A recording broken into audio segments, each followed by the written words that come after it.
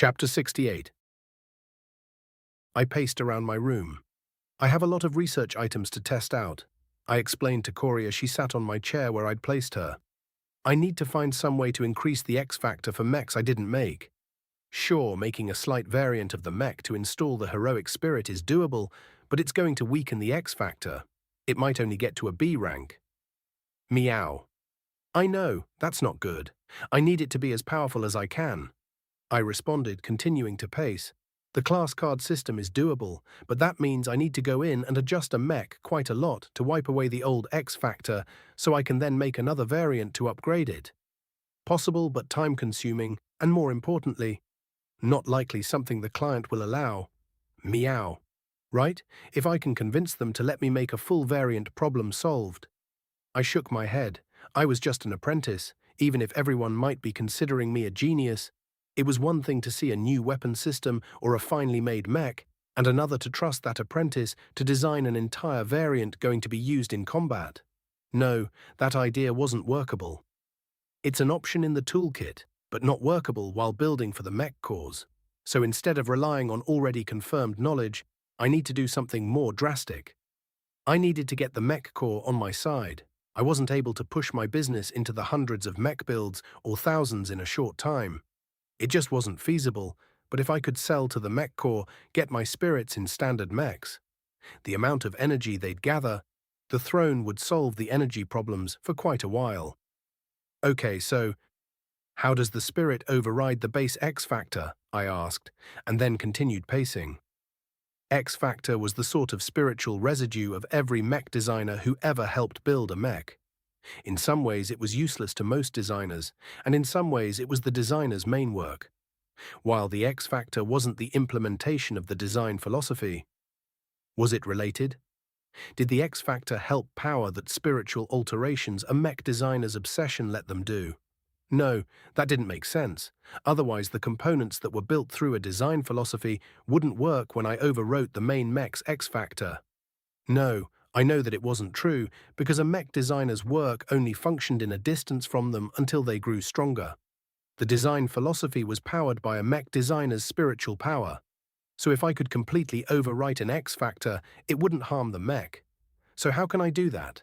How can I so completely install a mech into a chassis I didn't make, it subsumes the original X factor? The only thing that came to mind: class cards. I'd created a blank card for the CA1, allowing me to rebuild it with a blank X factor, thus allowing no interference with the install. But what if I could make a component and install it into any mech that would add the heroic spirit? The idea: any mech, any pilot, could just find the spirit they like and install their class card, and they'd have their partner with them. No need to have one of my mechs directly. Was that smart? No. I realized instantly it wasn't. Not entirely. They'd have to install the noble phantasm as well to try and get a strong X factor. But more importantly, people wouldn't buy my mechs if they could just install them into their own. Maybe a weaker X factor. Even a CX factor came with benefits to the pilot.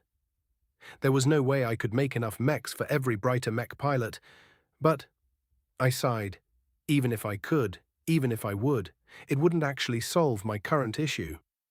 Instead, I made a mental note for another concept I'd need to play with eventually. I sure had a lot of theories and tests to try out while trying to improve my design philosophy. I still wanted to make noble phantasms stronger as well, using spirituality to give the weapon something extra. A rifle that shot far more powerfully than it should because of the X factor, for example.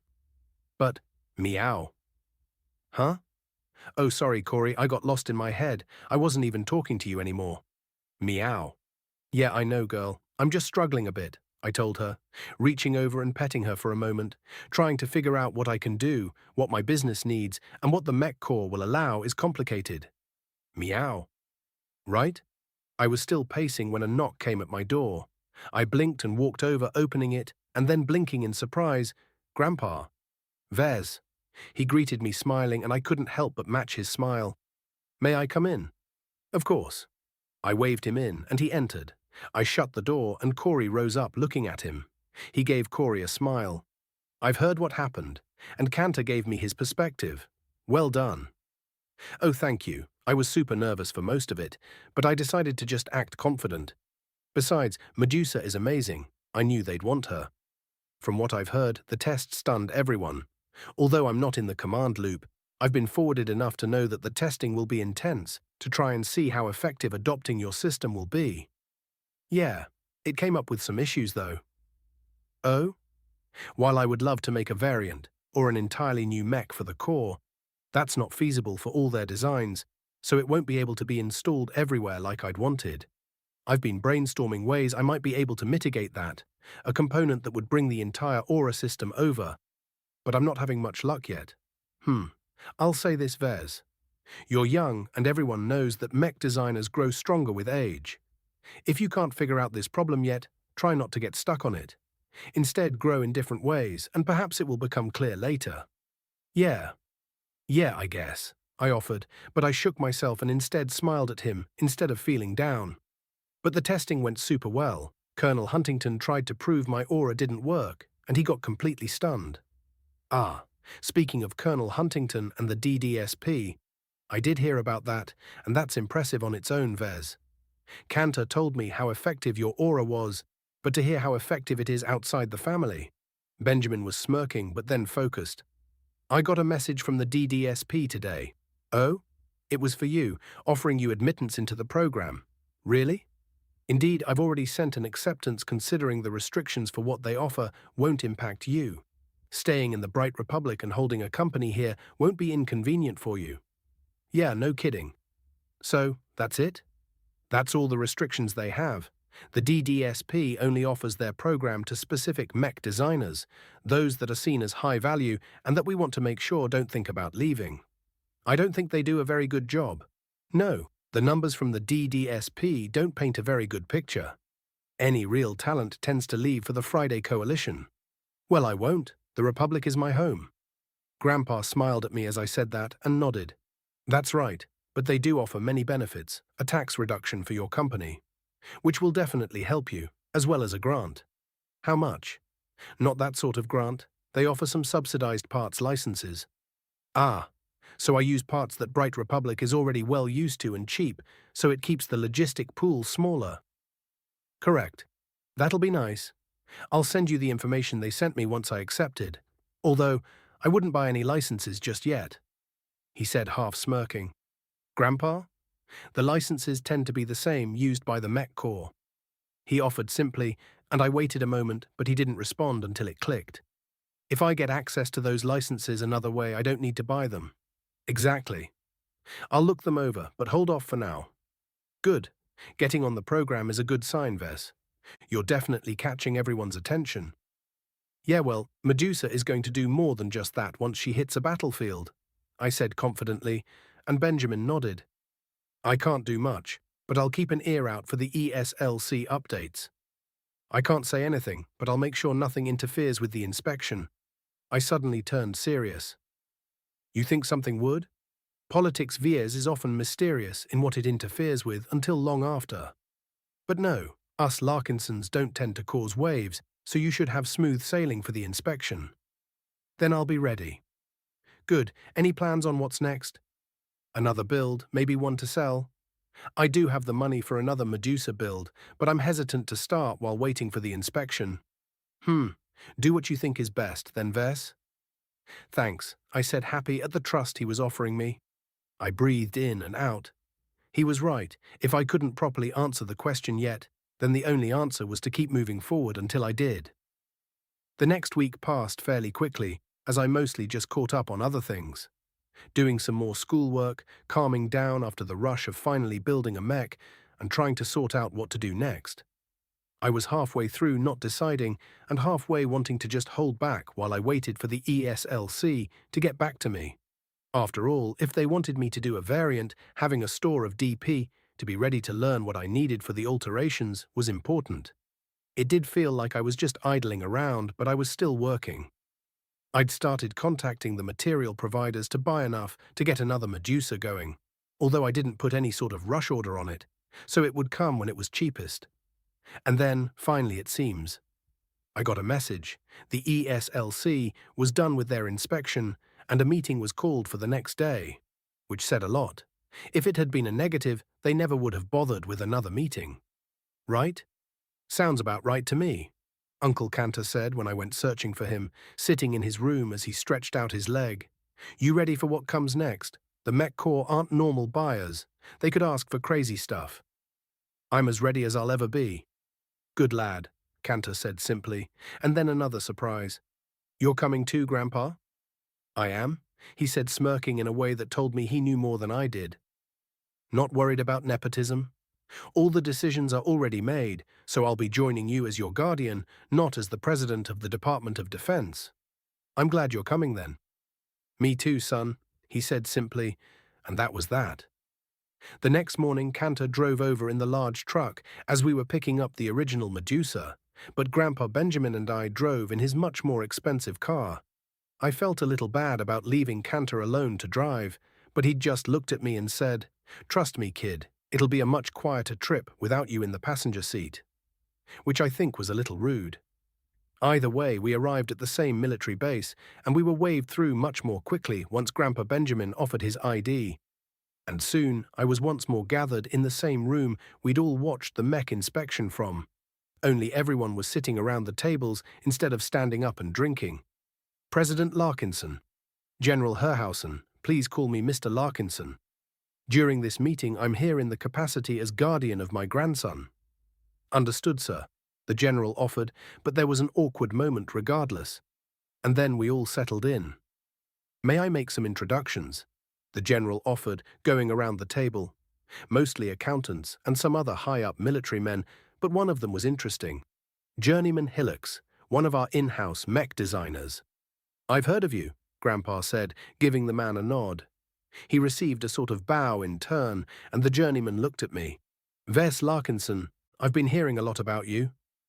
Oh, thank you, I responded, but that was really it. Then it was chatter as people settled in, while I mostly just waited for the meeting to really start. General Herhausen cleared his throat. All right, gentlemen, let's get to the point.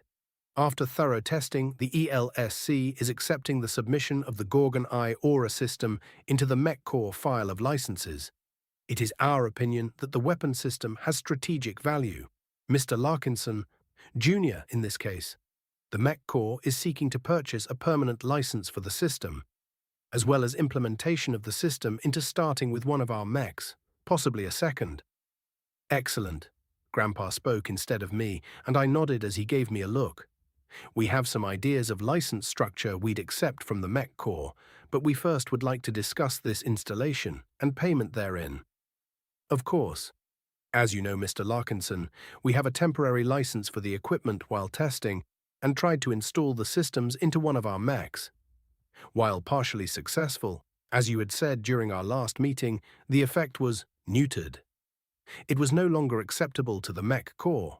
So we'd like to give him access to one of our designs, as he said he'd require to do a variant, focusing on the use of the Gorgon Eye Aura system. I see. I don't believe we'd be opposed, Grandpa asked me, and I shook my head. Not at all.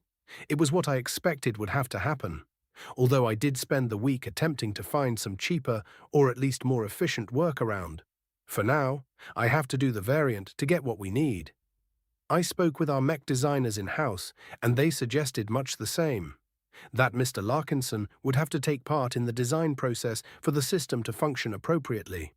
He looked to the journeyman. That is my learned opinion, Hillocks said, still staring at me. As you see, that is our decision.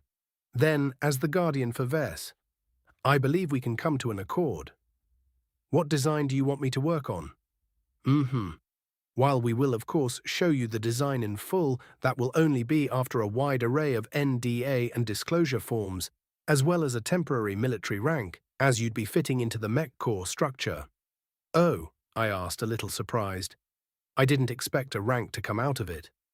We will not be accepting any military rank. This is purely a business deal, not a commission, Grandpa replied instantly, cutting off that offer entirely. As you wish. It just means security will be tighter. I'm well aware, but my grandson is a Larkinson. He won't be a security risk, and it's better to keep him as a civilian. He's only 15. Indeed. General Herhausen said, and I was definitely missing some context there, as Grandpa had been very strongly against the idea. In that case, he'll be given a handler for the work. There will be restrictions and time constraints. I'll do my best to prioritize the Mech Corps' desires, I said, knowing what they really meant was, they didn't want some mech designer taking the deal, making the money, and then fucking around. We have some preliminary paperwork. Of course, I'll take it and have it run over by our lawyers, Grandpa said, cutting off the offer to begin things right away. As you say, otherwise the Medusa inspection is complete. Mr. Larkinson. Ves, I was quite impressed with your work. The numbers we received from your component and your mech were impressive, especially for one your age. Oh, can I get a copy of that report? Not until you sign an NDA, but I'll make sure to add a note to allow you access to it. Excellent. I'm sure your testing will show plenty of points I can work on. That got a pleased smile from the general, and then it seemed to shift. Grandpa, despite saying he was coming here as my guardian, asked some questions that were a bit more in-depth than the general seemed to want, but he answered them anyways, almost tiredly. I listened closely and absorbed what was really being said. The Republic definitely wanted to adopt my aura system, considering its effectiveness for its cost, and more importantly, for the ease of logistics, a heatless, energy-less, infinite-use weapon system that was capable of being made for pennies. The ESLC was more than just happy with it. I got the sense the general and his staff were drooling over it. I expected things to take a while, but I guess having the president of the Department of Defense in your family meant things were the fast track. The very next day, with lawyers trailing after us, we were brought to a fancy office in the middle of the Rittersberg capital. I actually sort of recognized the area. Grandfather's office was in this building. That was the level I was dealing with. He wasn't here, unfortunately, but I had two of our family lawyers, a family accountant and Raymond Billingsley Larkinson, another elder. So I was well insulated. We were brought in to face another general, not Herhausen, and a team of their own lawyers. And we got to work. I filled out paperwork, signed documents, accepted deals, or in one case, refused outright. General, the Aura system is a Lark Industries invention. I'm not planning on giving the Mech Corps complete control over it. To begin with, I need to continue developing it, and all of my mechs will be using the system. To accept a deal where only the Mech Corps ever get my components would destroy any hope I have of advancement. The general listened to me grumpily, but they had a mech designer here on staff as well, and he whispered some things in the general's ear. In the end, the matter was dropped, but they were pushing for keeping the Gorgon Eye Aura in-house. I've already produced a mech design that integrates the weapon general, and I highly doubt the Mech Corps wish to purchase that design from me. We do not, but securing the system's secrecy is paramount. Unfortunately, I don't believe that's really possible.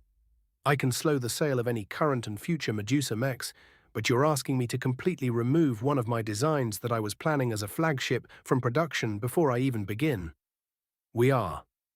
If the Bright Republic wishes to secure a complete lockout of this license, the cost would be substantial.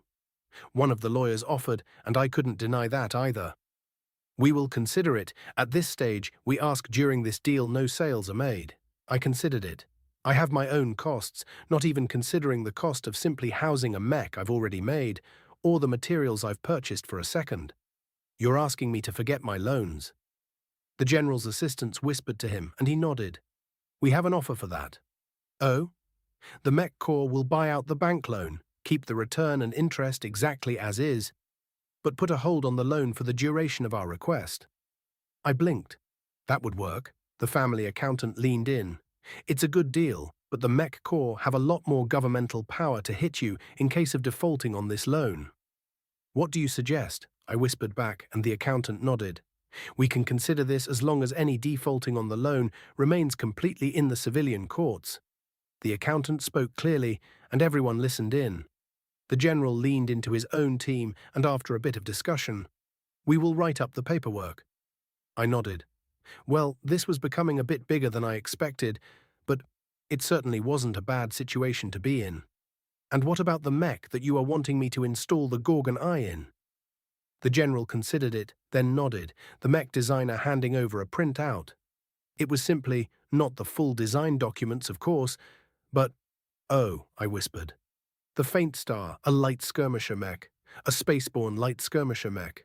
That was going to be something new. Chapter 69. As much as I wanted to just get to work, there was still a lot of paperwork and preparation. This wasn't just some business that could shift at the snap of a finger of the CEO. This was the Mech Corps, and any change or plan took some time. So I used the time in between. The faint star was something I had never worked with before, so that meant I needed some new skills. That night I settled in and purchased Propulsion Journeyman 2 KDP. The surge of knowledge was as broad and useful as I expected. More than just how to design the systems, but when, along with other knowledge. Propulsion was one of the most complicated parts of any mech, especially due to gravity. A mech made for flight in space is drastically different from a mech designed for 0.6 gravities, especially with a light skirmisher, which were basically the tightest tolerances for any mech there were. Every centimeter in the mech would be important, and I was already going to be installing the Gorgon eyes. So, I needed to know how to handle making the alterations I could without ruining the mech's performance. So I needed to take it a step further. Flight Systems 1, 200 DP. The skill stood out to me because every space or aerial mech would need this knowledge. So after taking in the massive chunk of journeyman skill, I bought Flight Systems. The skill felt small, but very focused. I easily absorbed the knowledge and nodded to myself. It was exactly what I had wanted, more niche knowledge that would help me make the changes I needed. What those changes were, I didn't even really know. How much of a mech did I need to change to imprint an X factor? It was going to be basically the most important thing I could figure out during this process. But I didn't stop there. Flight Systems were cheap, and this wouldn't be the last mech I'd make that used them. Flight Systems 2, 400 DP. Flight Systems 3, 800 DP. Flight Systems 4, 1600 DP. I bought each upgrade, slowly making sure I'd fully understood the previous purchase before upgrading. I considered spending the 20,000 DP for level 5, but decided against it. I already felt like an elite with Flight Systems now. Well, as elite as I could get without bumping a skill to senior. Either way, speed tuning and Flight Systems synergized very well, so as long as I could get my hands on the design, I was confident I could do something. And then, a few days later, I finally got what I wanted. Are you ready? Born ready, I confirmed as I followed Grandpa Benjamin out to his car, and then we were off. I felt like I was bouncing. I could do this. Remember, you can't talk about anything you see. I won't, I confirmed seriously. This was a military matter, and I was a Larkinson, potentate or not. I'd even left the comm behind, although to be more accurate, I had stored it away in the inventory. I wasn't heading to a military base exactly, or a more outward-facing building, like where Benjamin worked. This was no Pentagon. I was going to a hidden research lab, the sort of place only the best and brightest would normally ever be allowed in. It was the equivalent to walking into DARPA or something. Well, maybe mech design was often sent out to seniors and journeymen in the Republic, so a lot of mech designers probably walked through the halls. Of course, none of them had been 15. It did mean, unfortunately, I had to leave Corey behind, which was a real bummer. I wouldn't have anyone to talk to about my work. Either way, we reached the building, which was well hidden under the streets of the capital. After driving into a sort of parking garage structure, we went into the bottom floor and then through a very deep elevator, which then delivered us to a surprisingly simple sort of parking lot. Of course, security was incredibly tight. We were surrounded the moment our car parked, and guards escorted us through the building to a security point where we were both examined deeply. Even Grandpa Benjamin just stood solid and uncaring as he was scanned left, right, and center, and multiple questions were asked of him. Random things that must mean something, but just sounded like gibberish. Either way, it took almost an hour before I was given a comm that carried with it a ID and tracker, and it seemed finally over. A man wearing a fine suit with a sort of lab coat over it entered the room and was given a nod by the guards. Very good. Welcome, Mr. Larkinson, to one of the mech development labs. No, I won't tell you which one, or what we call it, or how many there are," he said instantly before I could have even thought to ask the questions. I wouldn't because I don't care. "And President Larkinson, welcome. Will you be staying long?" "Not long. While I would like to, I have my own work. I'm simply escorting Ves until everything gets settled." "Very good. Please follow me. I'm Emmanuel Liddleston. I'm a journeyman mech designer, and you'll be working for me while you're here, Mr. Larkinson," he offered, and I didn't bother to correct him. Work for him, work with him. It didn't matter. "Nice to meet you. You work on the Faint Star." We aren't in a secure room, Mr. Larkinson, so please don't discuss a project." I was corrected not unkindly, and I nodded, clamping my mouth shut. "Sorry. It's fine. It's a common mistake, but we do try to do better," he offered, and then we shifted into a room. A swipe of his comm on his wrist, and the door beeped open. "Please, swipe to enter or exit. No following someone else's entrance, otherwise it will set off the alarms." Right. The guards had explained that, so I swiped my comm and entered the room. It was a lab. Large computers, holographic interface and displays, and of course already spinning up as Grandpa entered the room. The mech in question, the Faint Star spaceborne light skirmisher. The mech had a funny design. While it still had legs, as tiny and weak as they were, the main thrust of the mech was the giant, almost Get-like design of the backpack. 2 thrusters built into the large pack design for additional fuel and a pair of blades. But that wasn't all the armaments. The larger-than-usual backpack edition of the mech also held 2 detachable missile pods. 2 six-packs, giving the mech a 12-missile barrage as it tried to close. All in all, a mostly standard light skirmisher with a few tricks. Additional heat sinks in the backpack, some enlarged fuel. It was an attempt to give the light mech a bit more runtime compared to a normal light skirmisher.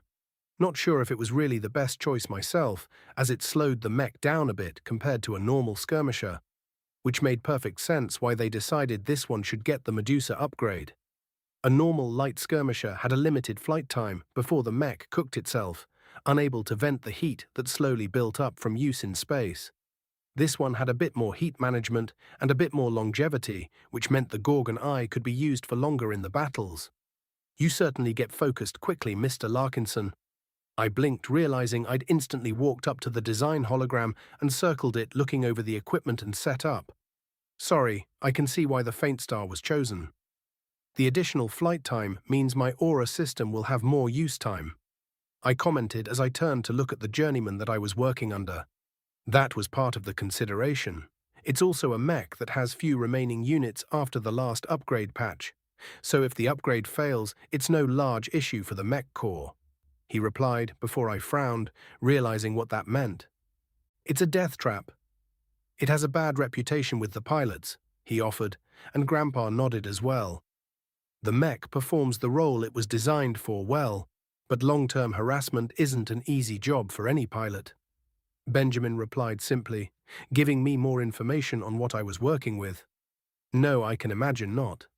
Being in the lightest armored mech in a battle and expected to stay out for long times to ensure the enemy couldn't break your lines or to keep the enemy busy.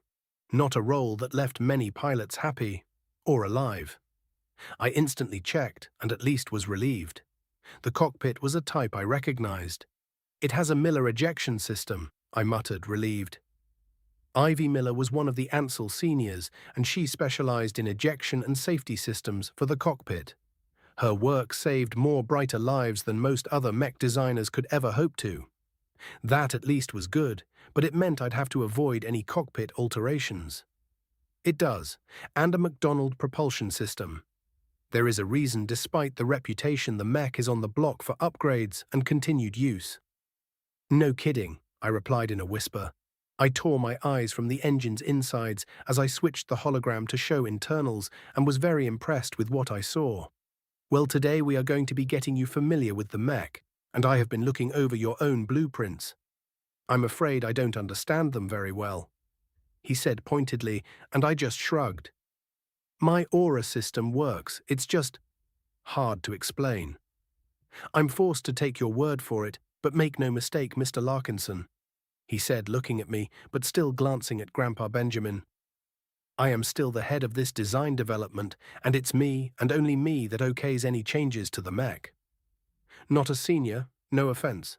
None taken, he said grumpily. He kinda took offense.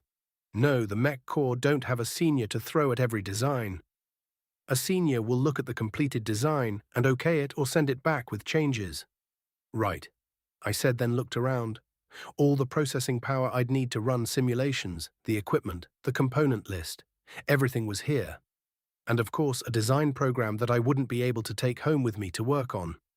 So, here is where I work. I circled around the holographic design. Just from what I'd seen so far, the design was incredibly tight. There was no room to fiddle with things, no errors that I could fix by just fixing some wiring or systems, so this would need something different, something new. I couldn't come at it logically. If I did, I would just rummage around and make a mess of things. No, I had to come at it from a different perspective. How can I make this mech Medusa? I'd need to look into the exotics chosen for the construction and figure out what would cause issues and what wouldn't. Even the junk exotics of the Gorgon eyes could interfere with something, and the head compartment of the Faint Star was already packed with high-end communications and jamming equipment. Medusa, what do you think? What do you need? I asked her mentally and got those same eyes on the back of my neck. But no real response, so instead I just started going through the design. Give me something, a mistake, an alteration I could make some starting point. Ves. I looked up to see Grandpa Benjamin looking at me with a smile. I'll be leaving now. There will be a car waiting for you when the shift is over to take you home. Don't work past it. Yes, Grandpa. Then work hard, son, he said, nodding to me, and then Emmanuel, and then turning to leave. Only when he was gone did Emmanuel seem to relax a little, and then turn to me. Well, let's get your components installed. Not just yet. I need to figure out something first, I told him, and then turned back to him. Focus, Ves, and figure out what I could do. I worked through the day examining every inch of the design and probably only finding a few bits I could really use. But it was progress. Not that Emmanuel thought so, as the man had sent more than a few barbed words towards me, that I shouldn't be playing around. It was fine. I slipped into the car waiting for me, out in the underground parking lot, and without a word, the military man started driving. While he did that, I considered what I'd learned. For one, my concentration was really coming in clutch. I'd managed to keep myself focused on the design for almost the entire day. But I should buy a few more candies to keep increasing the stat. And I was right. There was no grand remodel I could do. Seniors had designed the thrust systems, the cockpit, and many components of the mech. So instead of thinking I could just boost the design, I needed to simply make it mine. Breaker Gorgon and the eyes were the only components I could really add. I had to smudge the original X Factor and boost the alterations with so little. Other than the one thing. A weak point, the reason the mech had been brought in to be altered in the first place. The mech had a weak point where the armor was thin enough that a proper shot would penetrate and damage the cooling system, cooking the poor mech alive much faster than it should.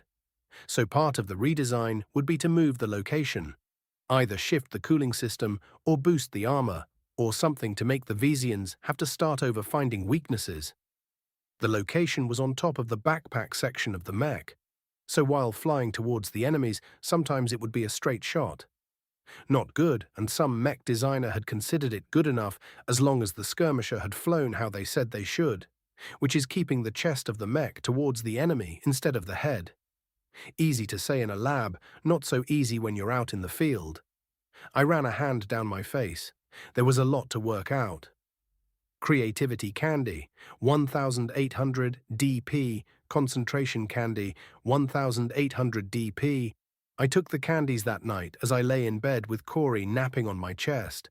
She hadn't liked that I left her alone for so long. I don't know what to do, Corey. I feel like this project is a lot bigger than something I can handle. A military project was just different. Should I test the third noble phantasm and see if the weakened core spirit would be strengthened? Otherwise, I doubt Medusa would be anywhere near a CX factor just on her own. She needed a boost of some sort. But just adding more noble phantasms felt wrong, like a path that just looped in on itself. I needed to come up with something more than that.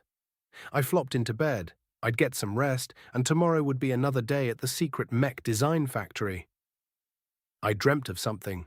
Silly dreams nonsense, really, although vivid and powerful since my creativity stat had leveled up so high. Yet in between a dream of riding a dragon and flashing gang signs while screaming about believing it, it struck me. The Throne of Heroes was a good inspiration, but it wasn't reality as such. Fate was an outline, not the rules as printed. As I stirred, waking up from my dreams and slipping into daydreams and grumpily turning over for a few more minutes, it struck me. Rituals, magic as a sort of concept worked in this world. Xiangxia cultivators and that sort of nonsense was reality here. If I couldn't apply my X factor through the mech the normal way, why not do it an abnormal way? If I created a ritual that let Medusa possess the mech, or maybe more like sanctify the mech in her image, wouldn't that work? Wouldn't this answer my whole issue with creating a component to install the spirit into the mech? What if instead of a component, the Grail Wars were a ritual to summon the heroic spirits? I mumbled to myself, half chewing on my pillow as I slowly stirred. Huh. I mumbled, blinking weakly. That could work. Gonna need some paint, though, I muttered, half yawning. Meow. Corey bapped at me as my mumbling had apparently woken her up. Sorry, Corey, I mumbled in between a large yawn. Class install. Good morning, Mr. Littleston, I greeted as I walked into the lab room. The journeyman was already there. I'd noticed while I'd been running through the design work yesterday, going through it all, he'd been working on the design for another mech entirely. Mr. Larkinson, he greeted, but that was about it. So I just grinned and got to work. What was a ritual? Fuck if I know. Shenxia bullshit, but what was it more than that? Belief, I guess. A lot of spirit stuff worked because you believed it worked that way. So I was going to pull on that string. I needed a basic ritual that would be usable to bring her into the mech, and something that would work across the mech core. So, it had to be reasonable to add and cheap. I considered some long-winded ritual thing with people all praying, but the Bright Republic was fairly agnostic. Belief just wasn't strong here. So, I needed to do something different. I'd need to test it, though. Mr. Littleston, is there a faint star here that I can do some experiments with? I asked, and the man stopped his work and gave me a piercing stare. We aren't here to experiment, Mr. Larkinson. We are when the mech core wants a very particular system built into a mech it's not normally suited for. Do you have one? We do, he said finally after staring at me, and I grinned. Excellent. I'll need a pilot, and the mech, and I need to produce a part. A part? About a pound of junk exotics, nothing expensive.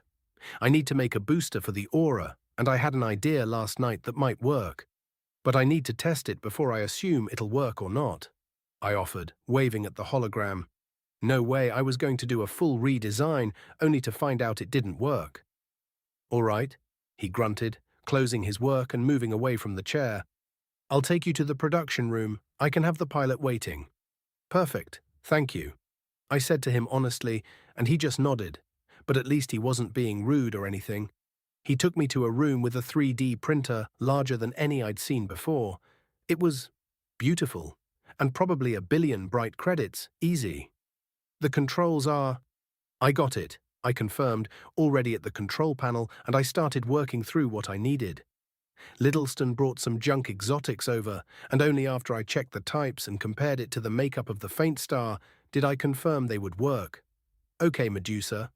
This is you. I need you to really reach out. Let's connect this to yourself. I breathed out, feeling those eyes, and the design came to me. The face of a beautiful woman, hair falling around her, but on each side snakes circling the disc the face was embedded into. And the eyes, glowing the same purple color as the Gorgon eyes. The disc formed about a foot across and only 1/10 of an inch thick. It looked sort of like a frisbee, honestly. But, as I finished the design and started entering it into the printer, the idea solidified into exactly what this was. The Gorgoneon. It was literally the summoning catalyst. Just as catalysts were needed to summon a particular heroic spirit, I would use the same concept to summon the spirit into the mech. There was no way to know how much it would support the X Factor, but my heart was pounding and I was smiling like crazy as it finished being printed. Time to see if I'm right. Chapter 70. The underground base really did have everything. The faint star that was already stored here was in a private hangar, I guess to decrease the chance of other mech designers seeing alterations. Our entrance opened up onto the second floor on the mech gantry, which gave us a straight path towards the mech. Either way, it was quiet with only 3 people inside, seemingly waiting. 2 men that were wandering around doing checks on the mech itself. Mech techs for sure, and a pilot who was waiting outside the mech on the gantry with a serious look on her face. She was probably mid-20s or so, and when she noticed me and Emmanuel enter, her gaze snapped to us. I hurried across the gantry towards her, and she looked towards me for a long moment before looking at Emmanuel. "Journeyman Liddleston, here as ordered," she said, although didn't salute him. "Lieutenant Safia, thank you for coming. We have a test to conduct with the faint star." He spoke for me as I sort of just bustled around the woman and then climbed over to the cockpit. "What? Who is the kid? Mr. Liddleston, this is inappropriate." "That's Ves Larkinson, apprentice mech designer, and the one that'll be installing a new system into the faint star line going forward." He replied behind me, and then most of what they were saying was cut off as I slipped into the cockpit and looked around. It was fairly tight, but instantly I hesitated. I couldn't just put it anywhere. It had to be in a place the pilot could reach while entering the cockpit, and there weren't a lot of places for that in such a tight space. I slipped over and sat in the seat looking around. There were a few choices, but none of them were what I'd call optimal. Shaking my head, I realized I needed to stop thinking like a mech designer and think like a pilot.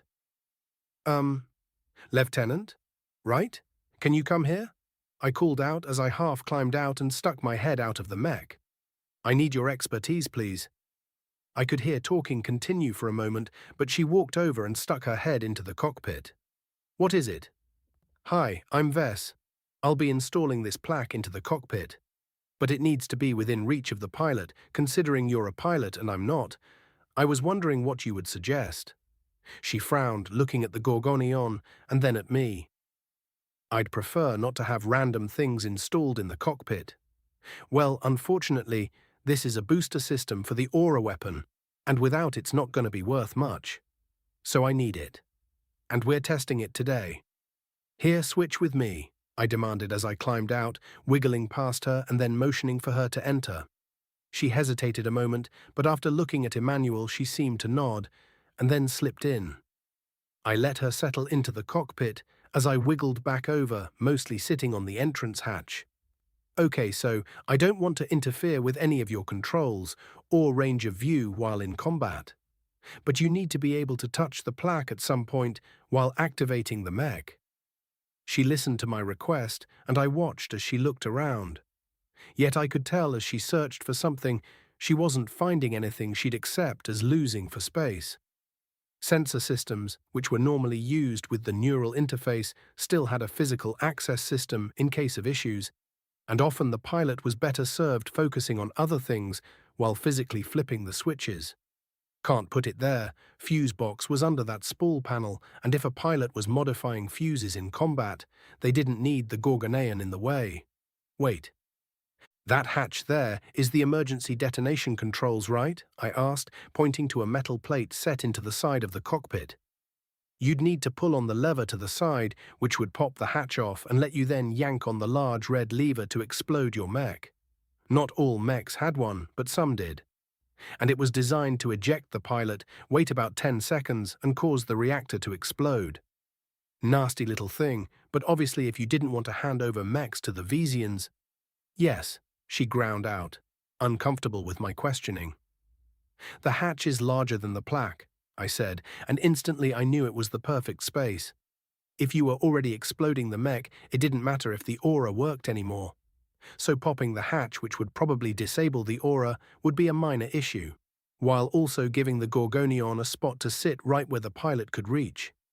"You can't cover the self-destruct panel." "Oh, of course not, but the panel is made of 10th-inch steel composite. so it's more than capable of holding the weight of the Gorgonean without issue. Here, take this and press it against the hatch. I offered the disc, and she looked like she didn't want to, but she took it and pressed it against it. Yep, perfect fit. Okay, climb out for a bit unless you want me to try and weld that in your lap, I said, laughing as I reached for the plaque. She sent me a particularly unhappy look, but she did as I asked, and after letting her get past, I called for Emmanuel. I'll need a welder, can't bolt it down because the hatch is tight. I called out, and after a bit one of the mech techs stuck his head in. What do you need, sir? Just the welder, thank you. I reached out for it, and he didn't seem like he wanted to hand it over. I might be young, but I'm a fully fledged mech designer. I won't break anything, I offered, while still holding out my hand. A moment later I got my tool, and as he watched, I quickly adjusted the Gorgonean as it needed to be, letting Medusa's face be upright and staring at the pilot. Then I secured it on, a few quick motions, and it was done. All right, I whispered, looking at the disc. Now for the ritual, something simple.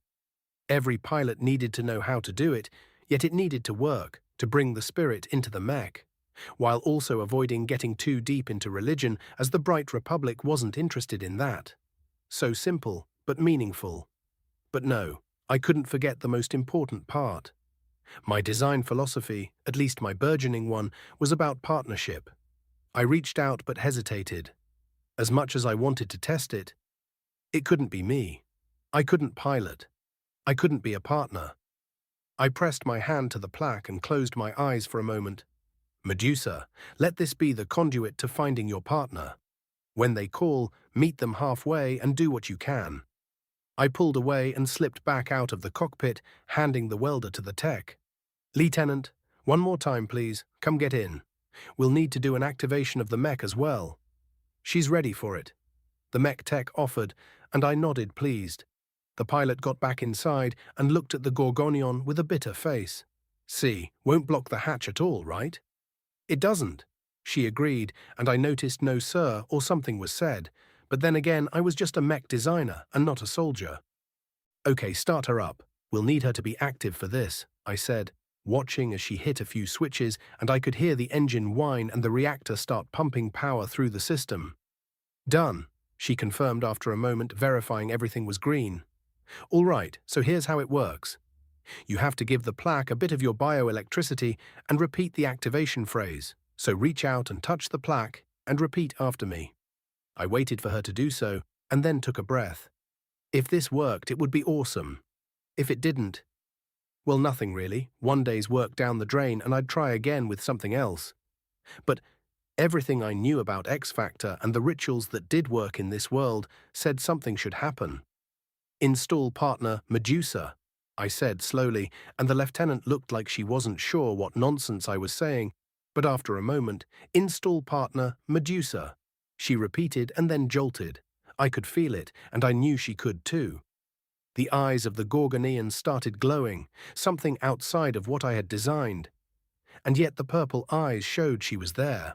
It was weak, nowhere near even a C-rank X Factor, but D, for literally one component that was basically nothing to boost the mech that much. Maybe I should install a Gorgonean on the full Medusa. Could I get her to A? No.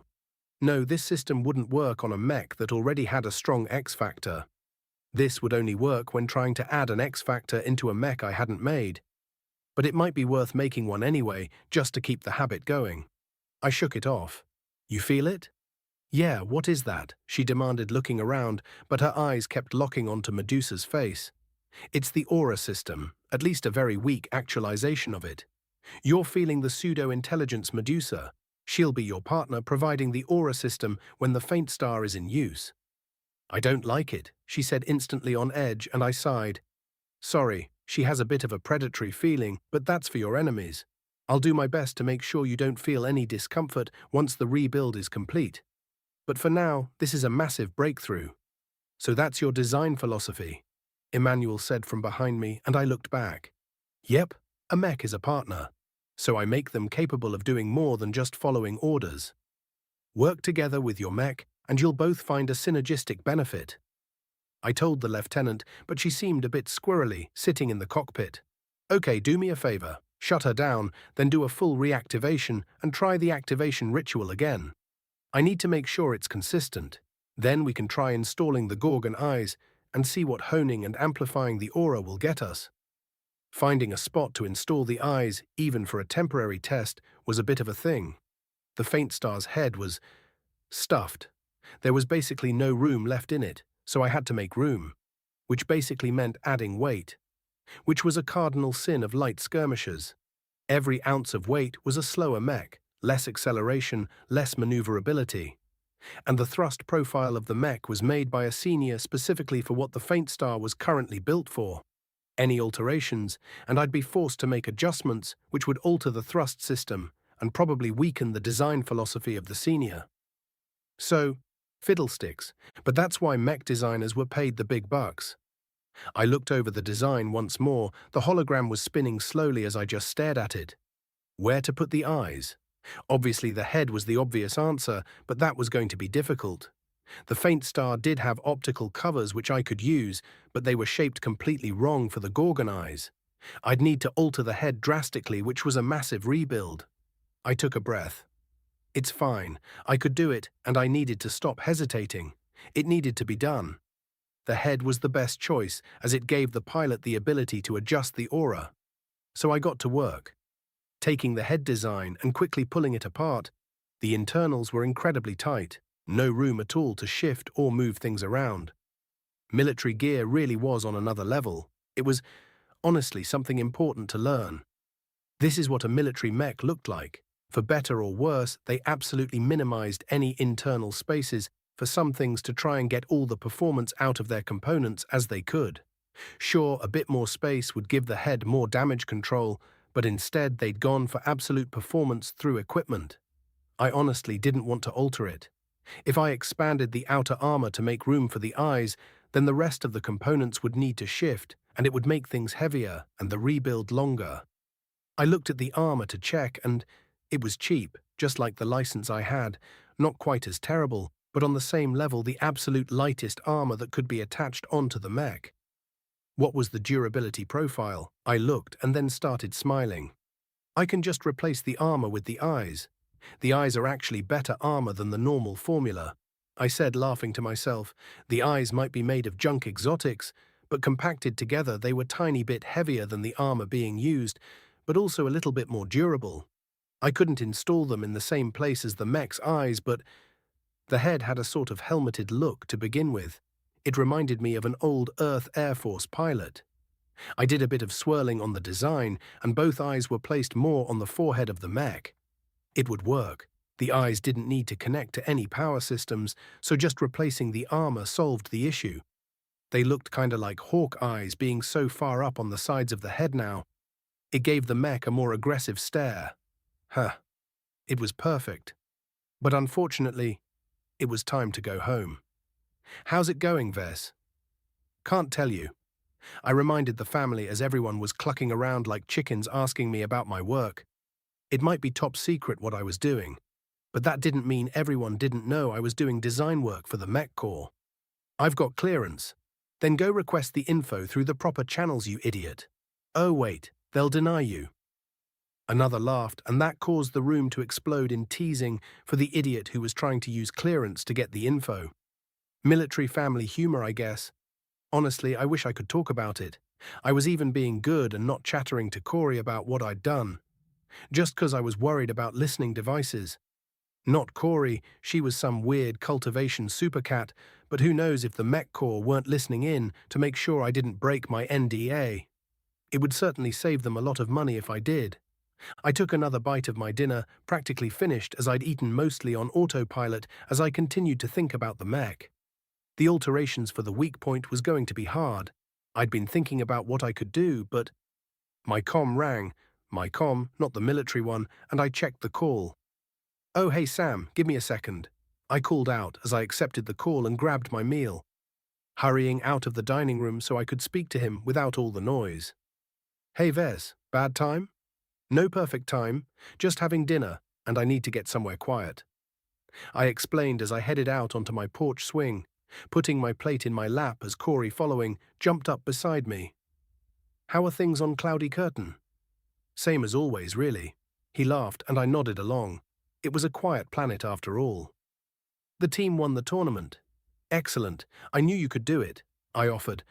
While I didn't talk to Sam every day, we still kept in touch, and I got to hear about the exploits of Team Cloud Step, which was well. So, Paul and Valerie. Yeah, he said with a sigh. Unfortunately, they are retiring from the team. Both of them got accepted to the Junior Mech Academy. That's amazing for them. Well, winning those tournaments opened up a lot of doors. Valerie got the scholarship, so that was that. Yeah, good for her, even if it'll be on a different planet. Well, I think she just really wanted to get away from her family, he said in a whisper, and I nodded. I'd heard some things about Valerie and her family not quite getting along. It's a shame, breaking up the team. Well, everyone can still play together, and some tournaments are over the net, so they don't all have to be in the same place, he said, trying to sound hopeful, but he slumped. But Paul and Valerie are going to be busy, and it's probably going to be a disaster keeping the team together. Hey, you did a great job. Even with everything that happened, you kept the team going, and they won tournaments. Without you, the team would have crumbled and never would have found your new members. Thanks, Ves, he said sadly. I really hoped we'd go pro and end up on the real mech circuit or something. Those fights are kinda dangerous, I reminded him, then I grinned. And expensive. Yeah, well, we might have crushed one-star tournaments, but I know the team could have stayed together and crushed all of the rest. Can you imagine Team Cloud Step in 5-star tournaments? He said excitedly, but then slumped. Maybe Linda and Kitty will want to keep the team together. Maybe find some other kids to join them. I'll try, but I don't really know the kids their age, he said, and I just nodded. This wasn't unusual. Iron Spirit teams came together, battled enemies, learned more about piloting and split up eventually. It might be easier if I could offer custom mechs to new pilots, he said slyly, and I just laughed. Sorry, Sam. I've got a massive loan to pay off. Yeah, I was gonna ask, how's that going? Did you sell Medusa yet? Not yet, but let's just say there is a business deal going on, so that's not a problem. I do almost have everything I need for a second build, though. Man, that's so cool, to just build a mech. It is very cool, in fact. Why interested? Not a chance. I'm not a super genius like you. Besides, I want to get into business with my folks eventually. I mean, running a mech team would have been a nice career, but well, why not both? You're good at it. Maybe expand to matchmaking for more than one team or something. Wouldn't that be a job? What about John? He's still not decided? Nope, I think he'll join a junior mech academy too, but so far he's been waffling about it. I think once Paul is gone, he'll probably do it. I nodded. So it really was the end of Team Cloud Step. At least they'd made a big splash, and my mechs had really helped all of them become good pilots. So other than making new Medusas, are you going to start designing a new mech right away again? Not just yet, but soon, yeah. I've been trying to get the business side of things going. Unfortunately, being 15 makes it hard. Impossible for anyone else, you mean? You can do it, Ves. You're like a super genius. I'm not that smart, I demurred, but I was smiling as we both just enjoyed the conversation. I do miss Cloudy Curtain, still think I'll set up a factory or something there if I get a chance. Yeah? Well, don't forget your pal Sam when you offer those high-priced jobs, okay? Sam? Sorry, I don't think I know a Sam. I trailed off and he scoffed at me, sending a rude gesture through the comm. Fuck you too, Ves. Hey, I gotta go. My parents want me. Sure, I'll talk to you later, Sam. Take care. Okay, that should be everything. Please clear the hangar, I called out, making sure the mech techs weren't in the way as Lieutenant Safia settled into the faint star. The Gorgon eyes had been installed. It honestly hadn't taken that long. We simply dismantled the head armor and replaced the 2 panels that would hold the eyes.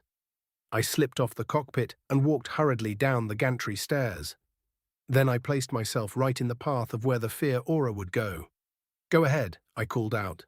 I could feel the faint tingling of the 2 C-rank noble phantasms already, but they weren't really capable of causing actual fear. And then I heard the mech activate. Safia would do the ritual. Come on.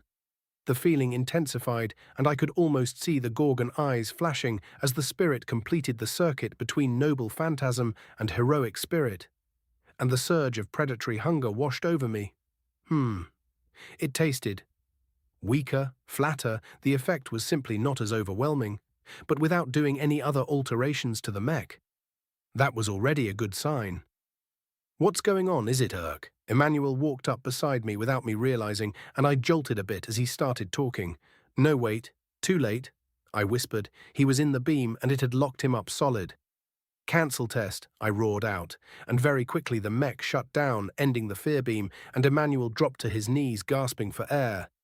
"I said to clear the floor," I reminded him, but I just sighed. He was a bit too startled to be listening to me. "Well, I'd say that had about 70% of the power.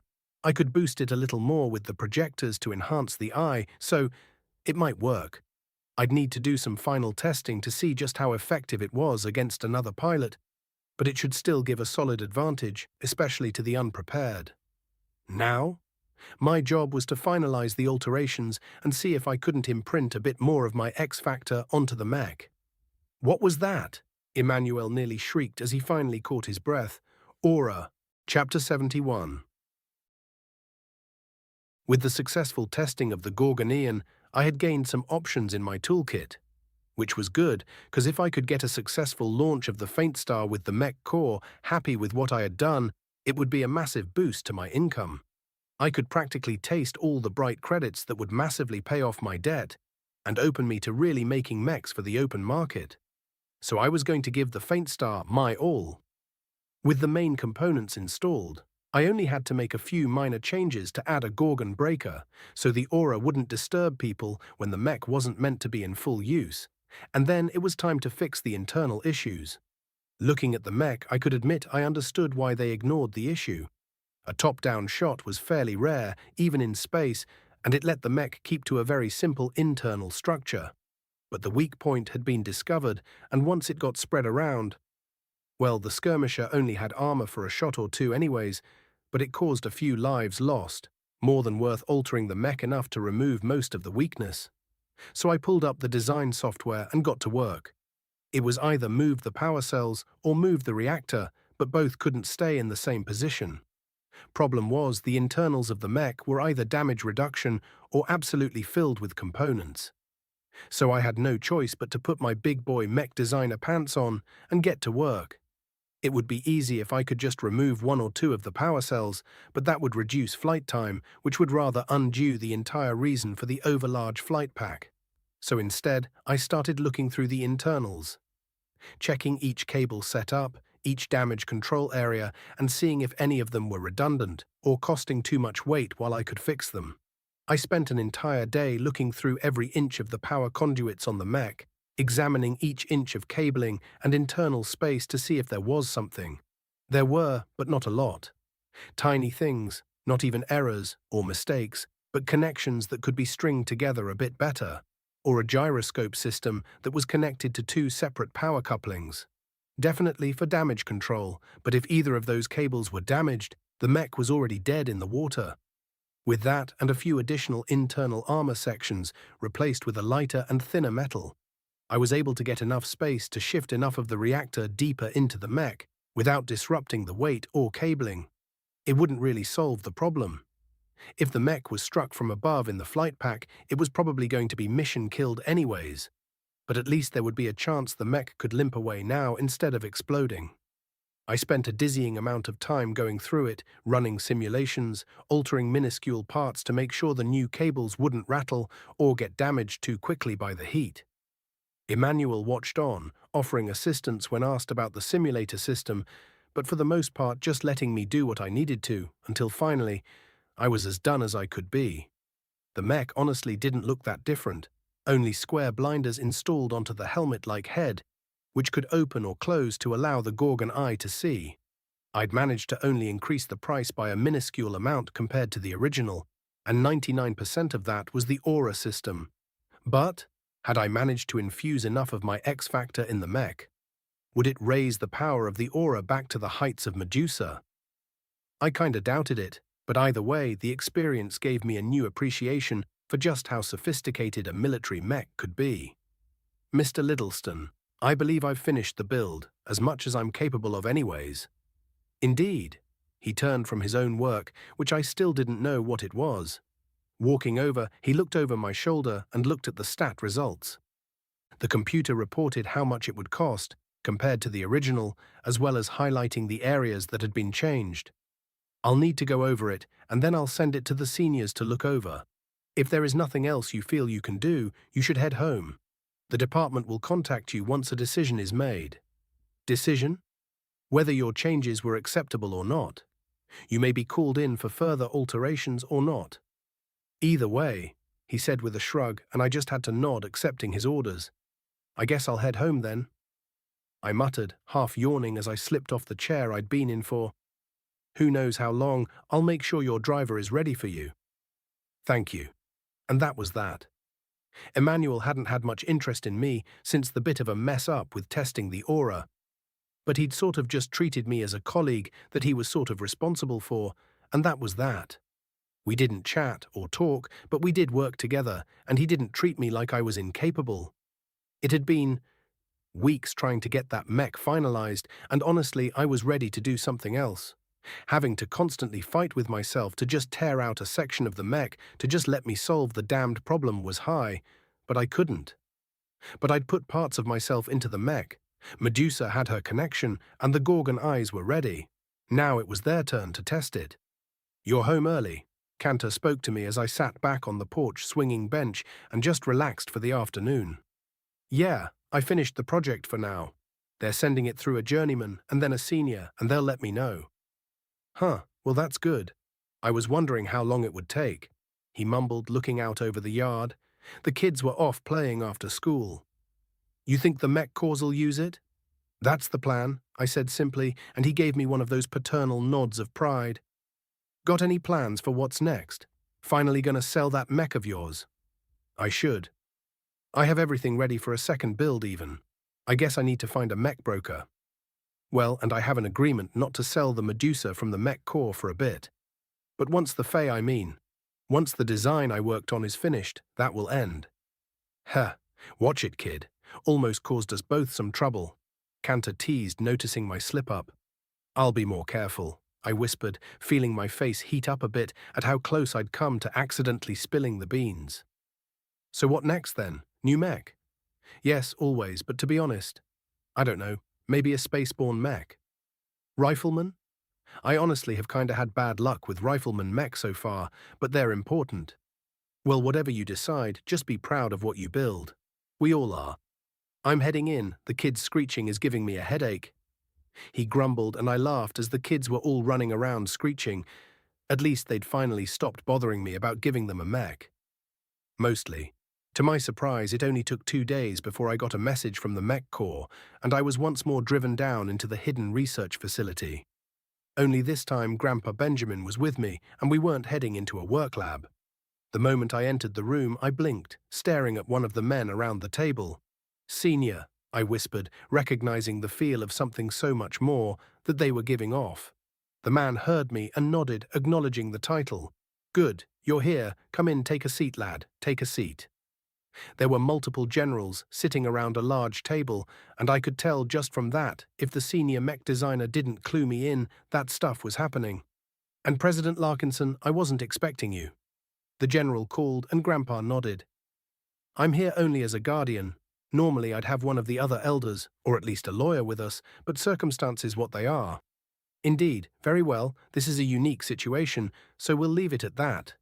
I took the seat I was pointed to, and Grandpa Benjamin did as well. Well, son, we've been testing your little upgrade, demanded they hit me with that new weapon you designed just so I'd know what the boys were working with. Never been more scared in my life. Ha ha ha ha. He laughed heartily, and I actually relaxed because of the way he spoke.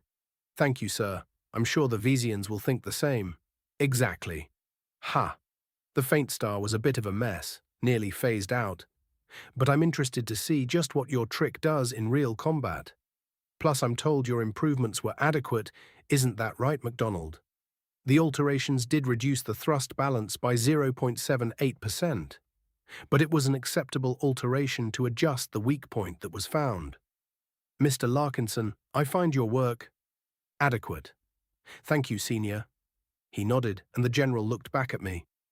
We're accepting the design. Both the fear aura of yours and the alterations were satisfactory, which is saying something. You got some serious eyes looking at you now, Mr. Larkinson. We expect exceptional things from you, lad. Thank you, General. I won't let you down. Damned good show. A teenager showing us all up. Ha, I love it. Damn shame you're a designer and not a pilot. Or maybe you Larkinsons should have been mech designers all this time if this is what you can do. In this case, Ves's skill is completely his own, Grandpa said, and the General chuckled. So it'll be sent into combat. The faint star? No, not for a while at least. The General said instantly, and I felt myself slump. Ha! Don't look so down, son. We're going to throw it up against our test battalions for a while, get everyone used to it, and what it can do, come up with some combat doctrine, and then it'll be a knife to stab into the Vesians when they come at us. All I could do was nod for a moment. That was honestly disappointing. I'd wanted to give Medusa as many pilots in combat as she could. I'll keep working on more auras then, General. Hopefully I can come up with another just as effective. Oh? This little weapon isn't the end of it then? What? No. I denied, then noticed that everyone was looking at me. Ah, right, careful what I say. The aura. I'm still working on everything that can be done, but it's not only effective at harming enemies, it can boost allies as well. An aura that fills a pilot with confidence to fight, or helps them remain calm to always be able to focus on fighting at their best. I've had a few ideas. Is that so? Well, son, we're looking mighty pleased with what you did for us so far. You come up with another of your mech auras and you reach out to us first. Might be we'll offer the same deal as before. I held back from licking my lips as I considered what was being said. Sure, obviously selling to the mech corps like this was a good, but you'll want to retain private use of the auras you buy though, right?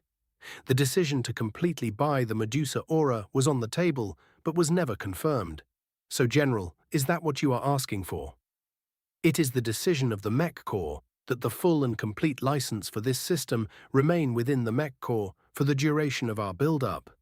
He said simply, and Grandpa nodded slowly, but it was the context I understood more. That wasn't, we want to buy it from you to make sure it remains with us. No, he said the decision. So I wouldn't have a choice. We agreed on a price, I said simply, almost breathlessly, and the General nodded. That will be paid out as agreed. Oh, I whispered. Grandpa dropped a hand on my shoulder that startled me a bit, and I shook myself off. Well, I had enough to buy the loan for the 3D printer now. I have 2 small additions if I may, I said, and the General didn't continue his affable behavior, just looking at me. I could feel Benjamin's stare as well, but I stayed firm. I've already started on a second build of the original design I created, my Medusa. I understand you wouldn't want it sold on the market, but I still wish to complete it. I guess I'll be keeping the original, but if someone involved in the Mech Corps, or the government, would like a land-banned, more powerful version of the Medusa, I'd be open to selling the second build, or more. The General looked up at the senior, saying nothing to each other, and then to me. As long as it doesn't go on the open market and is kept quiet, I don't see an issue. With that, I'll put out a word if your mech is of interest to any departments. Then, and this is a more personal one, the aura. It gains energy from pilots interacting with it. So I know you wish to keep the mechs quiet, but the more use they get, the more energy they should gain, which might mean a growth to their aura. I'd like permission to be given data as you use the mech, so I can keep evolving my design and trying to learn more. The General again looked right at the senior MacDonald, who was looking at me.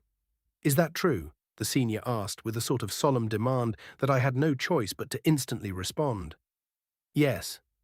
The designs I created before, the ones I used that were digital, did gain a small increase over time with use by pilots. The auras interact with pilots, it's a symbiotic partnership. So they need pilots, as much as pilots need mechs. The senior stared at me for a long time, long enough the other generals were all looking at him, and then finally he nodded. It would be my recommendation to give the faint star installed with the aura system additional flight time. Well, if that's the case, we can get even more than we paid for. I'll put in double training time as a start mandated for the mech. Thank you, General, I whispered, and then I couldn't stop the smile from spreading across my face. I guess I should say thank you. It's been an honor to work with the Mech Corps. I gushed a bit, and the General smiled pleasantly. It seemed like we'll all be walking out of here with what we want then. The man cheered, and there was a quiet faked clapping from some of the men around the room. Grandpa, though, put a hand on my shoulder and squeezed, very pleased at what I'd done. But holy shit, I had a lot of bright credits now. The rest of the meeting, the signing of the paperwork confirming the Mech Corps was purchasing my license for the Medusa Aura and Gorgon Eyes. It felt like selling my baby in a way. Medusa would be fine though. Heck, she'd be better than fine. She'd have hundreds if not thousands of pilots soon, and they'd be military pilots, trained to do it right. She'd learn lots from them. It just felt bad not to make any more. I'd keep the first build of Medusa though. I no longer really had the money issues that I needed to sell her. Sitting out on the porch, I'd sent a comm message to the bank to basically pay off the loan I'd owed to the Bright Republic. I had enough credits I could go buy another 3D printer or two without any real worry. Money was no longer a problem. It was humbling in a way, to look at my bank account and see enough zeros that my eyes crossed. Of course, my account was still half controlled by Grandpa Benjamin, so the payment would actually need to be approved by him first. Still, I could go buy licenses or a bigger shop, which was probably a requirement. And I'd need a good place for the first Medusa to be stored. I guess it was kinda cool to be able to keep my first hand-crafted mech. And so I just sat there, Corey on my lap purring as I swung in the seat. It felt like something grand had just happened, but it was just money. Honestly, I kinda hoped that soon I'd be inured to the feeling of massive monetary windfalls. Then again, I had to remember that even the billion bright credits I was now playing with was only chump change in the Friday Coalition. I'd be a pauper still. Whatever, I don't care what they think. I was a brighter and happier for it. I just had to keep building, and hopefully the Sandmen War will never happen. Or if it does still, have enough influence I can plead for the MTA to actually show up and do something sooner. But there was another side benefit. I doubt I'd be sent to go hang out with the Vandals when the Vesian War does kick off. Gosh, there were more benefits besides. I had access to the Mech Corps' licenses now. Sure, only a small amount of them was something I could use on a mech I intended to sell to the open market. But that meant if I ever needed to make a mech for the Mech Corps, I could. Speaking of, well, system, what did you think? I whispered as my comm beeped and showed the familiar screen. Scanning design, simulating performance, completed. Design evaluation, Bright Arms I-21 Faint Star. Variant name, Bright Arms I-21 Faint Star Base Model. Bright Arms I-20 Faint Star Original Manufacturer. Bright Arms Weight Classification, Light Recommended Role, Skirmisher Armor, D Carrying Capacity, D Aesthetics, B Endurance, C plus Energy Efficiency, B Flexibility, D Firepower, C Integrity, C plus Mobility, A minus Spotting, B X Factor, B++, Project Involvement, 8% Deviance, 4.67%, Performance Improvement, 76.48%. Overall Evaluation, a current-gen overweight spaceborne skirmisher. An attempt to create a more enduring skirmisher mech to hold lines created a mech that was too split in what it was designed to do. This variant installs a weapon system that completely upends the mech's ability, while retaining its low cost. The summoning of a spirit into the mech forms a ritual that can't properly be graded at this time. You have received 25 design points for completing an original design with a 10% performance improvement. You have received 500 design points for designing a mech with a moderate presence of X factor. Your project involvement is less than 50%. Your rewards for completing this design are halved. Well, that wasn't bad, really. It wasn't like I didn't learn a ton from designing it. In fact, Metaphysics, Novice, Spiritual Weapon Creation 1, Spirit Component, Synergy 1, Pilot Spirit Ritual Connection 1. That last bit was rather telling. I'd tapped into something there, something important to the future. But for now, I swung my feet as I took in what I had done. While I got a massive payout from the Mech Corps to use my Medusa auras, I'd also get paid for each mech they used. so it would be a fairly constant payout coming my way. But I wasn't satisfied. Despite just completing the faint star, despite everything that happened, I wanted more. I wanted to build the next Medusa, just for fun. I wanted to design a new mech, an even better mech than the faint star. I wanted to send my mechs across all of the stars. As I sat there, the energy hit me. My creative flow had been endless ever since I started upping my creativity, and you know what? Why wait? I asked aloud, kicking my feet a little harder as I pulled up my comm. What mech should I make next? A spaceborne mech? Maybe finally do a good rifleman? Or a strong aura mech? I bet I could make a mech that could rally entire battlefields. A mech that led allies into battle with thunderous force. Or, no, I wasn't quite ready for that yet. Someday I'd make a mech that was the perfect partner, one capable of helping its pilot into the next realm. But for now, how about we make something that I can actually make and sell? Because I really do need to get the actual business side of my business going. Getting talent and training them up would be incredibly valuable for the future, and I needed to actually have a mech to design to get there. So, I pulled up a fresh version of the CA2 and let my inspiration run wild. Chapter 72. The options flowed over me. A rifleman? No, I wanted to do some research into trying to make a spiritual weapon. Before I did that, if I could boost a laser's damage with aura, well, that would be a whole new thing. Plus, riflemen were usually the cheaper end, and the CA2 was premium component prices.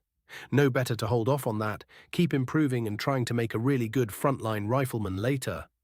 No, the Caesar Augustus was always meant to be a monster.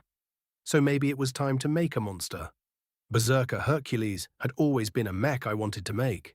It would be stupidly pricey, but at the same time, a mech designer around just overwhelming anything in its way wasn't a bad design idea. Could I lower the cost somehow? Maybe. Then I blinked and pulled up the system. It took a bit of searching, but cost reduction optimization 1, 600 DP. The skill would definitely be helpful. I itched to instantly buy, but held back for a moment. Okay, hang on, let's go through what Hercules would need for an update. Armor. It needed to be unkillable. The compressed armor would already do a lot for that. But I could make it better. I could level up alloy compression to make it better. And work on the structural pathway configuration as well. Getting that up to level 4. I couldn't afford 5 though. Strength. It seemed wrong to leave muscle enhancement at IV while making Hercules, but I couldn't afford it and buy anything else. No, better to let it go. IV is still a lot, and the CA2 was already a powerful platform. Melee weapon optimization for sure. The mech had to be overwhelming, and not just overwhelmingly durable. I made a mental list of choices. A few things were there that I quickly removed. I couldn't afford everything. I could only buy what I could buy. Armor, integrity, power, and a weapon. That was Hercules. Well, that and cost reduction, because if I could reduce the price of my mech on the build while still keeping up performance, that would be nice. Otherwise, Hercules would be so obscenely expensive, people would just laugh at me. Kinda like the original CA1, now that I think about it. Yeah, best not to follow in those footsteps. I took a breath when the list came together. It was almost perfect. It had dropped me to only double-digit DP, but it would be worth it. Medium weight armor optimization 3, 1200 DP, medium weight armor optimization 4, 2400 DP. I took the first 2 upgrades fairly quickly, sitting there on the swing. Maximizing the performance of medium mechs was purely optimal anyways, considering that was probably what I would focus on. So I slowly swung there in the afternoon on the Larkinson estate, absorbing massive amounts of knowledge about medium armor systems, how to best install them, and adjust them for performance to weight ratios. It was eye-opening, and as always, every upgrade made me think back on previous mechs and how I had made the very mistakes I was learning were mistakes in the first place with the skill upgrades. It was awesome. Luckily, since I didn't want to overwhelm my brain, I also had plenty of side projects to work on, and more important than that, a while other Medusa build. The next morning, instead of taking classes or something boring, I headed to my mech works, enjoying how I could just go there. I considered calling a taxi, but honestly, with how everyone at the compound was treating me, I just asked if anyone could give me a ride, and Aunt Shelley was happy to drop me off on the way for her shopping. So I found myself enjoying the quiet of the mech works, the smell of the metal exotics and oils, the 3D printer used while processing still filling the air. While on the way over, I'd put in an order that could take a few days, which was perfect. And as I walked up to the mech that was currently standing in one of two mech bays in the mech works, "Hi, Medusa," I whispered, smiling at how perfect she looked. I did need to go over her, though. The mech core had definitely gone over every inch of her during the testing and even dinged her up a bit. I shook my head. "Next, I promise," I told her as I headed into the back of the lot.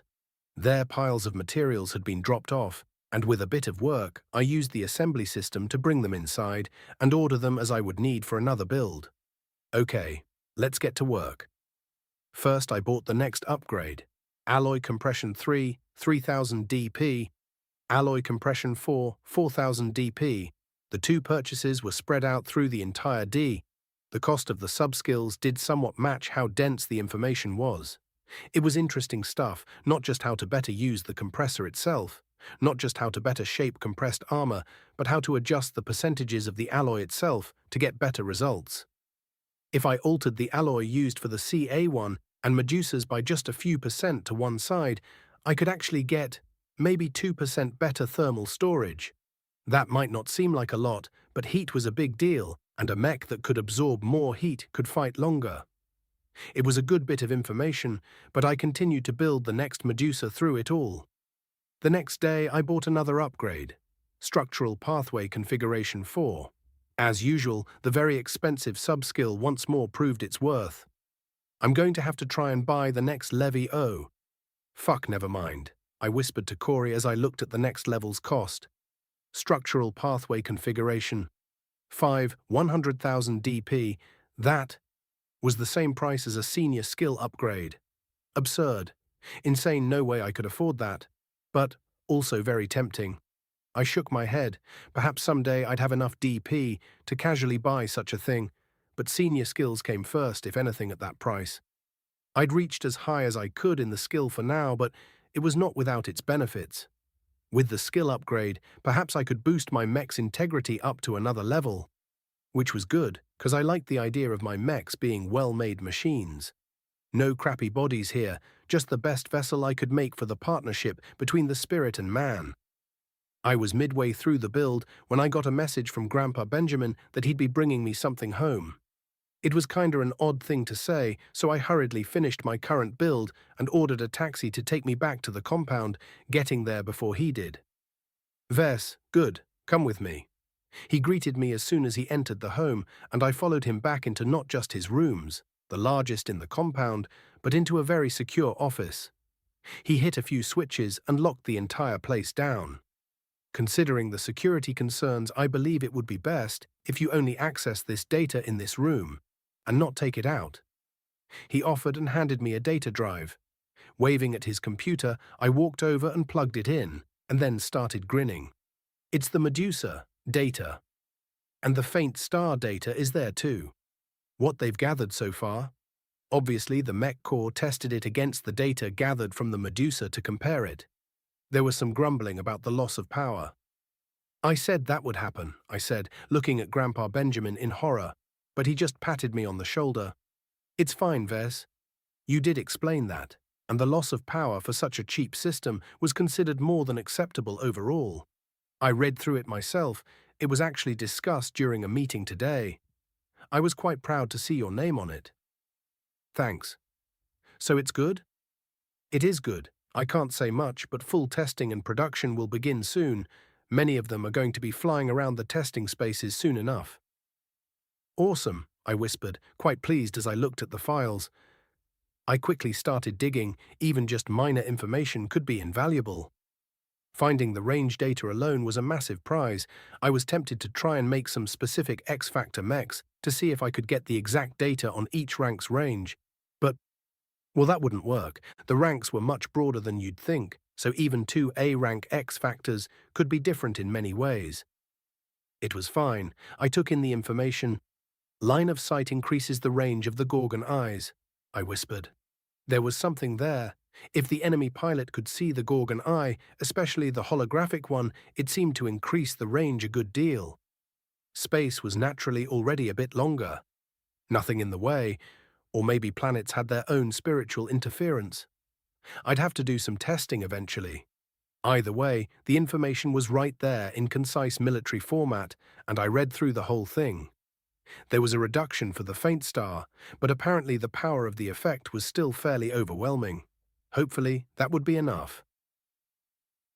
Melee Weapon Optimization 2. 1000 DP. Once more the surge of knowledge flooded through me as I was brushing my teeth. I stalled for a moment, then continued brushing as I considered what I had learned. A mech was more than just a robotic machine. It copied many of the similarities of human or animal bodies to better adapt human ability. Of course, I knew it was more than that as well. Advancing pilots was cultivation, and so learning to fight with a mech was all about maximizing that ability. A mech that could only chop up and down like some ancient machine was useless, but a mech that could flow and shift like a human body could adapt martial arts and skills to even better hone the cultivation. It made sense then that melee weapon optimization was all about adapting the mech to better, if not mimic, at least present similarly to a human motion or beyond. It reminded me once again of Ketis, the girl that had become a sword cultivator. Cultivation in general was part of the goal. The mechs were a way to do it while the galaxy was keyless. But it wasn't the only path. It was possible by adapting methods to cultivate different paths. Nah. Sounded lame. Mech cultivation was the fucking best. Anyways, Ketis had been all about sharpening her sword to the limit, and with a spirit added into her, had become a swordmaster. I didn't really like the idea of integrating a spirit into a person. It was dangerous, and honestly felt a lot like hacksawing someone open and just stuffing shit inside to see what happens. Crazy shit. But, an allied spirit. I shook my head. Focus on the present. Even if that was an idea for later. Time to get some more work done on the Medusa. I might be able to finish her today. Melee Weapon Optimization 3, 2000 DP. I took a break for lunch and went wandering out of the mech works down the road to a small shopping district. It wasn't exactly fancy, coffee and donuts sort of places, but there was a small cafe that sold sandwiches. So as I ate, I took another chunk of the skill. Muscles, grip ability, balance, all could impact a melee weapon. But so could the flexibility of the weapon itself. Cutting or bashing, or whatever impact you had was only part of the damage. Anyone could make a weapon that smashed into their enemies, but making one that you could yank back out and keep fighting with instead of having it get lodged inside, or worse, was another thing. I took it all in and smiled at the waitress that dropped off a refill of my drink. It was knowledge fresh and useful, and I knew Hercules would be drastically different from my initial ideas because of it. And I wasn't even done yet. Melee Weapon Optimization 4. 4000 DP. Thanks, Marcus, I whispered as I finished the final plate of compressor armor. He wasn't here this time, no feeling the need to look over my shoulder, but I'd paid in actual credits this time to rent his machine. But it was cheap. He was being nice. Either way, as I finished the final piece, I bought the last upgrade and was really glad I waited. I was a bit dizzy. Knowledge flooded in thick and heavy, and I realized even more than every inch of a mech could impact how well it fought in melee. Depending on how the foot of the mech worked, I could actually increase the power of a blow, depending on how well it gripped, and how well the knee could bend, and I shook it off. You all right? Just excited, I said to Cantor, who was once more my late-night driver. Sorry for getting you out here so late. It's fine, I agreed to it. Besides, you're doing something important, so I can deal with a little shifted sleep. He grunted at me, and I just grinned as I looked over the plates. Well, let's get this all on board and back to the shop. It's late, and I can feel my bed calling. Yeah. He grunted, and we did just that. I used the assembly arms to later the plates on the back of the truck, and soon we were off. I'd leave it for the night. Finish the build in the morning. Cost Reduction Optimization 1, 600 DP. The purchase was subtle, only level 1 and absolutely packed full of knowledge, but it wasn't heavy. Simple things, and yet so very many of them, all culminated in how to reduce the cost of a mech build. It was, honestly, incredibly valuable long-term, but also dangerous. I'd kinda expected it from how the skills work, but for every reduction in price came a reduction in performance. Mostly. Sure, I could save thousands of credits on internal cabling with a few tricks, but it would also mean any damage to those fewer cables would cripple parts of the mech. This was already something I knew, but I'd focused on performance and integrity, and yet, some changes would only be minuscule reductions in performance for savings, and it was this balance I was expecting would pay out dividends over time. I couldn't keep making ultra-mega premium-priced mechs and expect any sort of business. Sometimes. Sometimes people were interested in the real high-end stuff, but not the normal guys. Not the guys buying for their Merc unit where every mech's cost mattered. No one would buy an ultra-premium mech for the cost of two normal mechs. Especially since the cost of mechs wasn't just the initial price. Repair, maintenance, the CA1 was a hog in every respect. So I needed to start making some adjustments, although Hercules was still going to be a beast.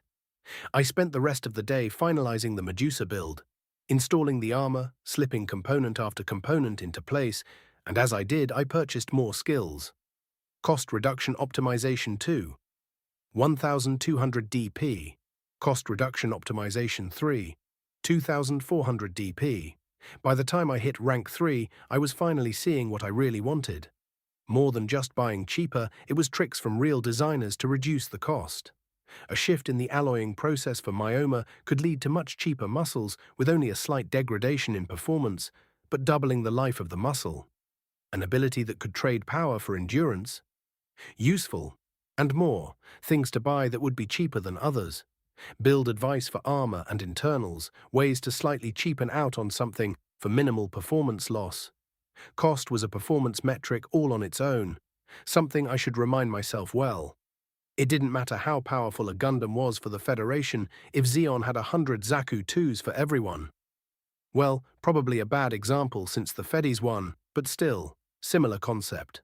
A war was won by having more soldiers, not always having the best soldiers. So, balance, a trade-off I'd have to try and find.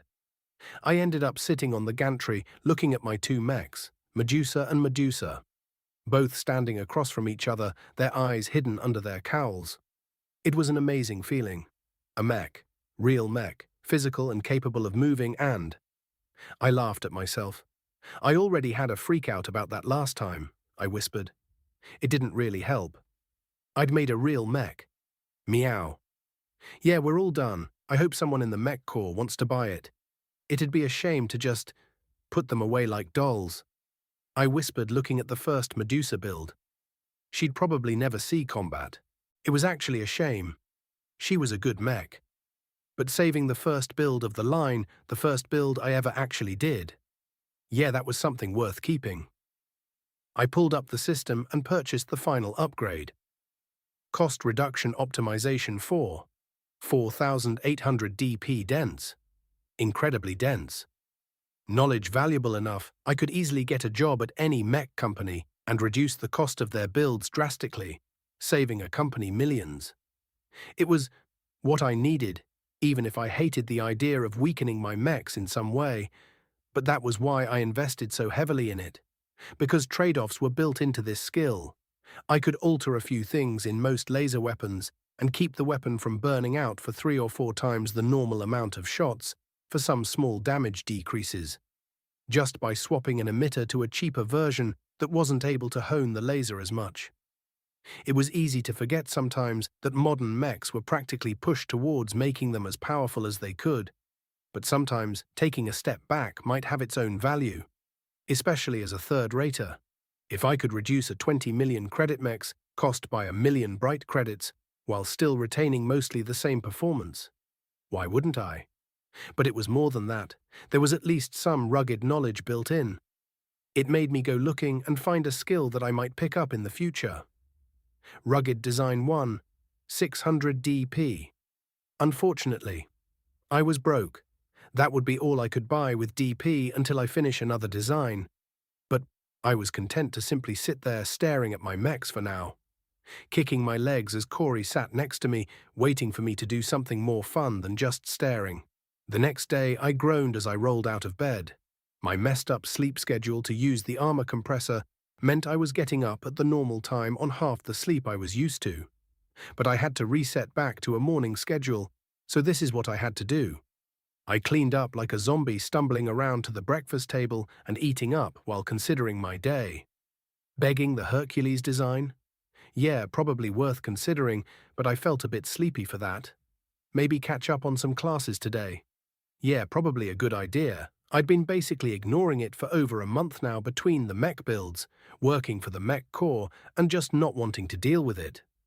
Then my comm beeped, and after checking it, I started grinning, energy surging forth. The package came in. I whispered pleased as I quickly finished eating and begged a ride from anyone that would take me. Thankfully, my good deeds had earned me the goodwill. I got a ride over to my mech shop and found the large package waiting in the drop-off location. I hauled it in, Corey sniffing around, her tail whipping this way back and forth as I popped it open. Meow. Nope. I snatched her up as she made to jump up and then into the box. Into the hundreds of small, safely stored exotics lined up in rows. It was an example of basically every junk exotic in the Bright Republic. Despite having thousands of 5-gram-ish chunks of exotics, everything was safely packaged to not let the exotics interact. Meow. I know, honey. Yes, Corey, all of this is yours, but not before I do some experiments. I'm going to see if I can't find an exotic that my spirits can't interact with in some way, I told her, but her eyes were locked on the little chunks. Hey, no eating, okay? I know you want some snacks, but I need these for now. Once I'm done testing them, you'll get every piece, okay? Meow. She surged in my arms, and for a second I was worried I was going to lose some of my testing exotics, but instead of leaping out of my arms, she wiggled up and rubbed her cheek against mine, purring loudly. I love you to Corey, I told her. I was going to be testing a lot of exotics in the future, so I'd make sure she got her snacks. It was the least I could do for all her help. How could I build a mech without her purring up against me? Chapter 73. It took about an hour or so to build the device, after a rush order for the materials I'd need and time to build it. It was basically a few dozen different sensors hooked up to a box that would hook into a mech's cockpit. And that was basically it. I made sure to make it something that would work with a mech as a pseudo-component, but there was no need for something fancy. Then I took the first junk exotic and sat inside the Medusa cockpit, and then I inserted the exotic and sat the component down. It was ready. Just let me know if you can do anything, Medusa. I told her I knew from Cantor that the mechs could hear their pilots even outside the mech, so that should do it. I waited, and only when I felt a negative feeling did I nod and take out the exotic. Corey, I called out, and my girl jumped up onto the mech's entry ramp, tail sticking straight up, her eyes bright. Catch, I called out, and as Corey leapt into the air, snatching the exotic, and then rolled around on the gantry, chewing the metallic-like exotic, I made a note on my comm that there was no reaction. Then I grabbed the next exotic and slipped it inside. Okay, Medusa, let's see it. Another dud, I whispered, chucking the exotic for Corey. At this point, she'd eaten at least a few pounds of random exotics, and she was getting slow. She almost let the exotic bounce off the gantry and fall to the workshop floor before she caught it and started chewing. I expected this, I reminded myself, trying not to get disheartened. I knew it was a long shot, but I had to do some experiments to find out, and it was okay if none of the junk exotics worked. There were always more exotics in space after all. But it had been a hope. I didn't need a crazy P-stone or whatever original Ves had found. I wasn't looking to store spirit energy or something. I just needed an exotic the mech spirit could interact with in some way.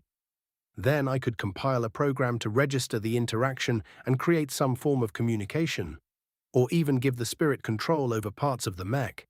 I still wanted to make a damn drone mech. Funnels were cool after all.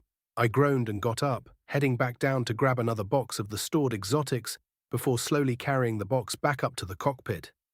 Grabbing the exotic, I added it to my running list of exotics I'd tested so far in my comm and then slotted it in.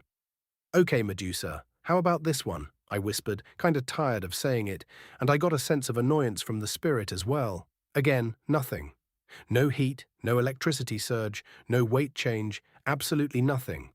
It was as if the spirit that I knew existed, that I could literally feel focusing on the exotic she was connected to, was as ethereal as smoke when it came to the exotics.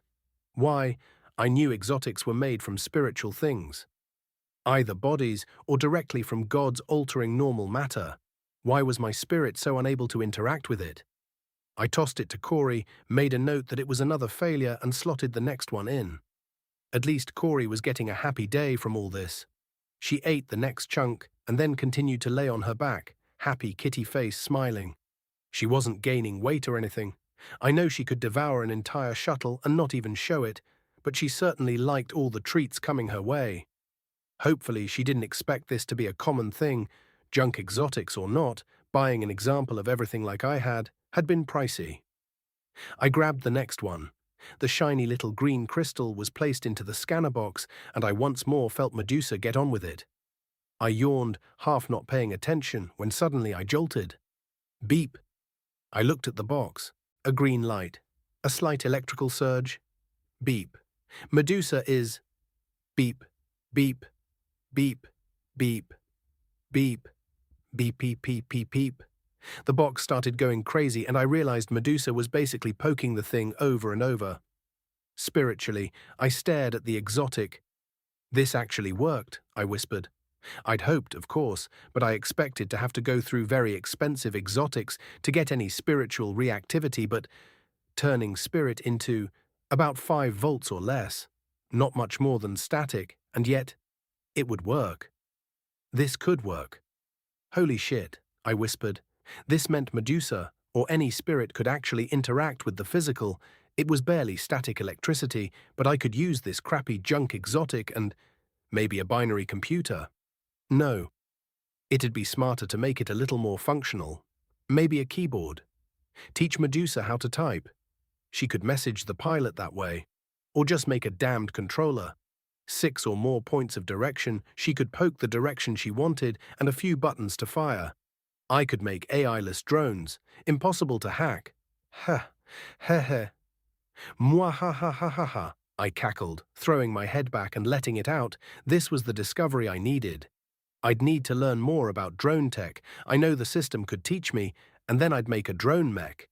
Medea, a witch with innumerable weapons that floated around her, unhackable, and absolutely a throat to anything that got near. I'd need to look into just how far the mech spirits could see from the mech. Did they use the sensors? Or was it a more spiritual sight? Meow. What? No, Corey, not that one. I groaned as the box had been beeping off and on as Medusa seemed to play with it. But Corey, after not getting a treat for a while, had climbed into the cockpit and just snagged the green crystal out of the box. Merlao. Corey, you can have other exotics, but not that one. Merwah. Corey, drop it. Okay, need to order more. X2-3121 LQ-5. I'm just calling it X-23 since someone... Meow. I glared at Corey as she pretended to be cute and innocent. Stealing is wrong, Corey. I'm very disappointed in you. Meh. She rumbled, slowly creeping forward and rubbing against my leg a bit. Anyways, I muttered, trying to ignore her, but, well, I reached down and stroked her head a bit anyway. She might be cat-like, but she was a robot cat. She was smart enough to know I wasn't happy with her while still wanting to pet her. Anyways, I hadn't given up on my first success, and after going through the rest of the box, well, 2 out of something like 2,000 isn't great, but isn't terrible either. The second spirit reactive exotic I'd found caused a change in the heat of the exotic, warming it up. It was a shame. If it removed heat, then it would shift into being one of the most useful exotics, jumping straight out of junk into more valuable than gold. Not that gold was worth anything. Either way, I was actually fairly happy, even if it took a long-ass time going through all the exotics. Luckily, I'd fallen into a fairly quick rhythm, and it wasn't like it took more than a few seconds to see if they worked in the sensor box. I rubbed my face. I'd prepped this experiment before spending all my DP, and now I regretted it. If I could buy some drone tech and some programming knowledge, I'd totally make Medea right now, I whispered, the idea already surging up. My creativity was unleashed. The power of Medea filled my mind. But, I need to do Hercules first, I whispered, which was such a bummer. I wanted to do Hercules. I'd been excited for Hercules, but now I wanted to do something else, and I felt about it, which was the exact opposite of what I wanted. I didn't want to Come on, Corey. I need to put in some orders and I could use a shower. I mumbled. I think I slept in the Medusa cockpit. What time was it? Then I realized it was bright outside. What day was it? I'd gone through a lot of exotics. Like a lot of exotics. Junk exotics were as varied as sand, and I'd gone through basically every single one available in the Bright Republic. I'm calling home. I need a ride. You stink. No, I don't. But I do want to go home and shower, I admitted. Smelly boy. What had you so distracted? We almost sent in some cavalry to come rescue you. Really? Why didn't you? I asked, yawning a bit as Auntie Loria drove me back to the compound. She gave me a bit of a squirrely look. What? Ves, the workshop does have a security system. We just checked on you. Oh. Note to self, don't do anything embarrassing in the workshop. More embarrassing. Probably should do something about that, I muttered. If the Larkinson family at the compound could access the security system, so could a lot of people. Updating the security or adding more isn't a bad idea, but don't cut us off. We worry. Besides, if something happened, you'll want a horde of angry pilots ready to come help. Would rather have a horde of angry pilots in mechs. I said the last word, breaking into a massive yawn. Well, make some then, you stinky boy. I'm not stinky, I said, cutting off my yawn to glare at my aunt. She trailed off leadingly again, and I hugged Corey tight as I glared at her. I didn't stink. It was like one day. I probably smelled like new Mech, if anything. I pouted at her until I noticed the small smirk she was hiding. Did I miss anything? Oh, one or two things. My husband will be home tomorrow. Uncle Ark, he's off. Forced leave. The fool's been staying in the field too long. She commented, and I nodded slowly. I knew why. He was trying to get to Ace. He wouldn't, not without help.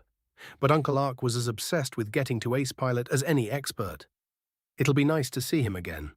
It will, she said, and I knew she missed him far more than I did. You think I can convince him to take the Medusa out for a spin? I was curious if an expert pilot would convey more energy to a spirit. Fuffed. Offer him some time in a mech when he's on leave. He'll jump on it. But give me a few days with my husband before you dare. Yes, ma'am. Good boy. Try to remember not to vanish into your workshop for days at a time, okay, Ves? The whole family was honestly worried when you didn't come home. Ah, sorry. I was doing an experiment and it was super important. I believe you, but make time anyways. I will. Good. I woke up the next morning with a new plan. Hercules was still next. I needed the DP to learn new skills. Programming, for sure, needed a boost, if I was going to make a voice box for the spirits. Communication. Real communication between the pilot and spirit. It would be a massive boost to the connection between pilot and mech. To be able to talk to something was to be able to learn to trust it after all. I'd have to program something together to register the light electrical impulse by the spirit, and I'd have to figure out just how many points of contact Medusa could easily handle. If it was only one, well, things would go rather slow. Shaking that off, I got up and got dressed and headed for breakfast. My head already in the clouds, coming up with a program that should work based on what I knew so far. But I needed more X-23 to actually test it. Ves, my boy, what a scoundrel you are now, staying out late, making everyone worry. The joke was called out, and I looked up and grinned at one of my uncles teasing me. Sorry, I had an important date. She wouldn't let me leave. I said simply, and that earned a room full of laughter, and a few people looking shocked and confused until someone would lean over and whisper, he was talking about his mech. I withstood the laughter, both happy and some mocking with aplomb, and just ate my breakfast. But halfway through the meal, the atmosphere changed, and I glanced up in surprise as I could feel it. like a thundercloud, and the door opened. Arc. The call went out, and everyone gasped in delight, cheering for our most famous expert pilot as he stepped in, still wearing his Mech Corps uniform and looking grumpy. Loria got up from her seat, but it was Arc's kids that beat her to it, slamming into their father while practically screaming for attention. He did bend down and hug them, and I could see that he eased up, smiling and giving each of his kids attention, but I think he was a bit irritated to be home as well. But it was done, and everyone was happy to see him. It was a good morning at the Larkinson compound. "Okay, so you can activate more than one at a time," I whispered.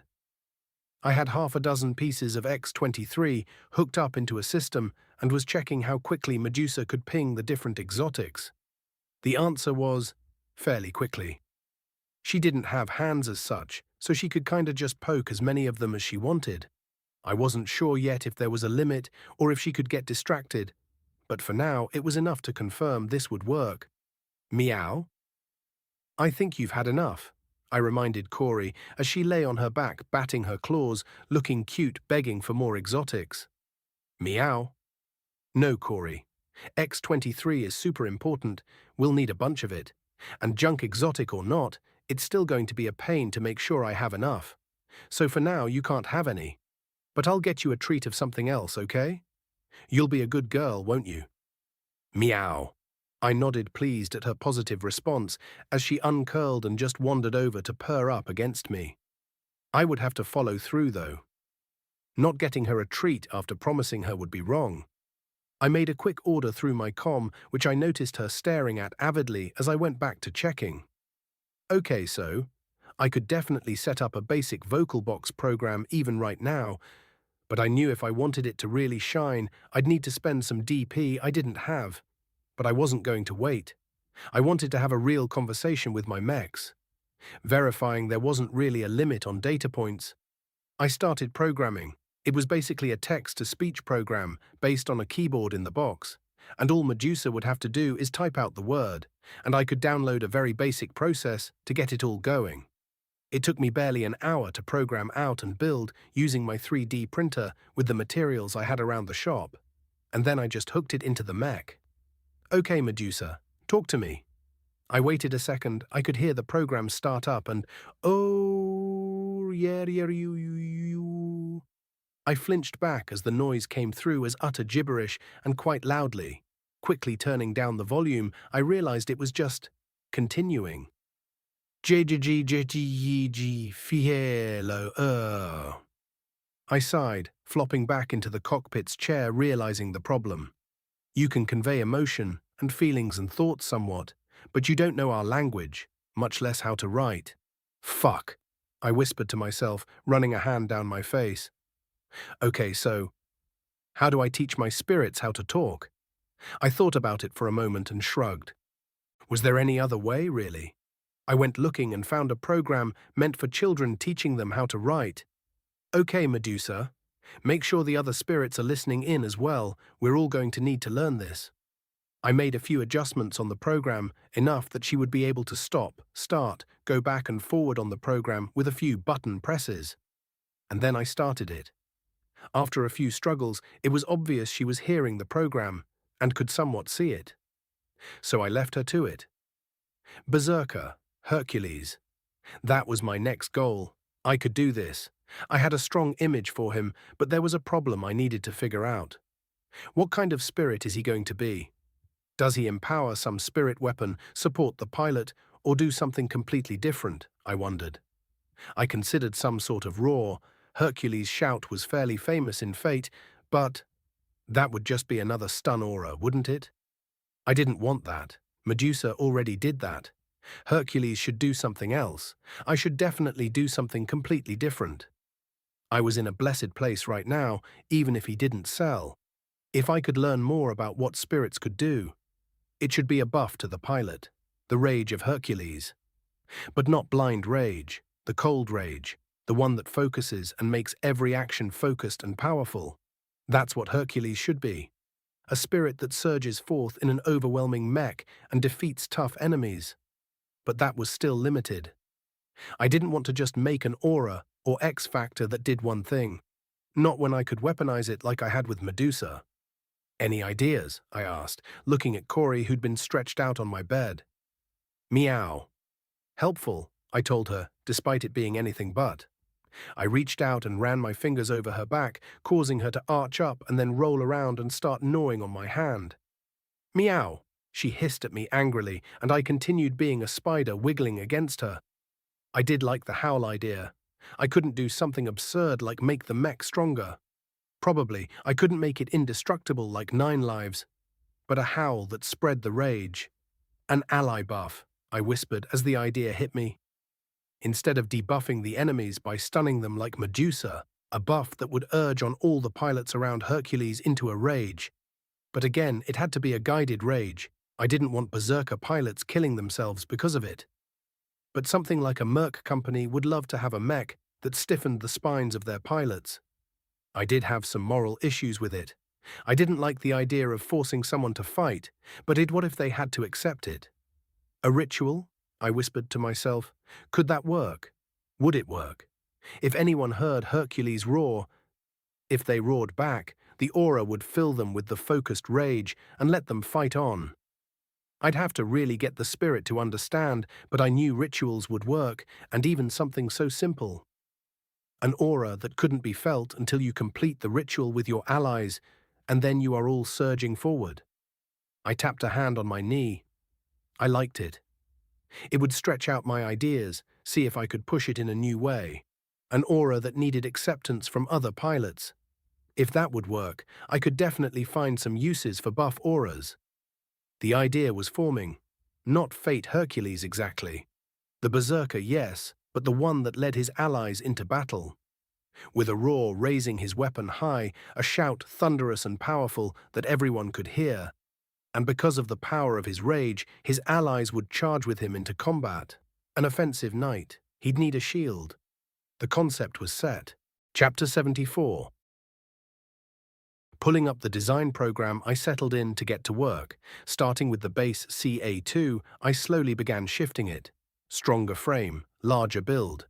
Hercules was going to be fairly large for a medium, and that was saying something as the CA1 was already brushing medium-heavy. Yet I wasn't going to fall into the foibles of most heavy mechs. Speed wasn't going to be a problem, at least I hope it wasn't going to be a problem. The expansion of the base frame was fairly easy. The next part, not so much. Doubling up the myoma inside the mech wasn't easy, but I had the exact possible output of the reactor and engine, and knew exactly how much I could push the mech. Or rather, I knew how much 2 engines inside the much larger torso could output. Hercules was no slapdash attempt. It was mathed out. I'd know exactly much force it could put out long before I ever made the mech. The real problem was combat time. A mech designed to be utterly wild on the battlefield would burn a lot of power, which meant a lot more power cells than normal designs. I was working it all together. Hercules would be a hulking beast of a mech, clad in armor practically untouchable, and with an integrity that would require more than just poking a hole into it to slow it down. I focused completely on performance at this stage. Any idea for reducing the cost was stricken down, as I needed to focus completely on the strength and power of Hercules. Valerie Muller. She stood awkwardly in line, just one of many teenaged potentates. The drill sergeants walked the line screaming at anyone that wasn't perfect and some who were just to mess with them. She was here because of a scholarship. Winning so many Iron Spirit tournaments, Team Cloud Step had become small-time celebrities. She'd been high on life until once again her stupid sister kept interfering. It had been the last straw, and with Paul also leaving, she'd thought joining a junior mech academy as a great way to escape her sister and family. Standing in line with 100 other potentates, getting screamed at on a completely new planet. Maybe she'd jumped the gun a little? No, she reminded herself, firming her will. This was the only decision she had. She had to get away from her sister, her parents, and everything else. She'd earned this, literally, fought and trained hard with the team, and she'd earned the right to be here. She just wished they'd make it a little less uncomfortable. "Cadet, are you smiling at me, Cadet?" "Sir, no, sir." "Damned right you aren't," he yelled in her face, and she kept her face firm. He nodded. "Chow time. Fall in. The entire line turned as the next order came. Finally. They'd been standing for hours doing random shit whenever ordered. The entire process was quick, and she sat with her food, hurrying to start eating. What a first day, right? Anyone else think they should lay off? One of the boys called out, despite the face the drill sergeants were watching.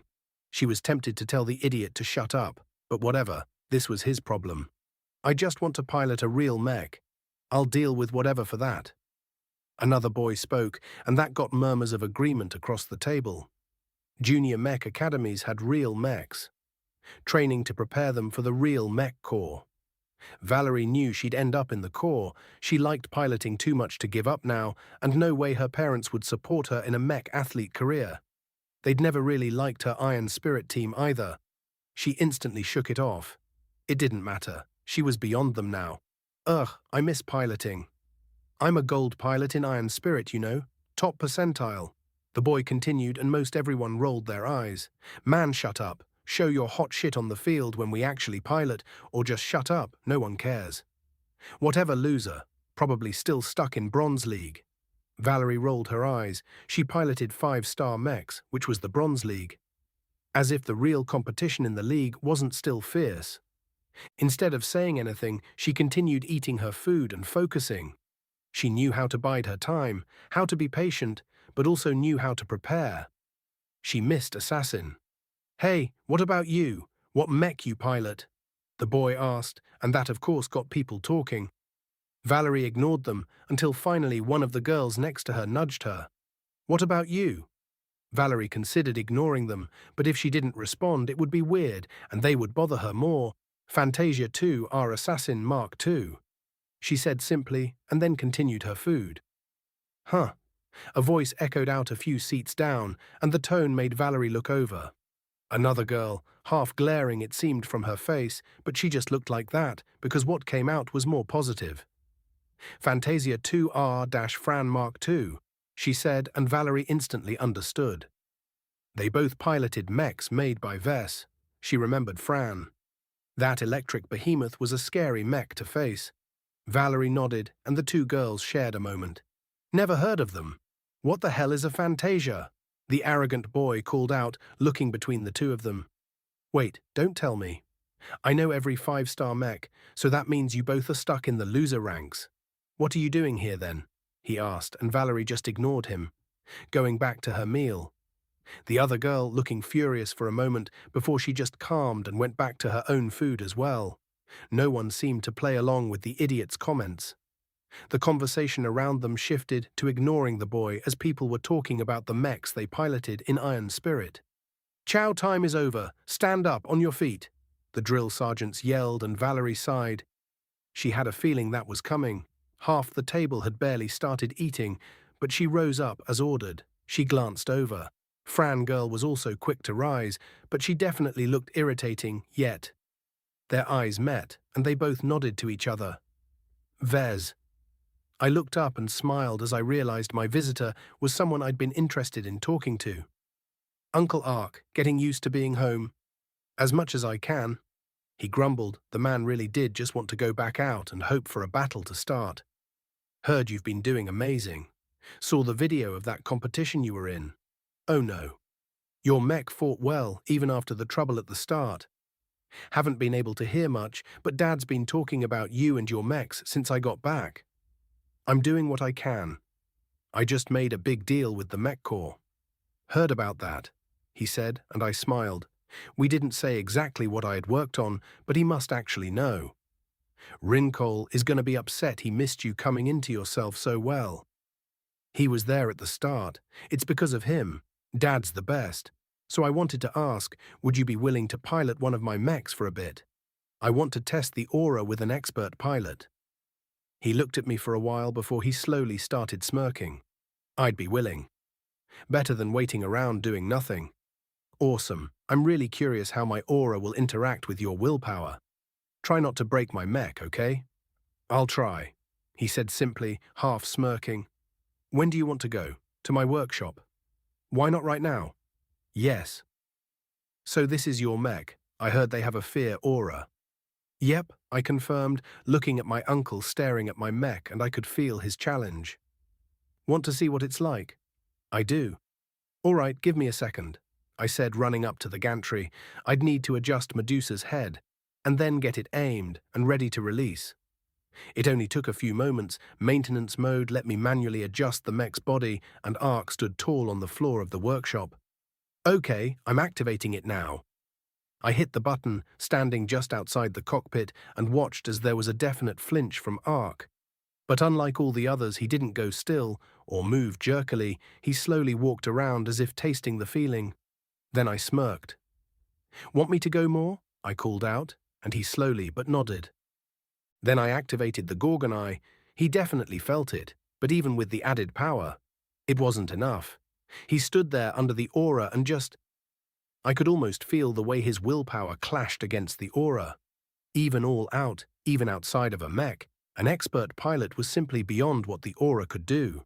Yet, it was strong enough that almost anyone, not an expert pilot, was having a bad day.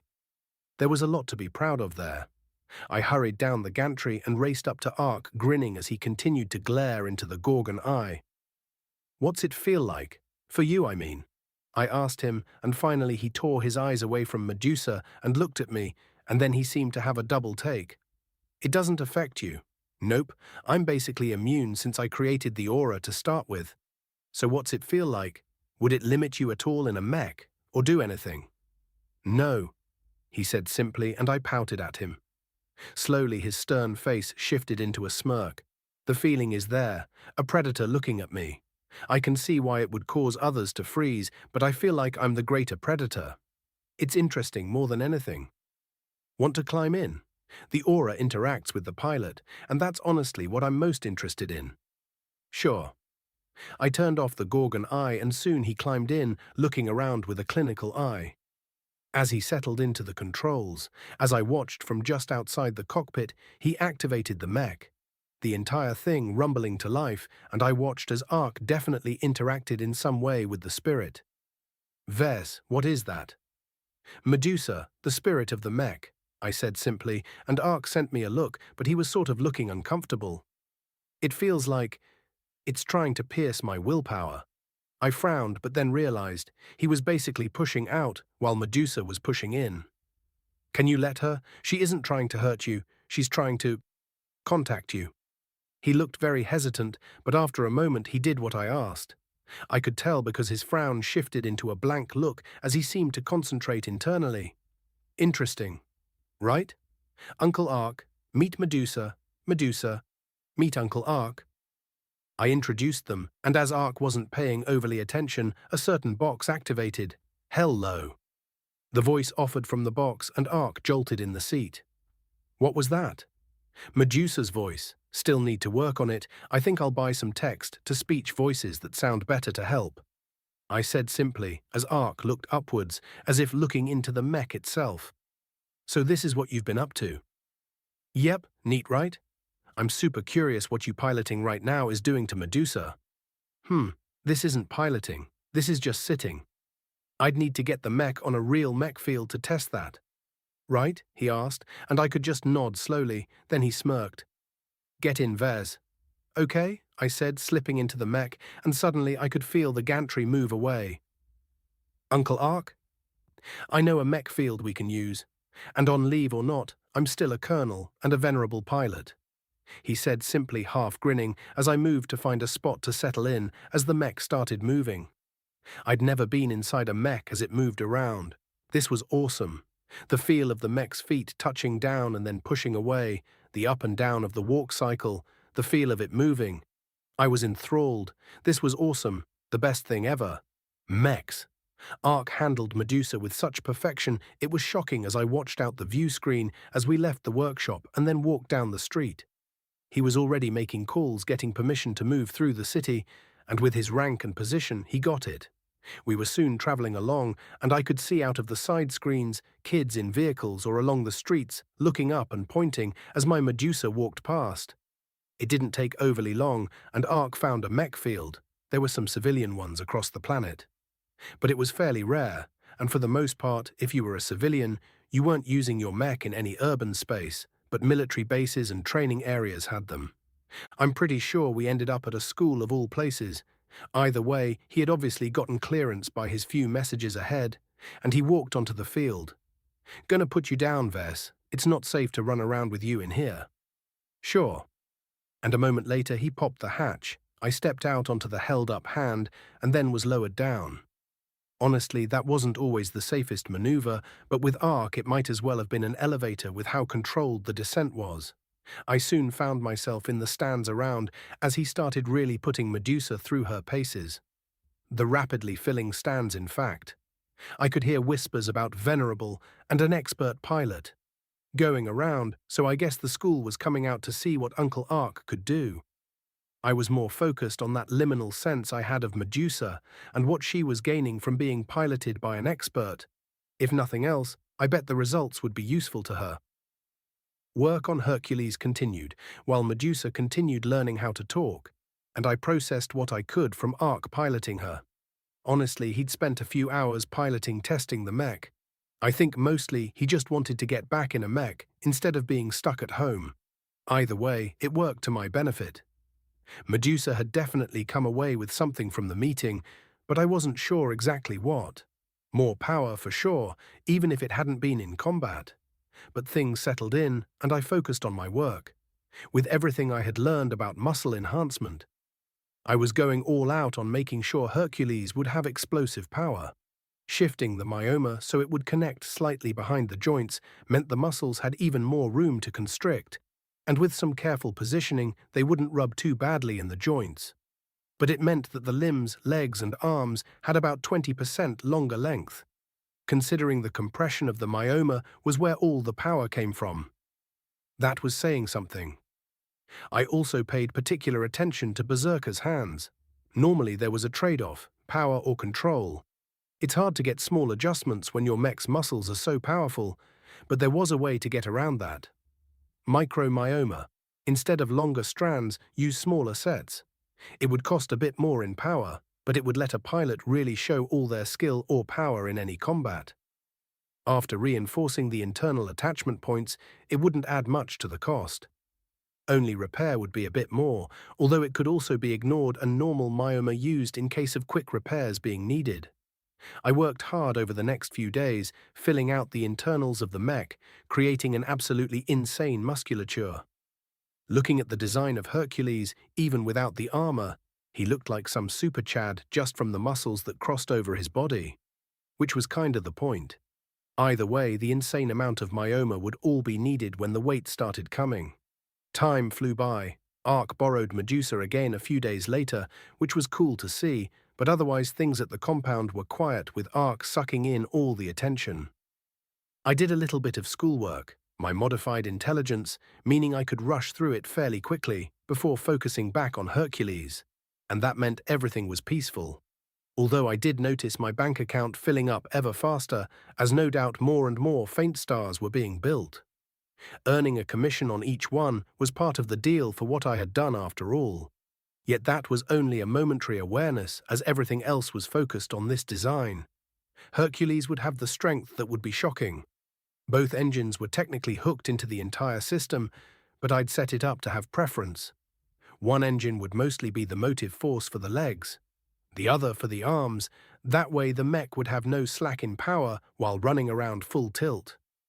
Mostly satisfied with the internals, the layout of the electrical systems were as solid as I could make them for now, because the next step would be the most important of all. Armor. The CA-1's extremely effective compressed armor was tailor-made for a hero mech, and that was a very similar role to an offensive knight, where a hero mech was meant to semi-counter the enemies it would face, firing ranged attacks, fighting in melee and inspiring combat. An offensive knight was meant to charge. Ranged attacks? Someone else's problem. All they did was charge forward, crashing into the enemy and crushing any unity and cohesion. And so the armor was easily the most important part of the mech. Considering the style of the Caesar Augustus, it was an easy decision on exactly how to portray Hercules. A Roman cuirass, images of lions across the chest, one shoulder extra armored, showing off a lion's head. Hercules was going to be an expensive mech, so it should look it. The work continued, armor plate after armor plate, curved and shifting, creating the striking image of the Roman half-god. Perhaps it would be better to call the mech Heracles instead. But it didn't matter. Hercules was slowly forming. Each adjustment I made honed the mech into what it needed to be. The skill I used to form his armor was completely beyond what I had so confidently done before. I knew almost instinctively where to shorten armor, where to double layer it, and more. And it was thick. The armor was twice as thick as the CA-1's heaviest armor at points. The mech that was already known for insanely good armor wouldn't stand a chance against Hercules' armor plating. I was confident the CA-1 would burn out both of its wrist lasers just trying to cut through. Then, once I was satisfied, as the armor was layered out over the mech, I instantly started going back over it. Every joint, every connection piece. I started altering them all. Cost reduction told me a million ways to reduce the cost of a mech, and I was going to use every one that I could that would be at least semi-worthwhile. Dropping 1% off the strength of the muscles on a mech that was already going to smash any medium mech into pieces was a good trade-off for 5% overall cost reduction. Increasing longevity was worth it for a mech designed as a battering ram into the enemies. If the enemy couldn't disable the mech, then the only other worry was the mech overheating, or running out of power, so that needed to be mitigated. A mech too armored, with too much damage mitigation systems. That would never retreat, and would overwhelm any mech its size or smaller. That was Hercules. I could practically hear the counter in my head for how much the mech would cost to make slowly going down as I made the changes. Shooting up from so high in the red, it was off the chart down into a much more reasonable, extremely expensive zone. Then I stopped. The armor was too expensive to ever put Hercules into a reasonable budget, but I could at least shave some of the top off without really damaging what Hercules was going to be. I was a third-rater. Unfortunately, this would always be the calculation, performance versus cost, and cost would always be a massive impact. Unless, what if instead of just the compressed armor? What if I used two types of armor? Compressed underneath as an underlayer, while a more cheap ablative armor was on top. I did have the license for that completely cheap crap. It would reduce Hercules' performance. I hate the idea of that, but I couldn't deny looking at the current price tag filled me with the surety that it was too much. I had to do something. So I went through and started calculating how much credits I would save by using a dual-layered armor system. It wasn't enough to make Hercules cheap. That would honestly never be reasonable, but it might just make the mech sellable. Then it struck me, I didn't need to choose. Even if I only made a single one for myself or for the family, why not just make two versions? The budget and full-out version of the mech. Both? Both is good. Chapter 75. A double design was interesting for more than just satisfying the urge to make the best mech I could. It also gave me a serious challenge. Armor weight was a serious consideration. Do I make the weaker model look fatter or keep them the same size? Or do I make much larger adjustments to give some additional armor to the lighter armor? I said, looking at Corey, who as always was my sounding board, but she seemed quite content to simply laze in the sun streaming in through the window. So, I took a breath and pushed away the worries about it. Build the super version and worry about a lesser version after. One design at a time. I told myself that way I could actually give my full focus to the design and not make more mistakes. So I looked over the armor for Hercules, knowing I'd need to modify it drastically once I really got started testing things. But I needed the full system first, which meant it was time to build the noble phantasms. I'd had some time while designing the mech to figure out what I could do. Hercules certainly wouldn't be so simple as Medusa, but a sword. I'd done weapon noble phantasms before, so that was a fairly easy choice, and then for the second. I considered the shield, but the thing about shields is once you get one damaged, you lose the shield and are often paired with whatever was laying around. If the shield was lost, that meant half the noble phantasm's power would be lost. Considering the sword already would have that issue. Long battles might lead to a C-rank X factor. No, it was best to try and avoid that if possible. So instead, I needed to do something for the build that would add to that feeling of facing a berserker. I considered something like King Artoria. A loudspeaker would let his roar be heard. It didn't feel right, though. Hercules wasn't yelling orders, just roaring as he charged into the enemy. It felt wrong to just copy something that Artoria had already done like that. No, I needed to remember. Berserker, while the idea was there to bring allies into his rage, he was still a mech focused on buffing the pilot. The idea nagged at me. My high creativity meant my brain flashed through 100 ideas all at once, and they were all kinda bad. Then, the beast, I whispered. It was an Evangelion thing, releasing the limiters on the Eva, turning it into a biological monster. But that act impacted the pilot. Hercules was a mech that led the way but wasn't a leader. There was no need for orders or commands. What if the second noble phantasm helped the pilot, not the mech? I whispered slowly to myself, tasting the idea. Not many would be happy with it, but that was fine. The noble phantasm didn't need to be used for the X-factor boost to factor in. It just needed to be there, to be installed. Berserk mode, I whispered, considering it. Instead of immediately accepting it, I put the idea to the side. I'd need to actually talk to someone to figure that out. Until then, the sword. Or rather a weapon that Hercules would use. Not a sword. A sword was a weapon made for swordsmen. Hercules needed something far more direct. There would be no hilt, instead simply a grip built into the blade itself. A chunk of monstrous metals sharpened as well as I could and made for both sword use and as an axe. Perhaps even a hook on the end to let the berserker tear enemy shields away. But the blade wouldn't end. From top to bottom, there would be no hilt. Just a blade covering the hand, meaning even if Hercules needed to punch into the enemies, there would be a blade there to support it. A weapon made not for elegant swordplay, but brutal, vicious attacks. That would be Marmiados, the sword of Hercules. I looked around, and no one would know I'd had to go onto the net to find some historical stuff about Hercules to even find that name, 'cause hell if I could ever remember Hercules having a named sword. But he did.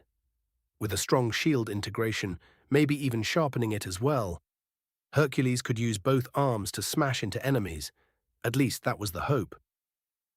I settled down into Medusa's cockpit and watched for a while as she continued to respond to the learning program I'd set up. "How is it coming?" I asked her, and the show paused after a moment. "Medusa learn." The box responded back, and I could feel her pleasure at the proper words. It hadn't taken her long either. Her typing speed was incredibly quick. "You have, very well I see. But I have a question that I need to convey to Hercules. Can you respond for him?" I waited until finally there was a short response. "Can." I smiled because this was one of the biggest benefits to communication. "Okay, I want to sync up his rage to his pilot, combine his focus to make sure his pilot is unstoppable. I want to ask if he has any ideas for that." I waited and I could almost feel Hercules perk up.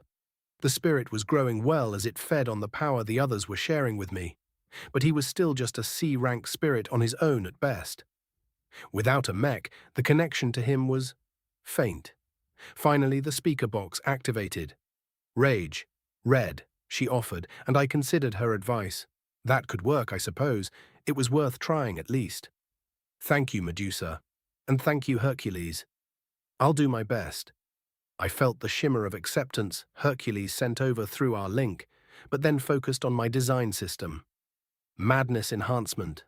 A noble phantasm built into the heart of the mech, so to speak. A berserk mode. Not a weapon or some utility component, but a modification to the cockpit. Red, huh? It only took a few seconds to alter the design to add red lights into the cockpit, but not to just have them active. I put them behind shutters, small metal shutters that would secure the lights away from view until the noble phantasm was activated. Oh, I could use X23. 5 volts wasn't a lot of power, and as I'd experimented, a little expanding out the size of X23 only gave very small diminishing returns, but it was more than enough to fuel some lights if I used enough of them. Madness enhancement would only work when Hercules activated it.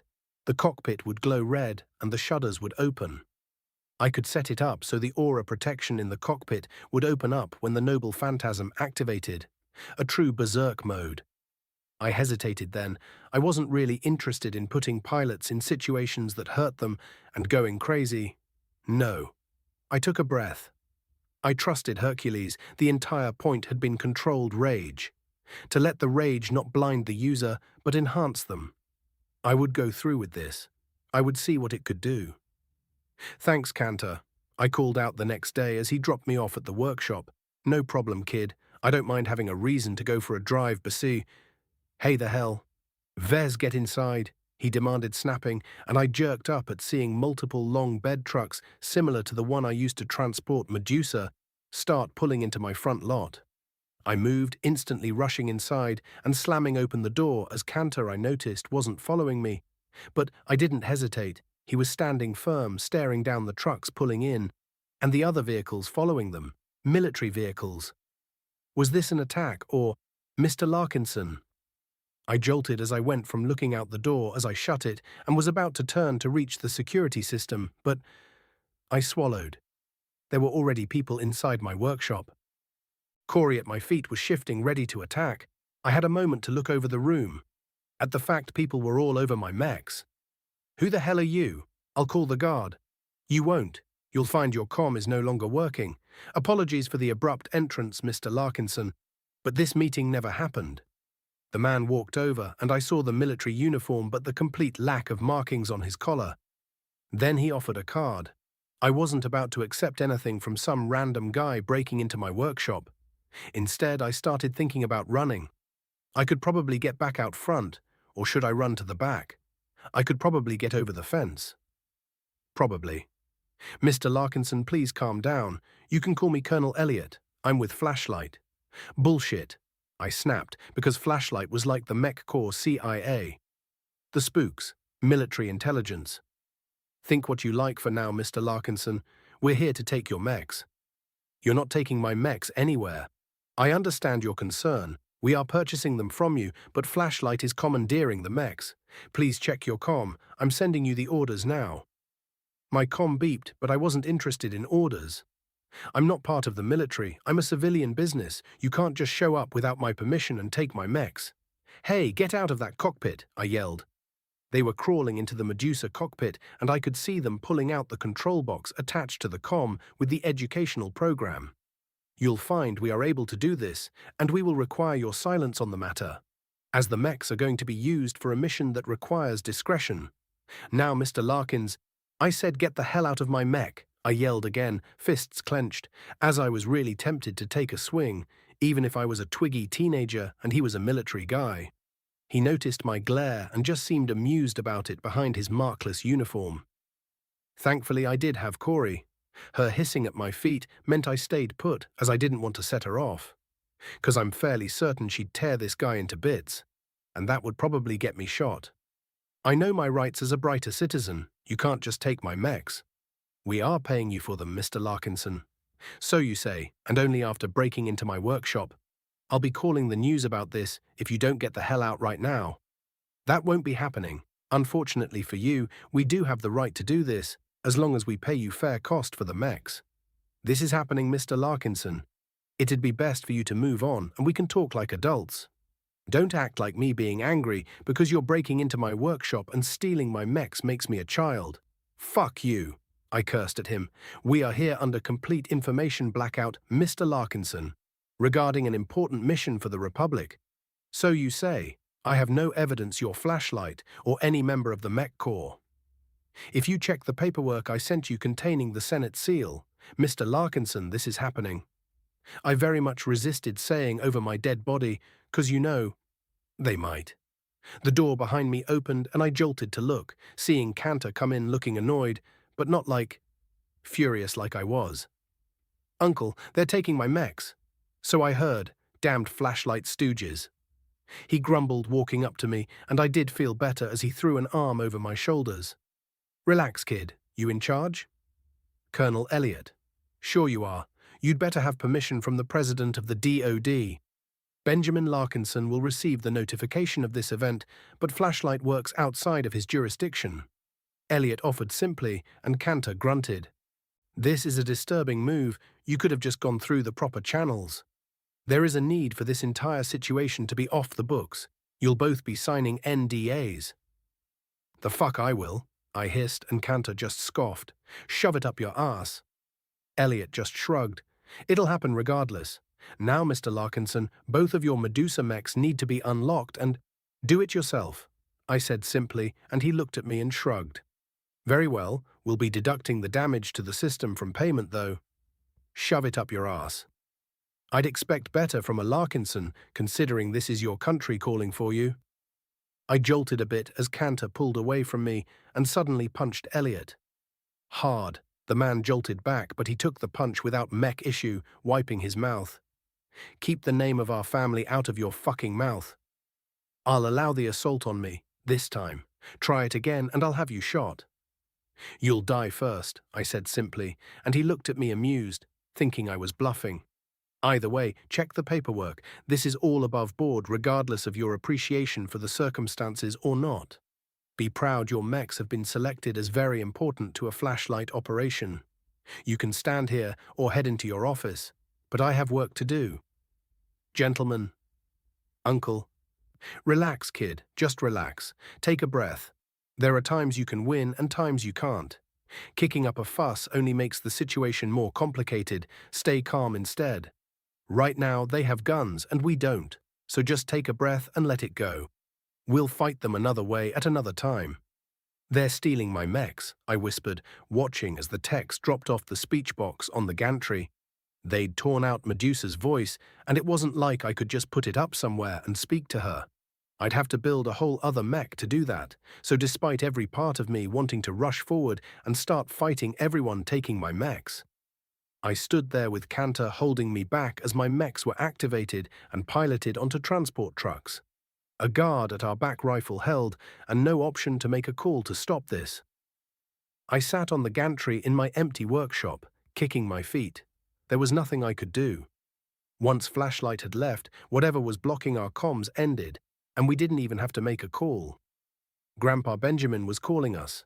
I didn't have the heart to talk to him after he explained there was nothing we could do.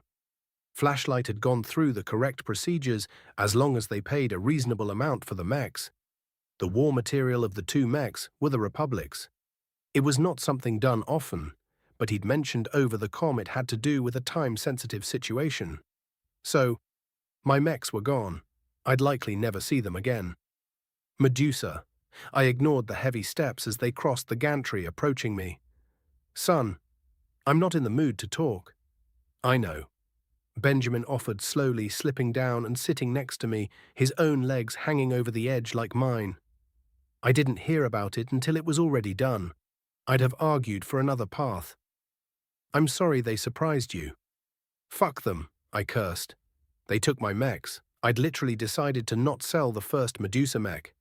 To have her always placed somewhere in my company. Not to mention I was using her to teach the spirits how to talk. I'll do what I can. Nothing. You said it yourself. They filed the paperwork, so it's just fine if they just steal my mechs. They are going to put— I don't care, I snapped, glaring at him, finally looking away from the empty mech bays. This was wrong. They broke in, stole my mechs, threatened me. For what? I can't say, even if I knew. This was stupid. If they showed up to just buy them, fine. I'd have accepted that. But this? If they needed a Medusa aura, they have the faint star. What the hell are they even thinking? There is a situation that Flashlight is involved with.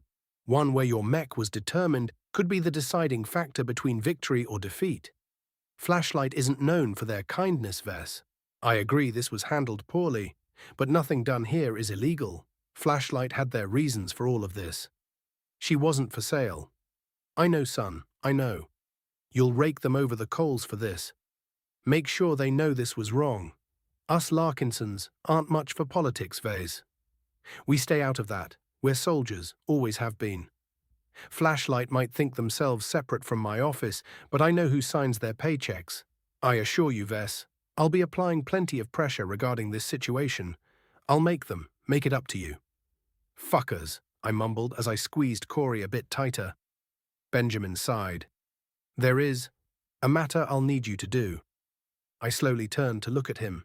He hesitated, but sighed. There is an NDA request. Fuck no. Ves?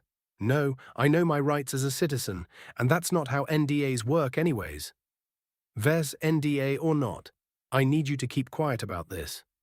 I was told you mentioned calling the news. Why not?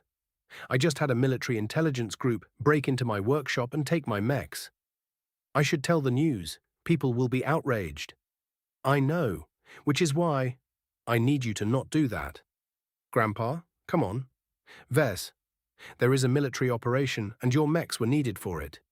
People's lives are at stake, and it's best if no one suspects your mechs might be involved, until it's over. I glared at him, but he was serious, a calm look of sympathy in his eyes, and I jerked my head away. Fine, for now. For now, let me handle things for now. Fine. I exhaled. This sucked. I didn't have the heart to do more design work. The workshop it no longer felt like a place of wonder, so I found myself over the next few days lazing around the compound, mostly just watching TV and ignoring everyone and everything. It was even more bitter when some of the shows I was watching, the mech-based ones, cartoons or not, would sometimes mention Flashlight with more positive undertones than I felt like giving them. Assholes stole my mechs. I don't care if I eventually made nearly 100 million credits in a mysterious payment into my account a few days ago. I don't care if that was more than I would have considered selling the 2 mechs. Only one was for sale. I could still feel Medusa, even if communication was lost, and she felt irritated, but also, she was doing something, getting stronger from battles or something. I suppose to her it didn't matter who the pilot was. You going to pout like that all week? The question caught me off guard as I turned to glare at Auntie Lauria. I'm not pouting. Sure. It's just everyone liked the Ves we'd been dealing with recently. Forgot how much of a butt you can be. I'm not a butt. I grumbled at her, and she looked at me like she didn't believe it. I wasn't. I was just angry. And mad, and acting like the original Ves. Tsk. I offered her in turn and got up and walked into my room. I wasn't ready to let this wash off my back yet, but she was right. I didn't like staying angry just to do it either. I definitely wasn't pouting, though. I flopped onto my bed. A nap would do me some good. Maybe some work on Hercules as well. Gonna need to add more security into the mechs from now on. Spiritual security, 'cause fuck thieves. Chapter 76. Ves, want to play? I looked up from the porch swing as Kelly ran up to me with her mech doll. I gave her a smile and she perked up happily. Sure, I can use a distraction.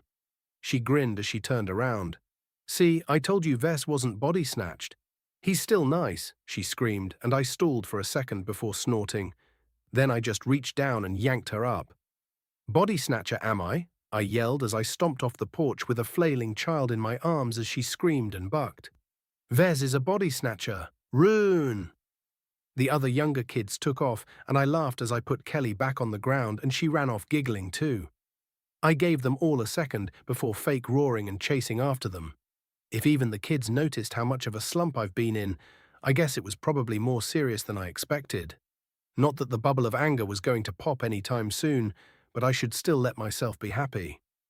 I spent more than enough time to get completely worn out, as I soon found myself laying on my back, looking up into the sky to catch my breath, as Kelly and a few of the others her age played mech battle around me, using me as cover. Everyone was trying to make me perk up and stop being grumpy. But saying that and really doing it aren't the same. It was just stupid. The whole thing. I'd have happily sold the mechs, or at least one of them. Taking them like they had, it felt wrong.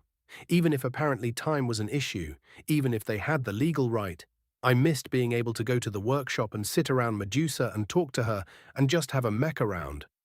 I wanted to have mechs around. I wanted to be surrounded by mechs at all times. It wasn't likely. I knew that. I breathed out. It's fine. Do you want to hold Millie Ves? Kelly asked, holding up one of her mech dolls. Sure, Kelly. I took the doll and brought up the left arm and started making shooting motions towards one of the other girls, and that earned me an outraged shriek. No! You can't make them fight.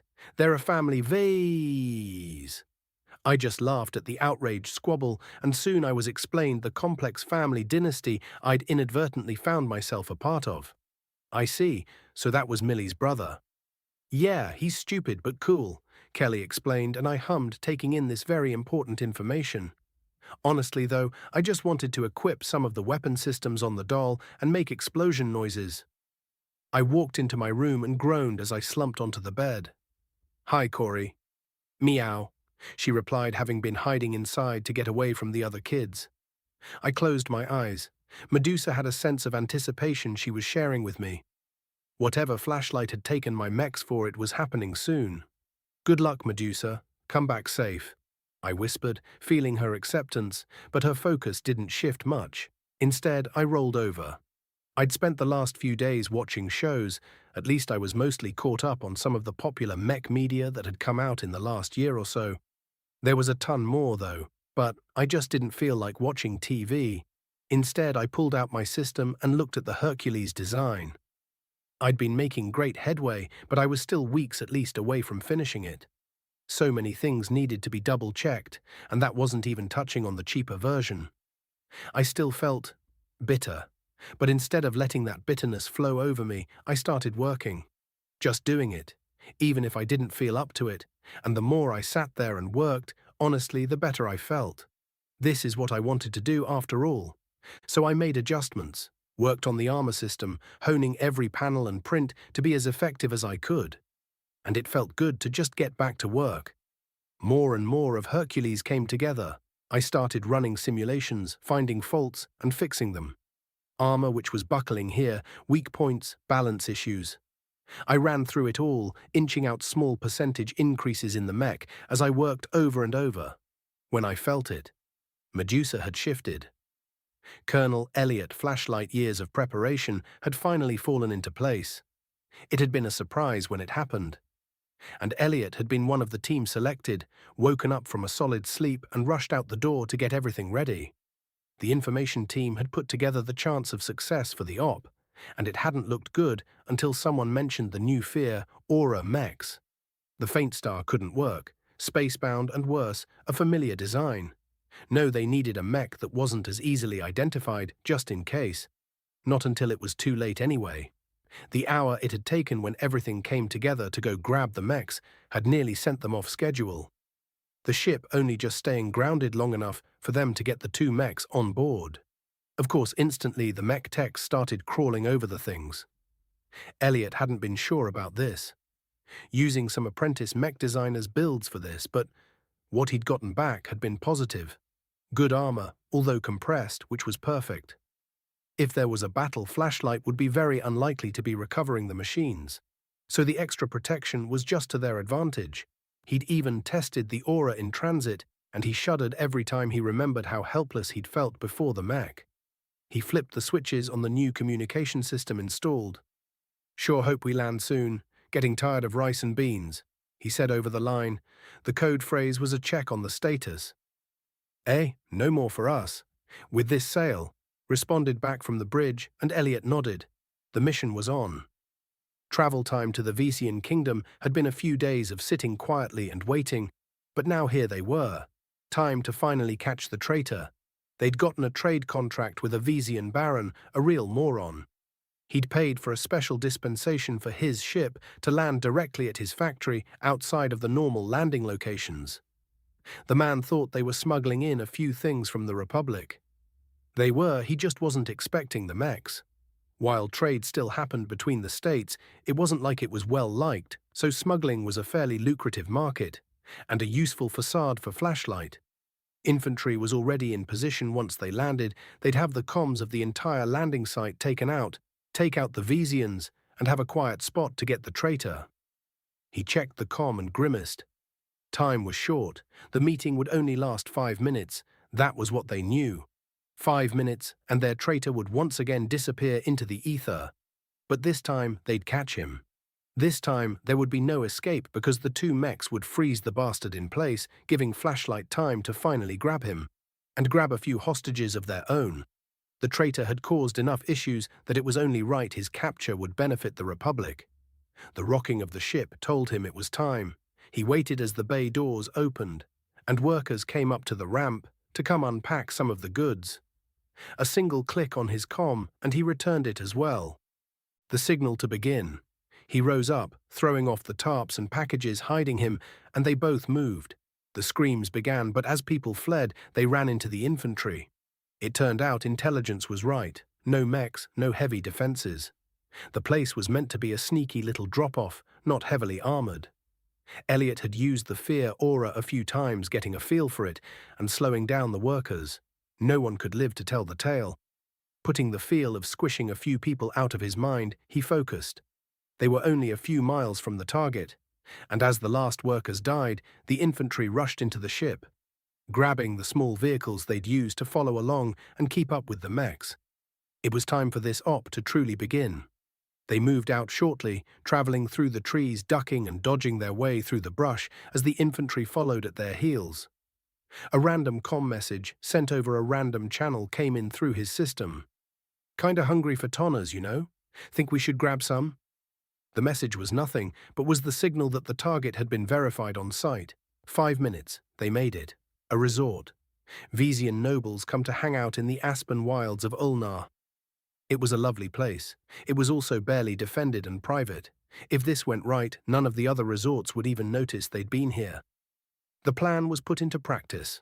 The Medusa weapon opened up from the tree line, freezing guards or workers, and snipers took out each one after another, as they moved through the outer perimeter of the resorts, and then there he was. On a little cart of all things, driving along towards their meeting area. Pure luck meant they caught them before the meeting had even started. A security detail followed along with them in other carts. But it was a quiet afternoon, peaceful. No notice of what was going on had spread. The one face in this little scheme he recognized. Count Vecana, the traitor's contact, which meant the man sitting beside him was the traitor. His eyes narrowed. They'd all known the traitor was a brighter, and Elliot had been prepared to see a lot of potential faces, but was that who he thought it was? No matter. They were taking them both in. Elliot only had a moment's hesitation at seeing the face of the traitor when he activated the aura. Their little cart slowed and then drove off the road and into a tree. The men would be fine, they weren't going fast. But now it was the infantry's turn. They needed to put both men under from a distance. This was one of the reasons the Medusa mechs had been decided to be incredibly useful for this operation. Not only did the aura stop physical movement, it had been proven to make using any sort of internal distress signal almost impossible to set off. Count Vecana had a distress signal implant. The second he got hit by a sedative, he'd hit it. But with the aura, there was no way to set it off, and the traitor likely had a bomb implant. Both would need to be removed immediately. Finally, both men were subdued, and the doctors ran up. He turned off the aura and they went to work. All the guards, stun-locked and unable to move or call for help, were shot from a distance by the infantry headshots, and multiple of them at that. No chance of survivors to call for help. Okay, Act 1 was done, now for Act 2. The Count was taking the traitor to a meeting, just a short one that could not be allowed to happen. Duke Fairlisle was a bonus on the mission. Taking him along with them, kidnapping a Vesian duke, might just be the information they need to get some more advantages on the Vesians. If not a hefty ransom, would be nice regardless. The two were taken away. Back to the ship. If something happened, the ship would be gone without them. Now Elliot needed to be ready. The Duke's guard would be much stronger than the Count's. The next resort over was where the Duke would be. He signaled for the other Medusa. They moved through the trees, grateful for the quiet coating on the feet added for the trip over. It meant they could move through the place almost without a sound, no thumps or vibrations to give them away. Then there it was. The Duke's guard, 4 mechs. He recognized the type as a brand from the Duke's own family. His son was a journeyman mech designer. But it didn't matter. The element of surprise was theirs. And then it was time. He flicked the switch, activating the full Gorgon eye, and walked out of the trees right beside his partner. The entire group froze. The four mechs, the Duke and his family sitting out under a gazebo ready for the Count to show up, probably wondering where he was. The infantry went to work, taking out every soldier they could see as he moved forward. The mechs were frozen, completely unable to move as the Medusa's long knives were brought up and then slipped through armor. It took a few jabs to make sure he hit the pilot and wiggled the knife around, turning the poor bastard into puree, but the two worked in tandem, freezing everyone and killing the mechs systematically to make sure none could move. Now they just needed to exfiltrate. With only two mechs, they'd never have been able to do this op. These Vesian mechs weren't weak, but none of it mattered when the pilot couldn't move. Elliot had to admit. Despite being a kid, the mechs were good work. If they managed to survive all the fallout from this, he'd request to keep it. It certainly made his job easier, and Elliot was fairly certain he recognized the traitor. But could it really be Mark Cavendish? That wasn't good. Medusa seemed satisfied, and there was a definite buff to the energy she'd brought into the throne, but that kinda annoyed me, so I did my best to just not send her my irritation. It wasn't her fault I was annoyed by the situation. I'd worked through the entire time, and at least it felt like both mechs were still active. No telling how damaged they were, though. Either way, this was a good example of why I needed to expand. If I had lawyers, crew, guards, better security, none of this could have been possible.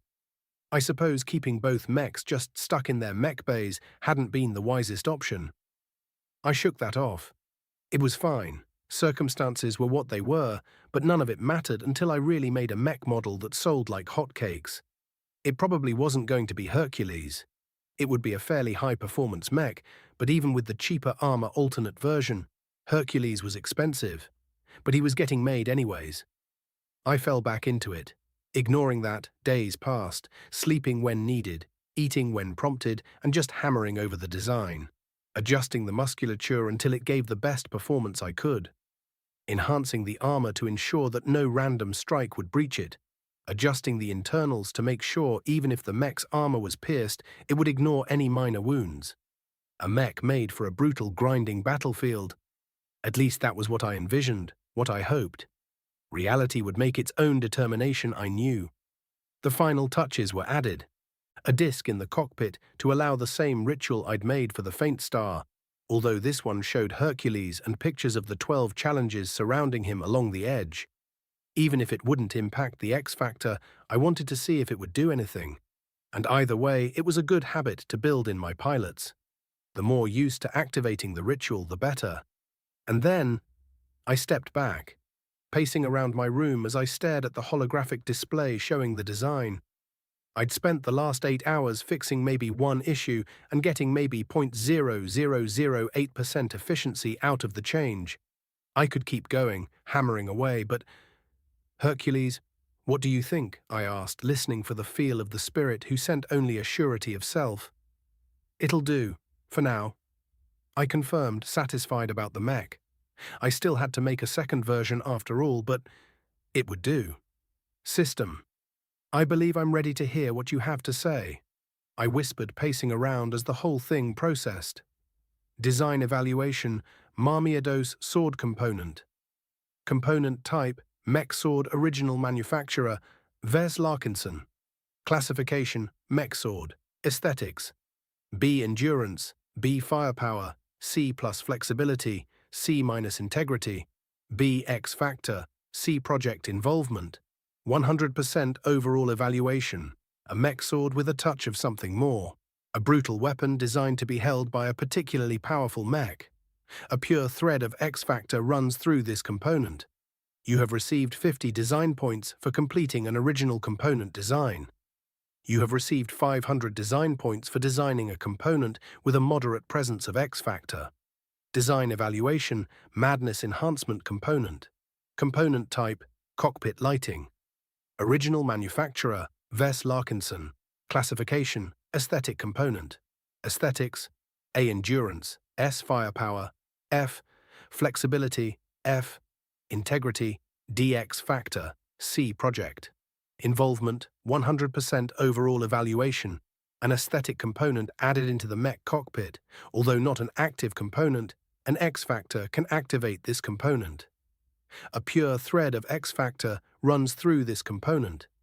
You have received 50 design points for completing an original component design. You have received 500 design points for designing a component with a moderate presence of X factor. Scanning design, simulating performance, completed. Do you wish to name your design? Caesar Augustus, CA-2, HS-B, Hercules Mark I. Design evaluation, Caesar Augustus, CA-2, HS-B, Hercules Mark I. Variant name, Caesar Augustus, CA-2, HS-B, Hercules Mark I. Base model, Caesar Augustus, CA, one original manufacturer, National Aeromotives weight classification, medium-heavy recommended role, shield breaker armor, A equals A plus carrying capacity, C equals B plus aesthetics, B equals A, endurance, B equals C plus energy efficiency, B equals C plus flexibility, F equals B firepower, F equals B plus integrity, B equals A mobility, C plus spotting, C minus X factor, A minus deviance. 58.7% performance improvement, 114.85%. Overall evaluation, a last-gen medium heavy shield breaker, a design build for high-end performance. With acceptable defenses, this mech stands proudly amongst its generation. The X factor has been honed in a particular path, moving well beyond what it should be. The spirit of Hercules, a hero, is locked within the Red Rage, an inspiring experience to those that are following in the spirit's wake. You have received 50 design points for completing an original design with a 10% performance improvement. You have received 50,000 design points for designing a mech with a high presence of X factor. I exhaled. Finally, he was done. Chapter 77. I yawned as I wandered around. I'd stayed up late and now I felt tired even though I'd already eaten breakfast. Walking barefoot through the grass of the lawn was nice though. Sometimes you just gotta touch some grass. Then I looked down. It looked like grass, but we weren't on Earth. In fact, quite far from it. I had to wonder how much gene editing and modification this plant had sustained over the centuries, millennia. History was a bit weird with the whole insane wars. Anyway, it made me wonder if it was grass at all. Was it the same plant that had been born from Earth? Something to mimic it. I bent down and ran a hand through it. It felt like grass. So I guess it was grass. The reminder was just one of those things. So far from Earth, and yet so many things looked like Earth. And yet, how alien humanity had become in some ways. And yet, humans were going to human. It was nice to know that while we would change, in some ways we'd always be the same. I'm getting all philosophical again. I looked behind me at Kelly that had apparently been shadowing me. Nothing, just thinking. What are you doing? Nothing, she said, and I smirked as she wandered over and took my hand. Without a word. Nothing, huh? I just kept walking with her beside me, and she seemed happy for a while, but I knew she'd break eventually. What if I'm not a potentate? She asked, and I blinked at the surprisingly mature question for the girl. I looked down, and she didn't meet my eyes looking down at her feet as we walked. Well, as a Larkinson, you have a better than normal chance of being one. But if you can't, then you'll find something else you want to do. I want to pilot, she whispered, and I felt that. My own soul twinged with the reminder, I know, and you either will or you won't. But you'll always be you, no matter what. She leaned in and pushed her head into my leg for a bit before nodding. What brought this on? They said I was a dud, she muttered, and I sighed silently. Whoever said that is being mean. You're not old enough to be tested, so no one knows. They are just being mean. I know. But what if they are right? Then you hold your head up high. You're still a Larkinson, and you go do something you want to do. Like me. I love mechs, so I decided since I can't pilot them, I'll just make them. It's different, but still great. Kay. I smiled at her acceptance, but she was still upset. I stopped and sat down, and soon had my little cousin leaning up against me. It'll be okay no matter what. Trust me. Kay. She wouldn't be the first Larkinson child to get stressed out about being able to pilot, or the last that might find out they couldn't. Hopefully she would handle it better than I had. I wanted to pilot too, not just as an urge from the original Ves's memories, but I wanted to pilot a mech. I really, really wanted to, but I couldn't, even if I did make a way to pilot a mech with a different system. I was a designer, not a warrior. I'd just get myself killed. It was fine. Maybe someday I could joyride in mechs, but I'd never be a soldier like normal mech pilots, even if I could. It's fine. I'll do what I can. After a bit of a slow morning hanging out with the family and eventually distracting Kelly with some morning cartoons, I made it to my bedroom and looked at what I had done. Hercules was done. At least the first version. I should build one, try selling it, no matter how difficult it might be. And yet, my fingers itched for a different task, which wasn't fair to Hercules. He needed at least one build, both real and in Iron Spirit. He was getting an Iron Spirit release. I was sure about that. I was going to do it before anyone told me not to this time. Hercules might be a berserker, but my aura mechs were going to become a constant of the Republic. People should just get used to it. Besides, I'd done my best to make sure the aura wasn't harmful to the pilot. That kinda went against the idea of the mech being a partner after all. Either way, I should do it. I knew exactly what materials I'd need, and that would take some time to collect everything, which would give me time to focus on what came next.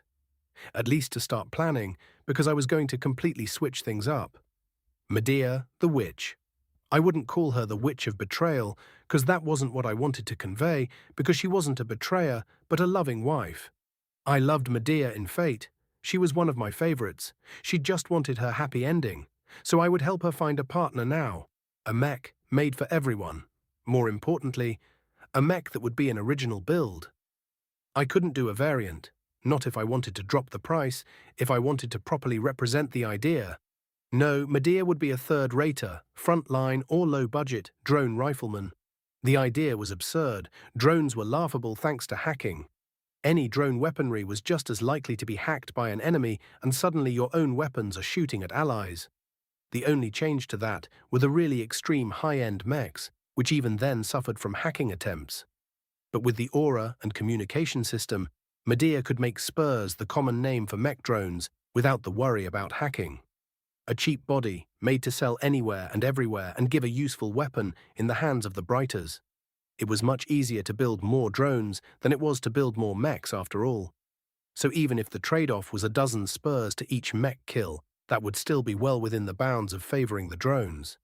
And if I could make the Spurs, the drones themselves as noble phantasms, maybe I could push it even a step further. I'd been considering ways of adding aura into some form of offense. Hercules didn't have a boosted sword like that because honestly, nothing I'd done had worked. But that didn't mean I was going to give up. But first I needed to start spending some DP, Computer Science Apprentice, 1000 DP.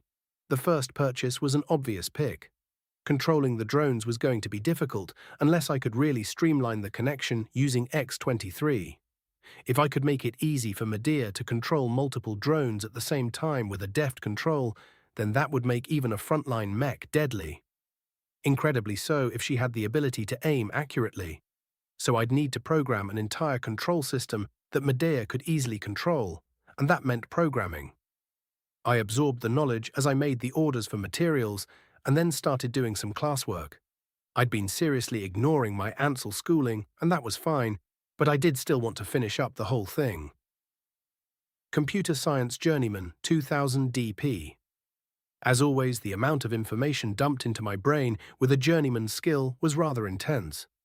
It took me a while after accepting the purchase to do more than just lay in my bed with a hand over my eyes. Programming was even more dense in some ways than other skills. I now knew more than I think I ever would have learned about just how a mech computes information from the neural interface, and how to alter everything about it. Not the interface itself, that was a completely different set of skills, and I noticed programming only seemed to brush up against the idea. But it was about how to alter systems and computers in the mech to better focus the subsystems. Integrating the aiming computer with a missile launcher. It would work naturally, but now I understood that most of these components weren't made to work together naturally. A mech was a very adaptable machine, with most things able to be figured out by the natural control a pilot would have. But make the programs of two components work together would actually enhance the efficiency of everything. If the targeting computer could perfectly send the data to the missile launcher and vice versa, then that would reduce lock-on times. But if the system struggled to communicate or could only send low-level data, well, it was obvious that was a problem. And now I had the knowledge to be able to fix these sorts of things. I'd never considered altering the program language of a mech as part of the design, as that was mostly just left alone, but it was important and was definitely worth upgrading. It wasn't quite the obvious power of muscles or internal integrity, but it was a bonus that would push mechs to be just that little bit better. I was glad I bought the skills. Of course, now comes another problem. I needed to buy component licenses. A lot of them, the very cheap armor I had the license for would work, maybe some of the internal licenses as well. But I really needed to sit down and figure out what Medea needed, and then figure out where to put the costs. Then I ran a hand over my face. More than that, I needed to figure out what kind of mech Medea was going to be. Landbound? An aerial mech? Spacebound? An aerial mech would add a bit to the cost, but not much if I made the mobility fairly cheap, which I could. Medea just needed to be able to get around, not evade or fight in combat. That's what her drones were for. But spacebound or atmospheric? Did I want to start with a spacebound mech? Both had benefits and large customer bases. Some pilots only fought in space, specializing in it. Some only on planets. Both as always popped into my head, but that was the absence of choice. I still needed to make a choice first. Aerial, I decided after a moment, for one reason and one reason only. A cheap mech with a weak movement system was far more acceptable on a planet than one in space. Okay, the idea was set. Medea would be a frontline aerial spur controller. The idea was already forming together. A cape of sorts spread out wide. Medea from Fate liked flying like that, but instead of just a cape, the cape would be the spur docking collars. They'd need a place to charge, and they could fly and dock up, and could even be fired while docked if I did it right. She'd need a hell of a reactor. Maybe the CA-1 reactor would still be needed at this rate, unless I could get an even better one. I'd have to check licenses and power outputs. Other than that, she'd need sensors. Good ones. Much better than the CA-1. While the spirits had some sixth sense out from the mech, not using the mech's eyes and sensors, it was limited, and those parts did seem to have some benefit from the mech. At least I think so. I'd only done some bare-bones testing regarding that with Medusa before. I clenched my fist and fought down the anger of what had happened. Focus on the concept, ignore it for now. I'd get my revenge eventually. Petty as it might be, I'll be so wealthy and wanted as a mech designer someday, Flashlight and all the mech cores will come to me, and I'll make my anger at what happened known then. Until then, focus. Okay, so, better sensors to help the spirit react to things. I might have to buy some sensor skills as well. If I could better integrate the system into the mech, it would be very important. Either way, the more I thought of it, the more components would be needed. But cheapness was perhaps even more important. Make the mech so cheap anyone could build it for almost nothing, and make the drones even cheaper. It didn't need to be like Hercules or Medusa, where trying to maximize the performance was important.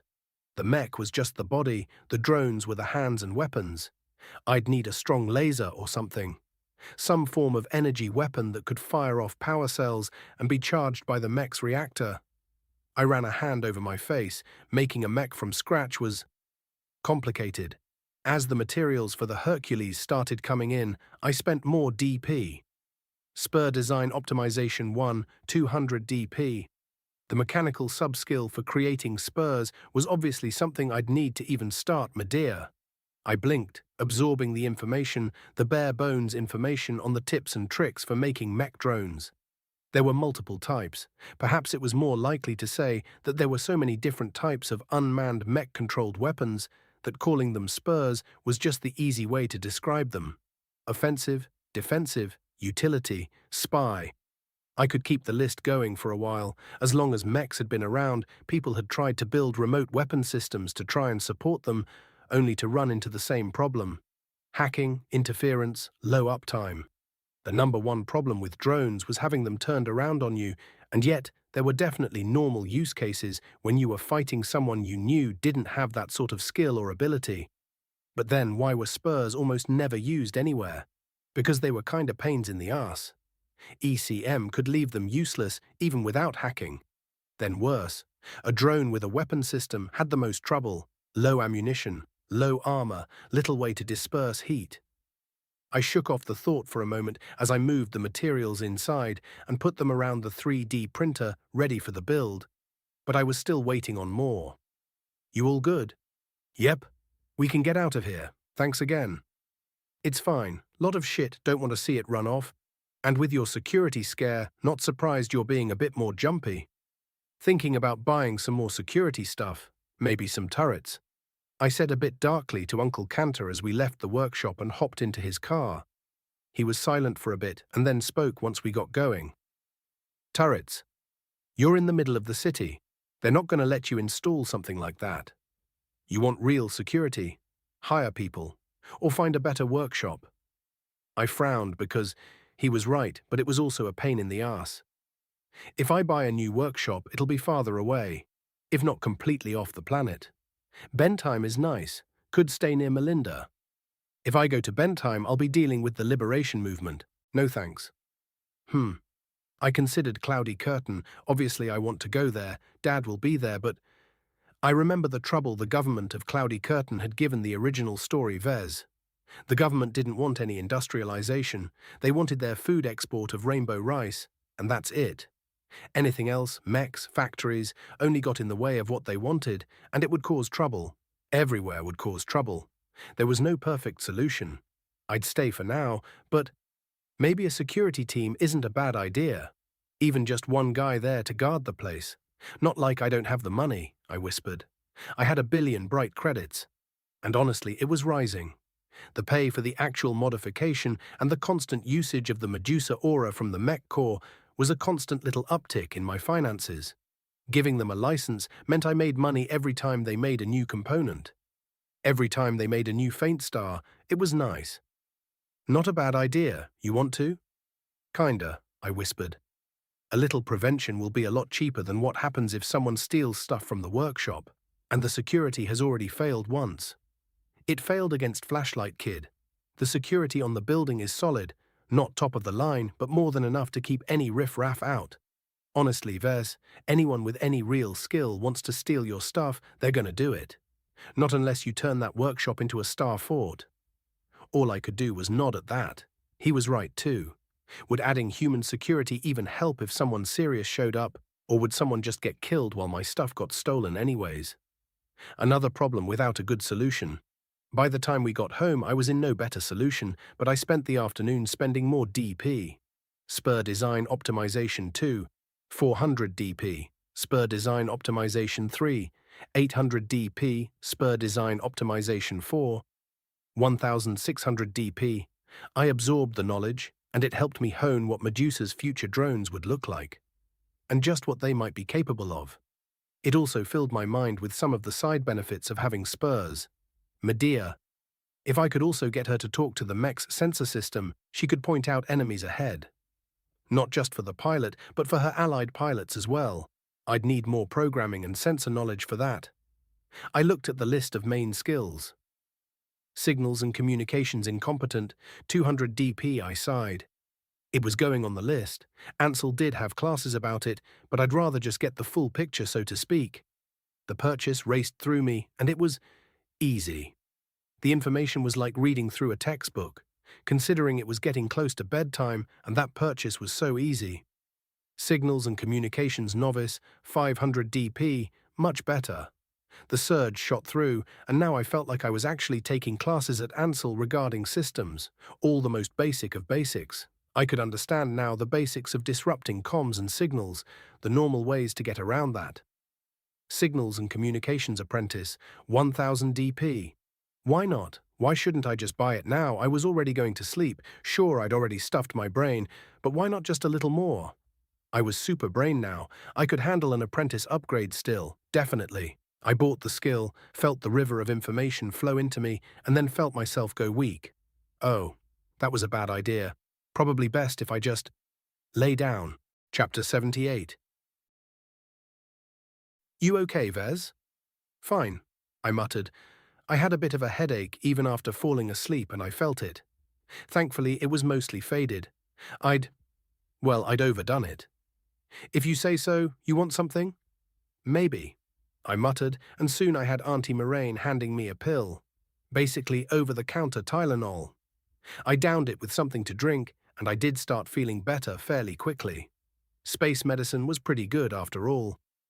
Either way, I perked up enough to finish breakfast and then scurry away from all the noises of everyone getting ready for their day to hide in my room.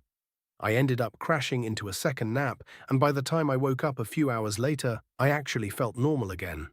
Rolling over a bit, I deftly caught Corey as she'd been laying on my chest as I sat up, and she just wormed into curling up in my arms as I yawned. Not a great start to a day and a definite warning sign. I'd pick up another skill later tonight, but I'll go slow with it. Until then, I just had to take it easy and relax a bit. There was no rush towards finishing Medea or preparing for Hercules, even if I was excited and definitely wanted to go all out to get them both done. Either way, I had spur design, and so instead of focusing on Medea herself, I started considering the drone. Energy weapons were definitely going to be the main focus. Ballistic would add in a lot of ammunition management, alongside the heat and power. For a mech, that was acceptable. For a drone, it was just one more thing to worry about. So heat and power. Every shot would introduce more heat into the drone system, so I'd have to come up with some way to cool it down. Thankfully, this would be a design built for in atmosphere, so it would naturally cool ambiently, unless the drone was in a very hot climate. Well, so I needed some focus on that. I needed a weapon that could do some damage, despite being in a small package.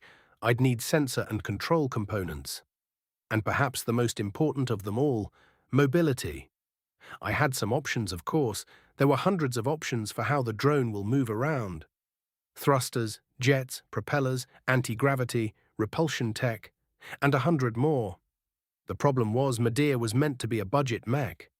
Something absolutely cheap. If the drones were too expensive, that would be bad. So, what's the cheapest yet still mobile enough to dodge attacks platform? I did have some combo knowledge here. Speed tuning, flight systems, and spur design all synergized together as I paced in my room, gently petting Corey as I considered the options. Optimal amount of terrain performance, absolute bare bottom cost, not too power hungry, not too heat inefficient. It was already cheaper as I didn't have to design expensive ECM or automated control programs trying to find ways around enemy hacking. My spurs would be slimmer without all that bulky equipment, but actually, one of the limiting factors of drone mobility was weight to speed. Heavy internal components meant the drone needed more mobility systems, or bigger ones to move, which makes them slower as that's more weight, and more power to activate, which means more power cells, which is more weight. But without the ECM and bulky computer, I could use two mobility systems, couldn't I? Instead of getting stuck between options, just mix them. One engine, maybe a single thruster to push the drone much faster, and cheap repulsors to get the whole thing to hover. No, I'd need a few thrusters so it could dodge. Could I still afford that?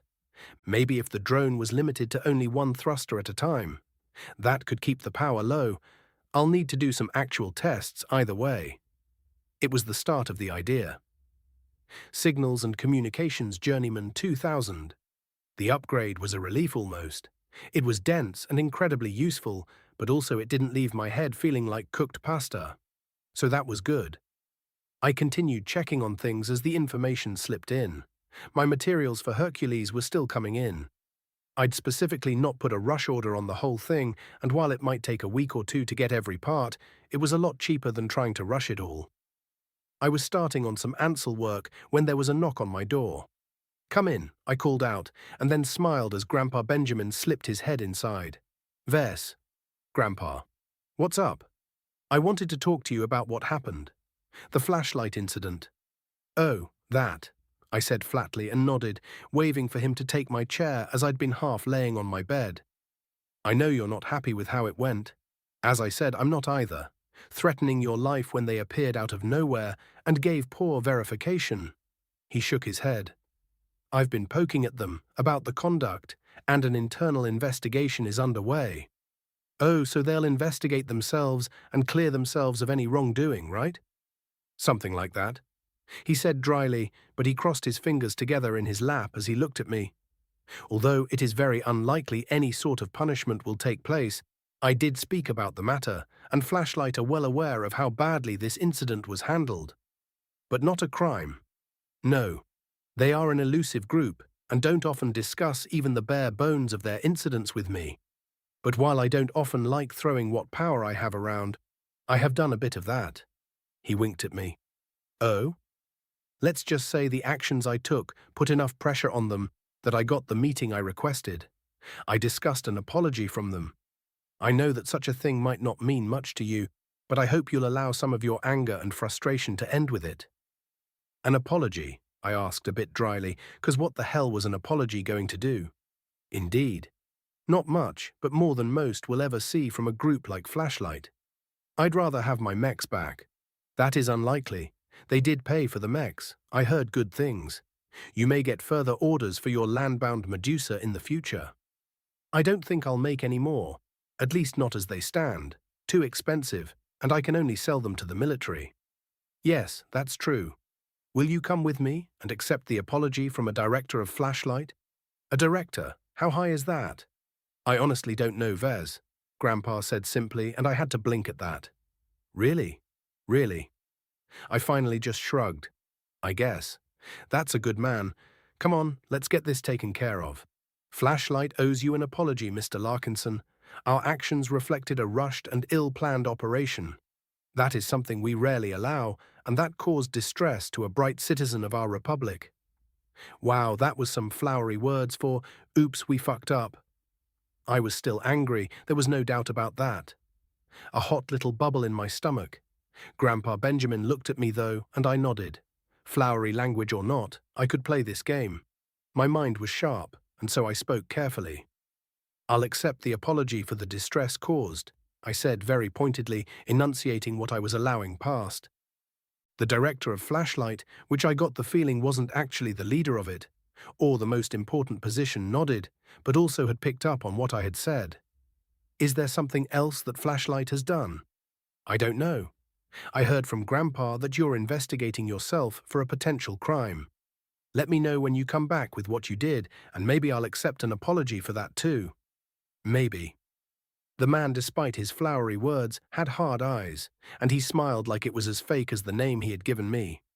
I'm sure you will be relieved with the thoroughness of our internal investigations. I'm sure. Mr. Larkinson, we do want you to believe that regardless of how it happened, we were working for the benefit of the Bright Republic. Your mechs saved many lives, both during the operation we needed them for and in the future for the success. Flashlight was quite impressed with your mech's performance. That aura of yours is a hell of a weapon. I'm very proud of the Medusa, the first mech I ever built from my own designs by my own hands. It's almost a shame the original 0000 model was taken without my consent. I drawled out, and there was a sudden shift in the man's posture. I see. I wasn't informed the mech had such importance to you. Perhaps we can make a deal. There is currently some discussion of potentially adding more of your aura mechs to our units. I've already worked on the Faint Star. Yes, but that's a spaceborne mech. Flashlight often works on planets, and for that we'd need something else. I don't plan on doing any further work with the Medusa's aura at this time, I said flatly, and with all the vehemence I could. Surely a deal could be struck, a return of your original model. I don't believe working with Flashlight would be in my best interest at this time. I gave a very boilerplate response, but the dislike in my voice told him the truth. They wanted something from me. They'd need to make up quite a bit to get me to even consider it. I understand. That's perhaps talks for another time. I'll reach out about your original Medusa, Mr. Larkinson. I can't promise anything, as your auras have opened up some operations to us, but I'll at least put the idea out there. I see, Grandpa said, not sounding very happy either, but I couldn't tell if it was at me for refusing or the director. Either way, the meeting ended not long after. Programming 1, 300 DP. The next upgrade was obvious. Although I'd gained a lot of skill with computer science brought up to journeyman, I had a problem. And the lighter and more efficient I could make a control system, the better. I was doing something completely unique here. The drone's brain needed to be made from the ground up to efficiently let Medea control all the different drones around the mech. Thankfully, while very useful, the upload wasn't incredibly dense. It had a lot of information, but it was all fairly understandable. But being careful, after an hour of integrating the knowledge, I bought another, and that would be it for today. Programming 2, 600 DP. Yeah, I was just starting to feel the pressure from adding new skills in with the second upgrade, and so I focused on other things. Mostly just doing Ansel work, slowly picking through more of the class bit by bit. Sure, it all felt a little pointless. Nothing the classes taught really impressed me at this point, but it still was something the family wanted me to do. And the faster I could get the diploma, the faster I could finally just do mech design 24/7. Programming 3, 1200 DP. Yeah, that was getting a bit more dense. Taking in the next level as I woke up the next morning was a good call, as it wasn't exactly light uploads. Programming was definitely going to be a crutch to make sure Medea worked. Drones, system integration. I even knew I was going to have to build friend-foe identifiers into the drones. Technically, any Medea could just take control of any drone, but that would cause issues if, say, both sides of a conflict had my mech. Mechs were expected to be trustworthy, and while the spirit might be, if the supposedly unhackable drones were just getting instantly taken over by another mech, that was no good. So each Medea needed a way to keep track of the drones on your side, and the enemy side, to make sure they didn't snag them away. Or what if you had two Medea on the field and the two pilots had different plans? Would they steal each other's drones? So the control system needed some way to register that. I had some ideas, and I'd probably implement half a dozen of them and test to see which one works best with Medea. Of course, she didn't even exist yet. I was still slowly forming the spirit, taking on ideas and slipping them into what she would become. Unlike the spirit so far, Medea would have a real job to do. She'd need to be more active and aware, but also, she needed to be completely in tune with her pilots. Sure, even if she wasn't, she could still control the drones and would have some idea from the pilot. But if spirit and pilot were truly in tune, then it would feel like the pilot themselves was controlling their weapons. That, of course, was the goal, but I hadn't quite finished creating her yet. I was too focused on other things, and Medea deserved the full attention. So quiet day turned into a quiet night. Programming 4, 2400 DP.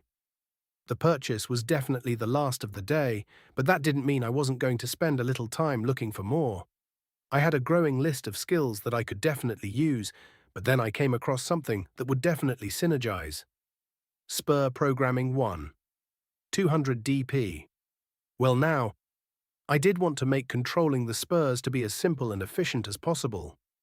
The next morning I bought the first level, and because of just how easy it was to absorb, I then bought the second not long after. Spur Programming 2. 400 DP. The focused programming knowledge was a bit hit or miss.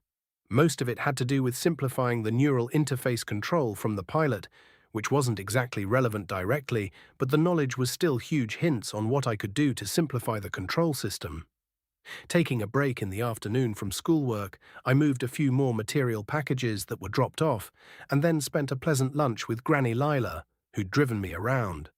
Of course, I didn't waste the day. Making sure to really split up the purchases, I bought 2 more upgrades. Spur Programming 3, 800 DP. Spur Programming 4, 1600 DP. I took a deep breath. It was time.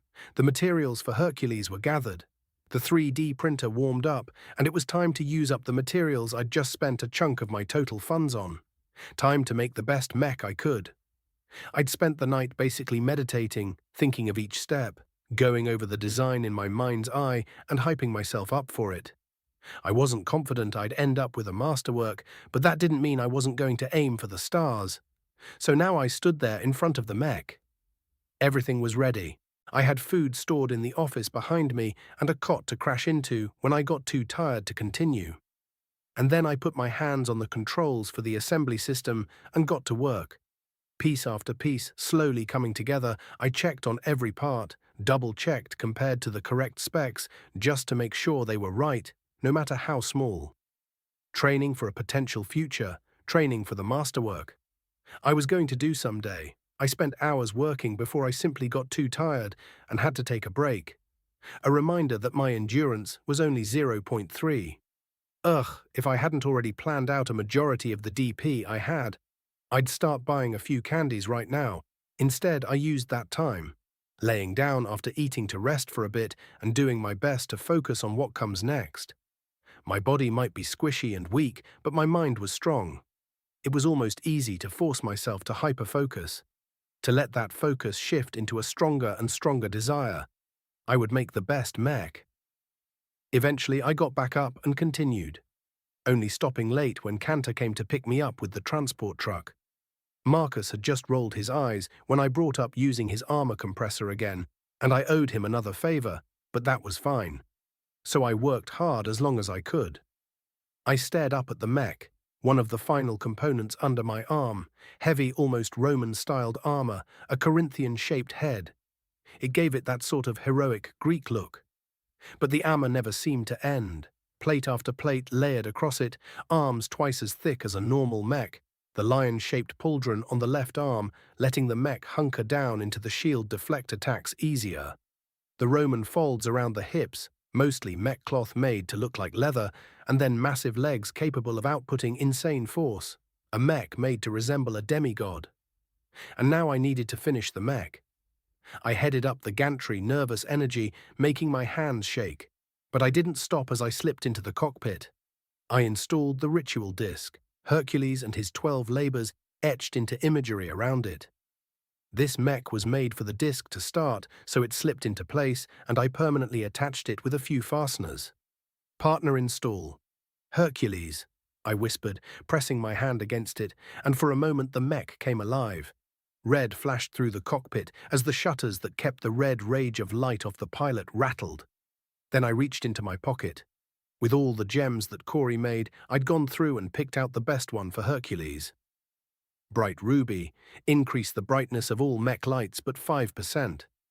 I'd almost laughed at the gem when I found it, considering the light itself was Hercules' noble phantasm. Was there a better gem? I swiftly bought the ink I needed for the stamp and then pressed the gem. Then, with a few moments' work, installed it right in the center of the disc. It would be embedded into the center of the shield Hercules was using in his dramatic, heroic pose. The gem instantly seemed to glow for a moment. I closed my eyes. I couldn't look. I couldn't hope. And then, as a minute passed, I opened my eyes. The mech was the same. Nothing had happened. I breathed out, half groan and half sigh of relief.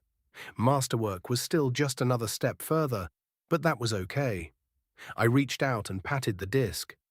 "Welcome, Hercules," I whispered, and grinned as the shutters seemed to almost rattle a bit. Then I did what I definitely needed.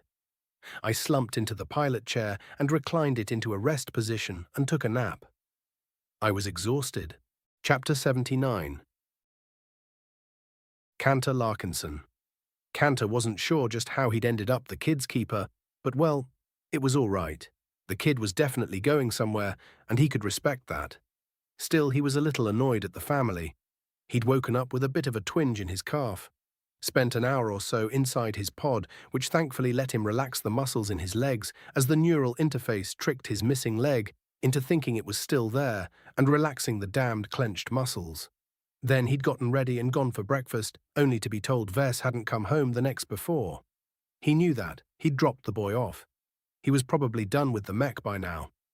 But then during his breakfast, when half the damn family seemed to want to have Cantor go check on the boy, he'd finally thrown up his hands. Fine. Just because he was retired and didn't have work or any other bullshit to worry about, sure, make him babysit the boy. Grumbling the entire way over, he'd checked the security system.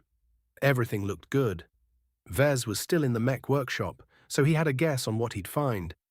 Popping open the security door, he headed inside, and yet, he entered the hangar and heard it. Hue, hue, hue, hue, hue. The boy was sitting on the ground just looking up at what Cantor thought was probably a completed mech. Damn, that was a big mech. He walked over, finding Ves looking tired as he stared up at the machine, utterly enthralled. You eat yet? Hmm? Oh, hey, Uncle Cantor. No? I don't think so. Come on then, let's stop and get some breakfast into your belly. You finished? Him? He asked, noting the very masculine design. Perhaps the boy's tastes had finally changed a bit. Good. I guess I could eat. Good. Come on, everyone is going to want to hear about your new mech. He said, looking at the monstrous thing. He couldn't feel the aura, although he suspected it would have one, not entirely anyways. There was a vague sense of menace? Not quite like the Medusa, but nothing like King Arturia either.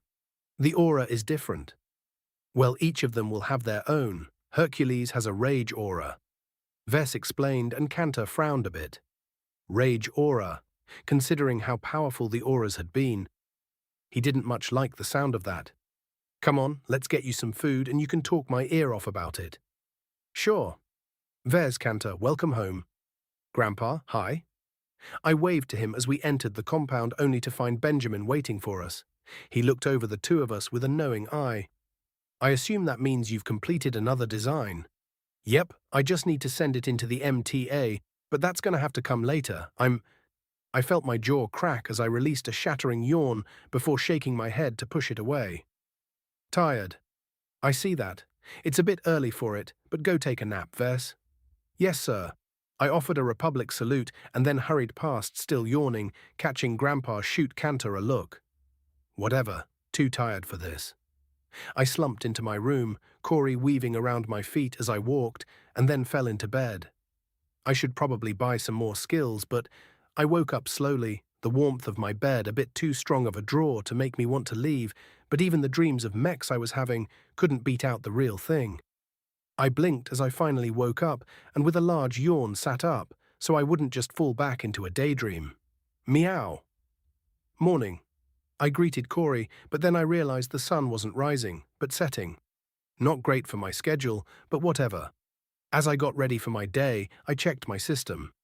Name, Ves Larkinson. Profession, apprentice mech designer. Specializations, none design, points 34,274. Attributes, strength 0.3, dexterity 0.4, endurance 0.3, intelligence 2.0, creativity 1.9, concentration 1.9, neural aptitude F, spirituality 0.4, assembly, journeyman, 3D printer proficiency 5, assembler proficiency 5, business, journeyman, computer science, journeyman, programming 4, spur programming 4, electrical engineering, journeyman, structural pathway configuration 4, mathematics, journeyman, mechanics, journeyman, speed tuning 4, jury rigging 4, artificial muscle enhancement 4, cost reduction optimization 4, spur design optimization 4, metallurgy, journeyman, melee weapon honing 1, alloy compression 4, metaphysics, novice, spiritual weapon creation 1, spirit component synergy 1, pilot spirit ritual connection 1, physics, journeyman, impact mitigation 1, lightweight armor optimization 1, directed energy weapon optimization 1, melee weapon optimization 4, medium weight armor optimization 4, propulsion, journeyman, flight systems, 4, signals and communications, journeyman. It was, well, fairly broad at the moment, everything I'd learned, trying to get better and better at making mechs. But there was always more to learn, and I was going to do my best to make the best mechs I could. I do wish I could buy metaphysics stuff, though. It would certainly make this all easier. I was still trying to figure out how to make some sort of spiritual weapon upgrade. I didn't have the crystal laser tech that the original Ves had found. A random asteroid in a random system was a bit impossible for me to track down. The crystal had some spiritual elements, as it wasn't an exotic really, but a specially formed crystal. If I had something like that, I could just make the lasers more powerful. But I didn't, so I had to figure something out my own way. I had some laser knowledge, but if I was going to try and add some spirit stuff into it. I needed more. Directed energy weapon optimization 2. 1000 DP. I bought my next upgrade, and the high cost of the subskill continued to show me just how useful it was. Maybe an alteration to the lens. Or maybe the laser propagator. Could I turn the energy that shoots out into some sort of spiritual carrier wave? I still didn't know. Directed Energy Weapon Optimization 3, 2000. The next upgrade came a few hours later, once I finished absorbing the last. It was late now. I'd eaten dinner with the family and gotten a few looks for sleeping the day away, but everyone had wanted to know about my next mech. But I'd kept myself quiet about it. I'd show them when it was registered. Until then, the mech wasn't really done, so to speak. Either way, I had the evening completely to myself, as eventually everyone went to sleep and I was still up. I spent most of it absorbing the upgrade or doing some Ansel work. But eventually I decided to try and crash early so I could be up at a semi-reasonable hour. But not before feeling ready for the last upgrade for directed energy weapon I could afford. Directed Energy Weapon Optimization 4, 4000 DP. The information was dense, and it left me falling into my bed and easily slipping into sleep as I absorbed it. But the question remained, would it answer the question on how to make a spirit weapon? No, unfortunately, I knew more and more about the structure of energy weapons. I could make a laser with my eyes closed, but it wasn't going to be easy. I wasn't going to be able to just make a mech and hope it work. Nope, I was going to have to do some actual beta tests. But I was going to need a Medea spirit and a dozen or more drone builds just to see if I could get something to work. I glanced at my finances. I wasn't in a rush. I still had income coming in from the Mech Corps, and Marcus was still dropping a few million into the account here and there, even if I wasn't really working at his shop anymore. It was getting close to time to build Medea, to birth her spirit. But not yet. I wanted to be ready. I still had a few specific subskills I wanted to buy to make sure I could make an optimal spur, but I also really wanted to just start. I was getting more and more excited for Medea, but instead I didn't cool the fire of excitement. Instead, I just put a lid on it for a bit. There were still a few things I needed to do before I could start Medea. First off, I needed to get Hercules examined by the MTA for approval. Checking the time, the sun was coming up, but it was still early, and I'd need Uncle Cantor. So I decided to use the time I had, more Ansel work, and more importantly starting the next subskill. Heat Containment Systems 1. 600 DP spurs wouldn't have all the armor and space inside them to vent excess heat. So if I was going to use a laser weapon, I'd have to really figure out the heat management in every one of them. Plus, it would be useful for Medea and other mechs in the future anyways.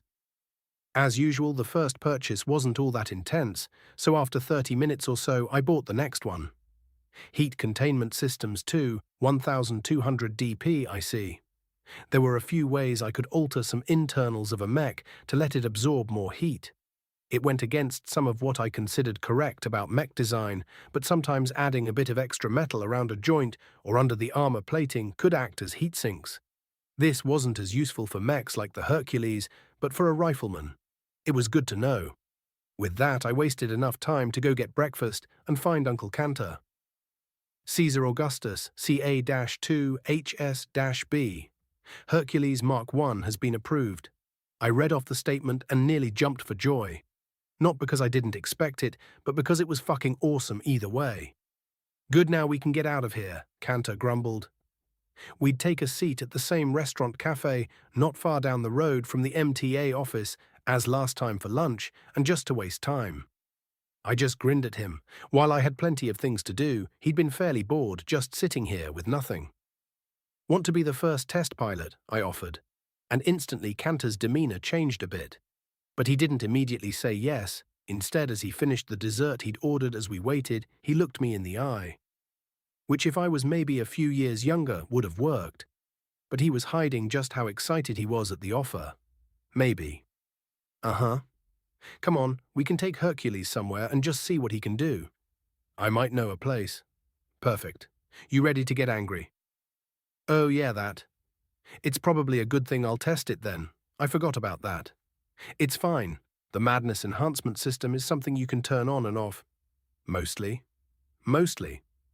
Well, a little of Hercules' aura still seeps through. Come on. Yeah, don't rush me. I rolled my eyes and, well, Heat Containment Systems 3, 2400 DP. more than enough time to absorb some more knowledge while I waited. The mech track we went to was a fairly nice place. What is this? Mech Athlete Arena. I know a guy. He told me and I believed him. He'd been on a call off and on through the drive and he'd gotten permission to use it, which was kinda impressive. Way to go, Uncle Cantor. We drove through the security doors which allowed us entry and onto a massive area. Here is what mech pilots would compete in their mechs. All sorts of different games and events could be held. But it was empty right now, and it didn't take us long to start unpacking Hercules as Cantor made to head inside. But a voice called out, "Well, look what the cat dragged in." A man called out, waving an arm, and Cantor stopped as he was climbing up before heading back down.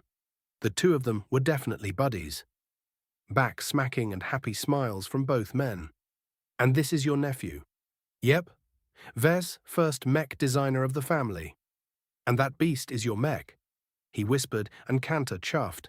"Ves, this is Grenady. Just call him Gren. We served together." "Don't let him be humble. This lunk dragged me through the war and saved me life through the whole thing." "But seriously, what a mech? Is that compressed armor?" "It is. And he's a big one, but not a heavy. Medium heavy, but it's all performance, so he'll still move like a medium."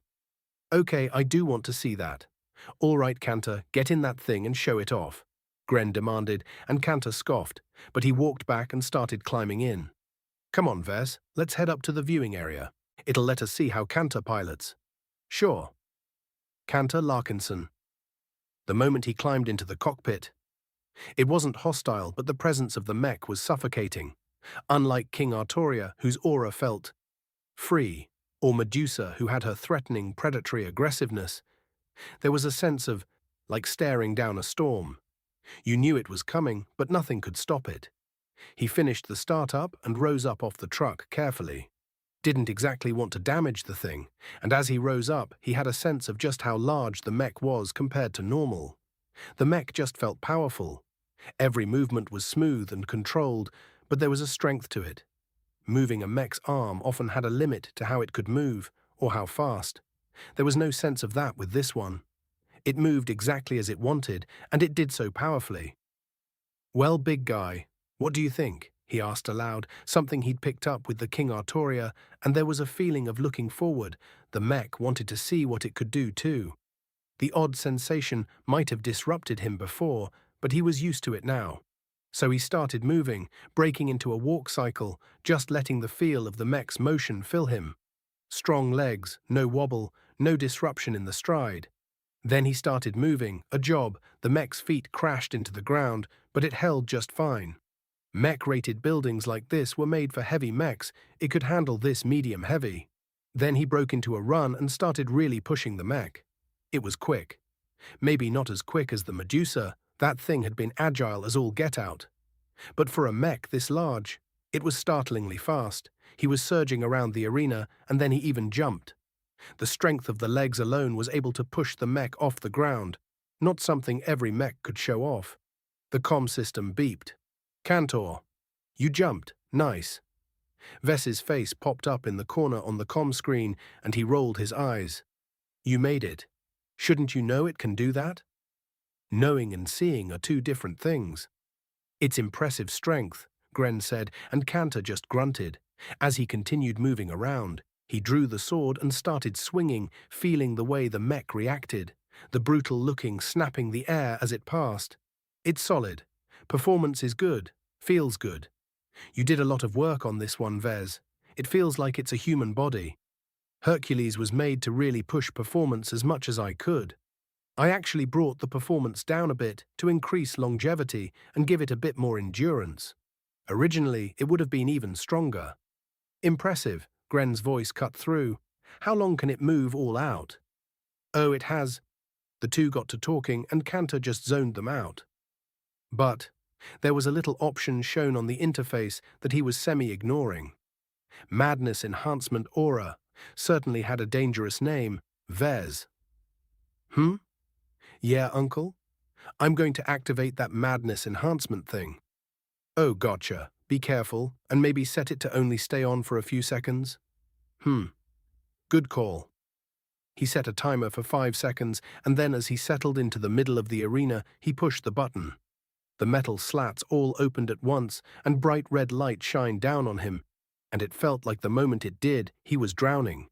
His hands gripped the controls, and he felt an overwhelming anger. Fucking! He snapped, snarling, as he felt every inch of his body react. Adrenaline dumped, and he was close to grabbing whatever he could and just smashing it into pieces.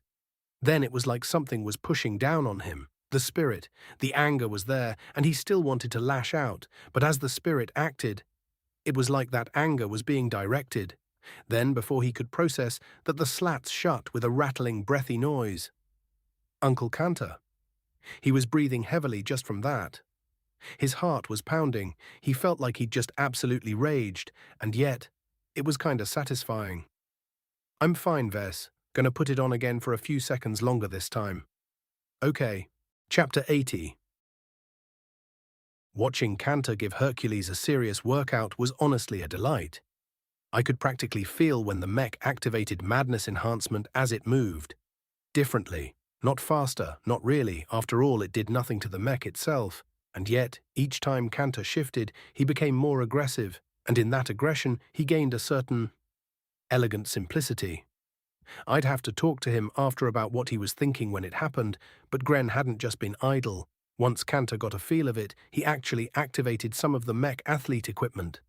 A set of rings to race through to measure agility and speed, a sort of staircase that a mech would have to navigate, which was a lot harder than you'd think for some mechs. There was even a strength gauge. Watching Hercules pick up this device, 2 handles and a circular core, and just start compressing the handles towards the core was kinda neat, despite everything. Hercules was able to get it fairly close to completely compressed, which had Gren looking at me.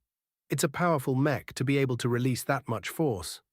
It was designed to overwhelm anything it comes across. He nodded and turned back to watching. But while Cantor was definitely having fun, I was already considering what came next. Iron Spirit needed a build and upload Hercules, and do I want to sell Hercules? I could reach out to a mech broker and see if someone is interested. Or I could just hold on to the mech for now and save it as a symbol of my first build of the mech. It felt kinda bitter with that idea now, with Medusa gone. I shook it off. Either way, I needed a mech and spirit to help me figure out everything for Medea, so I guess Hercules was going to be learning how to speak just like Medea. I really hoped the information transferred over so I wouldn't have to start from scratch with Hercules.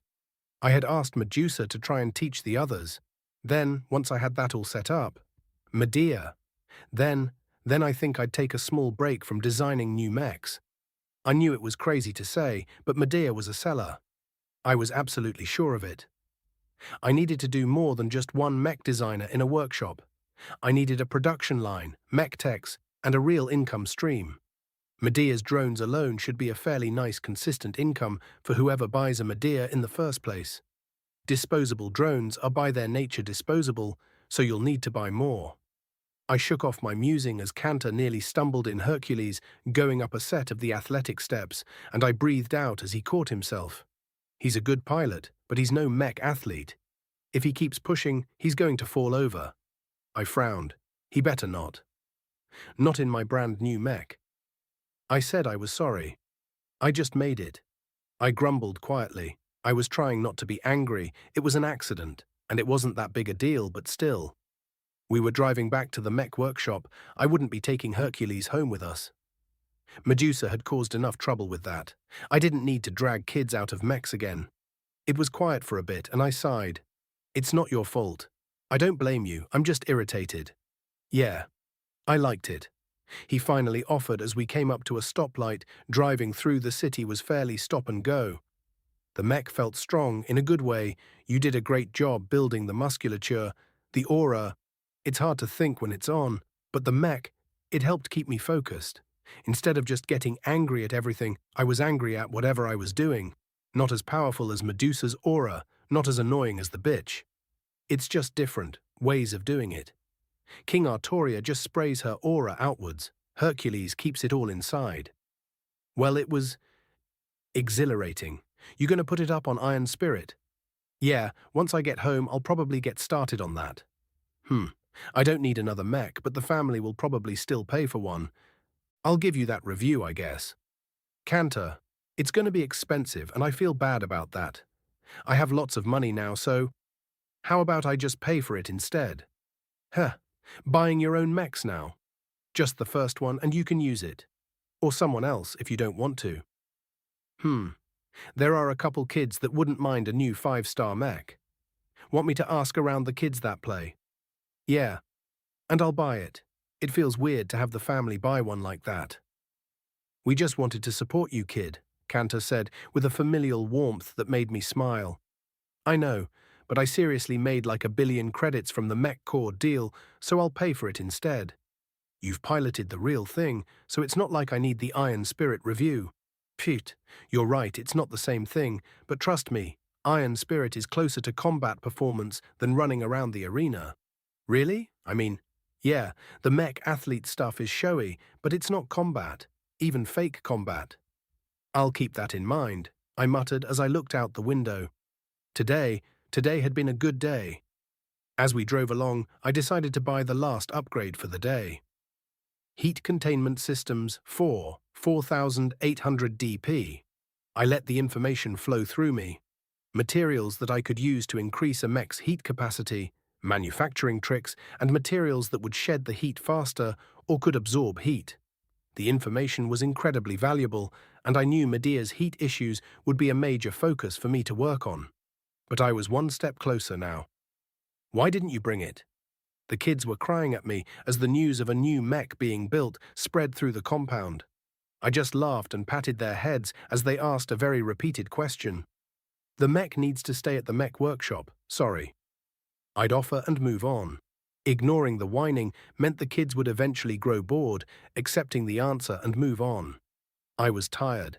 After getting to the workshop, I'd done what I could to repair the light damage Cantor had inflicted on poor Hercules when he ate shit. Then I'd set up the spirit speech box. Hercules, to my relief, was about the same point as Medusa. And so after setting everything up, so he'd be able to learn more, I'd left him for the night, Cantor driving me home, and there were quite a bit of calls for my name and backslapping going on.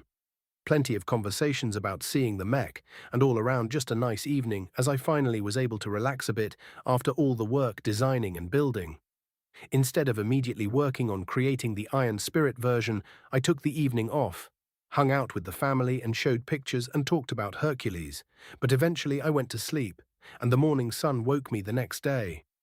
Iron Spirit, I whispered into the air, then groaned a bit as I rolled and then flopped off the bed. Ow! Meow. 'Cause I don't want to get up, but I had to get up. I told Corey from the floor as she peered over the edge at me, wondering what silly nonsense I was getting up to. She just stared for a while before meowing at me again and disappearing back over the bed. I think she just called me an idiot. I snorted. Yeah, I probably still was. Getting up, I took it slow, climbing into a shower as I scrubbed down and considered the day. It would be busy with building the Hercules in Iron Spirit, but I still needed to prepare for Medea. Well, she was going to be a rifleman, and the spurs wouldn't be sniper bots, but rapid-fire weapons, as they couldn't stay still for long, if at all, or guarantee to be shot down. Rapid-fire laser weapon Operation 1, 200 DP. The choice made, I finished my shower as I took in more information about the physics sub-skill. Most of it was fairly redundant, honestly. I knew a fairly good amount about energy weapons now, but that wasn't the point. I probably wouldn't be making a laser weapon after all. But the more I knew about a system, the better I could integrate it into the spur platforms. A rapid-firing laser had different needs than, say, a single-shot sniper laser. Different heat patterns, different rates of energy drain, and dozens of other little focuses. So that's what I was learning now. Besides, Medea could also benefit from this skill. I finished my shower and slipped out, still absorbing the knowledge. I quickly got dressed and was still wiping my head down with the towel when Corey meowed at me. I looked over the chair and she was over at her bowl poking at it with a paw. Meow, she said forlornly, like she was a starving orphan or I'd never fed her. I literally gave you an entire scoop of exotics last night, a whole thing, from a bucket. Meow, she whined, batting at the bowl even more. I knew letting you pig out during the experiment wasn't a good idea. Meow. Yes, I know you did very important work. I assured her as I got up. Fine, it was only… Nope. I'm not going to think about how many bright credits I was throwing down the black hole that was Corey's belly. I pulled out the bucket I'd picked up specifically to keep her out, and as I opened it, she was already rubbing against my legs, meowing and begging. Hold your horses, I'll get it. Hold on, I told her as I looked inside. Junk Exotics, quite a lot actually, stared back. I took a scoop of the stuff and poured it into her bowl, which she happily started crunching down on. Not crunching, not it was definitely crunching. There, at least the cat was happy. I slipped back onto my desk and pulled up Iron Spirit, purchasing the packs of materials I would need to build Hercules and ensuring all the licenses were in place. I started. Rapid-fire laser weapon Operation 2, 400 DP. I'd made it all the way to lunch and decided to take a break, so I bought the next upgrade. A nice little addition. The data was rather interesting, so many tiny alterations, small ideas that would increase the power of a laser weapon, and more importantly, make a mech more adept at using rapid-firing laser weapons. A mech's hands needed to be shaped differently than a normal rifleman if it was shooting a rapid-fire laser rifle. There was no recoil, but the need for constant adjustments while firing was different than the adjustments a sniper mech needed to make, for instance. All in all, fascinating. And somewhat useful. I got back into it after lunch, and that was really it. Iron Spirit took time to build the mech, and I did my best to make it as best I could. After all, this build would be going to someone in the family. By the time I went to bed, I bought the next upgrade. Rapid-fire laser weapon Operation 3, 800 DP. The next morning, I continued working, and then finally I was finished. Hercules appeared in Iron Spirit just as massive as he appeared in real life. The hulking medium-heavy mech stood out on the screen. If I do say so myself, maybe it'll be a big seller? I honestly kinda doubted it. Too expensive. Either way, as I finished, I took a moment to stretch and then shrugged. Might as well. Rapid-fire laser weapon Operation 4, 1600 DP. Oh yeah, I could definitely upgrade the Spurs with a bit of that knowledge, and Medea might just get some upgrades too. With that, I headed out and finally found Cantor getting his own lunch. Hercules is in Iron Spirit, I said simply as I took a seat beside him. Normally I wouldn't sit at the pilot table, but it was lunch and there were like 4 of us in the room. Everyone else had school or work. Is that so? Good, he said with a proud look. I asked around. Someone wanted to use it? Lot of people, but after using the mech for a bit and everything, I know Yuna could use it best. Yuna, I asked, not recognizing the name. She doesn't stay here much. Her mother's got some city job where she doesn't want to commute. The kid's a good pilot. She got to 5-star recently. I play with the kids, you know?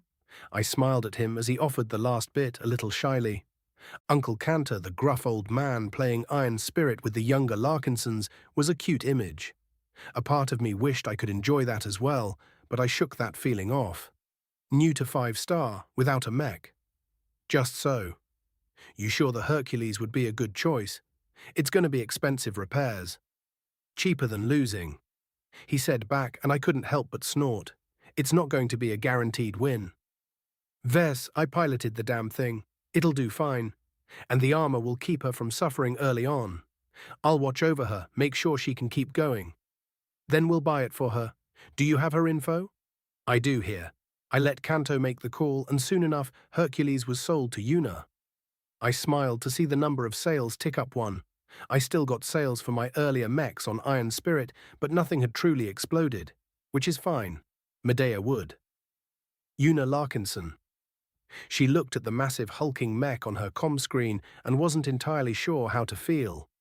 Uncle Cantor had commed out of the blue and walked her through buying a mech, apparently a gift from the family, which was a first as far as she knew, and yet…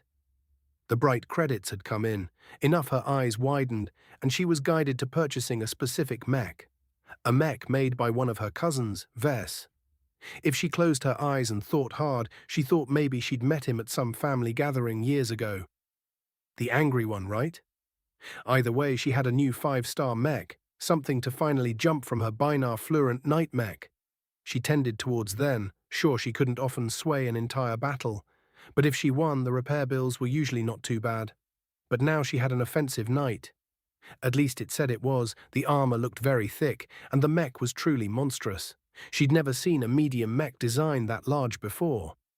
Was it really a medium? She shook it off. It would be a different style of play, but 5-star lost more, but also made more credit.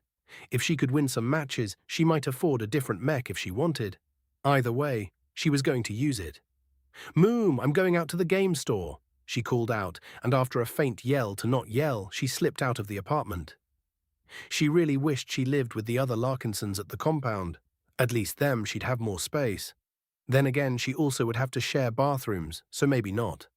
The store as usual was fairly busy, but she got her pod and was in with a flash. She checked over the altered cockpit design as she pushed herself into a practice area. Instantly it felt humid, oppressive. The mech felt weird, weighted, heavy almost, but she began moving. The weight certainly wasn't the mech itself. Despite being a massive mech, it moved like a faster medium. She broke into a sprint and had to adjust herself to remind her that she wasn't in her normal slow night mech. She took a breath as she let herself fall into the practice motion, feel how far the arms could move, how fast she could stop and go. All the normal stuff they taught potentates on how to control an unfamiliar mech. But it was time. She wasn't ready for a large match, so she did the most cowardly option. 1v1. It was a fairly normal issue for her. She was confident enough. She could pilot, she could fight, but sometimes she just didn't want to ready for a match. What if she lost? What if she wasn't in the groove? What if she made a fool of herself, so she'd hesitate and waste a lot of her time? But 1v1 was fine. It was fine. She could do it. The match began and she started moving. She was too big to hide and had no ranged weapon. The desert dunes and ruins she found herself in meant she needed to find her enemy. If she was facing a rifleman and she let them find a sniper's nest, she'd die quickly.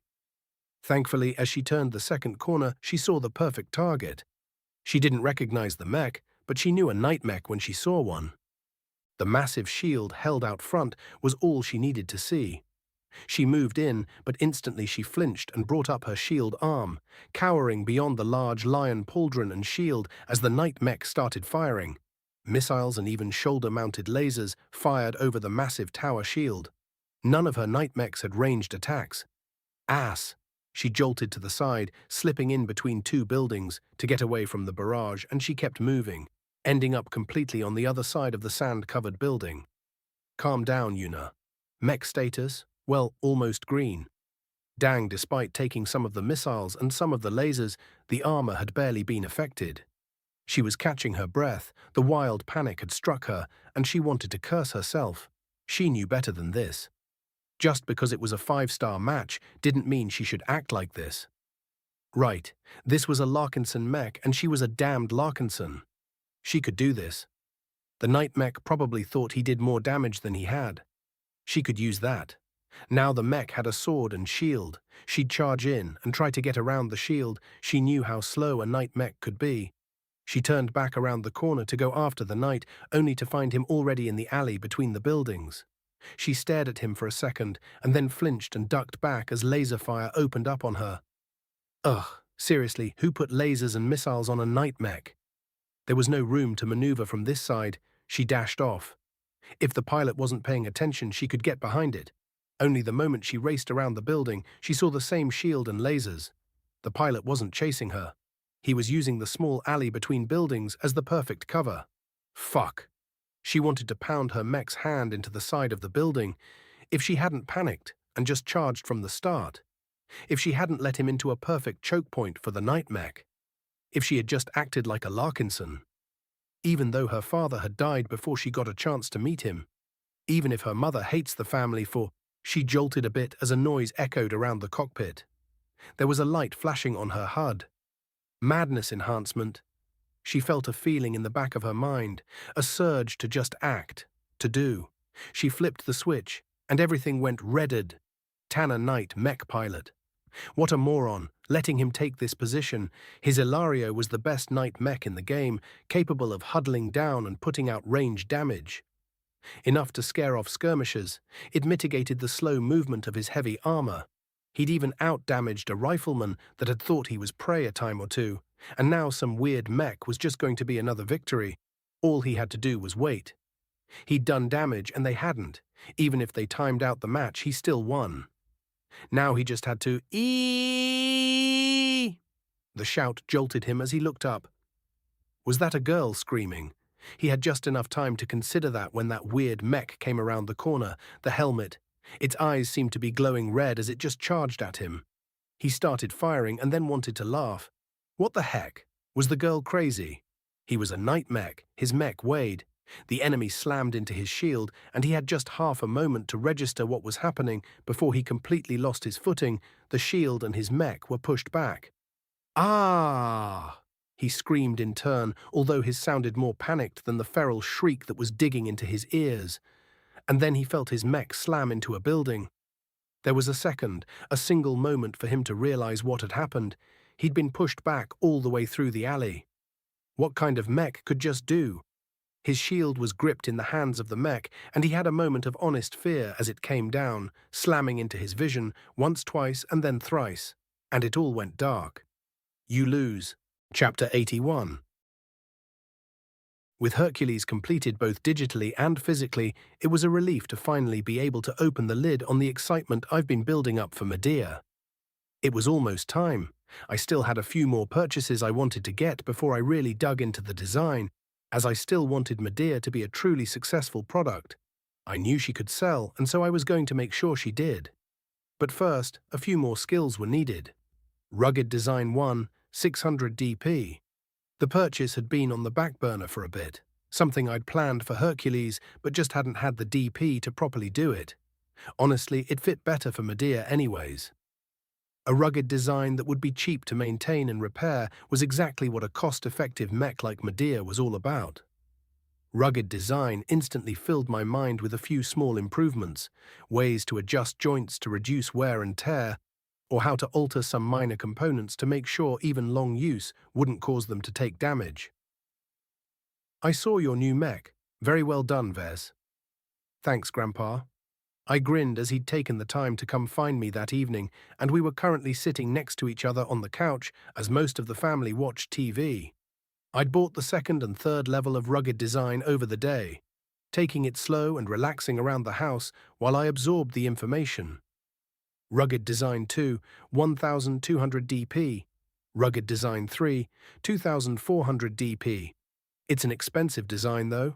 I'm not sure you'll get many sales. Cantor tells me the performance is excellent, but the aura isn't quite as powerful as the Medusa. Yeah, Hercules was a bit of a different idea, and I learned a lot from the build, but he's only going to be a special piece if anything. I've been thinking of making a reduced cost variant that might sell a little better, but I'm working on another project first. Oh?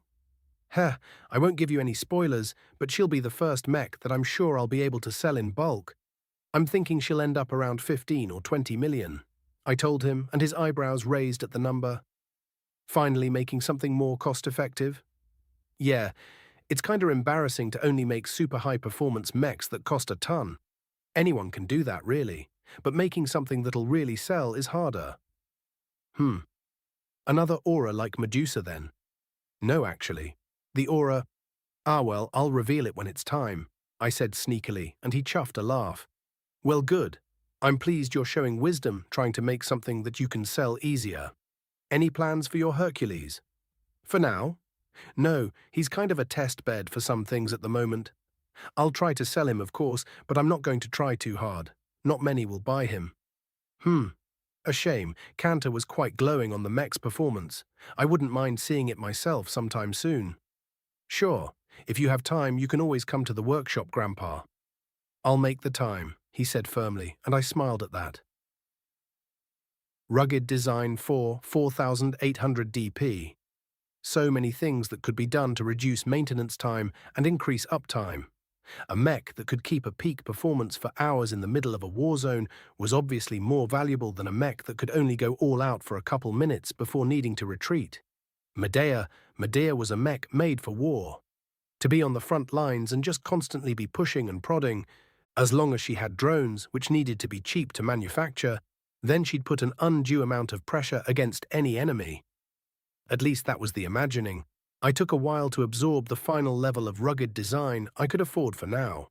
Dense manufacturing processes, alterations to the printing process, and more than that, a mentality. If a part could break, then make it in a way that wouldn't break. Silly-sounding idea, but true. Useful, but I wasn't going to let the idea overwhelm my own mentality. Performance is often better than longevity. A mech that could survive 100 battlefields sounded good, until it was destroyed in the first battlefield, and the pilot lost or injured. A mech needed to be more than just something that survived, it needed to be a partner for the pilot. Not that reducing maintenance or repair costs was a bad thing at all. A partner that was broken was no good. Which brought me back to the drones. I could make them rugged and easy to maintain. I'd have to really, as they wouldn't have much, if any, armor to survive direct hits. Which led me to the next problem. The drones needed to survive. If every time they appeared they were instantly destroyed, they would just be a drain on resources. I'd considered going down ECM routes to try that, but it wasn't the right call. I wasn't worried about people hacking my drones after all. No, the real goal was to just avoid getting shot down. That meant speed, or stealth, and stealth was too expensive. Cheap drones, after all, wouldn't be cheap with expensive stealth components. So, speed. Spur Mobility Optimization 1. 200 dp. The propulsion skill was going to be a game-changer for the drones. I yawned as I sat up in bed after buying the skill. I was almost out of DP, but still had enough for the last purchases I needed. It was almost time. Tomorrow. Or maybe the day after I'd get started on Medea for real. My first current-generation original mech. I had to stop myself from buzzing around my room as I got up and got ready. I kept stopping myself from starting to think up designs. I was absolutely sure that when I finished getting all the skills, I would have a major impact on any work I did, so it was all kinda pointless. So instead, I just needed the day to go by. The sooner I could absorb all the knowledge, the sooner I could get started touching mechs. Pleased with the thought, I headed out, stopping to eat breakfast, listening to the bustle of the other Larkinsons. Considering it was a school day, everyone would be off, running around soon, leaving the compound empty, so I had some time to figure out what I wanted to do today. In the end, the option was fairly simple. I didn't want to just stick around doing nothing, so I bummed a ride to the workshop and slipped into the cockpit of Hercules. "How are you today, Hercules?" I asked, waiting for a while before the voice box responded. "Awake." His voice came back. It was still the same standard voice, as I hadn't gotten around to buying specific ones yet. I should probably get around to that. In fact, Medea might have a voice box come standard. It shouldn't overly increase the price, and working with Medea was going to be an important factor for the pilots. Yeah, that sounded nice. "How about we find a better voice for you today?" I asked, and waited as I pulled up my comm and started looking for it. "Voice," he responded back with. Hercules, unlike Medusa, wasn't much of a talker. "Do any of the others have something they want to share?" I asked, as I went to work looking through voice patterns and systems that would give mech systems voices. Thankfully, it wasn't like they were expensive licenses. I could get them for maybe 100 credits. No report. Good. Anything you want to talk about? Yuna. I blinked as I looked up at the name, staring at the voice box a bit in shock. What about her? Pilot. It took me a moment to think on what he could mean before I realized it. She's at school right now, she won't be able to pilot until this afternoon. Is that what you wanted, her to pilot you? Yes. I smiled, an honest, real smile. He wanted his pilot. That was so cute. The spirits really did bond with their pilots, and hopefully their pilots would bond with them. Their support of each other should let both grow stronger. I'll talk to Cantor and let him know that you wanted to see Yuna. Yes. I nodded at his simple remark.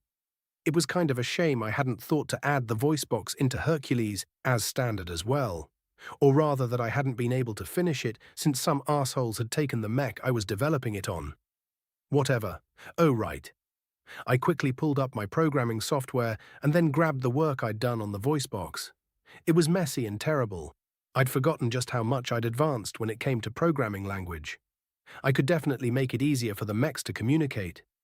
Let's see. First off, decrease lag on the system so more inputs could be entered. The spirits could press as many buttons at once that they wanted, so making sure there was minimal wait between presses would help. Faster translation from text to speech. I worked on it all morning hanging out with Hercules, not that he talked much. Buying my next upgrade once I felt ready for it. Spur Mobility Optimization 2, 400 dp. Spur Mobility Optimization 3, 800 dp. So you'll talk to Yuna? I'll send her a message. Her mech wanted her, Kanta asked a bit slowly as he processed what I'd asked him for. It was dinner, and I honestly didn't care about the rules right now. I'd slipped in next to Kanta to talk to him, pilot table or no. I was getting a few looks, but since I was talking about mechs, it seems no one corrected me. Yet. Hercules isn't much of a talker, but when I asked what he wanted, he just wanted her. He's young still, his spirit is still growing as he gets piloted, and Yuna is probably his only pilot. I didn't realize the spirits could. The bitch never acts like that.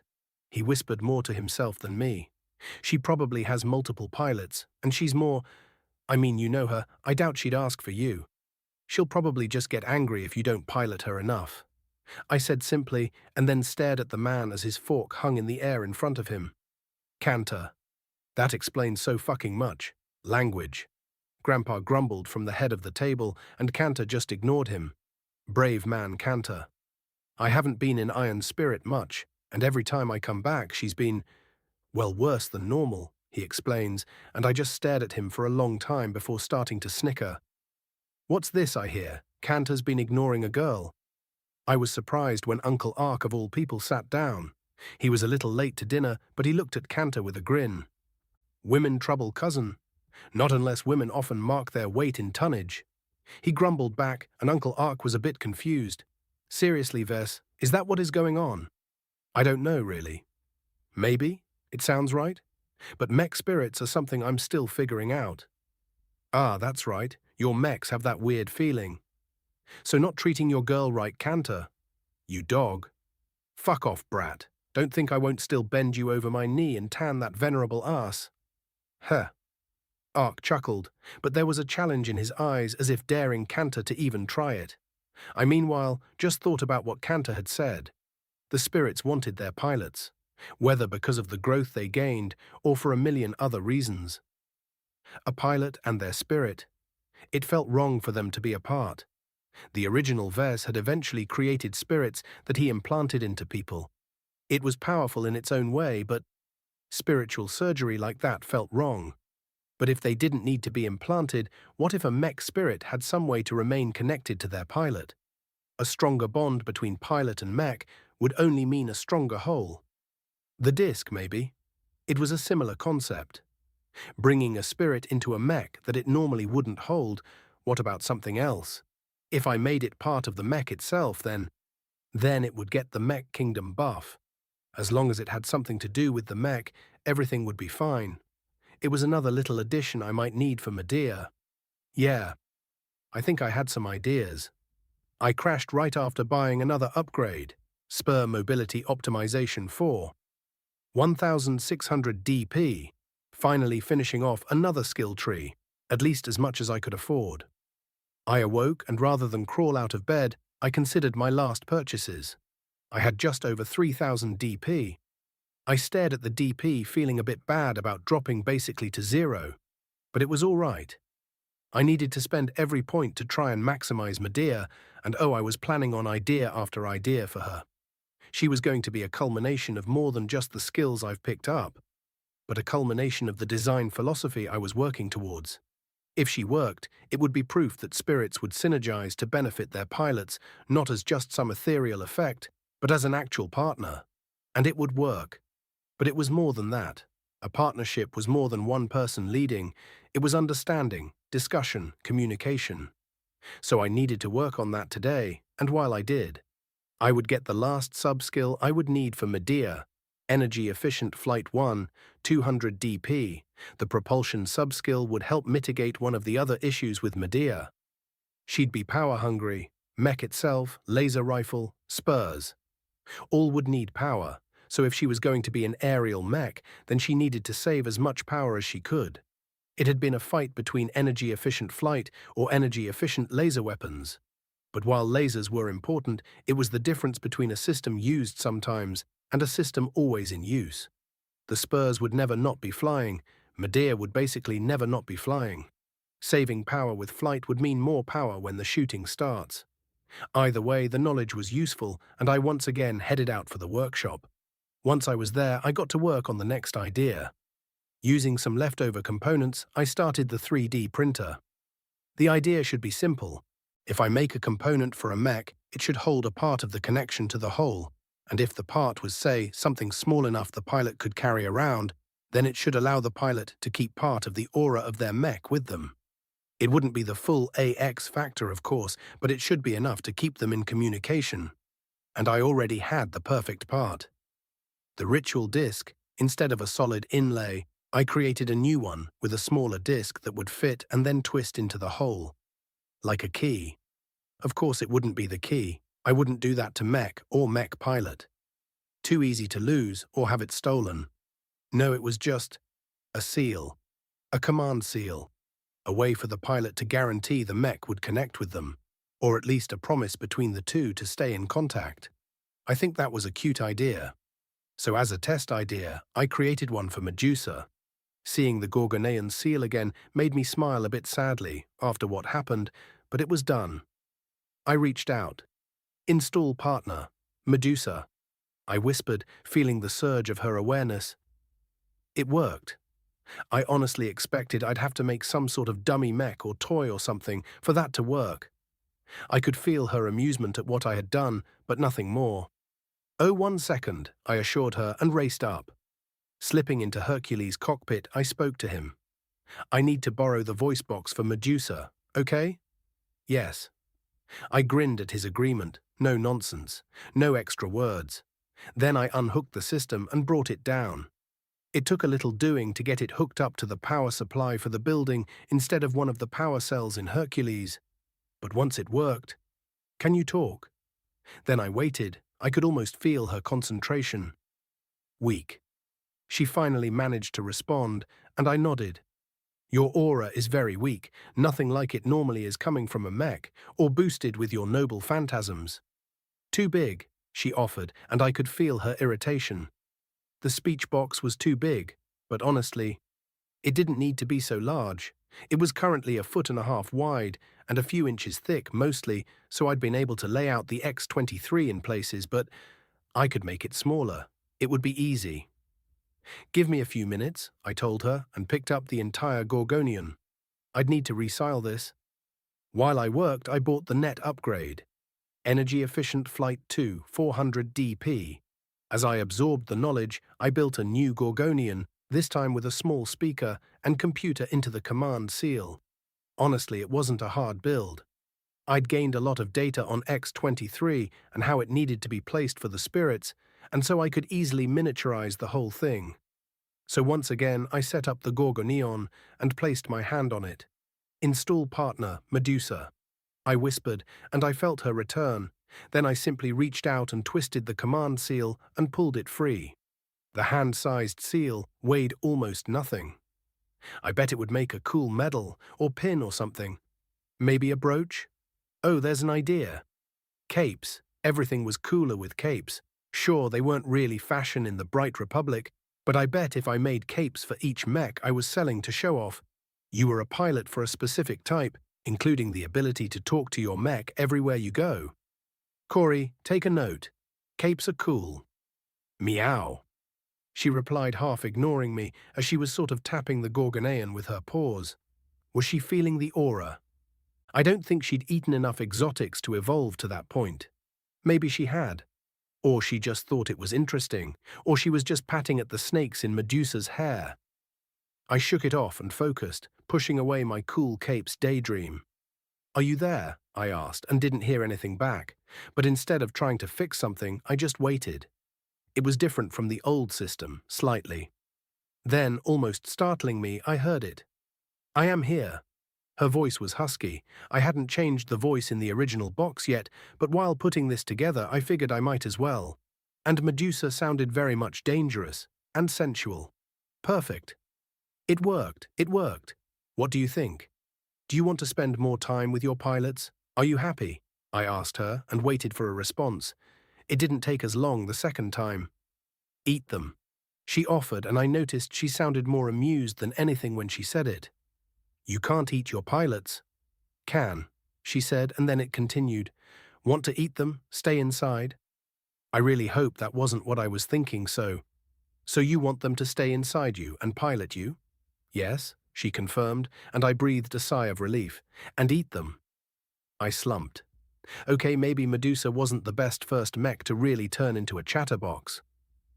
Unfortunately, I didn't have enough of everything to make more of them, but I quickly put in an order for everything I would need for a dozen command seal-created summoning catalyst. I don't think I could do all of my mechs. Only mechs I'd already installed with a summoning catalyst, at least until I fully redo the design to add the new component. But that's fine. Most of the spirits would need an update eventually anyways. Besides, it's not like any of them besides Medusa and Hercules were even out there. And there was another problem. Install part wrong. Annoying. Medusa was a bit of a blabbermouth and was happily telling me everything that was going on with her bodies. I'm sorry to hear that. But you can't tell them or anyone that you're talking to me, okay? Okay. She agreed, which I'd have to really communicate to all of them, not to share pilots' information with each other and stuff. Talk about a massive security problem. I lugged the original voice box back up to Hercules now that I didn't need it only to discover a problem. As I slipped into the mech, the command seal I had resting on top of the large voice box stopped working. Quiet, no pilot to eat. Annoy. It ended mid-sentence, which startled me. Medusa? I asked, and then realized what might be the problem. Putting the large voice box down in the cockpit chair, I slipped back out. Annoying. She grumbled at me once I moved far enough away. Sorry, I guess Hercules' aura is interfering with yours this close. Yes. Pushed me aside, she explained, and I hummed. So good and bad, I guess. Okay, give me a second to install this, then we can talk more. Yes, I hooked in Hercules' voice box and then hooked it into the learning software, and well, I put Medusa's seal on a chair just outside the cockpit, far enough away it wouldn't interfere. Answer B, she called out as I walked away. No. Hercules' simple response came a few moments later, and then I heard what I could only describe as Medusa slamming the keyboard as Hercules selected what was probably the wrong answer. Well, not my problem right now. I needed to buy another upgrade and go home. Energy Efficient Flight 3, 800 DP. Chapter 82. Today was the day, and I was very excited for it. Waking up, I tickled Corey's tail for a bit until she blinked her eyes open and tried to swipe at me for messing with her. I got up and headed into the shower, and as I was starting to wash up, I activated the final upgrade, Energy Efficient Flight 4, 1600 DP, and as that massive dump of knowledge filled me, I considered what it would mean. It was time to settle in and build Medea. I finished cleaning up, and as I paced around the room flicking my hand into the hologram I turned on, I was going to have to start from the bare bones. Normally that would be exotics and component licenses. Both would impact each other, grabbing a license that would disrupt some of the exotics chosen for the construction or vice versa would be a mistake. So both ideas needed to be compared and tested right from the start. But my mechs were a bit special. Medea, I whispered, the idea forming. I could practically see her, not the dark witch of betrayal, that idea I kept far from my mind. Instead, I focused on the other things, the woman that enjoyed creating. Her spurs would be something she had a strong hand in. She loved, truly and utterly. She'd want to support her partners, to help as much as she could. For a woman that had joined the Argonauts, she could definitely help. A princess as well, but I kept the idea from actualizing as her being the Princess of the Republic or something. Maybe for a special mech core variant. I shook the idea off and focused. A flying witch, one who mastered the area around her, who would control much around her, who could fire from any direction. Multitasking, battlefield awareness. This is what Medea brought to the table. And just like I'd done so many times as her spirit was held there in my mind, I connected her to the throne, under Caster, and she started gaining power and hopefully information from the throne instantly. Medea was born, now it was time to build her body. Okay, Ves, break down the mech into what I'll need, I told myself, and started to do just that. I'll need a reactor and engine, and decide what sort of power supply. Will a fuel reactor work better for more long-term, low-end sustained power? I asked myself. But no, I wanted to try and reduce the logistical footprint. Medea would already be a lot with just the spurs. So power cells, like the CA1. Heck, the CA1 did come with a high-end power cell license. No, those were good, but they were expensive. I'm making a budget mech. Just add more in, with some sort of quick change system to ease reload time. Okay, so I need a reactor capable of medium output, long-term sustained power, engine. Not as important, something far weaker, since I can get an energy-focused propulsion system instead. I whispered, the huge amounts of collected knowledge I'd gained over the last week helped guide me as I finally allowed my surge of creativity loose to begin this design. But before I could select the reactor, I needed to know just how much power the flight system would need. Well, that and the spurs recharge. I ran a hand across my face, so I needed to know the entire mech's final design before I could pick a reactor. Come on, Ves, you moron. I shook it off, it was fine, additional power was better than low power. Now exotics. The Bright Republic had plenty of different exotics commonly used in mechs. The problem, of course, was most of them were complete shit. Pouring a small amount into the print of the armor or the mech's internal skeleton meant an increase in durability. That was the common level of exotics in mechs. Honestly, considering most of the power of Medea was going to be in her drones, I wasn't going to go crazy, although, could I inlay enough X-23 through the mech to handle some of the power supply issues? I quickly considered how much power I'd get for the amount of X-23 and remembered just why the exotic was considered junk. No, even maxing out the amount I could fill into the mech, I'd get barely any power for it, and it would likely skyrocket the cost of the exotic. Any exotic I could use to lighten the frame would be better spent. If I could reduce the weight of the mech even by a few percentage points, that would be a direct speed increase and lower energy cost for the flight system. I searched the exotic database and found two that could potentially work, and neither were great. Expensive. Right, of course they would be. Any aerial mech, or even some spaceborne mechs, would want a lighter mech. Heck, some land skirmishers too. I didn't need most of the common exotics effects, so go at the idea sideways. Browsing quickly, I found a few options I liked, but were unfortunately still expensive. An exotic that increases the speed of energy transfer through a mech. Not a bad option for rapid charging the spurs, but expensive as it was used in small amounts all over many standard mechs. Another that would cause an increase in laser weapons power, but again was fairly expensive despite the weak effect, simply because of how prolific it was. I sighed and realized I needed to stop trying to get massive performance enhancements. Instead, I needed to just focus on getting the cost down while maintaining performance. Design work was going to be the name of the game, not materials. Especially since the armor would be that cheap crap. Marlin Solutions 1004-HRF 5th Generation Armor. I once more looked at the license and cringed. The armor was, calling it bottom of the barrel wasn't quite right. It was designed to be basically the cheapest armor you could get, and it worked. It did grant protection, it was fairly light, for the protection it gave as well. I shook my head. Even if I didn't like the idea of unarmored mechs, that was my instinct from the CA1 talking. Not every mech needed to be an armored monstrosity capable of walking through direct enemy fire. Right exotics. I started searching again, only instead of looking at the material list from the effects, I started searching for cost. There, an exotic that decreases vibration passing through it by 0.005%. It'll work, a slight boost in sensor range there, and one that'll reduce the energy cost of some systems if the energy cells were touching it. That last one was a bit more expensive than the others, but it was cheap despite everything. So it would help. Now compare those to the licenses I could get for engines and reactors. I went through the Ansel listings first to see if I could find something, but even at the best, those parts were student junk pieces. No, I needed something a bit better, especially for the reactor. The licenses I had access to from the Mech Core was also something to look through, but the Mech Core reactors were either very low-performance reactors or much higher performance than what I needed. At least the open licenses they had given me access to, which was honestly frustrating. Whatever, I guess. I'll go buy it. I have the money. The MTA license system was my next stop, and this was far, far superior to the other license indexes.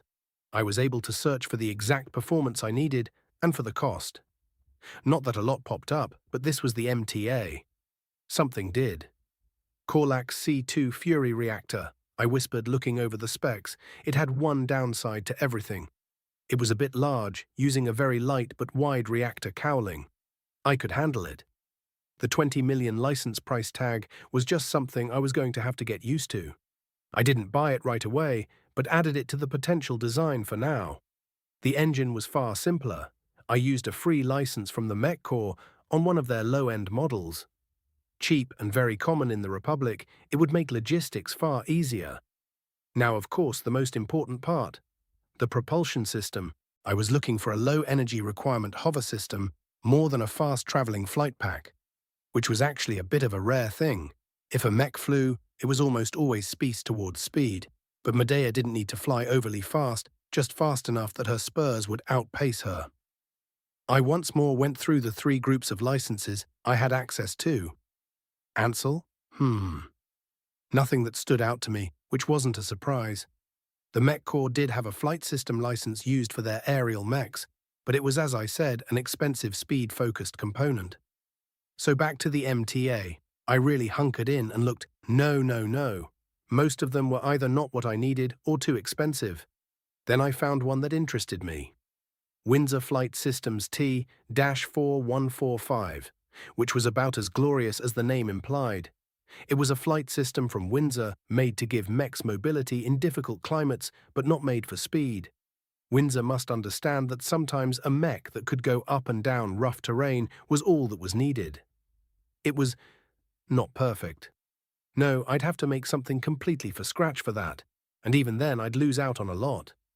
But it was an energy-efficient flight pack and had an acceptable top speed, but more importantly, it was a repulsor system, which meant rapid acceleration, which would fit the spurs as I was leaning that way for their flight system too.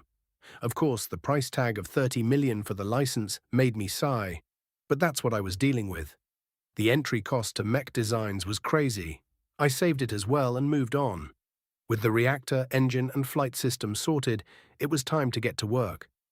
Power cell types, myoma options. Computer systems both targeting and communication. I ran through the list, finding acceptable parts for most of it and comparing it to exotics and early positioning. I had to swap power cells twice, the exotic that would slightly reduce energy costs to some systems if the component was touching a power cell was a bit of a pain to work around, but it was worth enough that I picked a different power cell instead. Then came the sensors, probably one of the most important parts. For this, thankfully, I had an easy choice. MC-Mark III Lighthouse Sensor Package. Thanks to my deal with the Mech Corps, I didn't need to buy the license. It was out of date.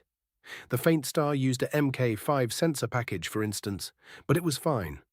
I would do my best to boost it, and the sensor was mostly to try and display what the spurs would find, or rather what Medea would find while looking around. Reaching out mentally, I got the feeling she was already coming more alive, power from the throne making her more real. "I'll leave that to you, Medea," I whispered, and got some sense back in return I couldn't pass.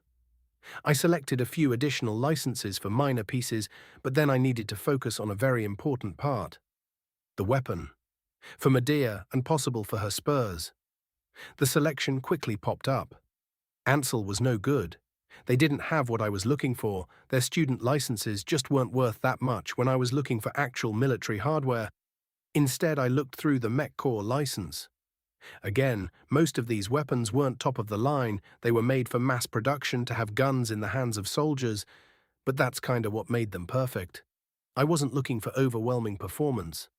Medea wasn't a standard mech. Her weapon wasn't actually that important. No, instead I needed something light, rapid firing and sustainable. Once more, a Mech Corps component stood out. It was slightly old, not old enough to be last gen, but old enough to almost be there. MC-MK4 Bright Rifle. Simple, Nothing fancy, cheap as all hell. At least 1,000 shots before draining a single power cell, but damage is still acceptable. It was a standard bargain bin mech battle laser. What do you think, Medea? I asked, and got a muffled sensation back. She still needed more time to grow. Speaking of which, I should set up her summoning catalyst and command seal. I could literally talk with Medea as I worked to get her own impressions. I was tempted to keep working, to start on the spur, but actually involving the spirit in the design sounded perfect. Looking over the licenses, I sighed. I'd need to talk to Grandpa Benjamin about making such a massive purchase like I'd agreed to, but that would have to wait. Time to get to the workshop. I'd bought enough supplies for multiple summoning catalysts and command seals, so I went to work, when Cantor dropped me off. Slowly building a new disc, the design came to me almost as I worked, as I had the design software up, and I was making it at the same time I was putting the materials through the printer.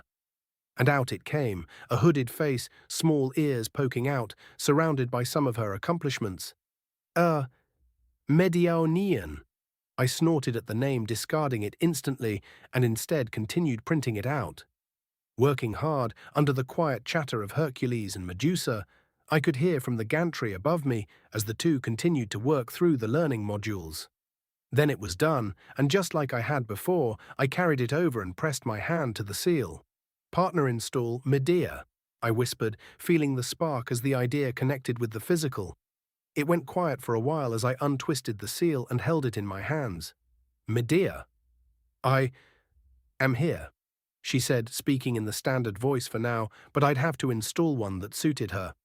Yes, you are. Nice to meet you, Medea. Nice to meet me, she said, but I couldn't tell if it was a question or something else. The voice unfortunately didn't handle emotions well. Might need to install a VI interface that could process the emotions a bit more, or an emotional selection. At least one of my questions is answered. You can share knowledge, you can already talk. I said more to myself, but I did get an answer as I was pacing around thinking. Can talk? Yeah, it's amazing. Are you excited for a body? Body, yes. I'm working on it, but I want to make it something you'll enjoy. So I'll ask you questions, okay?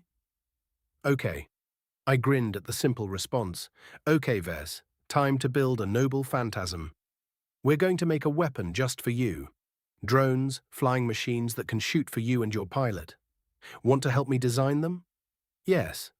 Good. So how about Elle start sketching out some designs? You can see this, right? I asked, showing my design software. It was quiet for a moment. Yes. Well, that makes things easier. Okay, so the spur should look something like this. I sketched out the idea I'd been sitting on. I was already going to add in Medea's cloak as part of the kit, but what if the spurs themselves were the cloak? Or at least parts of it? Medea sending off pieces of her cloak to go fly around felt like a fairly workable idea. And it would let me hide the docking system for the spurs beneath parts of the mech cloth I was planning on using. Sure, you could just do without if you didn't care, but I thought it would look cool, and the price wouldn't go up much. Especially since the cloth could help keep dust and things out of the repulsors. That's a lot of money, Ves. Are you sure, son? I am. I've already done the checks. These are the components I need for my next mech. At least for the mech. I'll need a few more when I develop another part of the system, I said, and Grandpa Benjamin gave me a firm look before nodding. Very well, it seems a ludicrous sum to me, but I understand mech licenses are expensive.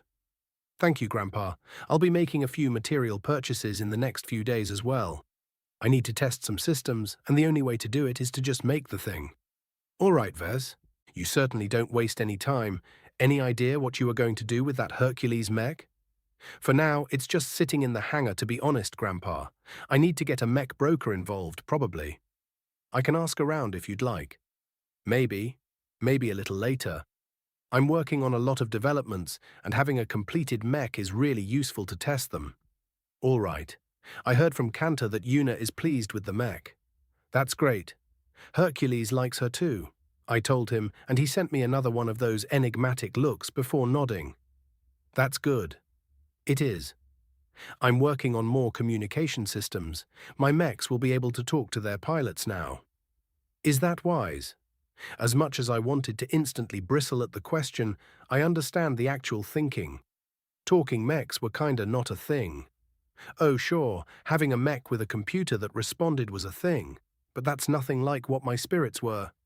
I'm sure, it's vital for my designs, I can't do away with them now. All right, I'll authorize the purchases for your licenses. And how about tomorrow I stop by your workshop before work? That'd be great, I'll show you the whole group. Arriving at the workshop the next day, I was actually pretty excited. We headed inside, and the moment we entered I could hear them. The chatter of the three spirits. No, it is I speak, Medea said. I had changed her voice over to one she'd liked the night before, so she spoke with a more posh language pack. Speak.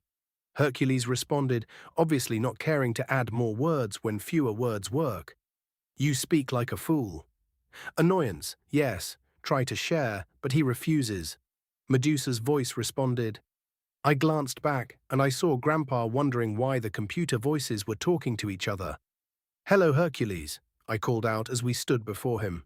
Unfortunately, both Medusa and Medea had a limited range of senses from the command seal. His voice grunted out. Ah, the morsel returned. The prince has returned? Prince? I asked, as I hurried up, leaving Grandpa to stare up at Hercules for a moment, obviously looking over the strong lines. Hello, Medusa, Medea. I've brought my grandfather as a guest. But why did you call me a prince? You are a prince, Medea replied simply, almost too simply considering how well she was talking just a moment before. Yes, Morcel is Morcel. I blinked. Odd. Why call me prince? Wouldn't designer or something be more accurate? No. Morsel. Prince. Hercules didn't respond. Okay, I can work with that. I whispered. They both acted rather strongly to it. What had they come up with over the night talking? I guess Medea and Medusa had developed more language, with someone more willing to actually talk with them. King Artoria would be hilarious. She demands a command seal as well. Medea responded, and I blinked at the statement. Really? Yes. Right, I whispered. I suppose afterwards I could try to figure something out. Maybe make a full King Artoria. I could add in the command seal and summoning catalyst then. It would be a bit of a waste of money, but, well, we'll see how Medea goes. So this is your mechs talking? Right. Grandpa, meet Medea, the mech I'm working on now. Greetings to you, she replied, which made my lips twitch at how posh she sounded. And Medusa, who you met. Yes, I remember Morcel. And I remember you, he replied back. Good. I wanted to laugh at her response. Instead, I waved at Hercules. And this is Hercules. I see. And these spirits. You will help your pilots? My prince will face his enemies with me at his side, Medea said, her voice actually exclaiming at the last word. Yes, devour the morsel's enemies. None will harm. Hercules responded slowly, and I noticed the cockpit rattle lightly. The fact he was doing that he was even able to do that. I shook it off. More to learn, always more to learn. Chapter 83. So for your spurs, I said, bringing up the design system and the sketch I'd already made. I want to make sure you can send data back from the spur to your mech and have it upload so your pilot can see it. Okay. So we need to make part of the system not just control for the spur, but also you sending data back. Can you do that? Why? If I see an enemy, then my prince will know. Maybe your prince will, but will his targeting computer or his allies? I am my prince's ally, she argued, and I laughed at her petulant response. You are, but you aren't alone, and neither is your partner. My prince is never alone. I will be there. I nodded along. I'd spent some time talking with the spirits and learned a few things about how they saw the world. Or rather, how they saw my world. Reality. For them, they weren't entirely aware. Medusa was the most clear on the difference between their own awareness and reality since she'd had actual combat experience, and that had gained her a lot of power. Even with her explaining it as best she could, it was still, well, her language skill wasn't quite all the way there yet. But at least I'd figured out why Medea and Medusa kept calling me Prince and Morcel. It was just how they described their partner, which to the spirits was the only real thing that existed other than themselves. Medea's prince wasn't her name for me, but for any of her partners, and she'd work with all of them, as they basically were her connection to reality. As far as I could tell, while Medusa might have favorite pilots or not, all of her morsels were important to her. So at least it wouldn't cause an issue there, for now. Who knows when they become more and more powerful and aware how much their preferences might impact the mechs. Either way, they showed no problems bonding with people. So that made things easier, but also they didn't really understand things. Just trust me on this for now, I finally decided, and Medea made a noise of annoyance, something she picked up from Hercules, I think. I know, but you'll understand what I mean when you face into combat. So how do you think it would be best to convey that? I listened to her idea and added it to the list of options I had. I wasn't sure if it would work or how much processing power Medea would really have once she was a mech, so everything was going to need to be tested as we went along. I'll need to make some spurs. Do you think you could control one if I made it? Yes, she said, and so I nodded. I'd already put in an order for materials. All I had to do now was keep solving problems with Medea's help until it got time to actually build the mech. This isn't working, I said, realizing the problem, while Medea could in fact control a full-sized spur. I looked at the testing spur. With a weak camera, a laser light on the front, and a very weak power system, along with the controls, it was the most skeletal of all spurs. Medea could see through the camera, which had been an awesome confirmation, and I'd even made sure by moving back well outside of her range and asking her to name shapes and things. But the problem was, I looked at the seal that I had to place directly on top of the control box of the spur. Command seals may give Medea a source outside of the mech, but the aura it gave off was so small and weak it could barely control the thing even from right on top of it. I'd confirmed at least if I used the entire summoning catalyst and placed her on it, she could control it and fly around. Which was kind of funny, and I'd had Hercules and Medusa mention they wanted to try.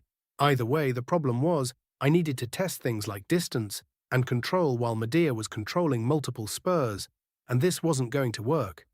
Okay, Medea, bring it down for me, okay? Slowly.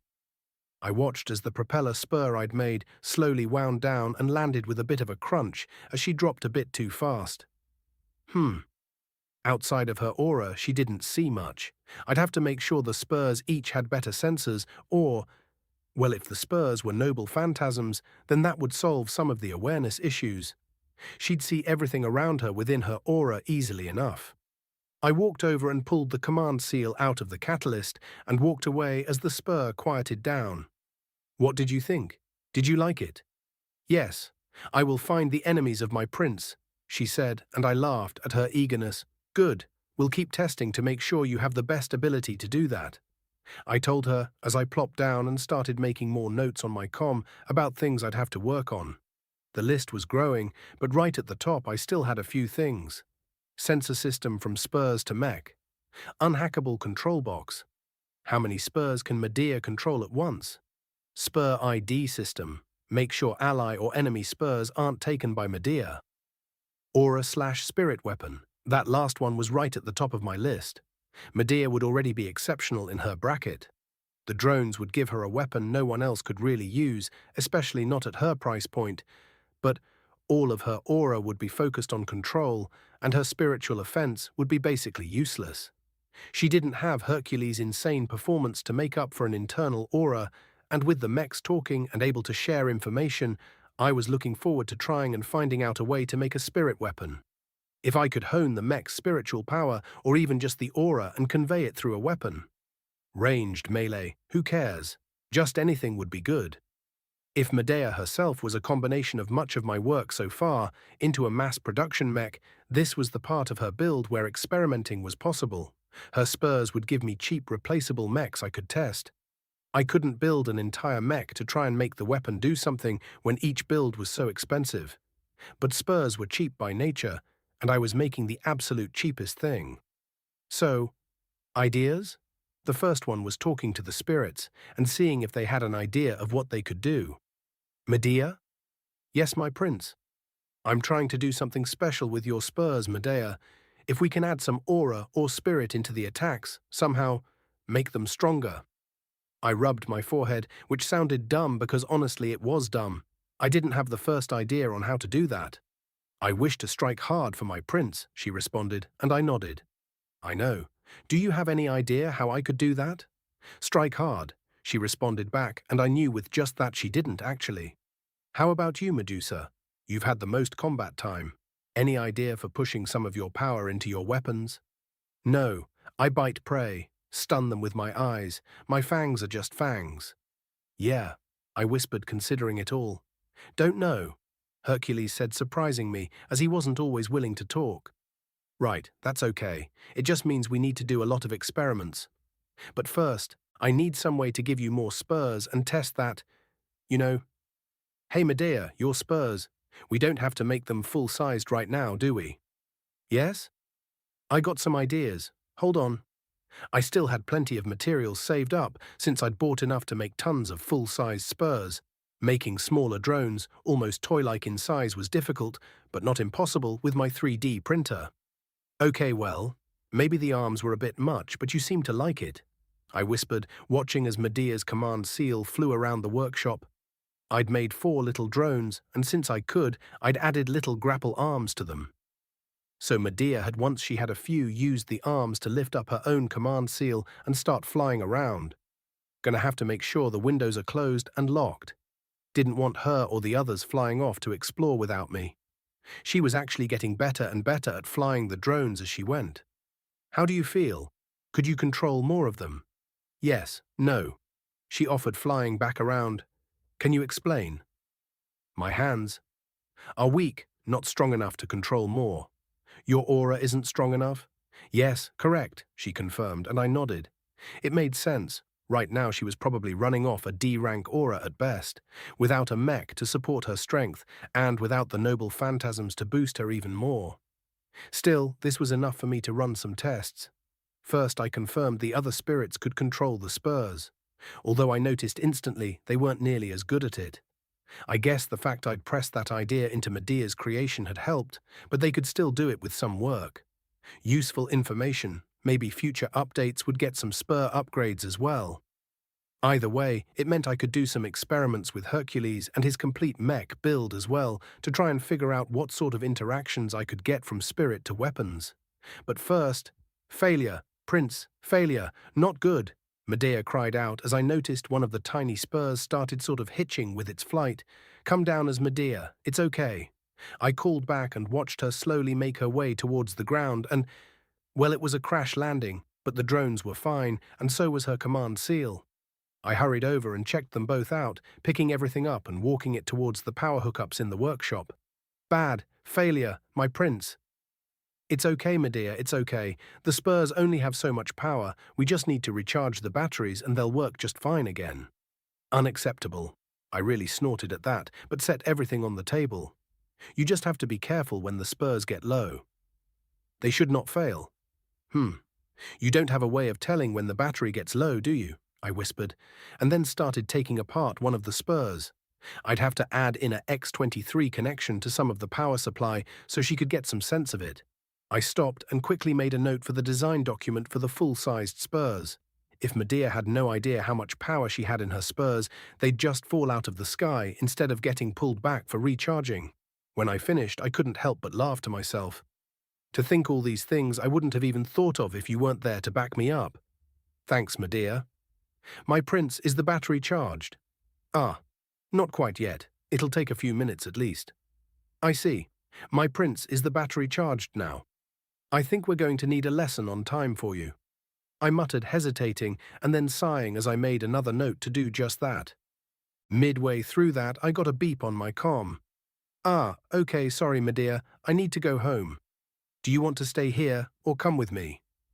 I will follow my prince, she replied quickly, and so I scooped her up. And I grabbed 2 of the drones. I'd charge them at home. All right, let's not keep Uncle Cantor waiting. It must be getting late for him to come pick me up. Princess Medea, wait for me! Kelly cried out, chasing after the command seal carried by her drones. I'd thought introducing Medea to everyone would be harmless, but the moment she introduced herself as Princess Medea, well, little girls will be little girls, brighters or not. I yawned a bit. Medea hadn't quite understood sleep, and I'd spend hours after getting her home explaining things to her and getting her set up for the night.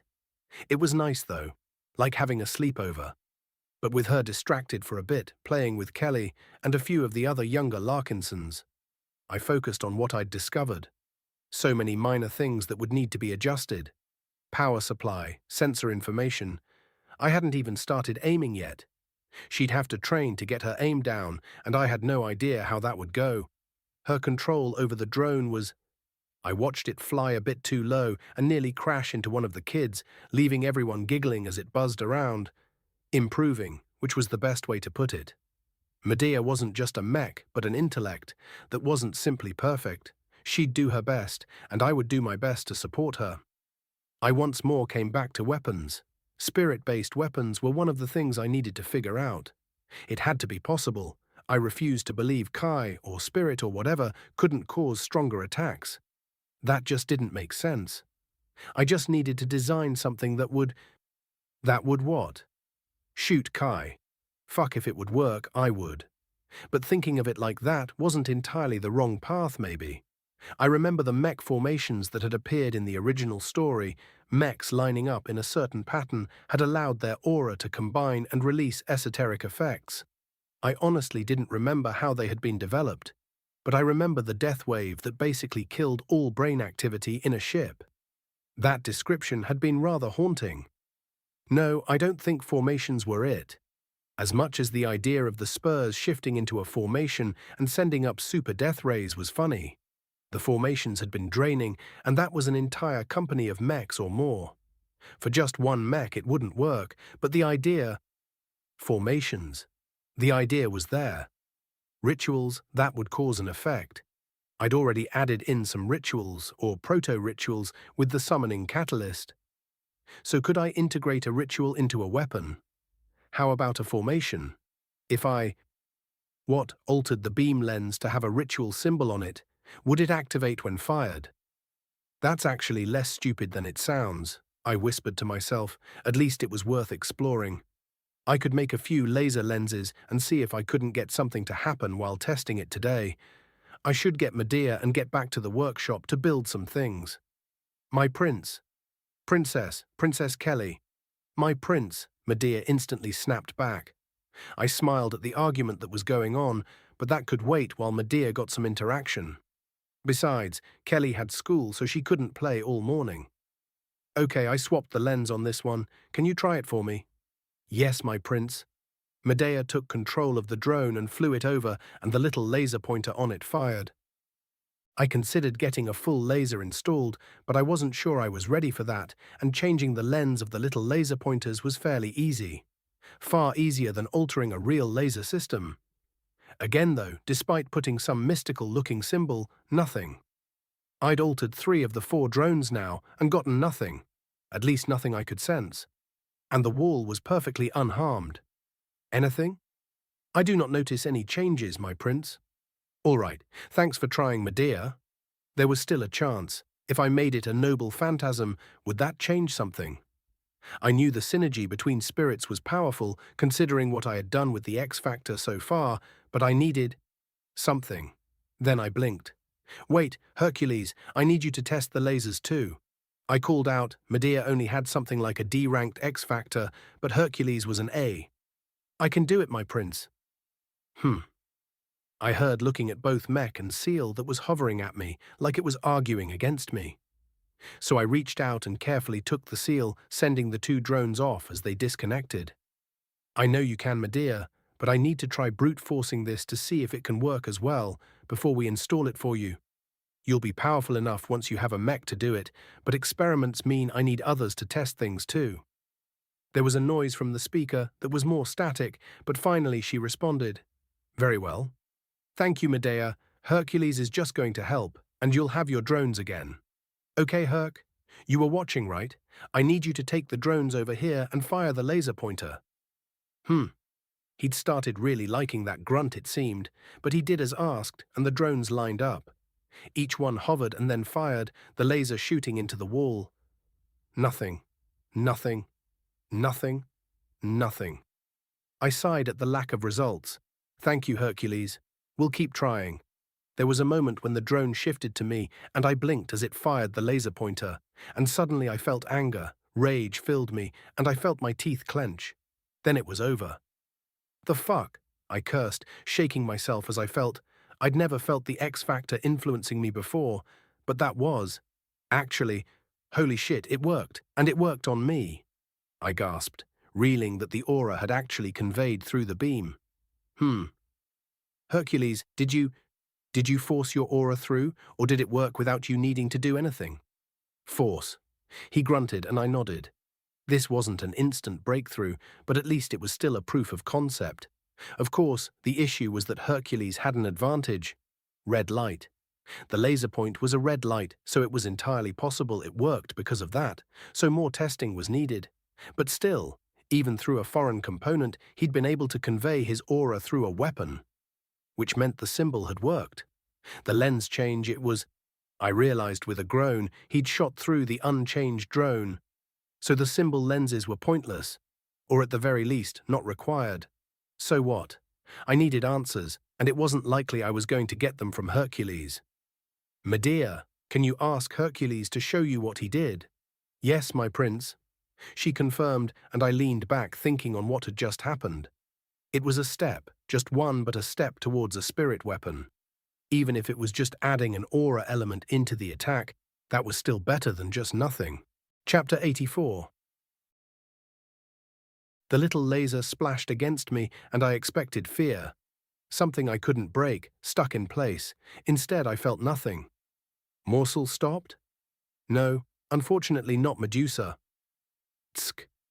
I blinked at the noise she made and couldn't help but feel happy at how much they've all improved. It had been a far hope to see Medusa's power work. So it again came down to whether Hercules simply had the power to overpower a lock of connection, or if his connection with red light was doing a lot of the heavy lifting. So the problem, my prince. Yeah, Medea, what is it? I will shoot, I will do it, she demanded, and I looked at her flying command seal and just smiled, reaching out and plucking her from the drone's control. I know, we'll figure this out. I have complete faith in your Medea. I smiled at the little face on the seal. Maybe someday I'd be able to figure out a better way for her and the others to interact. It would be interesting to hear what her voice would sound like without a digital option. I grinned at the rumble from above. We just need to figure out, maybe a connection, a theme, something that connects you to the spurs, something that allows your spirit to flow through them. Maybe the Noble Phantasm upgrade would work. I was hesitant to make it right away. A Noble Phantasm spirit. If I got it wrong, there was no going back, so to speak. Medea, do you have any ideas for your Noble Phantasm? I will shoot, she said simply, and I couldn't help but laugh at how focused she was. I know, but I mean more than that. Details? I was thinking of your spurs being your first, but you need a second as well. What would work best, do you think? There was a long silence as I stared at the disc in my hand. Don't know. That's okay, I said instantly as her slow response flowed out. I'll do the best I can to make it something you'll like. That'll support you and your partner. Yes, support my prince, she said eagerly, and I smiled. I was very happy. My spirits all seemed to like their pilots. They all wanted to fight alongside them. It was what they were made for, but they were an intelligence of sorts, even if they were childlike in most ways. But time and power would change that. Ugh! I groaned as I sat back and just rubbed at my eyes. I wish I knew more about spiritual nonsense. Kai existed. Kai could do crazy shit, like how Ketis could cut through mech-grade armor with her sword. How do I teach an intelligence that was just born how to use it? How do I create a physical, mechanical weapon into a spiritual attack? If my mum was around, she could probably tell me. I shook that off. I wasn't sure how to feel about her, and I was kinda glad she hadn't popped up yet. Gives me time to do more. Instead, I was stuck trying to figure out Shanxia cultivation artifact building from first principles.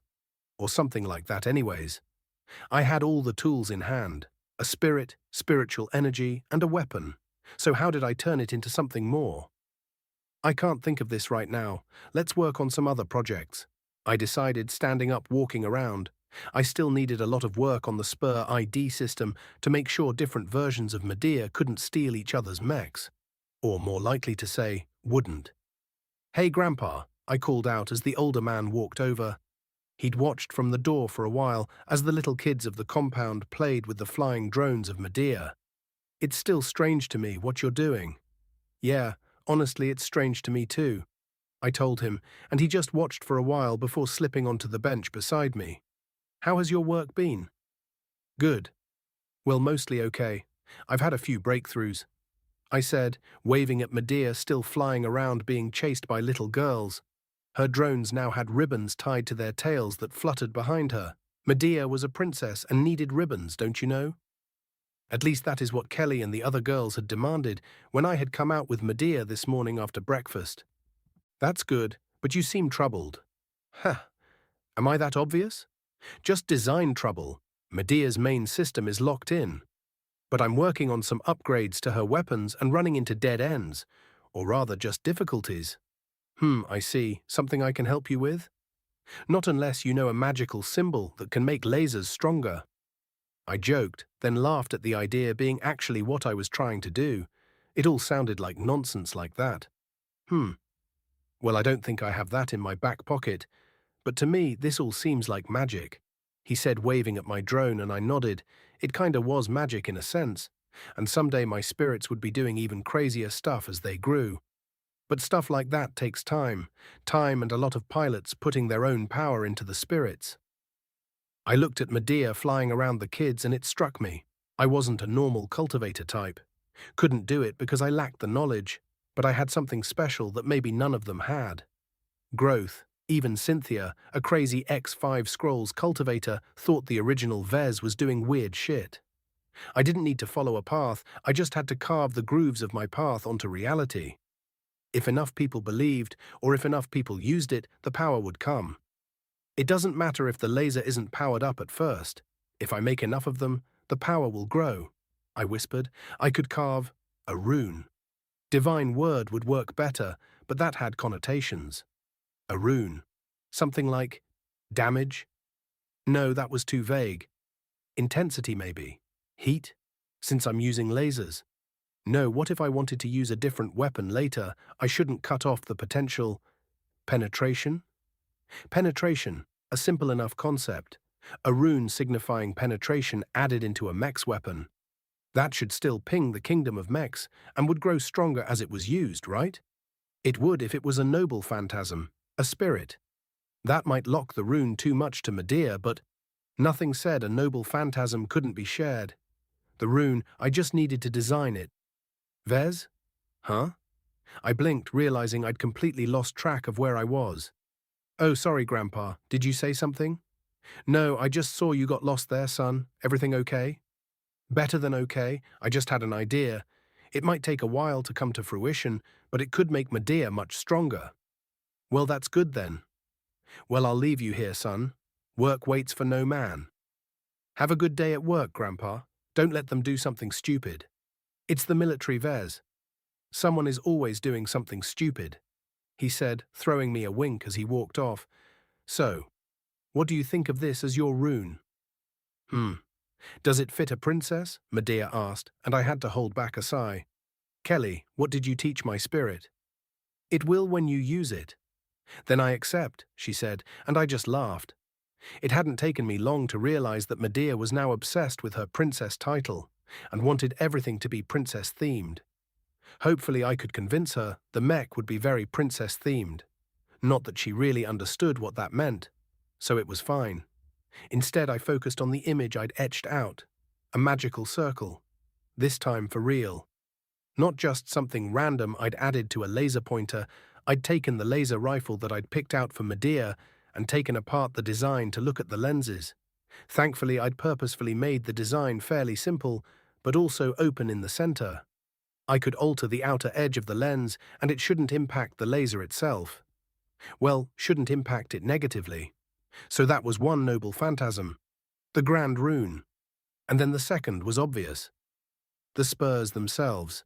If they each had their own spirit as well that was made to work with Medea, it should reduce the load or attention she has to place on each one. So for now at least, the spiritual part of the build was ready. It was a relief to have a path forward for it. If the rune didn't work, well, that was fine too. Medea's performance was her unhackable drones, and if I couldn't boost the drones yet, then that was just the reality. I was still only an apprentice after all, but it meant it was really time to start designing, and that was going to be a whole other deal. A modern mech designed from the ground up. It made the hairs on the back of my neck stand up. It was so exciting and also anxiety-inducing. But this was it. I looked around the workshop and realized I wouldn't be hanging around here much in the next few weeks. Everyone, I'll be designing Medea's body for the next while. I don't know how long it'll take before I finish, but I probably won't be back for a while. Unless you need something. I told Hercules and Medusa, and then got a grunt from him. But Medusa spoke. Morcel will take me with you. You don't want to stay with Hercules and learn more language. I will go with them myself.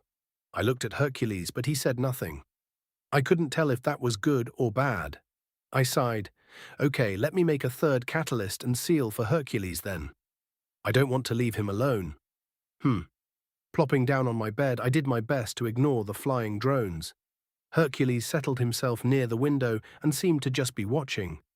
But Medusa was flying around everywhere exploring, and Medea was following after her, both of them arguing like children over, "That is the prince's space, and so mine. You are forbidden. Morsel can't stop me," Medusa responded back, and I just ignored the two spirits arguing about the space under my bed. There was nothing down there anyways.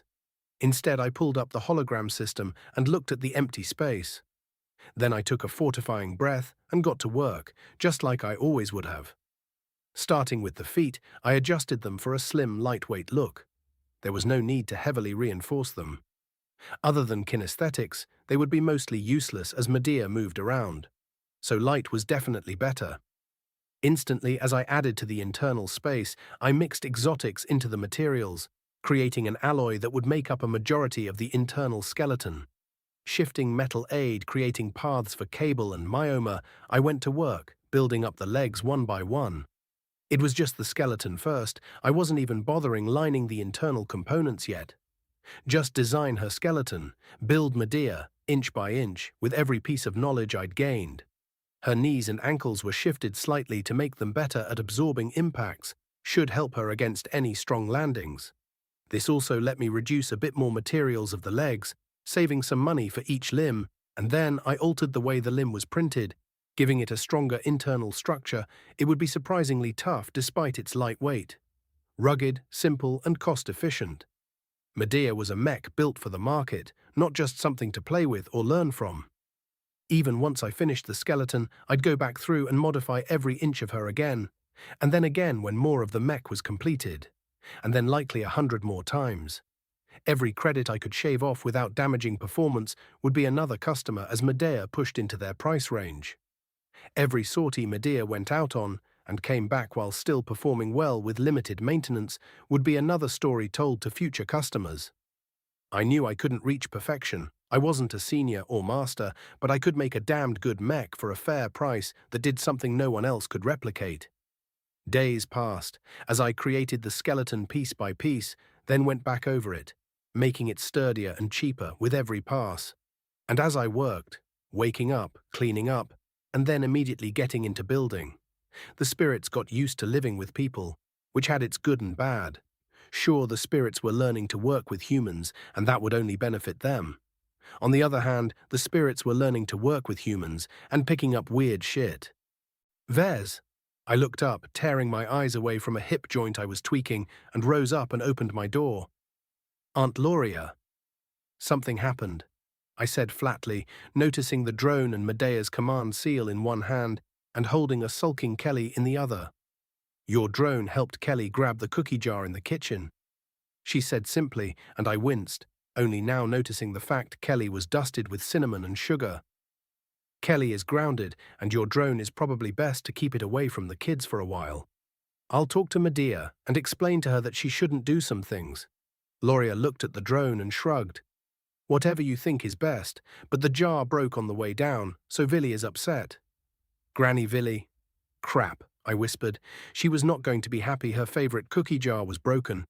I took Medea and we both split up as I brought her seal over to where Hercules was still just hanging out. Medea, you did a bad thing breaking the jar. It was too heavy to move, she said simply, and I knew her mentality was going to be an issue here. Yes, but it belonged to someone and it was important to them. And Kelly knows she isn't supposed to be in the cookie jar. I could reach it and she requested it. Yeah, well, Kelly was not supposed to do that, and she shouldn't have asked you to do it. I assisted my prince. I smiled a bit at that. Kelly was Medea's prince too now, huh? But I really had an issue here. How do I explain Medea shouldn't do things just because someone asked her, while also knowing she was going to be a weapon of war and would likely be told to do horrific things that were going to happen? Trying to teach morals to a weapon system was going to be complicated. Well, Kelly might be a fun partner, but she's not fully your prince, right? She isn't piloting you. Correct, she said after a moment. So she doesn't have command authority. So we need to be careful about what orders we take when we aren't dealing with your partner. Right? What if someone asks you to do something that harms your pilot? Unacceptable. Right, but they might try. That's why we have to keep learning and getting better, so people can't trick you. Understood. All right, no playing with Kelly or the others for now. Why don't you sit with Hercules? He's doing the language courses back at his mech, right? I will assist. You are very bad at this. She snapped at him, getting bossy as she settled her seal, and then went quiet. I think she was Piggy backing off his senses, now watching what he did back in the workshop. That was interesting. I could probably do something with that knowledge. Either way, not my focus at the moment. Back to work. When I got to Medea's chest, I fitted in the Korlax Fury reactor, slipping it around a few times to find the best angle for future components, and then started building it in. Despite the fact Medea as an aerial mech might perform in some ways better as a light mech, I was glad I had stuck to medium size. Not only could she hold a larger rifle much more comfortably, but more importantly than that, I could fit in more power cells. Medea would be power-hungry, and the more time I could add into her combat performance, the better. She needed to host enough power not just for her, but for her spurs. No, to be more accurate. I grinned as I had worked a bit on the spur design. I'd already created their spirit, not a normal spirit at all.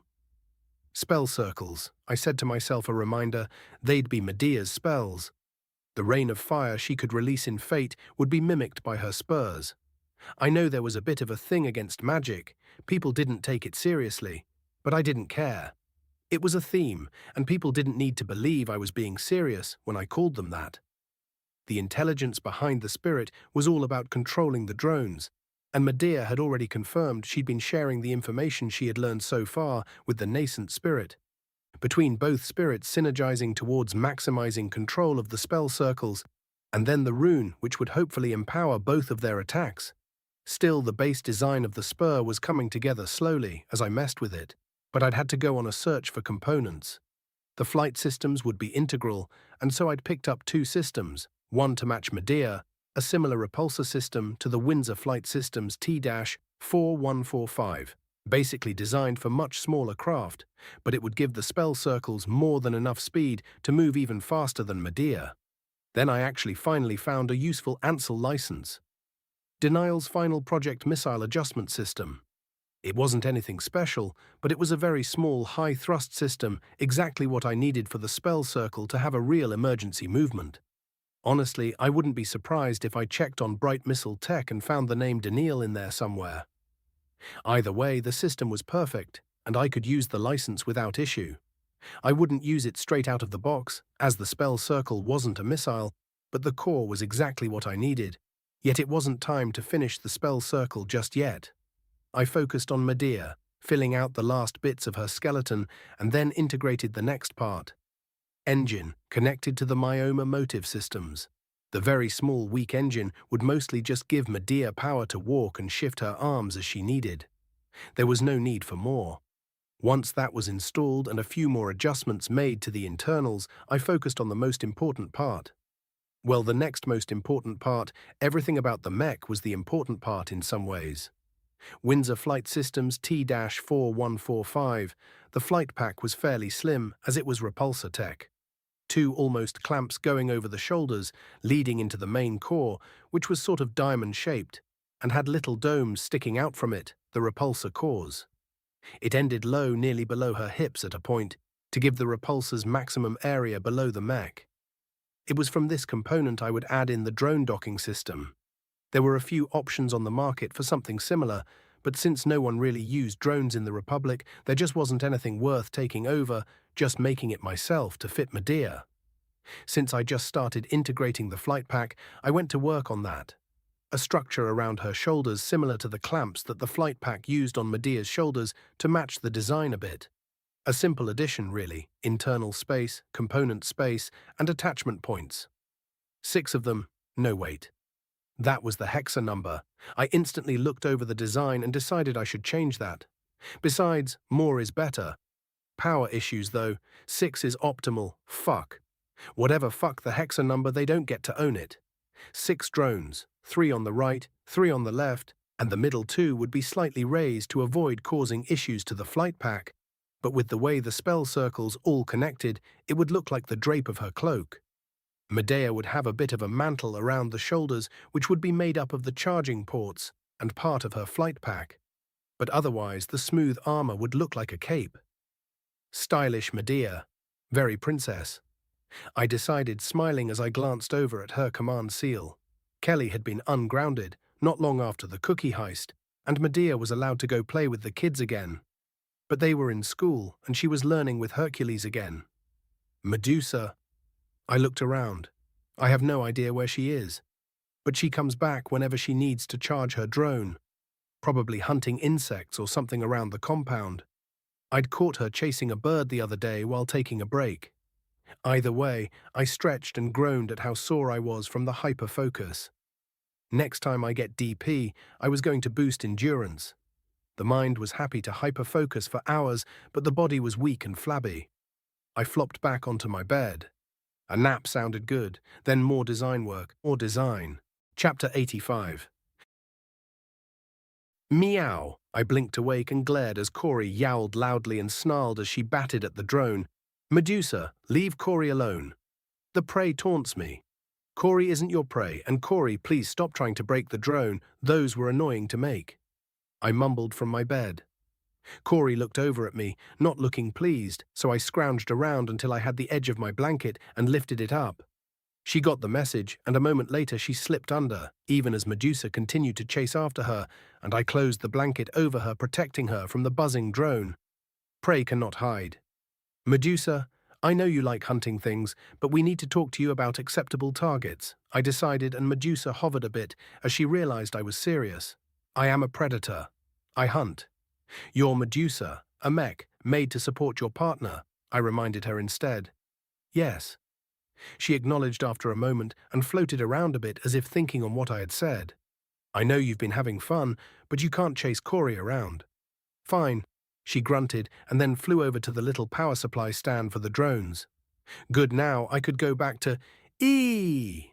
The screech of children as they ran past my room echoed out. Guess the kids were up, and there was school today, so everyone would be out and about soon. I groaned as I covered my head. Yes, allow me to hunt the morsels, Medusa cried out, buzzing the drone as she rose back up. I looked up into the face of the Gorgonian command seal and just... Fine. I rolled out and let her loose on the household. The kids liked it, and it wasn't my problem right now. Guess it was time to wake up. So this might be my fault, I offered apologetically as I looked over the mess. Free me, Morcel. Medusa, stop for a second, I countered, looking at the unimpressed face of Auntie Fila. Ves Larkinson. It's not like I did it on purpose. Medusa is just learning. But the absolute mess of school supplies meant my explanation was weak. Medusa had gotten into her head somehow that she should go to school with one of the kids. Or maybe they had decided to bring her with. They stuffed her in the backpack, and Medusa hadn't quite figured out the propellers on her mini drone could damage stuff. And itself. One mess later, here I was. I'll take whatever is left of the propellers so I can fix it later. And I'll help clean this up. Fair? Get to it, Fila said, and all I could do to that was nod and get to work. Damage critical, sneaky hidden prey attacked me. You blew up your propellers by getting something stuck in them. I will not be contained.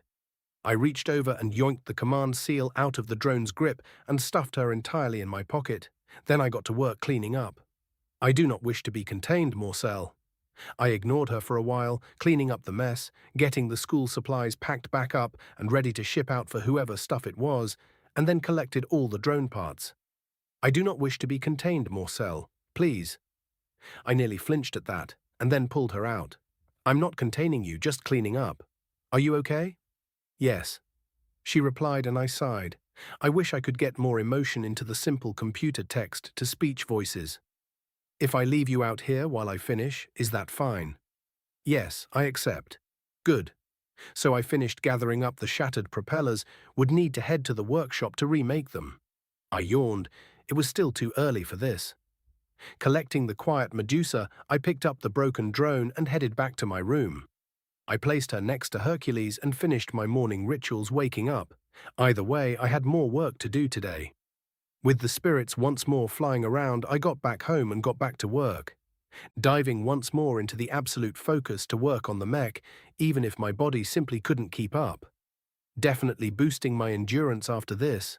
Maybe dexterity too. I knew it helped when building mechs, so that could really come in handy.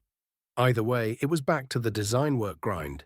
With the charging ports completed, it was time to work on other parts of the internals. The sensor system was next. The MC-Mark III lighthouse sensor was fairly easy to install, set up inside her head. I adjusted things around it to make sure that rapid vibration and heavy vibration wouldn't jostle the components, keeping the entire system as rugged as I could. Then came the really hard part. Taking a break and starting to program, I needed to make a way for Medea to send targeting data, or at least positional data, back through the spirit connection. Because if the sensor system could register positioning to the pilot, it could be transferred to allies, or at least warn the pilots where enemies were before they were spotted. The best way to do that was to add an X-23 control to the sensor system, letting Medea register positions, but I had to program it so both Medea and the system could accept the data. So it had to be simple enough she could do it without much effort, and yet still offer data to the computer. It was one of the reasons I'd gone so heavily into programming. To make sure I had a firm baseline for what was needed and possible, and be able to express the spirit points to the system. I spent a few days working with Medea from time to time to verify she could use it, as I programmed a new system. Medea would need to learn the way sensors registered enemies, which wasn't actually that hard. Pilots had to learn it as well, so if someone was calling out positions, the pilots could respond. So I set up my room's computer to a game that basically did just that. A learning game for young potentates, and placed Medea in front of it with the controller that let the spirits activate the language system. She'd been a bit hesitant at first, but well. This is something your prince will all know, and they'll expect you to be able to do it as well. A princess can handle this, right? Yes, I can handle this, she responded quickly, and I smiled as she got settled in. It could only help the spirits to know this as well, so Medea should share it as she learned. Who knows, maybe I'll make an entirely spirit-based sensor system that wouldn't be able to be jammed. Fuck. I immediately pulled up a comm and wrote that out. That was a fucking great idea. Maybe almost like radar. Have an eye that spun around, and the spirit would see everything within the direction of the eye to a certain direction. Could the spirit sense spiritual power? Would most mech pilots even have enough willpower, or spirit power to be sensed? Either way, that was an amazing idea for an upgrade. I could call it the Mind-Eye sensor. That would be amazing. An unblockable sensor to go with an unblockable drone connection. Spiritual engineering is a pathway to many abilities some would consider unnatural. I could even make it a support noble phantasm spirit made to be an add-on to many other mechs. I put the idea to the side for now, though. Medea first. Maybe when I'm done, I'll consider designing that to boost her even more, but for now. Back to the main design. With the programming for the drone sensors complete, it was time to start filling in the rest of the internal systems. Power cells, myoma lines, power cabling, and of course damage control zones. I put in all the power cells that I would need first, fitting them in, and then adjusting those locations. Medea could be fairly power-hungry, and making sure she could have those power cells swapped out rapidly would only be to her advantage. Of course, it was easier said than done.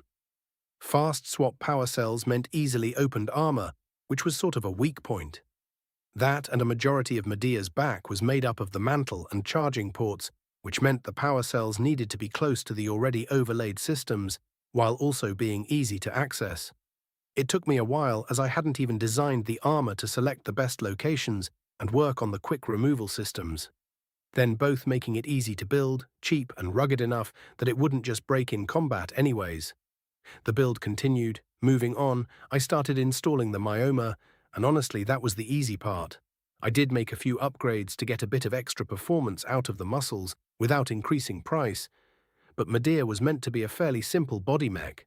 Her mind, so to speak, would be far more powerful than her body. But increasing the twitch reflexes of the mech so she could dodge while on the ground in case of any flight damage. Then making sure the arms had a lot of control to raise and lower her gun.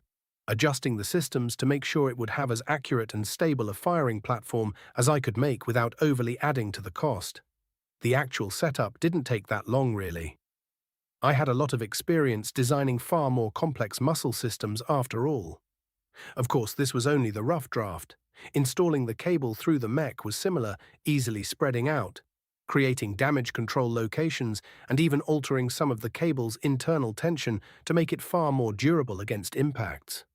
Rugged design was definitely showing the results, but as I finished that process, cable lining every inch of the mech, I went through the first pass, not to improve performance, but to reduce cost. Internal components were reduced in size or shifted to use up less materials.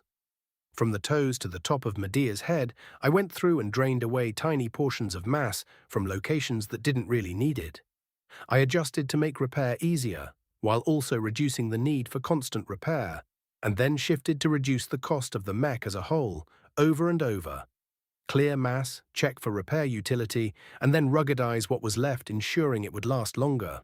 It was complicated work, as every change and adjustment would alter weight and how much the mech could carry or move with. If I made the legs too weak, Medea wouldn't even be able to walk, much less do some rapid dodges if needed. Yet it was important. Sure, each alteration might not be a lot of bright credits with each change, but reducing the unneeded material and saving potentially thousands of credits on each build. Absolutely worth it. Either way, eventually I was satisfied. Now it was time for the cheap HRF armor.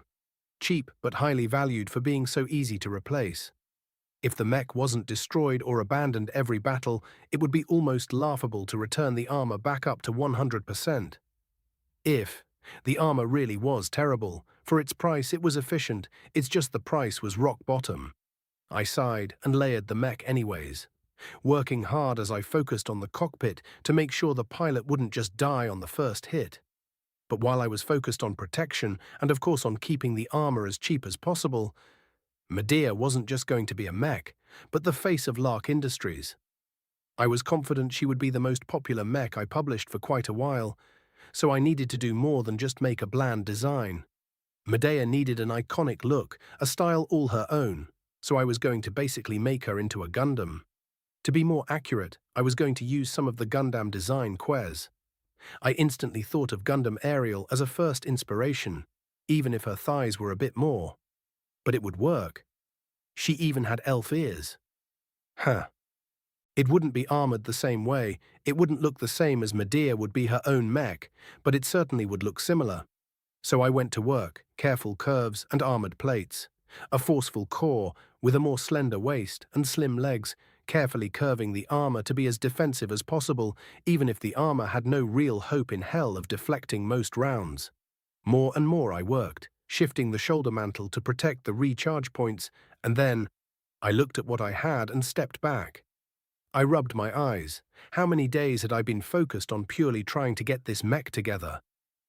I had no idea. I flopped on my bed and went to sleep in the morning. The spell circles needed to have their design completed first. Putting the spurs together was almost laughably easy compared to a full mech. Grab the power cell, connect it to the two drive systems, make sure both are talking to each other, and then set up a program to simplify their inputs so Medea can control a dozen of them. Then a second power cell connected to the broken-down MC-MK4 bright rifle. Then hook in the recharge port and armor the whole spell circle into the design that would work. If I left them without any real armor, they'd kinda look like the funnels from Gundam, but that wasn't what I wanted. Instead, I streamlined them, giving them the shape of a dagger. Very light armor, not enough to offer protection from more than just shrapnel, as adding more than that would just mean they moved too slow. No speed was their protection, that and having so many. Then with a few dozen second passes, ruggedizing the design, removing any costs from it that I could as the absolute bargain price would be its greatest advantage of all, and then installing a very small control module using the least amount of X23 as I could. The spell circle was done. Slipping the completed design into the Medea design and watching the image integrate the size drones. It was less like a full cloak and more like a spiky half cape. That was a bit. Maybe spread the recharge ports open a bit more, flare it out. I considered changing the design entirely so the spell circles could use their own thrusters when integrated to give the Medea even more speed, but no. That would be a foolish decision, as I'd have to completely remodel the entire flight profile for multiple thrust options. And the drones should be out with the mech, not connected unless needed. Medea wasn't much of a fighter herself, so she needed the drones to be her weapons. Maybe for the spaceborne version? Possible. It would certainly be a more useful concept then. But with that, I was able to really finalize the armor profile of Medea, watching as her mantle now looked like a proper cloak, letting me finish the armor over her torso and side to fit with where the spurs would rest. And of course, that revealed the issue where the armor of the spurs would brush against the armor of the mech, and I went to work, adjusting the recharge port locations by millimeters, shifting armor and clearing up issue after issue. And as I did that, I started simulations. Walking, running, firing, the mech model I was still tinkering with started being modeled, and errors popped up. So I went through it, shifting armor, reinforcing certain joints that were taking more pressure than I had expected with the later changes, and just slowly clearing up problem after problem. Changing exotics mixture in some of the pieces as they weren't needed, or were. It was a constant battle, every change making more things that needed to be changed, and I felt myself flagging. This was the part of the design where I wasn't doing inspired work anymore. This was the nitty-gritty, the difficult, annoying part. It was the part the story Ves had eventually shoved off onto Gloriana. But I wouldn't do that. As annoying as it was, there was a respectable job in the work I was doing. And more importantly, every change, positive or negative, could lead to an inspired idea. Most of them didn't though, just a slow, inexorable grind as problem after problem was solved, as the mech grew more and more capable in some ways, and less in others. The balance of performance versus integrity versus cost. Hell versus every other metric. There was always something being taken away. Finally, I stopped, not because I was done, but because I had to do something else. My brain was draining out my ears. Ugh! I groaned as I rose up from where I'd been sitting on my bed and groaned as my body creaked. Definitely need those stat upgrades. Then I walked out of my room, not minding that Medea buzzed and followed after me. Are you excited for your mech, Medea? I am, my prince. I shall perform my duties as a princess masterfully, I am sure. Me too. I believe in you, Medea. I told her, and she buzzed around my head happily.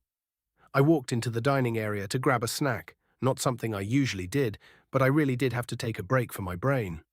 Ves, haven't seen you around much, boy. Ah, hello, Auntie. I've been working, but I need a break. So you do. Go grab something and go put your feet up somewhere. A boy like you shouldn't be working all day every day. Auntie Fila grumbled at me. Thankfully, I seemed forgiven about the whole Medusa homework incident. I grabbed a few things and found myself in the living room. The TV was off at this time of day as everyone was at school. Considering how empty the compound looked, probably school. I managed a whole 3 minutes of watching some daytime mech drama when my mind returned to the idea that had been itching at me. Mind's eye sensor, a noble phantasm component that if it worked would be an awesome advantage. Messing with sensors was obviously one of the first things that happened in any battle. Being able to keep track of things.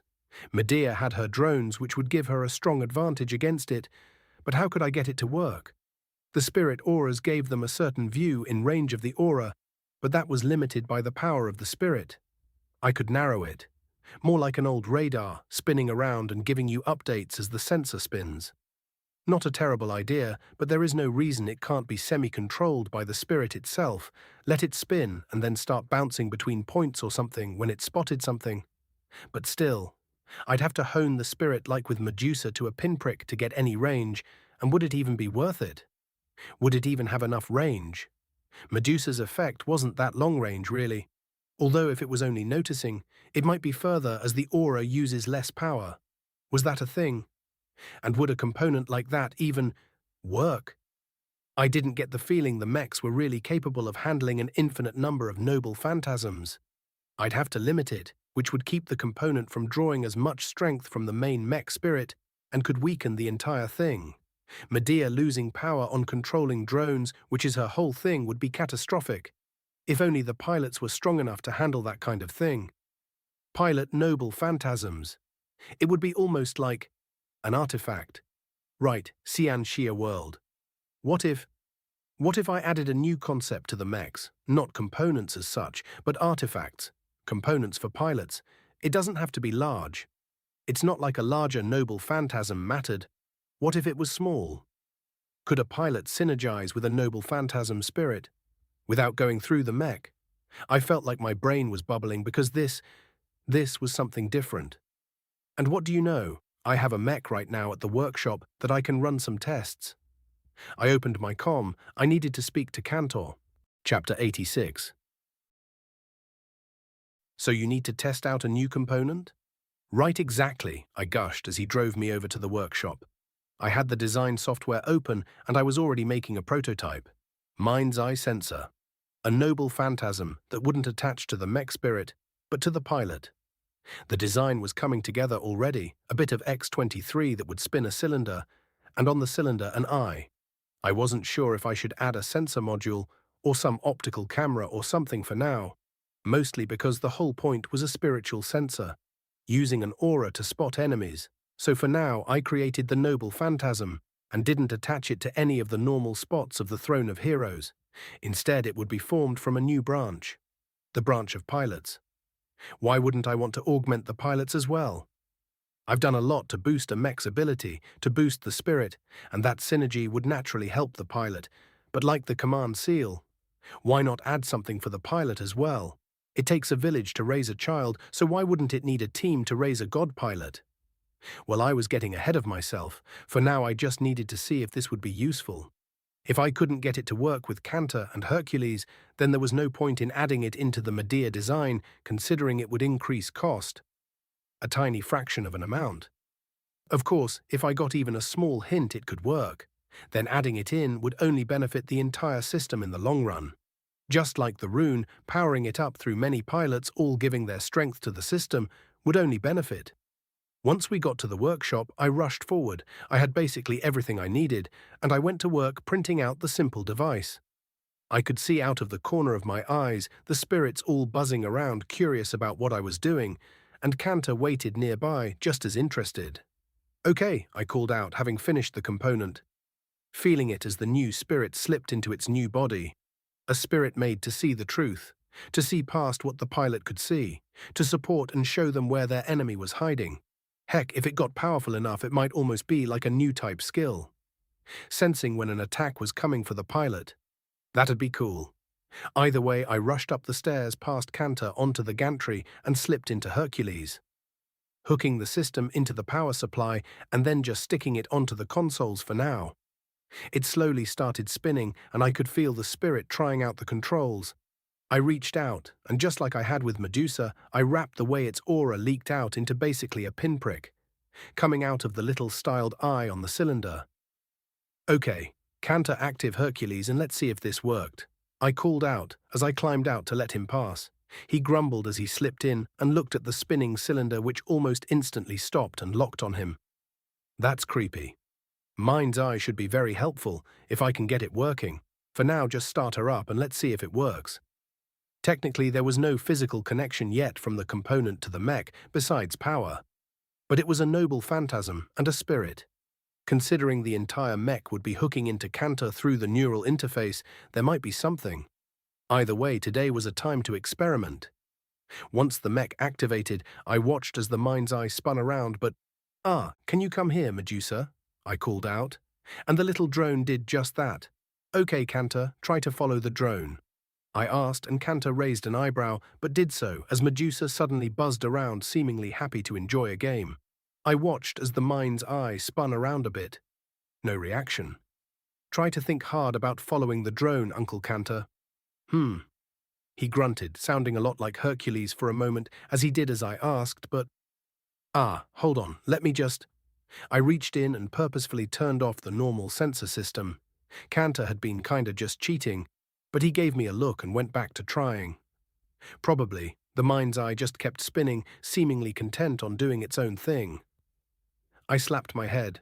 Talk to it. Tell it what you want, I said, and Cantor looked at me for a long while, but his initial instinct that I was crazy probably went away when he remembered just what I was doing with my mechs. Hey, Spinny, point at where the drone is. He grumbled, and I gave him a flat look, mostly because it seemed to actually work.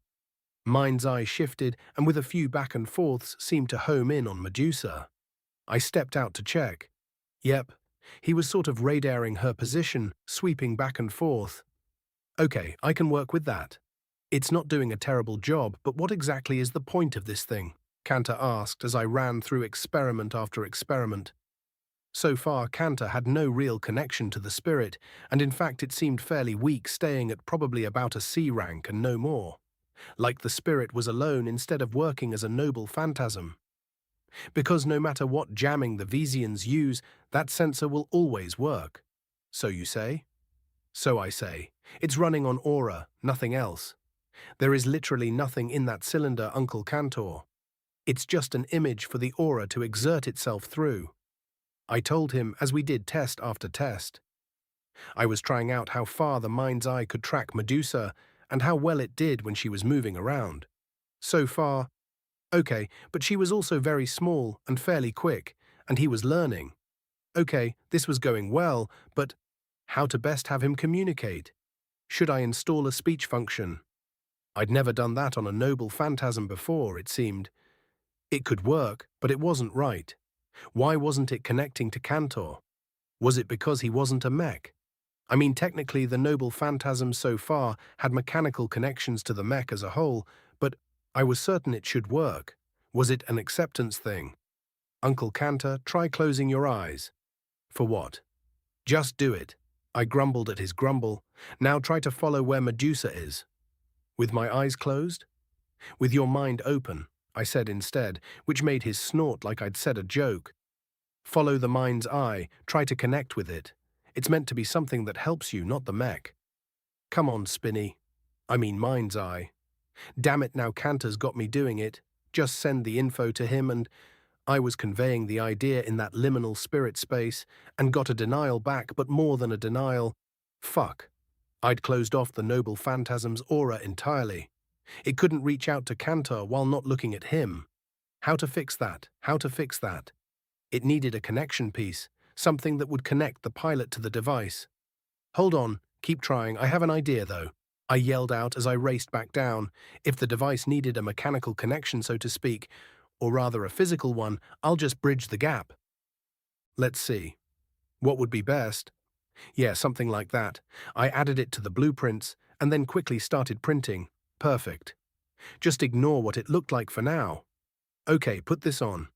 I'm not wearing a fucking tiara, Ves. It's not a tiara. It's a spirit, connection, device, whatever, just put it on, I said, thrusting it at him. Okay, it did look like a tiara with the same styled eye built into the center of it. The things I do for family. He grumbled, and after a very hesitant moment, he put it on over his head as he sat back. The neural interface spooled back up, and I watched. Okay, just close your eyes, and listen. Try to hear what the mind's eye is telling you. Could just open my eyes and look. Do it this way anyways. I argued, and he grumbled as Spinny, damn it. The mind's eye spun around once more, tracking Medusa, and slowly Cantor's brow started frowning. It's there, he asked, pointing right in the direction mind's eye was looking. Right at Medusa. You got it. It's a feeling, not as strong as with the bitch, but I could feel the attention. Something is there. Right, okay, so it works. Now I just need to do some more testing. Can I synergize it with you?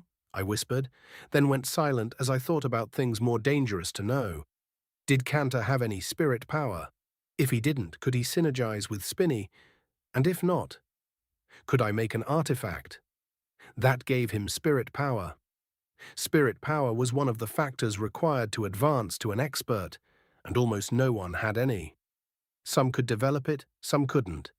So could I make an artifact that supports the creation of spirit power? How would I even go about that? No, I was overthinking it again. I already know how. I make a spirit that does it. Maybe it sucks at first. Maybe it has no power to fully work. But it would grow. All I had to do was find a way it should work and let nature take its course. That was kinda big, huh? Wait, I remember. The first conversation the original Ves had with the polymath. They'd talked about a lot of things, but one of them was the three main powers of humanity: the CFA, the MTA, and the Five Scrolls. The CFA only cared about technology, the Five Scrolls Compact only cared about the spirit. The MTA tried to use both, and all three wanted to see humanity evolve down a path. So wasn't that exactly what I was doing, using technology to boost the spirit? What spirit would be best for such a thing? Could I even afford it? I winced. Despite everything, I didn't have a lot of mechs in use. The amount of power coming into the throne was not a lot, and every spirit I made was a drain. I took a breath and stepped back. The idea of a spirit reinforcing noble phantasm would have to wait, as much as I wanted to put something together right now. Instead, I opened my eyes and checked on Cantor, who was still sort of following Medusa with his eyes closed. Useful. Maybe not perfect, but that was still incredibly useful. Now to find out the limits, refine it a bit, and see what I could do to add it into Medea. The rest could wait.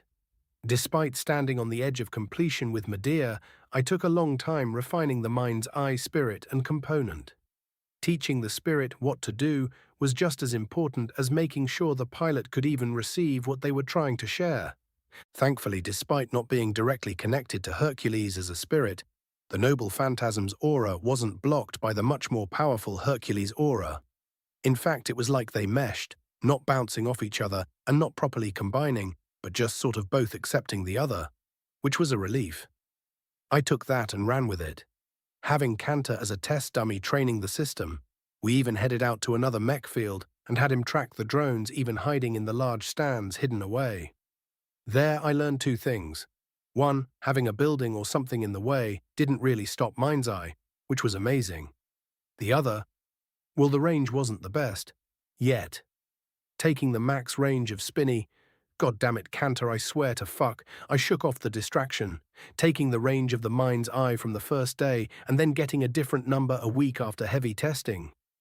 That told me exactly what I needed to know. The range was expanding, mind's eye was getting stronger and even faster and tracking moving targets. And Cantor was getting better at responding to the prompts, although he'd complained a few times of how distracting it could be. Yet that was something mind's eye would need to learn on his own, when and how to alert the pilots. It's not like I had any fucking idea how to limit the connection. Heck, I wasn't even sure how the connection worked. Either way, it was working. It was a functional, if a bit finicky, system. So was it ready for Medea? I hesitated, really super hesitated, because as much as it was working, unhackable spurs were one thing. Your mech literally able to tell you, hey, enemies that way, is something else. But I was going to install it anyway. I wasn't going to hide from what I could build. Medea was a step beyond normal, a spirit mech platform designed that way from the ground up. Now it was time to see what it could do. I finished installing Spinny. I mean mind's eye into the cockpit this time, placing it above the pilot so the motion wouldn't be distracting, something Cantor had expressed. And even changed a few things about it. The cylinder was now an orb, letting the radar spin in any direction. Also, it was now made of see-through glass. Well, really, it was a see-through aluminum, but anyways, basically glass. Letting a pilot see what direction it was pointing, even without the connection crown, which I'd altered at Cantor's request to be a bit heavier and less tiara-shaped. Now it had a bit more armor to make it look a little more armor-like rather than crown-shaped. I'd offer the tiara style as well, just because it was lighter, fuck it. But it was done. I added the design to the Medea design and then started the final touches. Over and over and over and then over again. Simulations, tests, and more. If she lost her flight pack, how did she work? If she lost a leg, how did she fly? If her arms were gone, could she balance during flight? It went on and on. I refined and cleaned the design until I was sick of it, and then took a break for a day, resting out in the grassy yard of the compound, before getting right back into it the next day. This was more than just a test or an experiment. Medea was going to be a mech really truly made for the battlefield, and so here I was. Sitting on my bed staring at the design, the last dozen tests I'd found nothing I could change. Any issues were things I simply had to leave alone because they'd have worse knock-on effects if I did make changes. 16.9 million bright credits, that's about how much the base build would be in materials. I could sell them for 20. Yeah, they'd fall fairly well into the 20 million bright credits market range. I hesitated, almost nervous as I swallowed thickly. Should I? Finish it? Was it ready? Was there anything else I wanted to do? Honestly, the answer was no. I was tired, not that I wasn't still excited for Medea, I was practically vibrating, but it felt like all the energy of her creation was spent. She was done, baked to perfection in the oven of my design software. I'm taking my metaphors a bit too far, I do need a break. Meow. I am ready, Medea said from the little command seal thrones I'd made for my spirits. I looked at her little icon and nodded. Okay, system, tell me what you think. Scanning design, simulating performance, completed. Do you wish to name your design? HS-C Medea. Mark 1. Design evaluation, HS-C Medea. Mark 1. Model name, HS-C Medea. Mark 1. Original manufacturer, Ves Larkinson. Weight. Classification, medium recommended role, drone carrier, aerial scout armor, C. Carrying capacity, C. Aesthetics, A. Endurance, C. Energy efficiency, B. Flexibility, B. Firepower, B++, Integrity, B. Mobility, B+, Spotting, A. X factor, A. Cost efficiency, A. Project involvement, 100% original component composition, 37%. Overall evaluation, Medea is a remarkable third-class drone carrier mech. Using an unheard-of spiritual connection, allowing the mech itself to control the drones without interference, gives this mech an impressive firepower for singularly average weapon systems. Yet the spiritual engineering involved in this mech has formed functions outside of the normal technological system, all wrapped up in a low-cost budget platform. The spirit of Medea, a princess, lives within this mech, protecting her prince eagerly. You have received 1,000 design points for completing an original design that has no other equivalent. You have received 50,000 design points for designing a mech with a high presence of X factor. It was done. I could almost feel the surge in the throne as finally the completed mech seemed to settle into a complete whole. Now I just had to make it. I ran a hand across my face. Yeah, it was going to be a little bit. I remember the struggles I had building Hercules, and I was going to try and mitigate them a little. I pulled up the system and the store and bought 2 candies, an endurance candy and a dexterity candy, one for 300 DP and the other for 400. Then I took one. My prince, shall we construct my vessel? I wish to join with my prince.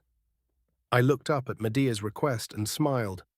I know you do, I said before shivering as the feeling of the candy flowing through me made me twitch.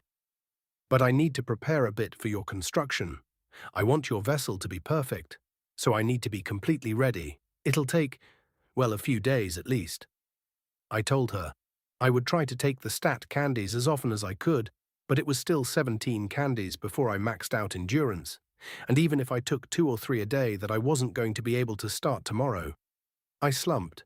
It's fine. I was tired mentally from working so hard, so a few days of just relaxing, watching TV, being lazy, catching up on my Ansel work, well, not that last one, but just some time to be Ves the teenager instead of Ves the mech designer sounded nice. Chapter 87. Linda caught. Linda watched on, relieved as Kitty cut down the last enemy. Unfortunately, Lancer had gotten a bit damaged against a barrage of missiles, putting her out of the fight. Victory was nice, but it was a bit sad not to have the team anymore. Valerie still messaged her and Kitty from time to time, which was really fun. But she was busy training to be a real mech corps pilot. Well, junior mech corps, but still. Linda kinda wanted to follow in her footsteps. Paul and Valerie both had joined different schools, but both had been so amazing when they made their decision. They each had their reasons, and Linda respected them both. She did miss them, though, missed the whole thing. Team Cloudstep, well, it was no more. Sam had offered to let them keep using the name and try to set up a new team, but without John and Paul, it felt like Sam just didn't have the heart to do it. Kitty and Linda had decided to let the team close down. So they'd had to decide what to do. Neither had wanted to just give up piloting.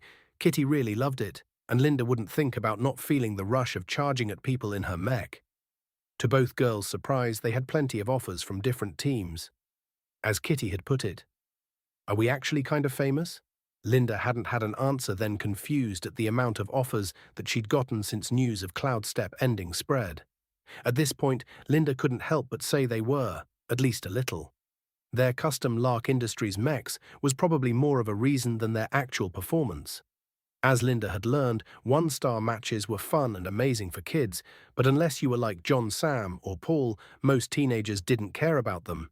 It was all about 5-star matches, the massive 50 versus 50 or more battles.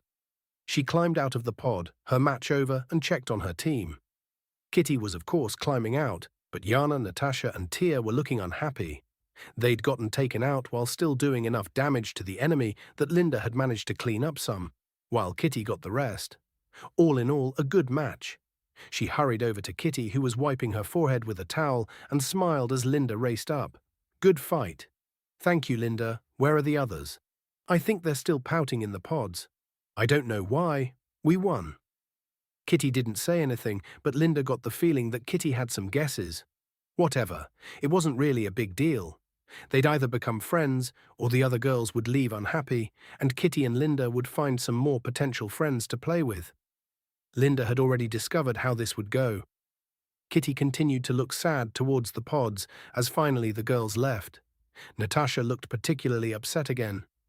"Oh, it's not fair," she finally called out loud enough that most of the game store looked over. "The only reason you two are so good is because you had custom mechs made for you. I've seen how expensive they are. You're just winning because your mechs are high-end," she shouted and then rushed out. Linda watched her retreating form for a bit. "She's upset because she didn't get any wins again," Kitty whispered, and Linda nodded. "Yep, it looked like it." Oh well, she felt bad for Natasha, but if this made her upset, maybe she should do something she liked more instead. "I don't think we're going to be finishing this tournament." "Huh? Oh, 'cause she left? Yeah, probably not." Linda confirmed with a shrug. Maybe they'd let them do a 4v5. Then she watched the other two girls leave as well. Following Natasha. "Maybe they'll let us do a 2v5. Kitty snorted, and Linda grinned as at least she'd removed the sad look on her friend's face. "Probably not. We'd lose even if they did." "Nothing wrong with that. It'd be a fun challenge. Besides, Linda, please know more about the cartoon. I already watch it way too much." "It's good," she gasped. "I still like it too," Kitty quickly countered, her voice pitching up. Nah, it's okay. Don't worry," Linda offered back, nudging her friend with a hip. "Come on, why don't we go get something to eat instead of sticking around?" "Yes," Kitty said stoically, her rising panic vanishing in an instant. Linda just grinned. Well, finding a team for one-star tournaments wasn't going well, Maybe they should move on. She'd always love her Lancers, of course, but Danji, she wouldn't be able to pilot Lancer forever. If she wanted to follow in Valerie and Paul's footsteps, she'd need to grow too. Maybe we should move up to 2-star. Or 3. You ranked up high enough for 3-star matches, right? I did, Kitty offered quietly. The two girls had been piloting a lot, after all. Do you really think so? Maybe. I love Lancer, but I want to keep moving forward too, you know? Like Valerie, Kitty whispered to herself. Not like I'm going to stop piloting Lancer, but I do want to see the big matches too. You just want more people to charge down. That too. Okay, sure. Hey, maybe we can call up that Ves guy for a new mech. I wouldn't mind like a 5-star Lancer, you know. Linda, I'm joking. Mostly, maybe talk to Sam about it. Linda, he. She giggled as Linda puffed up at her. Linda was mostly kidding. She didn't really want to move on from Lancer. She loved that mech, and she knew it loved her back. She could just feel it. But her mech, her Lancer, she knew it expected her to keep going, to get stronger, to move ever forward. Ves Larkinson. Well, kids, let's do this. Yes, Uncle Cantor. She agreed a bit nervously. She'd played with Uncle Cantor quite a few times. The old pilot often appeared out of the blue when Larkinsons were playing Iron Spirit and would drag them around working on their military forms and training. Una had learned a lot from him about how to actually pilot a mech during a battle, instead of just running off and doing whatever. It was actually really useful, so when he'd messaged her, she'd agreed without thinking about it. But well, she'd heard of this before, but never taken part. A Larkinson Battle Royal. Well, they weren't facing each other or anything. Instead, the practice area where Cantor was inviting everyone was filling up quickly with 5-star mechs. All right, you brats, that's all of you. Now line up, he snapped, and something about his mech seemed to make everyone jolt and quickly rush into a line. Una hurriedly followed suit more because this was her first time taking part in a Larkinson Battle Royal, and she just wanted to fit in. Battle. The word didn't come from the pod she was in, but from the disc she had placed securely on the pod's console when she entered. Yeah, a big one, in front of everyone. So, we have to do our best. She whispered. The anxiety was building as Cantor walked along in front of the line of Larkinson mechs. He replied, and she felt herself calming a bit at just how casual the mech was. Or mech spirit, as Uncle Cantor had described them. It was kinda weird to be able to talk to her mech, and it wasn't fake or something. Hercules knew when she took damage, and had even warned her about an enemy before. Una had no idea how it worked, but well, she didn't know much about how normal mechs worked either. All right, Larkinsons, we'll stick together and crush the fools. Cantor roared, and the group of Larkinsons all roared along with him. Una took a moment to catch up as she'd been talking to Hercules to do the same. Okay, she could do this, just not overthink everything. Right? She nodded at Hercules' support. She accepted the ready check, and not long after their group found themselves in a 100 versus 100 major battle. It took a moment, but the settings were chosen. A mountain fortress that her team needed to raid. Okay. The enemy would have more protected defenses for their targets, but the mountain also means they'd have less mobility, having to move around inside the fortress. Larkinsons, we move out, Cantor roared, and Una looked over, seeing his fancy mech raise her sword up and point forward, and the others roared. She followed along. Their group made up one of the larger groups of players, and the sudden movement definitely caught some eyes. Una noticed Cantor take on a squad leader role, but someone else had gotten the highest-ranked command. Command comms kicked in, but she wasn't impressed. You all know what to do. Don't just charge in and die. Over. The commander wasn't much of one, it appears. Don't worry about that. We'll grab auxiliaries as we move, Cantor called out, and he was in fact doing that. As the force of mechs moved out, Cantor would just point at stray mechs milling about, and they'd jolt as he no doubt calmed them to follow. Una was glad Cantor took care of that cause she hated talking to people she didn't know. What if they just ignored her, or worse? Focus. The words did just that, dragging her back into what she was doing. Right. The battle. Just fight the battle. She felt her jaw clench lightly as she sat up more in her seat. Already pings were starting to hit on her sensors. Enemies were coming. Despite being on defense, not everyone wanted to sit around. Scouts, aerial mechs, or just idiots charging to fight. Cantor led them well, down into a ravine that let them duck down and be out of sight from enemy snipers as they continued to move forward, and Yuna relaxed, surrounded as she was by her cousins. Finally get to see what that mech of Ves's can do. Yuna, you liking it? Ah, yeah, Hercules is great. I wouldn't trade him for anything. Heh, you should tell Vesi that. He's been quiet for a few weeks now, probably making a new design, but he could always use a pick-me-up. I'll do that. A voice behind them, and she turned to see an enemy aerial mech looking down on them. Missiles instantly started firing, down, but Larkinson instincts were good. Firing upwards, only a few of the missiles slipped through. The aerial mech, having dumped its payload, started trying to flee, but I doubt he'd expected so many mechs working together. His flight system was damaged as he tried to buzz off, and laser and automatic ballistics kept smacking into the mech all the way down. He was either out or so damaged he might as well be. The group instantly got back into formation and kept moving, catching up with Cantor's lead. Yuna relaxed as the calm chatter of her family washed over her. This was fun. She wished she could have done these matches with so many of the family before. Found our entrance. That should lead to the armory according to our intel. Form up Larkinsons. If we take out their munition supply, this battle will be over. Cantor spoke firmly over the comms, and to her surprise, not a single person in their formation argued, or caused trouble, even the auxiliaries. Huh. Did Cantor have a strong reputation in the game or something? Either way, they all formed up, and Hercules was near the front. It was her time to do this. She just needed to charge ahead and break through any resistance. But before she could, her sensors screamed, and she could feel the faint rumble through the pod. Over and out of the mountain entrance, which just before had been seemingly unguarded out, walked heavy mechs. Not just one or two, but 6.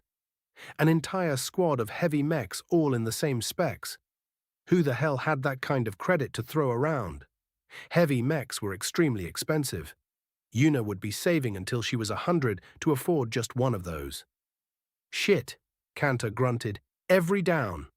He roared, and the trench-like ravine they were in was suddenly very, very valuable as the heavy mechs opened up. Arm cannons and a set of smaller rapid-fire lasers splashed over the entire area, and more than a few mechs got damaged. One of the auxiliaries to her right tried to fire back, but his rifleman took a cannon shot to the torso, and she watched as the shrapnel and remnants of his mech spun around and crashed into the ground. We should retreat, Cantor. Retreat where, moron? Cantor snapped back over comms, and Yuna realized they were right. If they tried to leave, the heavy mechs would be shooting into their back, and if they stayed, well, the ravine was just dirt and loose rocks. It was already being torn apart. Then we charge, she said, her voice much firmer than she had expected over the comms. Oh yeah? Uncle Cantor asked, sounding more amused than anything. You think you can charge into that? She glanced at the switch. Yeah, I think I can, she growled as she flipped the button. Red light poured out through her cockpit, flooding over her body like blood. She no longer cared about embarrassing herself or losing this match. Kill them. Roared, and her knees bent. Larkinsons! She roared as she leapt, her mech completely clearing the ravine, no slow ascent. No time for the heavies to realize she was coming. She hit the ground running, shield raised. Move! The voice wasn't hers, and she listened, juking to the left as a heavy opened up on her position, sending trails of smoke from the cannons, just missing her. But not for long. They would hit her. They would not stop her. She felt it. The surety of her steps. She was too angry to care about anything but her objective. And between her and Hercules, she knew exactly how quickly the heavy artillery mechs could cycle their guns. Damage was temporary, victory was eternal. The next shot would hit. The massive cannons locked on, so she shifted, her shield and armored left arm raised up as she slammed forward full force. The cannon of the heavy mech struck like a thunderbolt, tearing up through her shield and smashing her lion shoulder into shrapnel. But she hadn't flinched, had prepared for the blow, and it only knocked her sideways a step, but never slowed her charge. She roared as she reached the heavy mech. The thing was huge. 4 massive industrial legs, 2 arms formed entirely into cannons, and the shoulder repeaters. The lasers splashed down over her, but without the monstrous force of the main cannon, it did nothing but scorch her compressed armor. She didn't slow, didn't even bother bringing up her sword as such. If she only took out one heavy mech, they'd kill her and her family. So don't stop. Go through them all. She slammed shoulder first into the first heavy mech, its massive legs suddenly flailing as she pushed and pushed.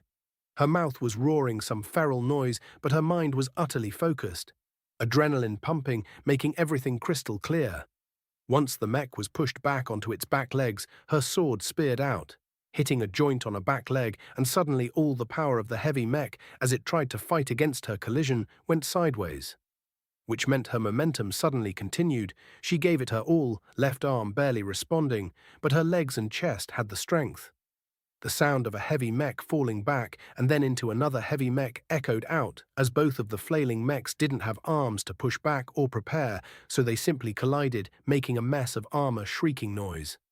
She looked to the right, expecting to see the 4 other heavy mechs already aiming at her, but only 2 of them were focused on her. The others. Cantor stood on top of one mech, his sword pierced down into the heavy mech, as a sword of the other offensive knights, skirmishers, and swordsmen swarmed over the mechs. Her family hadn't hesitated, they'd been right behind her on the charge. No doubt the squad of heavy mechs had been caught off guard by the sudden charge. She knew some of them wouldn't have made it, but she roared and slammed her sword home into the heavy mech she'd pushed over. Sparks flying over what felt like her own face as the sword shrieked, cutting through heavy armor. Larkinson's, Cantor's voice boomed out from his mech as he'd torn apart that first heavy mech with other skirmishers. And riflemen and ranged attacks slammed into the others. It was a tremendous assault, coordinated and brutal. Larkinson's, she roared back, and the family roared with her. And more, the comms blew up with the auxiliaries saying the same, but the shout was for them. They fought beside us and saw what we could do. Forward, into the bunker. We tear them apart, blow their ammunition and fuck their mums after. Ew, Uncle Cantor. What the fuck? Yuna was kinda thinking the same, actually. I yawned while I was taking it easy and feeling pretty good as more and more of the endurance candies and dex candies were taken. Man, I felt great. I was also looking over the component evaluations. Design evaluation. Grand Rune of Penetration Component. Component Type, Ritual Enhancement Component. Original Manufacturer, Ves Larkinson. Classification, Ritual Enhancement, Aesthetics. B. Endurance, A plus Firepower. F. Flexibility, F. Integrity. A. X Factor, C. Project. Involvement, 100% overall evaluation. A ritual created to turn a rune into a mechanical empowerment. Perhaps useless, but could grow to be an effective empowerment for mechs. You have received 50 design points for completing an original component design. You have received 500 design points for designing a component with a moderate presence of X factor. Design evaluation, Spell Circle Component. Component type, Spur Original Manufacturer, Ves Larkinson. Classification, Spur. Aesthetics, A. Endurance, C. Firepower, C. Flexibility, C. Integrity, C. X Factor, C. Project. Involvement, 100% overall evaluation.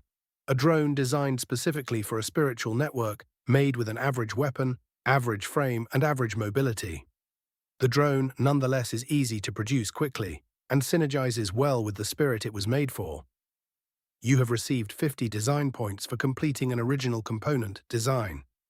You have received 500 design points for designing a component with a moderate presence of X factor. Design evaluation, Mind's Eye Sensor Component. Component type, Pilot Equipment, Sensor Original Manufacturer, Ves Larkinson. Classification, Pilot Sensor. Aesthetics, B. Endurance, S. Firepower, F. Flexibility, F. Integrity, C. X Factor, C. Project Involvement. 100% overall evaluation. A component designed for use in a mech, but to be equipped to the pilot. This new design paradigm needs further exploration. You have received 50 design points for completing an original component design. You have received 500 design points for designing a component with a moderate presence of X factor. The last one in particular had a very odd message from the metal scroll. I don't think it had ever requested me to do a particular path like that before. But honestly, it was right. The mind's eye was something that could really grow into a powerful tool for pilots, and it wasn't carrying the normal baggage of equipment for a mech. A pilot was part of the mech, obviously, so why shouldn't we add tech? Or in this case, spirit engineering to assist them. Yet nothing immediately came to mind for what came next. No, I was still too focused on Medea for that. Just rest, Ves.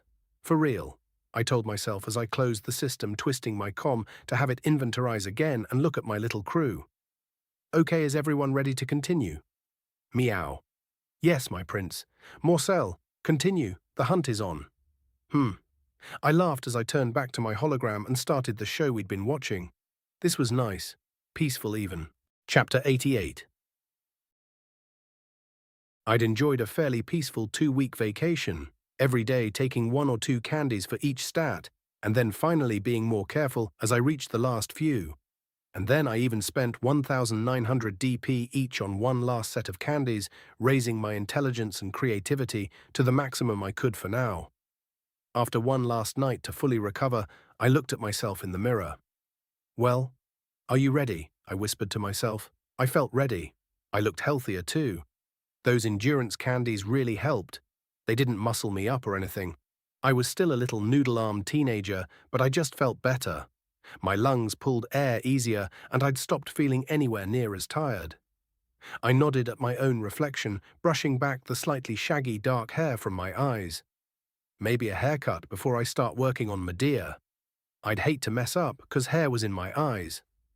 Either way, I flicked my wrist, making my comm appear, and looked over my stat screen. Name, Ves Larkinson. Profession, apprentice mech designer. Specializations, none. Design points, 12,242 attributes. Strength, 0.3. Dexterity, 2.0.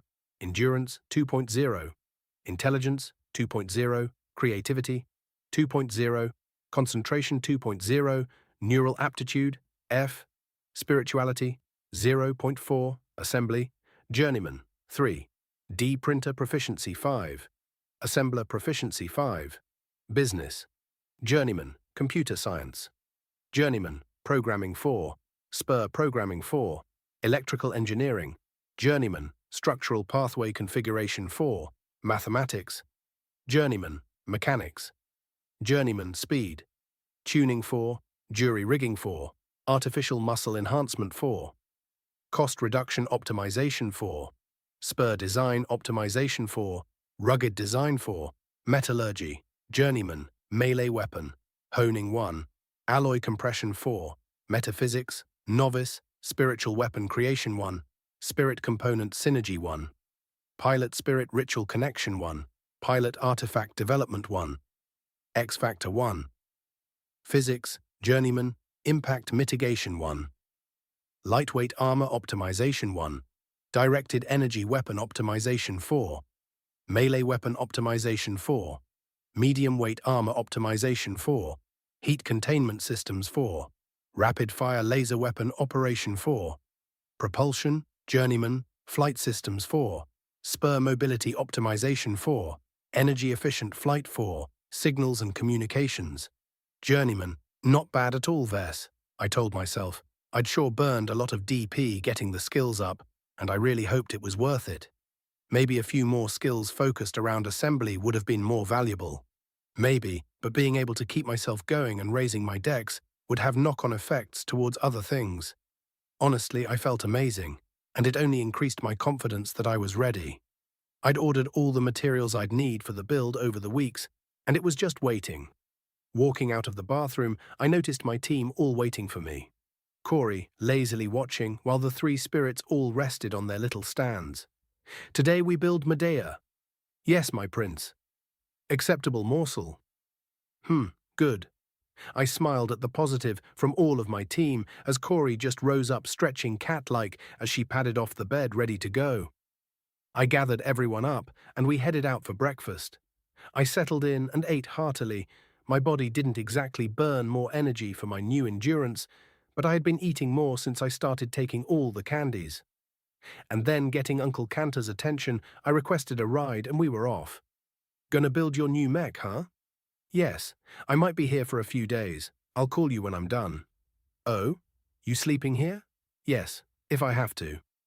I said, not wanting to admit that I could probably go a few days without sleep without it affecting me at all now. I'm trying something, and I need to keep completely focused, no distractions. You gonna eat air? I'll order some food before I get started and eat it when I need to. Not everyone is going to be happy that I let you do this, he said, and I smiled slightly, still desperately keeping the excitement inside me from bubbling over. He'd agreed without me having to try and convince him. I know, but please trust me. All right, kid, I'll keep everyone away, but we'll still keep an eye on you. If you collapse or something, I won't. I'm not stupid. I just need to really focus on this build. With that, Cantor didn't argue, instead talking about some of the matches he'd been in recently, which was always fun to listen to. Yuna had even passed on a message through Cantor that she really appreciated the Hercules command seal and mech. That was nice. To have the Larkinsons around my age enjoy my mech was very cool, but either way it was time. I needed to ride this wave of excited inspiration. What else could I do? I didn't have any spirit connection, design network thing, or spiritual forced inspiration I could rely on. Not that I really liked most of those. A design network could be fun though. But I'd read about the creation of a ton of masterworks, so I knew a few things. If I strengthened the spiritual foundation of the mech, it would lower the requirement to reach the first rung. How could I do that? I had the noble phantasms and the design spirit, and of course Corey's gems. But to strengthen the spirit foundation of a mech, that's right. I'd mostly been treating the throne of mech spirit as the mech itself, when that wasn't entirely the case. A single design spirit could be attached to millions of mechs, but each mech also would grow and strengthen the X factor for that specific mech depending on the circumstances it found itself in. Was there a way to reinforce the foundation during the construction process? The idea was sticking to me as we pulled up to the mech works. The design spirits themselves grew slowly over time with the energy of people using them, and the specific mechs would as well, but we pulled in and I stepped out along with my little entourage. Corey trailing ahead of me, her tail up like a little flag. Medea buzzing excitedly around me, while Hercules and Medusa followed more sedately. I was stopped before I could enter. Make sure you call if you need anything. If you need a break and want to come home, just call. Thanks, Uncle Cantor. I'll be okay. Right, get everything I would need prepared first. We split off him going home, and I quickly pulled up my comm and ordered some food that would last while sitting out on a table, while I then used that time waiting to pace around. Spiritual foundation of a mech. It wasn't just power, but qualitative. The type of spirit power. Or Kai, I guess, would matter. What sort of Kai would best suit Medea? Ugh, I don't know cultivation stuff. But I paced around faster, my mind racing, pulling up knowledge from before, and connection concepts faster and faster. Artifacts, design networks, rituals, and growth. Kai was the key, so to speak. I had to keep in mind in the back of my head I was basically doing cultivator artifact creation. That the process was boosted by a grand ritual to help mechs be created and grow, and so I didn't have to know the process. I could create it. I need to talk to everyone, I said, perking up as I looked at Medea, who was still following after me. Medea, I want to talk to all the spirits in the throne. Can you let everyone know to pay attention, I guess, and Hercules and Medusa? I'll need you both. Can you please help me? Morsel requires me? Yees, she hissed, something she'd figured out at some point. The spirits were still learning from the language program after all. Will help. Hercules also responded. I smiled at all of them. We are listening, my prince. I nodded as I smiled at my little mech spirits. They were my friends too. Kinda. Maybe little kids or talkative pets. Whatever. I loved them because they were fun, so that was fine. I have an idea that I'll need everyone's help with. As we build this mech, all the extra power from the throne will go into the mech instead of boosting everyone. I know I'm asking for a lot from all of you, but if you can please transfer the mech your power, I know it'll bring a massive boost to all of us. Everyone was quiet until Hercules grunted. He accepted. The morsel will have his power. I have no power to offer my prince. The others agree without complaint. But how will we? Thank you. And I'm working on that part. I think we turn it into a ritual. We have the throne, which should let them transfer the power to me. But maybe I needed an artifact. It seemed kinda crazy to do it this way, instead of just building the mech. But rituals and belief worked. Actually worked. It was fact, provable, and the kingdom of mechs assisted in boosting this sort of nonsense. And you know what? If it didn't work, or if it only gave a 0.0000001% boost to something, then it would still be worth trying. I walked to the 3D printer. First, I needed some markings to form the places to stand for me and my spirits.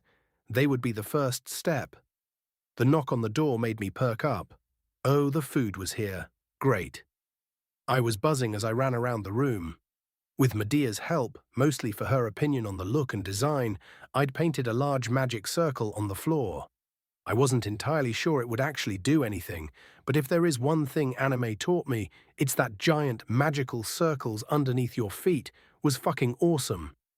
The creation circle is complete, I whispered, looking at the entire thing. I'd probably have to explain this to the family, huh? Well, that's future Ves's problem. Fuck that guy. Medea, as the main spirit of the mech, you'll be with me. I think I'll need you closer than your drone. Yes, my prince, she said. Happily enough, she was as excited as I was for the build. I took her seal and placed the drone aside as I grabbed a small chain I'd created, and with a bit of work, I ran a bit of her speaker part through it and then threw it over my neck. Hercules, please stand on the right.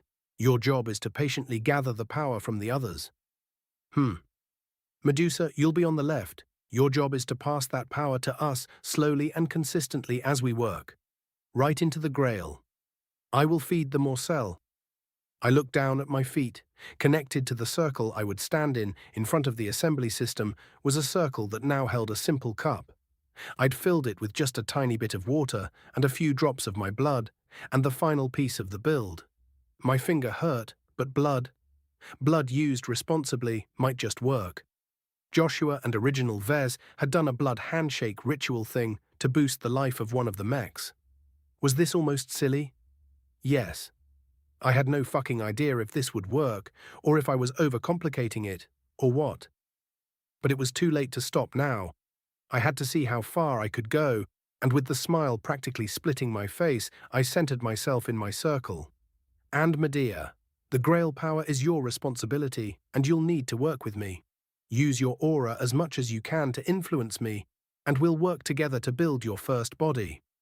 I will, my prince, she chirped, and I closed my eyes, feeling her aura spread out. I normally couldn't really be influenced by a mech's aura, at least not my own mech's, but Hercules had shown me it was possible with his laser pointer rage aura. So when Medea spread out her power, the X-factor of her C-ranked aura spread out, I tried to accept it.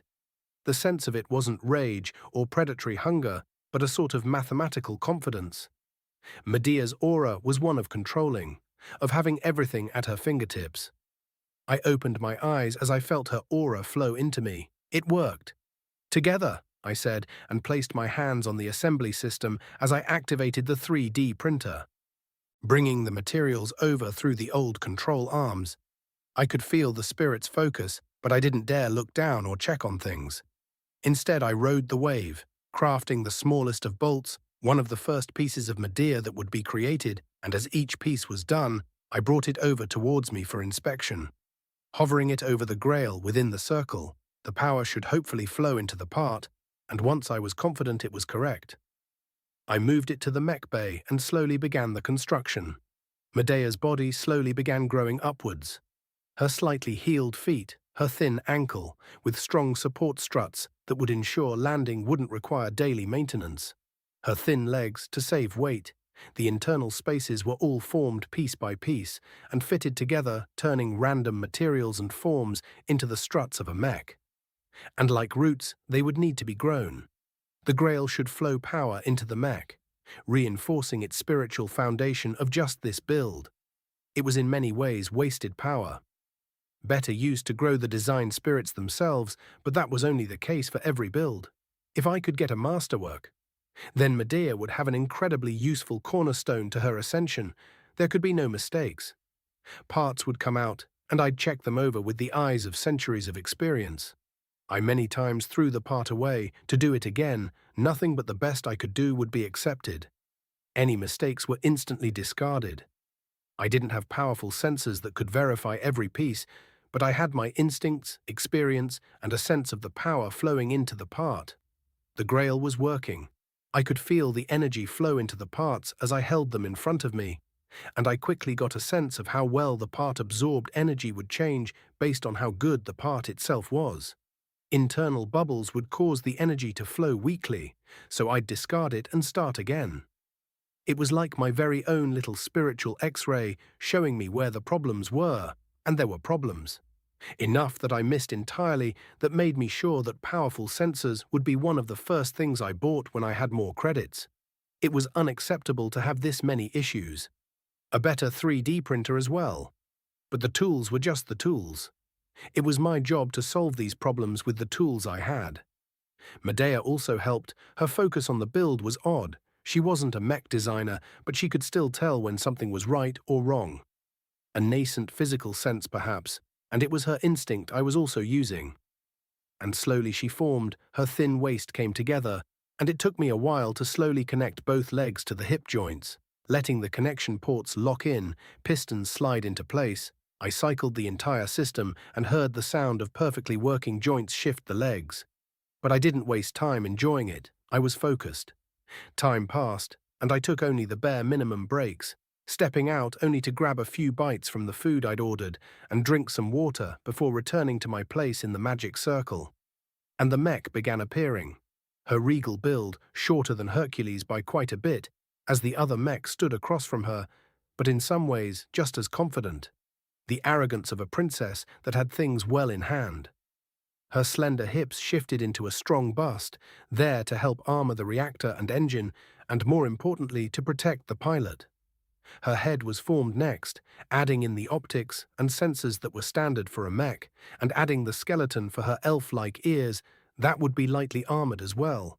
Her pauldrons were light, but helped hide the delicate internal joints. I never stopped. Part after part was checked, and spiritual power flowed into the component. Most of the power was lost. What little even flowed, my spirits weren't exactly surging in extra power, but it was enough. It had to be. I was starting to feel tired. The constant, unending focus even made my brain feel like it was overheating. But I couldn't stop. I wouldn't. I was shaking as I continued making the parts, but not from exhaustion, even if I was starting to feel it, but from excitement. Eventually, I reached the Zen state and realized the truth. Would the mech become a masterwork? Would anyone buy Medea? Would this all be for nothing? Who cares? I was building a mech. I'd never lose that, not in a million years, not if I touched every mech in the galaxy, or multiple galaxies. Mechs were the coolest, and Medea was basically a Gundam. I'd have committed way more dastardly rituals to get my hands on a Gundam before, so if all this giant magic circle thing didn't work, then who cares? It was fun, and Nanoha had taught me that Magitech was awesome, and she was basically a Gundam, so that meant it had to be the truth. Finally, I reached the final parts. The cockpit slowly came together, components and view screens, and of course the neural interface. And mind's eye. The spinning artifact was installed carefully as the penultimate piece. I walked out of the circle carrying the Grail, almost dragging my feet, as I realized my legs had fallen asleep at some point. But I forced myself to carefully climb up the gantry anyways. The water inside the Grail didn't look different, but a lot of spiritual power had flowed through it. And in its depths, the final piece glinted. I walked inside the cockpit and just breathed in, the smell of a new mech. But I raised the Grail. Medea, please grow strong, I whispered, looking at the second command seal that now rested inside the cockpit, and poured the Grail over the face.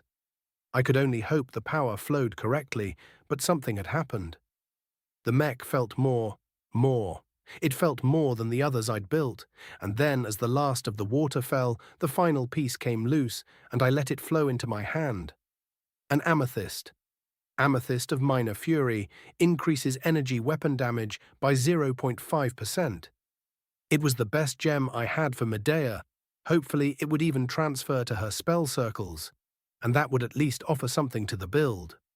I quickly placed the gem into the slot on the summoning catalyst that had been made for it, just above the command seal, and then I stepped back. There was nothing else I had.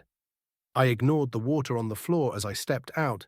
It wasn't like cockpits weren't made to be easy to clean in case of liquids, and stepped out onto the gantry, looking up at the completed build. Her armor shone painted in purple and whites, her chin gave her an arrogant lilt, or at least it did from this angle. Medea, I whispered, because, slowly, as if the light of the sun was shifting, altering the reflection the mech gave off. She changed. Her paint gleamed just a bit brighter, her armor looked more solid, and it struck me with a tidal wave. I dropped. My legs were unable to hold me up longer, as it felt like I was drowning. Power, spiritual power flooded into me as Medea's transformation took place. Her change as connected to me as I was to my own heart. Mech designers gained bits of spiritual power from selling mechs, from interacting with the focus of the kingdom of mechs. This was one of the main focuses of apprentice mech designers. Not just completing a design philosophy, but gathering energy for its eventual design seed birth. I was probably fairly far along the former, but barely had any of the latter, until now. If every digital mech I sold was a drop of slightly foul water, and the few physical mechs I'd sold were drips of normal water, I was now drinking sparkling water, guzzling it down. It wasn't just more than I'd ever felt before, but of a quality unlike anything else. And as I sat there, staring up at Medea, as her body became more, I felt no euphoria or delight, because my eyes rolled into the back of my head and I passed the fuck out. Chapter 89. Boo? Meow. I blinked, staring at Corey through her paw as she continued to bap me right on the nose until I blinked and shivered and finally brushed a hand up to push her paw away. I'm awake. What is... Oh, I whispered, staring up at Medea. At the mech, at the masterwork mech. I'd done it. I'd broken all the rules, a masterwork at 15. God, I think that was the real record. I think I just completely shattered the galactic record. Fuck. I laughed, despite the worry, despite how serious it was. Because look at her, she's beautiful. Beautiful, I gasped, sitting on the gantry and staring up into the face of Medea. My prince. I looked down. Oh right, I was still wearing the command seal. Your beautiful Medea. Ah! The noise of just the same key pressed quite a bit rang out, and I flinched a bit but laughed as she finally seemed to control herself. Of course, I am a princess. Yes, that's true.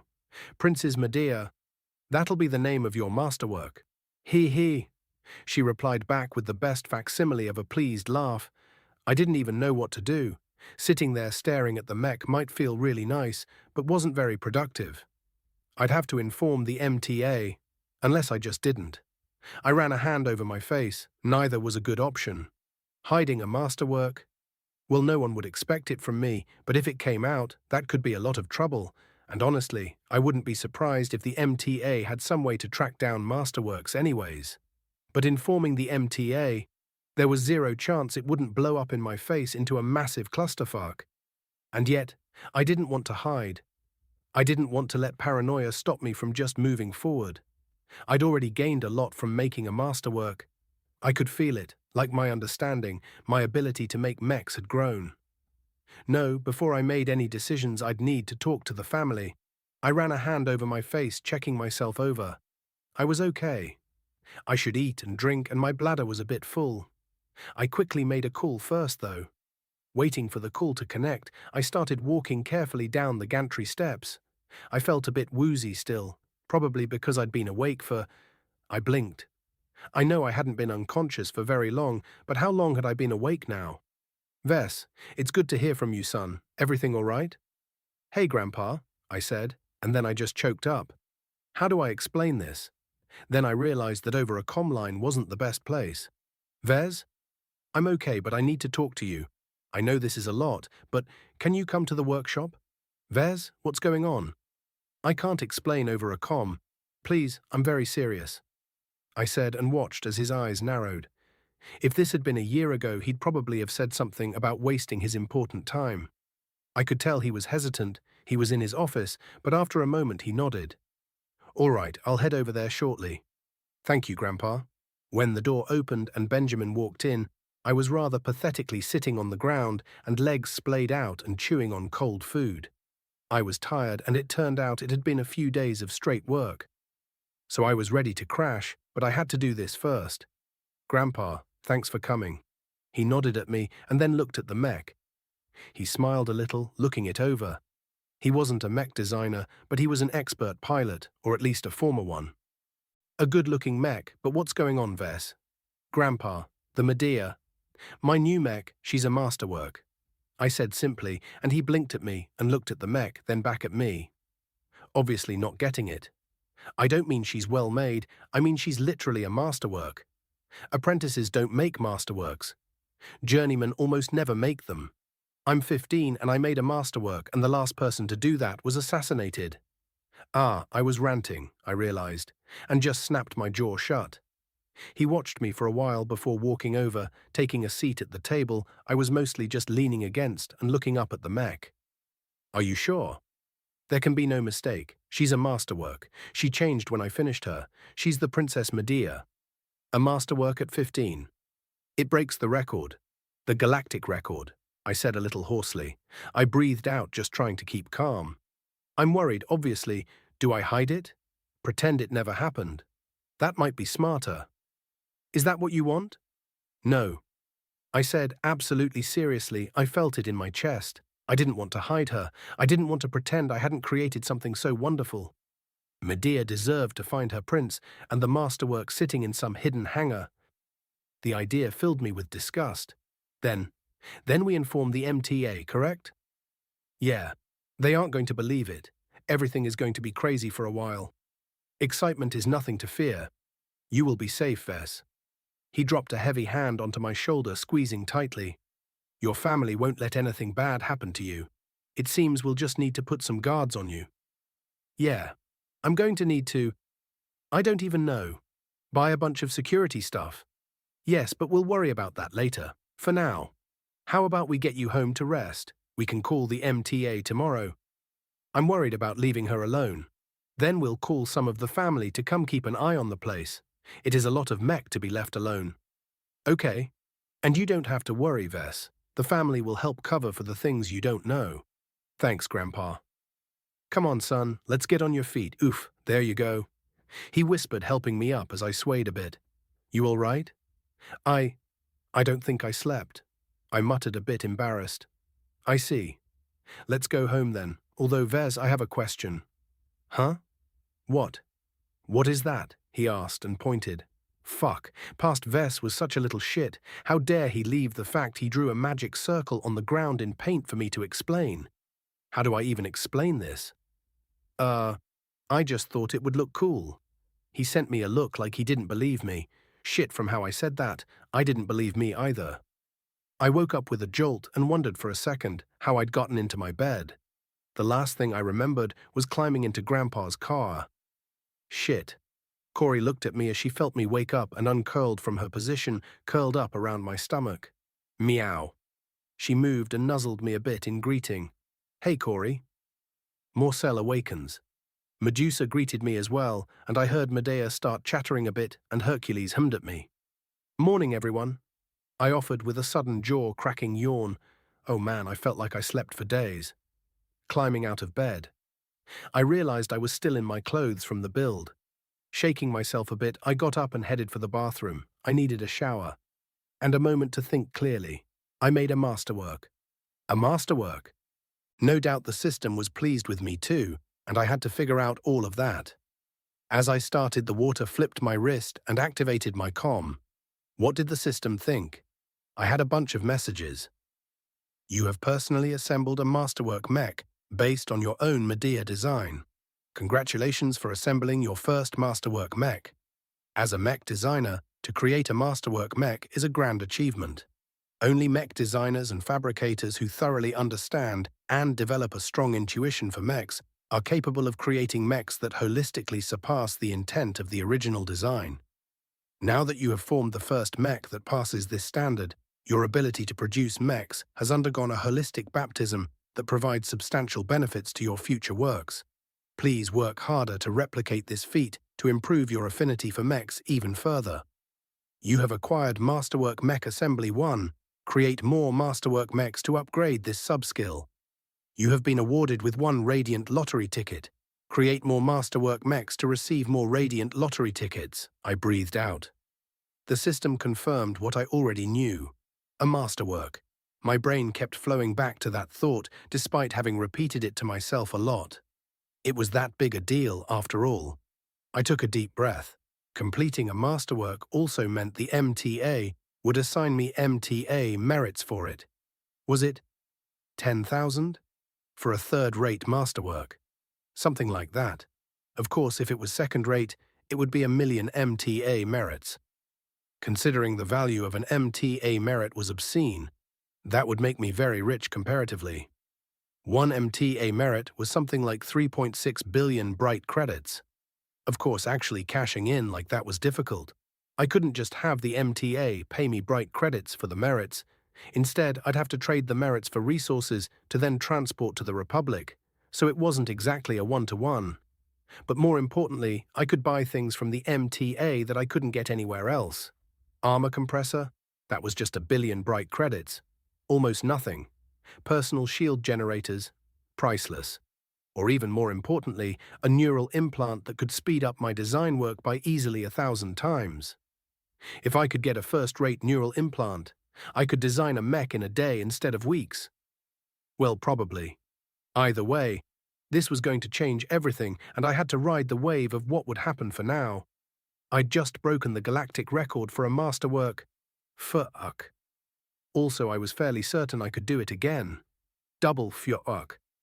Man, I really hoped the MTA sent someone reasonable, because if I couldn't get my hands on a personal shield and stuff, I was definitely going to be killed, and people die when they are killed.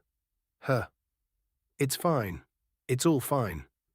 I just needed to not make any enemies and be valuable enough that people didn't want me dead, even though I was now on record as being the ultimate super genius prodigy.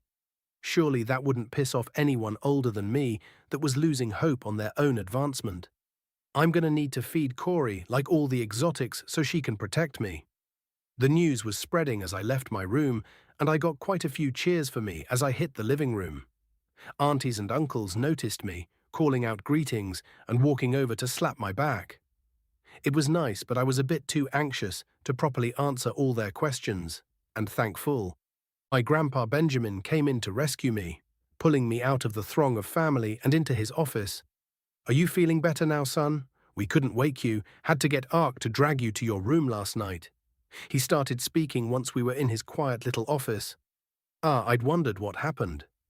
Feeling my ears heat up a bit at how embarrassing that probably was. I nodded.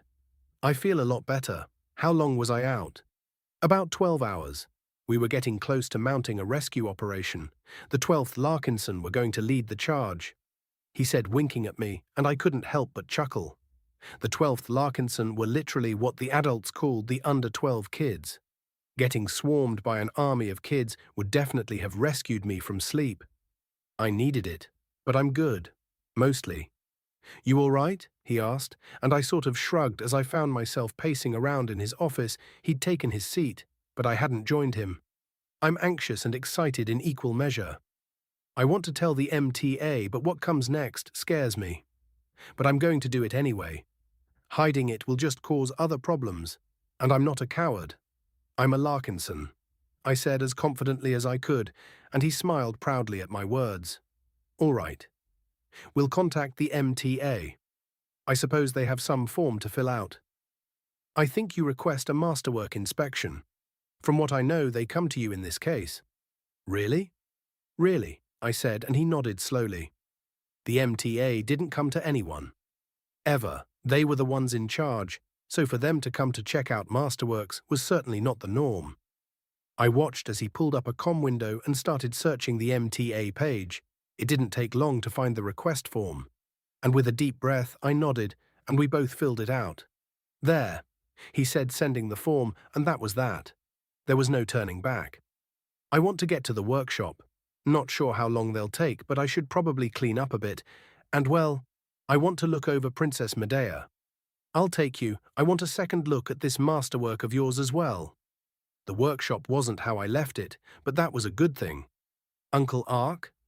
Ves. He greeted me, along with a few other men and women of the family. They were even armed, which was a bit of a surprise to see. I guess Grandpa Benjamin had been serious about finding some guards. I even noticed that Hercules had his cockpit open, and I grinned when I realized that Uncle Ark must have prepped the mech. Anyone stupid enough to come mess with Medea would have faced an angry Hercules, piloted by an expert pilot. Thank you for watching over everything, I said when I realized what was going on, and he just shrugged. Father mentioned this was serious. That mech of yours, it's a masterwork, he said, looking at Princess Medea with sharp eyes. You can tell? I can. It feels different from a normal mech. I've seen masterworks before. Ah, good. I couldn't confirm it myself, but I believed Ves when he mentioned it. Grandpa Benjamin offered, and there was an awkward moment as Grandpa Benjamin should have been able to tell too, if his willpower wasn't broken and stuck trying to keep him going. Ves, yeah? A masterwork. I'm not a designer, but I know some things. That's serious. Yeah. Then, good job, he said simply, my uncle smacking a hand into my shoulder, nearly making me stumble. Stupid Trong pilots. Thanks.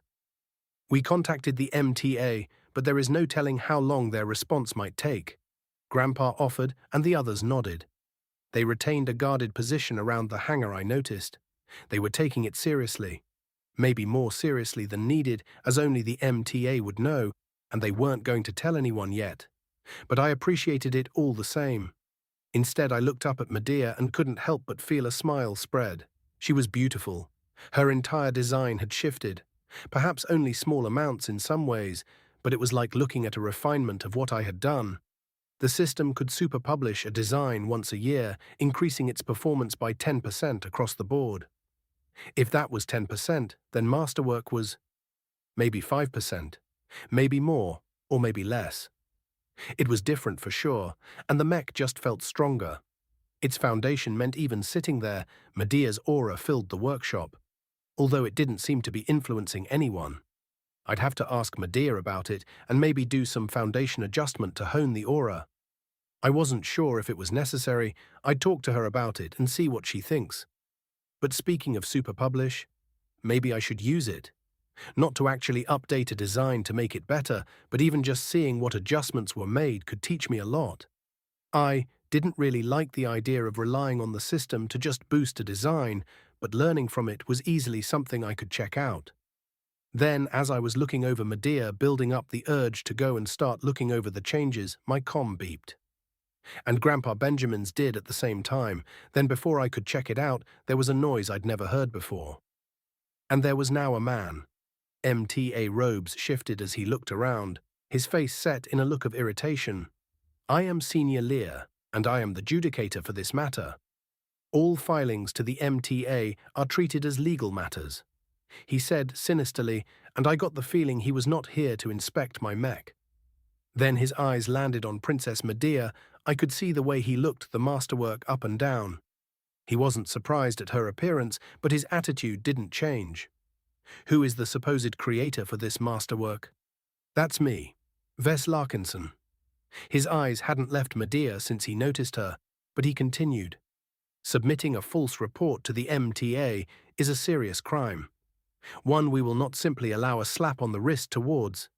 He spoke loudly more towards the adults in the room than me, and then he waited a moment. Nothing. You will not request this inspection to be removed or altered? Ark was frowning at Benjamin was watching on stoically, the others just looking a bit annoyed at the man's attitude, but he was a member of the MTA and a senior at that. I assembled Medea, and she became a masterwork. I know it sounds crazy, but it's true. I spoke, interrupting before anyone else could think to talk. You will come and place your hand against the mech, he said, his back to me, and he didn't even bother looking at me. So I nodded, hurrying over. I placed my hand against Medea, and I felt it. She was a part of me. There was a connection, there would always be a connection, and I forgot about the MTA senior and just smiled as Princess Medea felt like mine. You will wait here. He snapped suddenly as I opened my eyes and looked back at him, but he was already gone. Well, that went well. I couldn't help but say, it had definitely not gone well. Chapter 90. None of us had any idea of exactly how long we'd have to stay in the workshop, and after the first few minutes, we all slowly started to relax. I did what I wanted from the start and started snooping around Princess Medea, taking a moment as I slipped into the cockpit to scrub at the spot I'd poured the water, just to make sure there weren't any water stains on my brand new mech. Then I looked at everything else. The cockpit was subtly different, and it was when I looked at the spinning mind's eye that I realized what was off. Spinny was slightly different. I looked at the slight alterations to the build of the noble phantasm and realized Spinny was stronger. His aura was stronger. I'd rate him at C plus X factor at least. I could definitely learn from the progression it had undergone, maybe even figure out how to advance my X factor knowledge. Excitedly, I settled in, not taking apart the noble phantasm, but just examining what had changed. Mind's eye, the first noble phantasm made for the pilots, was now even greater than it would have been. The excitement of what I could learn from examining Medea filled me, and I lost myself in exploring what I could. I had no powerful sensors to examine deep into the mech that would have to wait, but there was plenty I could learn without actually opening up the internals. And then I felt it. Like the sun was suddenly outside, there was a shout, and everyone turned to look as the workshop's large door opened, revealing something that made my mouth go dry. A first-rate mech. It was... I frowned.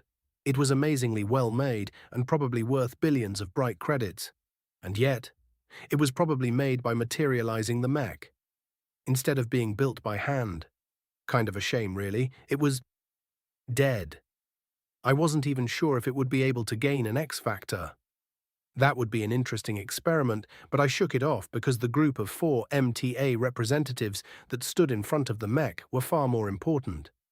Climbing completely out of the cockpit, I prepared myself. I walked down the gantry as the MTA representatives each walked up to the Medea, eyes locked on the design and ignoring my family. The 4 people were all hovering. Not a single one of them touched the ground with their feet.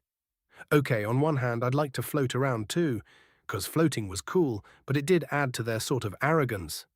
Either way, I approached a certain distance, but I didn't have to wait. The smallest woman among them turned. She looked normal, brown hair to her shoulders and a sort of plain face, like she was in the middle of baking a pie but had just been called away. Not that she would bother doing something like that. The woman was overwhelming. Her presence was actually so strong it made me feel almost sick. And then she spoke. I am Master Moira Willix of the Komodo branch of the Mech Trade Association. She introduced herself to me, her eyes on mine, with the rote presentation of someone who had offered that introduction a million times. Ves Larkinson, nice to meet you, Master Willix, I said, a bit awkwardly, but tried to be confident. She was here because of what I had done, so it should be okay to be forward. You have applied for the Masterwork certification, am I correct? She asked, although she already knew. Yes, Master, I crafted my first Medea and... She came out like this. I explained, waving a bit weakly at the mech. I see that. Come forward, Mr. Larkinson. She waved me over as she floated towards Medea. I was a bit surprised. Her voice had shifted to a gentle tone. Was she trying to seem kind because I was so young? If so, that was a relief. I didn't want to get grilled and barked at. I walked over and I already knew what she wanted. I reached out with a smile, as if I would ever not be happy to touch a mech. A real mech. That surge of excitement hit me, the same one that happened when I saw a real mech, or thought about making one, or finished a design, or smelled a brand new mech build, or, okay, basically all the time. It was an exciting life for me, I guess. And Princess Medea responded I could feel her, and Master Willix could as well. Master Willix, the same master that had taken an interest in Ves in the original story. It was a bit surprising to see her. I don't know if it was actually weird or not, but I guess I expected another master, or just some random person. But no, I knew her and knew she was powerful. Then I nearly jolted as I felt her hand on my shoulder. Thank you, Mr. Larkinson. I can confirm you are in fact the fabricator of this masterwork. When news of your application reached Halcyon Station, it caused quite the uproar, you know. I had to perform a portal jump just so I could get here to be the one to verify this masterwork. A portal jump? Couldn't anyone do it? Of course, but when Senior Lear informed us, he had confirmed the certification request was genuine. Do you think I wouldn't wish to meet you? Although we still have much of the process to complete. At 15 years old, you are now the youngest human to ever create a masterwork.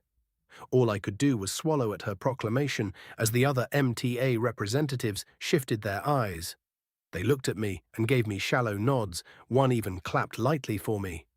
Which kinda came off as rude, but also I don't think they did something like that often. Mr. Larkinson, this will bring a considerable honor to our branch. Your name will be known across every star sector soon enough. This is a glorious achievement for humanity and for the Komodo star sector, and even for the Bright Republic. You should be proud. Oh, thank you? I just wanted to make Medea as best I could, and I had so many ideas for her, and it just came out like this. She smiled at me and nodded. I too understand the feeling of crafting a mech you are excited by. Now, I'll wish to look over the original blueprints to see what changes have occurred, and I would like to discuss your reasons for some design choices. It is always exciting to discuss the inner workings of your mechs, isn't it? She asked me, and I realized she was kinda playing me. Not exactly. It's not like it was a bad thing, but the way she spoke was entirely made to make me feel at ease and just talk with her comfortably. The problem was, it was kinda working. I did want to discuss Medea, and it was exciting to think about talking to someone about the nitty-gritty, but never having been able to. So you know what? Fuck it. Heck yeah. Sure, I put in so much work and experimental ideas into Medea, I'm super excited that she turned out like this, I said, as I opened my comm and sent the schematics I'd already prepared for when I submit Medea to the MTA, to the master. Indeed.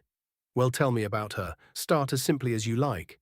She said, not even twitching as she accepted the file, and it was probably already entirely examined before I even got a chance to speak. Okay, I practically chirped as I watched. My family seemed to finally relax out of the corner of my eye. Ark and Grandpa Benjamin settling in at my table and seemingly watching with a bit more loosening of their spines as they'd been worried. The others rested back as well, but none of them took their eyes off the mech in the doorway. Now where to start? I wondered as I turned a bit to look at Medea, which everyone but Master Willix was doing. Then I turned back to her. I started Medea with the idea of making an unhackable drone controller mech. You've probably noticed the 6 spurs on her back. Those are what I came up with. Nothing fancy, but they can't be hacked, I said proudly, which, considering I was talking to the MTA, if they couldn't do it, then no one could. Oh? Heh, the entire control system is a completely black-boxed computer, no inbound or outbound signals, and a few pieces of exotics that are tuned to the mech's aura. Yes, the aura, she said, this time looking up at Medea. There is a powerful property in this mech design that isn't caused by any of the design elements contained within the schematics. Her not question was obvious. Yep, that's the aura, or rather the heroic spirit that exists within the mech. Heroic spirit? Yeah, it's one of the fundamental concepts of my design philosophy, I said proudly like a kid showing their crayon drawings to a famous painter. That's about what it felt like. How would you describe your design philosophy? Ah, well, I'm still working on it, but a mech is more than a mech. Master Willix, this is probably a silly question, but have you ever stood in front of a mech that has a powerful feeling coming from it, even when not piloted? Maybe an older mech that was piloted for a long time. I know of what you speak. Right, so I've stood in front of the Larkinson's ancestor Ace mech. It's old, 4 centuries from the beginning of the age of mechs, but even now it gives off an aura, a feeling that's more than just exotics or something. The mech itself was changed because of its long experience. And this inspired you? Exactly. It's not explained by any normal mech design. No one talks about it really. I remembered the ancestors' mech while starting my design work. I was just playing around really, but I came up with a few ideas, and one of them, well, it worked. I call them heroic spirits. As I design the mech physically, I also craft for it a spirit, an ideal to grow towards. Heroic spirit.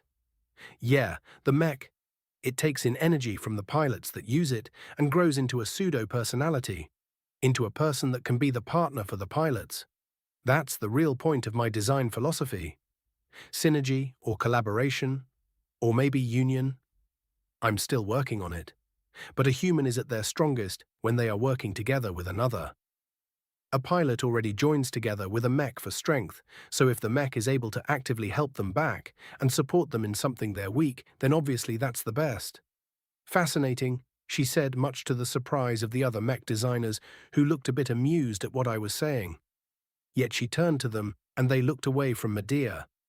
You believe what young Mr. Larkinson is saying is absurd, she asked them, but it wasn't really a question. They all clammed up. You're the first person to actually seem like you believe me, I said, unable to resist, mostly because I was kinda having fun teasing the other designers. I come from the galactic heartland, Mr. Larkinson. I have dedicated myself to mechs for nearly 2 centuries and experienced the diversity of mechs in dozens of star sectors.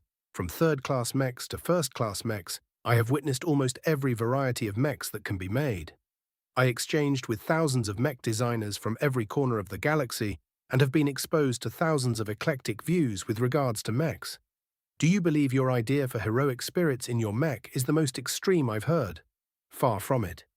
Her speech had everyone in the workshop looked at her, and I couldn't help but be a little flattered, as she'd definitely been mostly talking to the other designers she'd come in with. A master giving a lesson to them.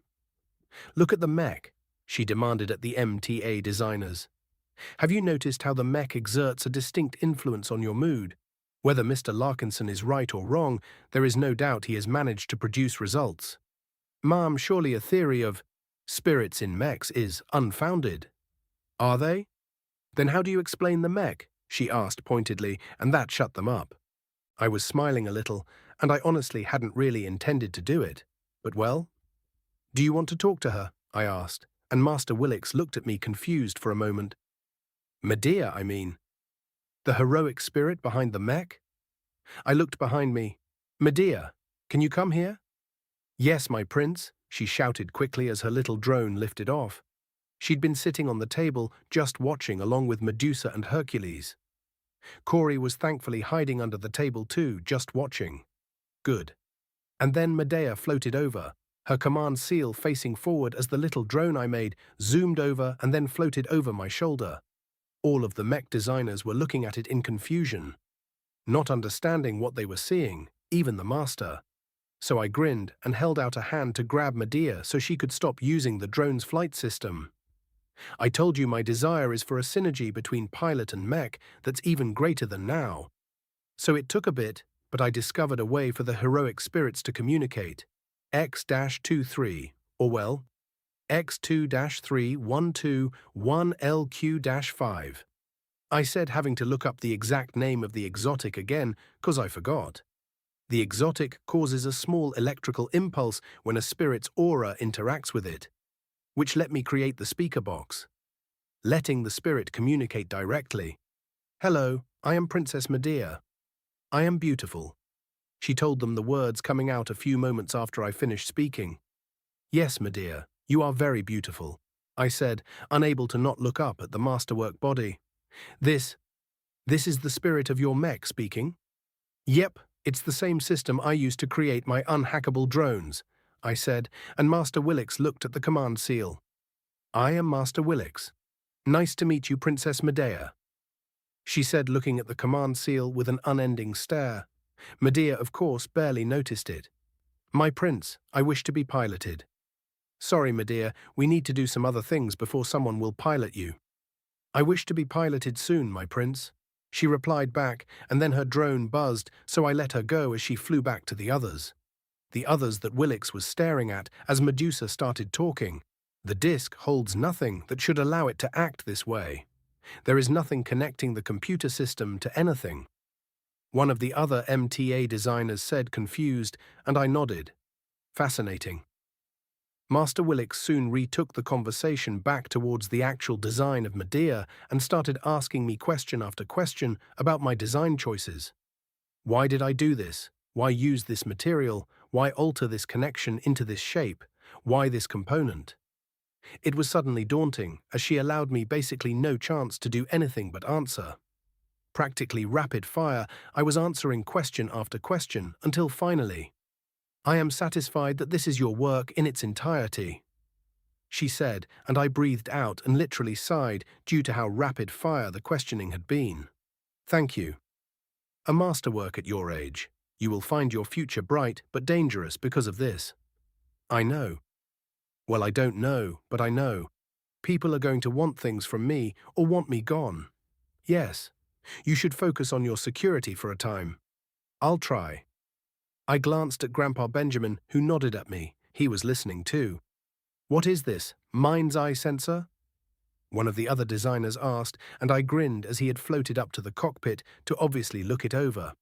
"It's one of my ideas," I chirped, and then Master Willix looked at me interested. I decided to talk more. "We make mechs, that pilots use. We make components for the mechs that make the mechs stronger." The mind's eye was an idea I had. Instead of making a component for the mech, what if I make one for the pilot? I smiled as the MTA designers looked like I was insane when I said that. But that was the best part. It worked. So if it worked, then as Master Willix said, they had to just shut up and accept it. It works off the same idea as my heroic spirits. I created another spirit, one made for components instead of the mech as a whole that synergizes with the main spirit. "Ah, that explains the component licenses you submitted." "Right, like King Artoria's crown, which I had to submit to verify that it was a real thing. When the two spirits work together, they create a vastly more powerful effect. So I thought, why not create a spirit that specifically helped the pilot? The mind's eye sensor should be able to tell a pilot where a nearby enemy is, regardless of any sensor jamming going on, and if it works properly, it can tell them through the connection between them without words, so the pilot should just know where the enemy are." The MTA designer who asked looked like he really wanted to not believe what I was saying as he looked at Master Willix, and she said nothing, but something was conveyed. Making a component for the pilot, an interesting idea. There are implants and other additions for pilots to make them better. Yeah, it's a similar idea, only it has one of my heroic spirits. It was a last-minute addition to Medea. I had the idea while I was designing her and had to stop and figure it out. An interesting idea. Can it be used on any mech? Yep. It only needs to be installed into a mech, and it should work just as well as if it was installed in Medea. Although I need to upgrade the design now, it changed a little during the masterwork process. Very good. I still have much to question you about your design, but I believe it is time to test it. Shall we move to the testing field? Sure, I said instantly, because Medea finally getting her first pilot was going to be awesome. Then a moment later I blinked. I'd teleported, as had Medea and the MTA designers, but the rest of my family was left behind. A bit rude, but nothing I could do about that. We were at the MTA facility nearby. I recognized it, and it was already cleared and ready. Very swiftly a pilot came out and climbed into Medea, and I watched as the startup activation was done. As her body shifted, coming alive under the feedback from the neural interface. And then as she took a step, the 6 spell circles on her back came alive and spread out, seemingly sort of just hovering around, even exploring. Medea was getting used to the new components. The pilot wasn't supposed to activate any weapon systems yet. Medea did. She's testing the controls. I replied to Master Willix, who never took her eyes off the mech. Then I felt myself smiling. "Can you try to hack the spell circles?" She glanced at me with that, and my no doubt broad, eager smile. "Very well, we will start with the equivalent of third-rater equipment," she said simply, and while I noticed nothing and felt nothing, well, nothing happened. Medea continued to float the spurs around, controlling all of them at the same time. Some were going up and down or spinning around, but all of them were practicing their controls, a little drone ballet of sorts. Nothing in the third-rate cyber warfare ability was able to impact the spurs at all, Master Willick said around a minute later, and I blinked looking over at her. She was now looking at me. You tested it all? Yes. Your argument that the spurs are unhackable may hold some water, at least at the level of your state. That's good then, I said simply, but she wasn't done. I felt it in my teeth as sensors and other systems seemed to activate, and even a few odd beams of light shot out from systems that popped up around the field. Cool. Is that all second-rate tech? It is. I was curious if there was something that could disrupt the connection between your mech and spurs.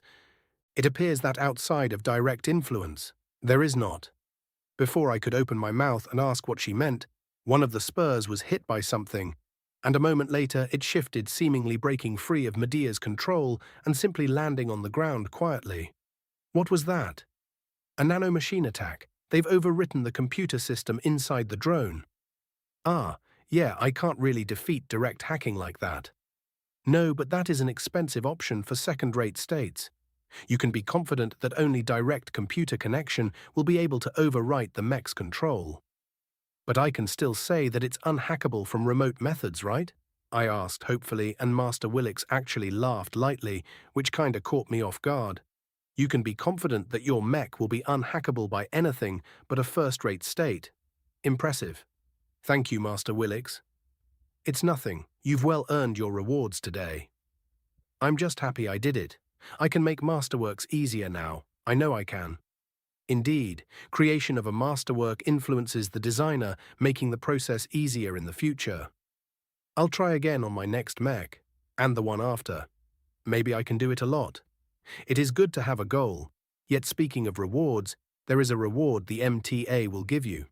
Oh? MTA merits are assigned for every masterwork. Normally I would assign you 10,000 merits, a fine amount, but considering the circumstances, you will receive a large bonus for breaking the record, and I believe you will need it. The merits can be used to purchase many devices that all mech designers should have on them, most importantly for you, a personal shield. Yeah, that would be a really good idea. Indeed. Ves Larkinson, for the accomplishment of achieving a galaxy record-breaking masterwork. I, as a representative of the Mech Trade Association, bestow upon you a masterwork certificate proof that you have accomplished something few ever do, along with 1 million MTA merits. 1 million, I said, a bit dazed. That was a lot more than I expected. Vastly more than 10,000, but well within my right to assign, especially since you are a young designer without a master, needing equipment and safety to ensure you can continue to advance. If I may be so bold, Mr. Larkinson, while the currency might seem obscene to you, I have a few suggestions for what you may wish to spend a majority of the merits on. I'd love any suggestions, Master Willix. Good. I'll show you before we are finished. But the mech is about to begin combat testing. I believe we both wish to see that. Definitely, I said, turning around to watch as Medea's rifle came up. As the spurs, all 6 of them, the one disabled having been returned to Medea's control at some point, rose up, and then a dummy mech was brought up. Awesome. I grinned as the spell circles jolted into activity, flying around in different angles, and then like a nest of angry wasps began stinging. Lasers bursting forth from each spell circle, rapid fire, melting armor and jolting the dummy mech back and forth. I noticed they weren't very focused though. Spreading the damage around and sort of just spraying at the enemy mech. Might be something to talk to Medea about, or the pilot would do it. I noticed quickly that her spell circles changed. Instead of just firing, they shifted, circling around the enemy mech, and then bursting in time, 6 bursts of laser fire as the spurs flew around in each other's wake, all 6 hitting the same location. The mech fell, lasers spitting out through its back, as the damage melted through the entire mech with that concentrated burst. I eased back. Medea didn't need me to teach her how to fight. I was just a mech designer. She'd have good pilots and their experience to draw on. For now, I just enjoyed the show. Chapter 91. The design is verified, even with the odd performance values we are registering. Spirit effects, probably. I did try to empower the weapon with a spirit, but I'm honestly not sure if it'll work. It's just an experiment. I told her as she nodded, passing me a digital document verifying Medea's design by the MTA. And finally, your galactic citizenship papers, she said, and I couldn't help but blink. Me? She sent me a little smile that told me she quite enjoyed surprising me. Indeed, creating a masterwork is more than enough to earn at least Tier 12 citizenship. To have broken the galactic record. Do you think we wouldn't treat such an act as worthy? I didn't think about it. I suppose you wouldn't. You are being assigned a rank 11 citizenship, which is greater than even a journeyman mech designer.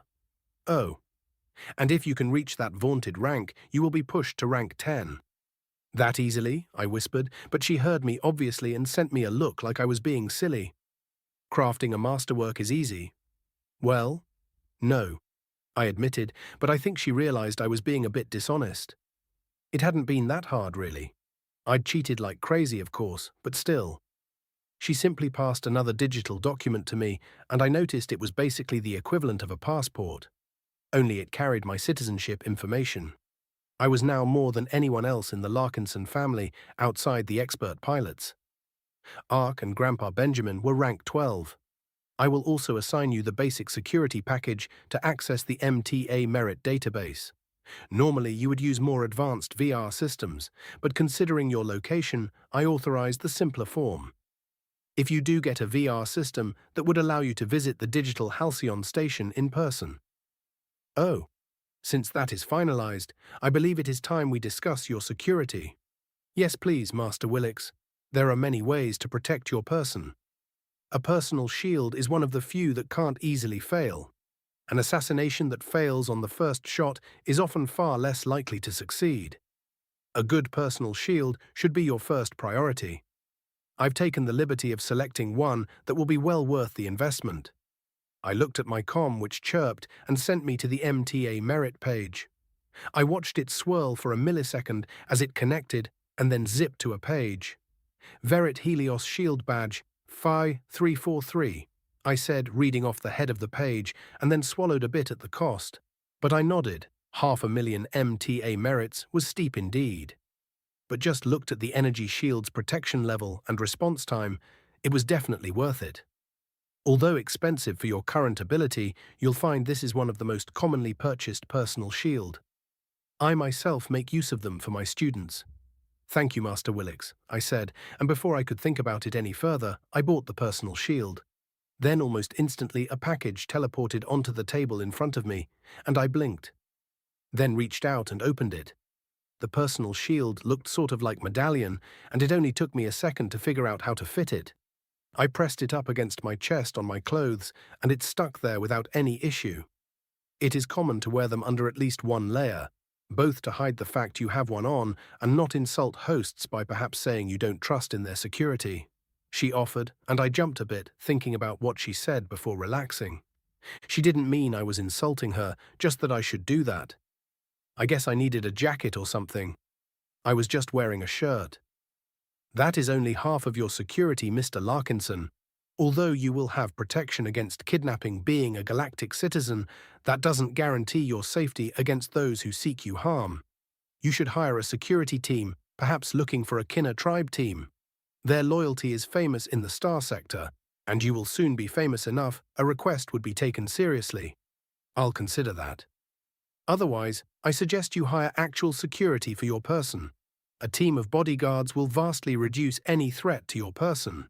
Your family is already well known for their pilots, so ensuring you have a mech pilot or two on standby in case of danger would also be valuable to you. I'll talk to my grandfather about that. She nodded and then moved on. In that case, be careful while traveling through public ships. I understand your funds are still limited, but public ships have planned routes and pathways. Private will be vastly safer for you.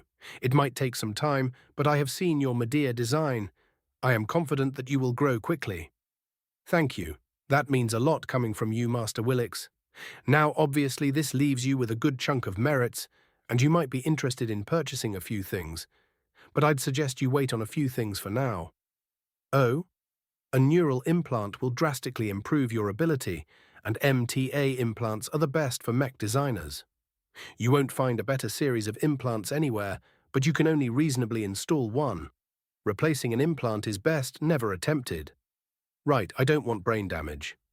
Exactly. You'll find the most optimal implants in the 5 million merits range, which will include MTA implantation. Oh, I wilted. I really wanted a neural implant. You can purchase a lesser implant if you like, she offered, but the way she spoke, no, if you suggest I aim for that, then that's what I'll do.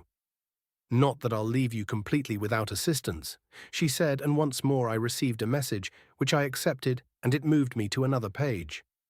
Oh. Indeed, I assure you, while a neural implant will vastly improve your design speed, they are not the only useful item the MTA offers. Gene Boost Elixir.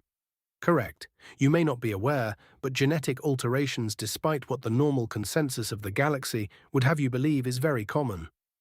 Yeah. Everyone pretends they don't do it, because otherwise everyone would want it. So we just pretend we don't. I whispered, and she looked at me. You've had gene-boosted treatments. Yeah. I was going to ask if you had a master, perhaps someone that has assisted you in secret. It's nothing so serious. I won a little competition, but I couldn't really find it anywhere once I did. And that's how I got started. He sent me messages, just a few things and a few packages. And something like this. I said, tapping on the list of gene-boosting elixirs. I see. Do you know who this benefactor is? No. He never gave me a name or anything. I don't even know if he is actually a he. But he gave me some tips, and without his assistance, I wouldn't have learned so fast. Well, that is no matter. You should pay for a genetic test through the market before administering any gene boosters. Some conflict with each other. Yes, Master. You're a good boy, Ves, and I see a bright future for you. In that case, then there are a list of additional security items that I'd still recommend. That should leave you enough merits to buy a few genetic boosters that should still work for you. First is a private vessel. As I said, public transport is foolish, and transport in general is often a weak point. The list does sell equipment closer to the second-rate states in your star system if you must. But I'd suggest buying a small first-rate, or close to first-rate ship for yourself. The temptation to buy something much larger, I'm sure, is there, but that comes with management you likely aren't yet ready for. Something first-rate and small will give you far more protection than something larger. She went on, and my eyes crossed a bit as the ship she was offering was practically nothing compared to the personal shield. It certainly helped contextualize just how expensive my shield currently was. But, I mean, a spaceship sounded awesome. I agreed to the ship she pointed out to me, but didn't buy it yet. It wouldn't come with crew or docking space, which I'd have to figure out first. Then we moved on. I bought a security upgrade for my comm that would keep anyone from hacking into it, or at least keep anyone not a first-rater. Then I bought a protective suit. A personal shield is useful, and the one you are wearing will even protect you from gas attacks or vacuum, but it's not designed for long-term use. Get an undersuit. They're comfortable and will have anti-grav systems, plus they'll offer additional power to your personal shield in emergencies. So I kept buying things, or adding them to my future checkout. It wasn't just trust that had me buying everything either. Every item she offered sounded like something I absolutely had to have, and most of them weren't something I could just buy with bright credits.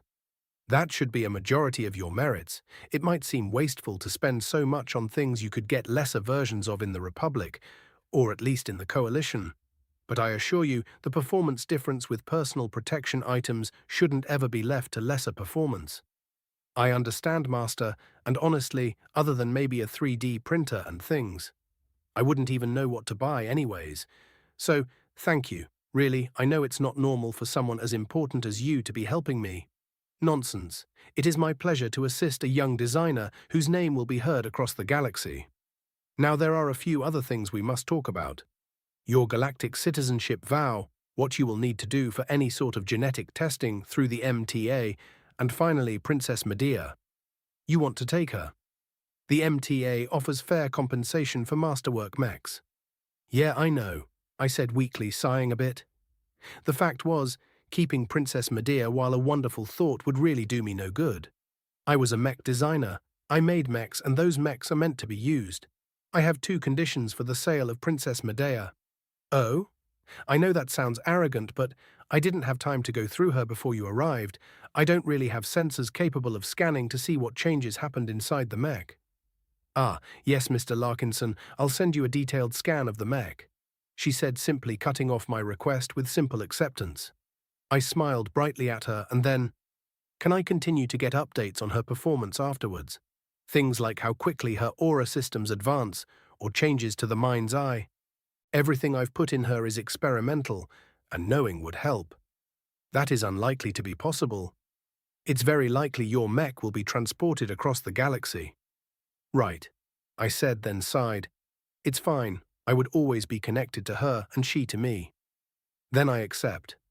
Good, you'll find the amount of merits you receive to be generous, Mr. Larkinson. More than enough to upgrade your design workshop. I'd suggest being cautious in how prolific you are at purchasing equipment. Merits are not bright credits, but also the right purchases will impact your performance greatly. Thank you, Master Willix. I'll spend a lot of time thinking on any purchases and get advice before buying. Good. While your performance so far suggests you will earn many in the future, that can always be a wrong assumption. I nodded. It could. I might never earn any more MTA merits again. I mean, not likely, but always possible. I should be careful with my spending. Each merit might have absurd buying power, but that's because I was buying first-rate equipment. I had to be careful. Now let me show you the galactic citizenship vow and… When the long meeting with Master Willix finally ended, I got to take one last look at Princess Medea settling into a MTA hangar area on their practice grounds. The entire time Master Willix and I had been talking, Medea had been ran through tests to check her performance. I got the feeling the length of the examination was mostly to do with her spell circles. And then I was suddenly teleported back to the workshop, the things I'd bought in their packages beside me, with the final word of Master Willix in my ears. I look forward to your career, Mr. Larkinson. I hope to see you reach the rank of journeyman someday. If you do, I am sure we will speak again. So, that's that. Ves, I'm back, I greeted with a weak wave as Grandpa and Uncle Ark hurried over. What happened? Nothing bad. They tested Medea and Master Willix walked me through. Well, a lot, I said, waving at the packages that had been teleported with me. I'd have preferred a little warning before she disappeared with you and the mech. Yeah, me too, I agreed, laughing a bit. But Master Willix was very nice. She walked me through a lot, including some purchases that I needed. I poked at the very fancy personal shield on my shirt as an example. Is that? Good, Grandpa said, sounding pleased as he realized what it was. I'm also a galactic citizen now, I said, and both men looked proud at that. Welcome to the club. Rank 12 isn't anything fancy, but it comes with some benefits, Ark said with a proud tone. Ah well, I'm actually rank 11, I admitted, and that earned a quiet choking noise for a moment. I see. Well, that's good then. Good job. Your mech? I sold it to the MTA. They buy masterworks, and I think it's for the best. I admitted, even if I was a little sad about it. My prince. Hey, Medea, I greeted the little drone as she floated over. I have received my first prince. He is talented and has taught me much. Praise me. A snort escaped me as I heard what she said. Did Kelly teach you that? Yes, she said princess should be praised. I shot a look at Uncle Ark as we were talking about his daughter, and he had the grace to look a little ashamed. Well, a lot has changed. Come on, Ves, let's get back to the compound. I doubt the news will stay hidden for much longer, Grandpa Benjamin said, and I just nodded. It was time to face the real tidal wave. I fell face first into bed. Corey instantly jumping up and rubbing up against me to try and comfort me. Days of endless interruptions. I was going to have to build up more Medea to sell, but I also needed to start looking at larger locations as I was confident demand would be high. But I couldn't even hope to start. It began with news reporters, moved on to calls into the family from politicians, and even the current Bright president, a very gregarious man with the last name Tovar. I'd done my best to get through it, and Grandpa Benjamin had been firm at cancelling the parade. A fucking parade. Either way, it had been day after day of constant distractions. Any hope to have some time to myself to figure out what I'd gained had been pointless. Until now, I'd just finished a dinner with the bright president, and it was not a dinner. It was a fancy party with people sipping flutes of rare alcohol and everyone wanting to talk to me and ask me for something. Time, wealth, or just support. I turned them all down in a way only a teenager could, by cluelessly pretending I had no idea what they wanted. Thankfully, Grandpa had been a major saving grace, as had some of the Ansel seniors that were also at the dinner. Getting pulled into talks about Princess Medea had been a wall of technical discussion that had protected me from random socialites. But I was really tired. I hadn't even managed to enjoy some of my fancy gizmos. Meow. I smiled as Corey was on my back kneading at me, and so since I was wearing my undersuit, I slowly started floating upwards off the bed. It took a moment, but Corey jolted a bit when she looked up and saw the ceiling. Meow, meow. Heh heh heh heh. I laughed as she batted at the back of my head. Sorry, Corey, floating is kinda cool though, yeah? Meow. I shifted a bit, still floating in the air of my room, as she kinda crawled over me until I was sitting cross-legged and she was curled up in my lap. I felt like a cultivator floating in the sky and cultivating, which I was. But the last few days had been intense, uncomfortable, and not over. The compound had activated our security systems just to keep people out, as everyone wanted to interview me or talk to me. It was tiring. I reached for my comm and sighed. Then I flipped a new switch on the comm activating the security feature that Master Willix had told me to buy. There was no noise, no crackle or anything, but any spying device that wasn't first-rate at least wouldn't be working. I had a few minutes of actual privacy. I haven't even had a chance to go over the scans, I grumbled. Something I would have to do before building any Medea. After all, I basically had the blueprints for the Medea Mark II right in my hands. The changes would obviously be something I'd want to implement in the standard design if I could. There had been talks with Grandpa Benjamin to hire a full-on security team, along with assigning some of the Larkinson pilots to my bodyguard. It felt odd to be that important, but no one had even mounted a complaint at the idea. I'd promised to make some mechs for them if needed. I had a few ideas as well. I'd have asked for Melkor as I knew he was a solid choice, but he was still young. He'd need at least 5 years before he was really at the point to be a real bodyguard. For now, at best, he could be a trainee for it.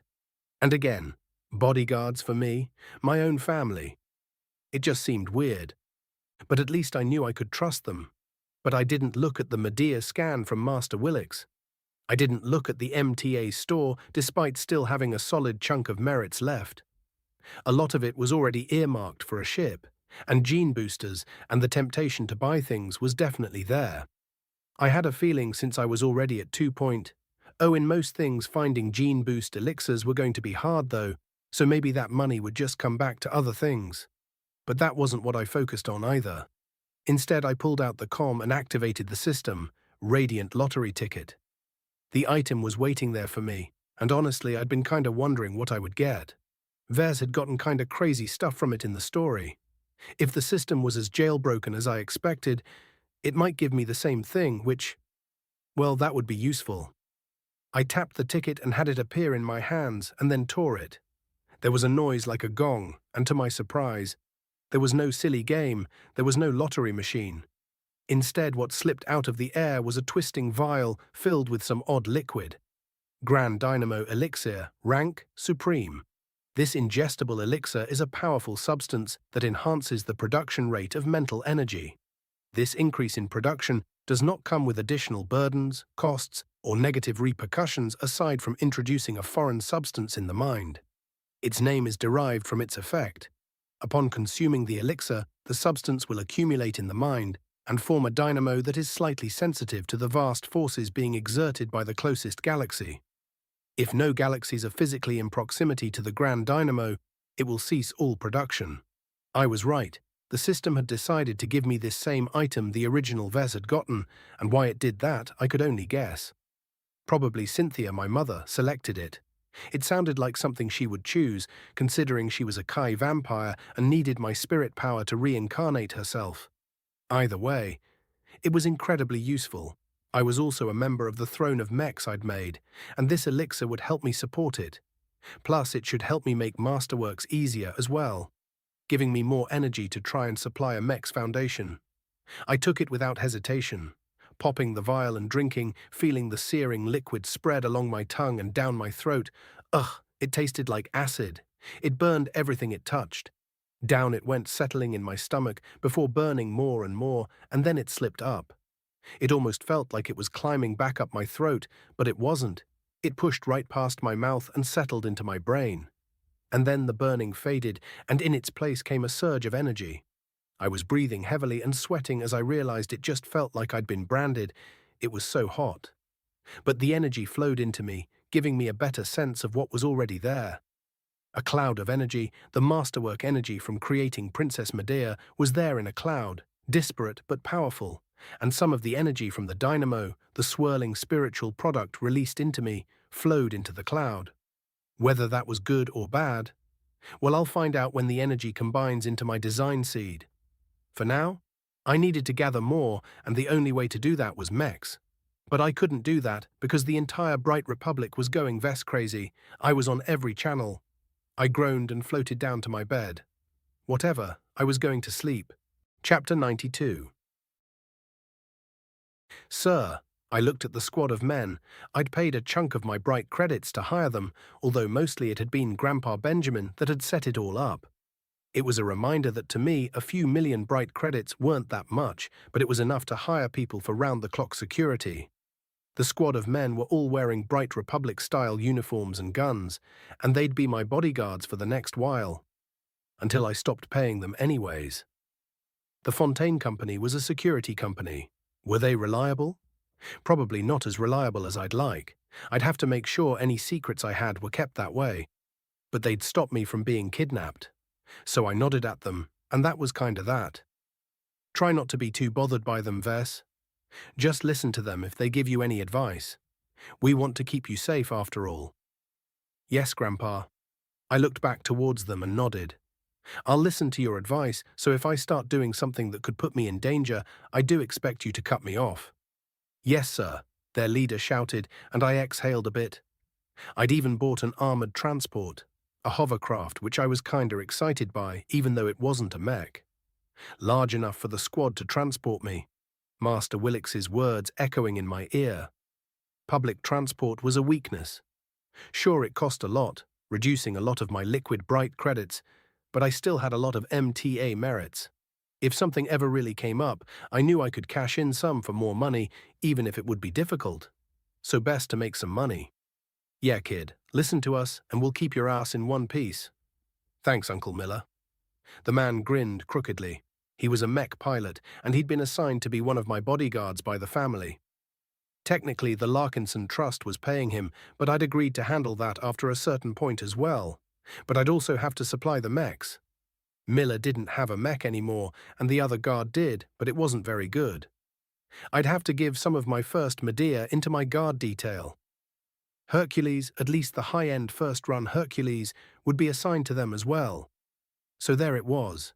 Transport on planet, a guard detail in case someone tried to attack me, and pilots to cover me with mechs. I swallowed. Mentally I knew it was needed, important either. But another part of me was uncomfortable with so much attention. Hopefully I'll just get used to them. Either way, while the last week had been busy with meeting important people and parties, and having every reporter in the Republic trying to talk to me, I'd put my foot down. I had work to do. So after this, I was going to do what I wanted. So instead of leaving or anything, I just turned and walked back into the compound and hid in my room. Meow. Yeah, they don't know about you, Corey, so you'll just be our extra surprise, I whispered to her as I carried her back into my room. Honestly, I think the week wasn't a bad thing. After putting Medea together, the masterwork, and dealing with Master Willix and the MTA, I'd actually felt a little bleh. I think I was just tired. Or maybe my spirituality was low. I know that was a potential thing. Either because of the Grand Dynamo, or I just needed some time. I felt back to being excited for what came next. I pulled up the system and looked at what I had gained. Spirituality 0.8, Assembly, Journeyman, 3D Printer Proficiency 5, Assembler Proficiency 5, Masterwork Mech Assembly 1, Metaphysics, Novice, Spiritual Weapon Creation 1, Spirit Component Synergy 1, Pilot Spirit Ritual Connection 1, Pilot Artifact Development 1, X Factor 1. My spirituality had doubled after the masterwork. The pure energy flowing into me had definitely left a mark. Then, of course, Masterwork Mech Assembly, and I'd gotten Pilot Artifact Development 1 and X Factor 1 just before finishing Medea. It was a lot of growth. Good growth, in fact. Pilot Artifact Development especially was a path I really needed to explore. Mind's Eye had a lot of potential, but unlike other spirits, I couldn't do the Noble Phantasm addition to boost its rating. So, I needed to figure out how to properly boost the X Factor. With my increased spirituality, I think I might just be capable of it now. Medea's foundation upgrade had, I think, been the single most major contributor to her masterwork status. So, if I could improve that ability, I might be able to create masterworks much easier. So, what did I know about the mech's spiritual foundations? First, a mech could develop its own through use. That's sort of what the base-level X-Factor mechs could randomly develop were. I could also empower the foundations by pouring spiritual power into it. And having a spirit also tended to enhance the foundation somewhat. Was that enough to enhance the X-Factor? Partially, but I remember a certain match the original Ves had done. The match against Jovi, whatever his name was, the MTA designer that messed with probability. Ves had created a statue onto the foundation of his mech, which had enhanced the power of the X-Factor, and gave the mech some triggered abilities. Spiritual engineering. That's what I needed if I ever wanted to make spirit weapons. I'd barely been able to see the foundation of a mech before, but now I'd have to test it on Hercules.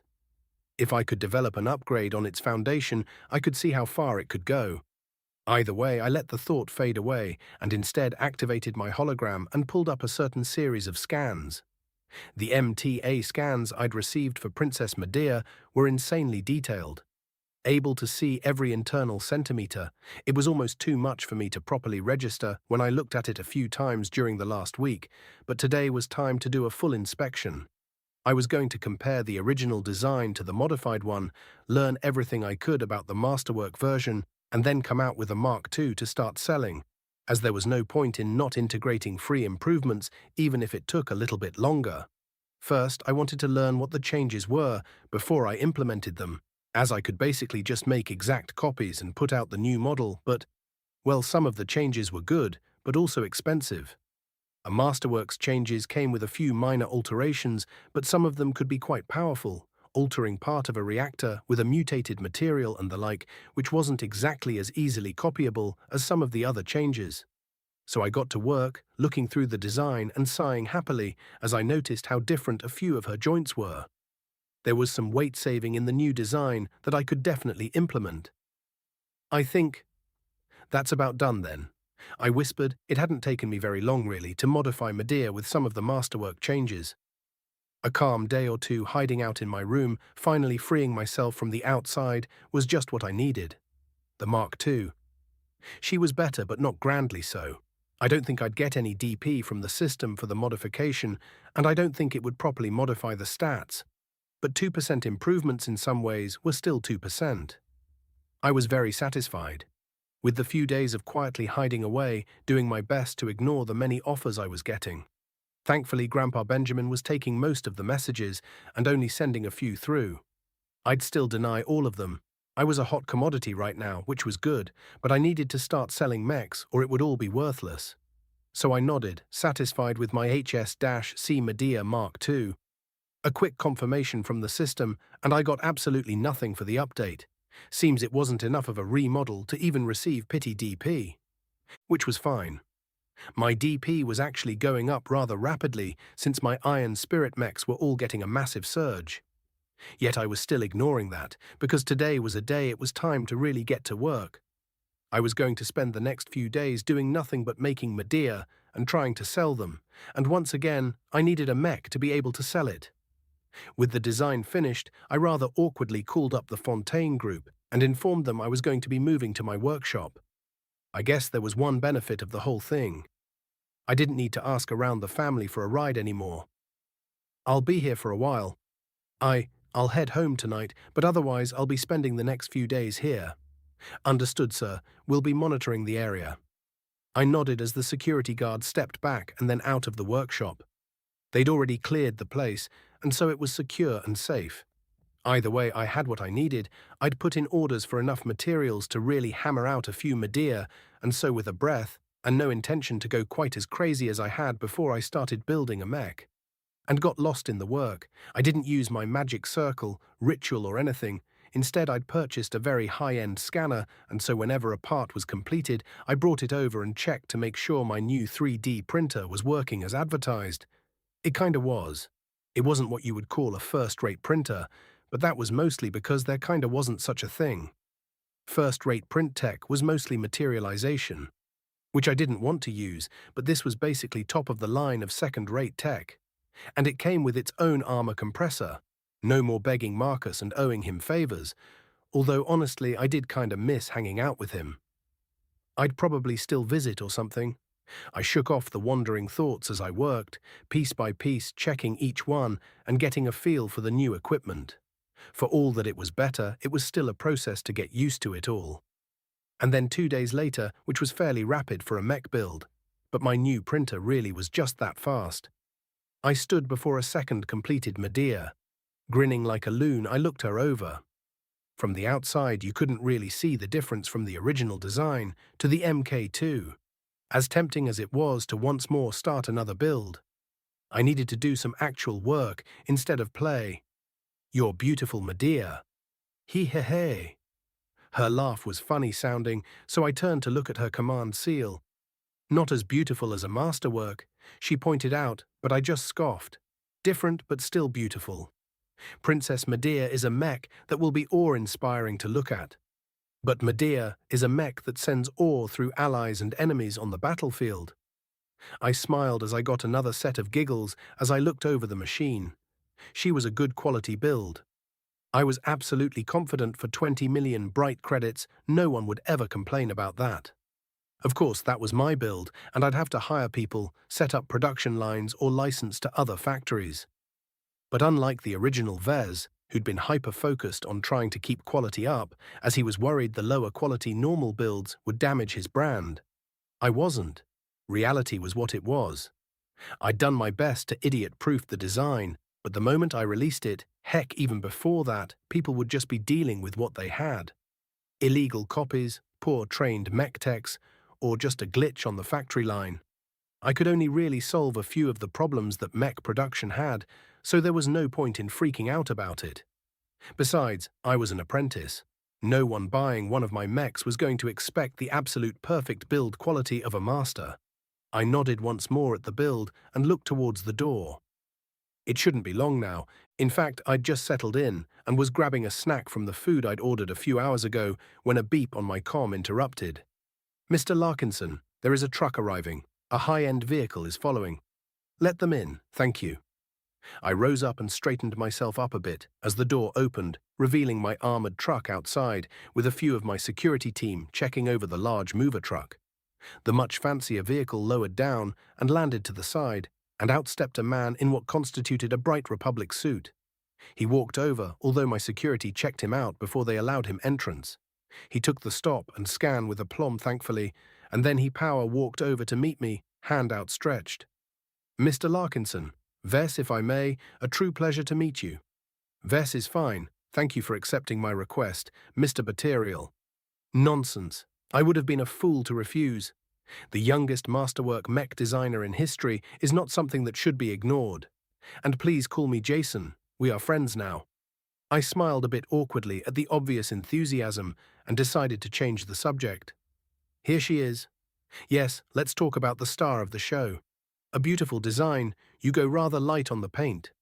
Most mech units repaint the mech anyways, and this way they can see the parts. And that I'm not covering any issues. That is one thing no one will think of you.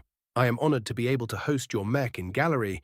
Normally my contacts at Ansel must pry and wheedle at me to get some apprentice mech in my gallery. Of course I accept only if the build is acceptable. And this, you build like a senior. I just have good equipment now. It was a lot easier. Ha, well have no fear, Ves, my friend. I'll show off your beauty and she'll sell.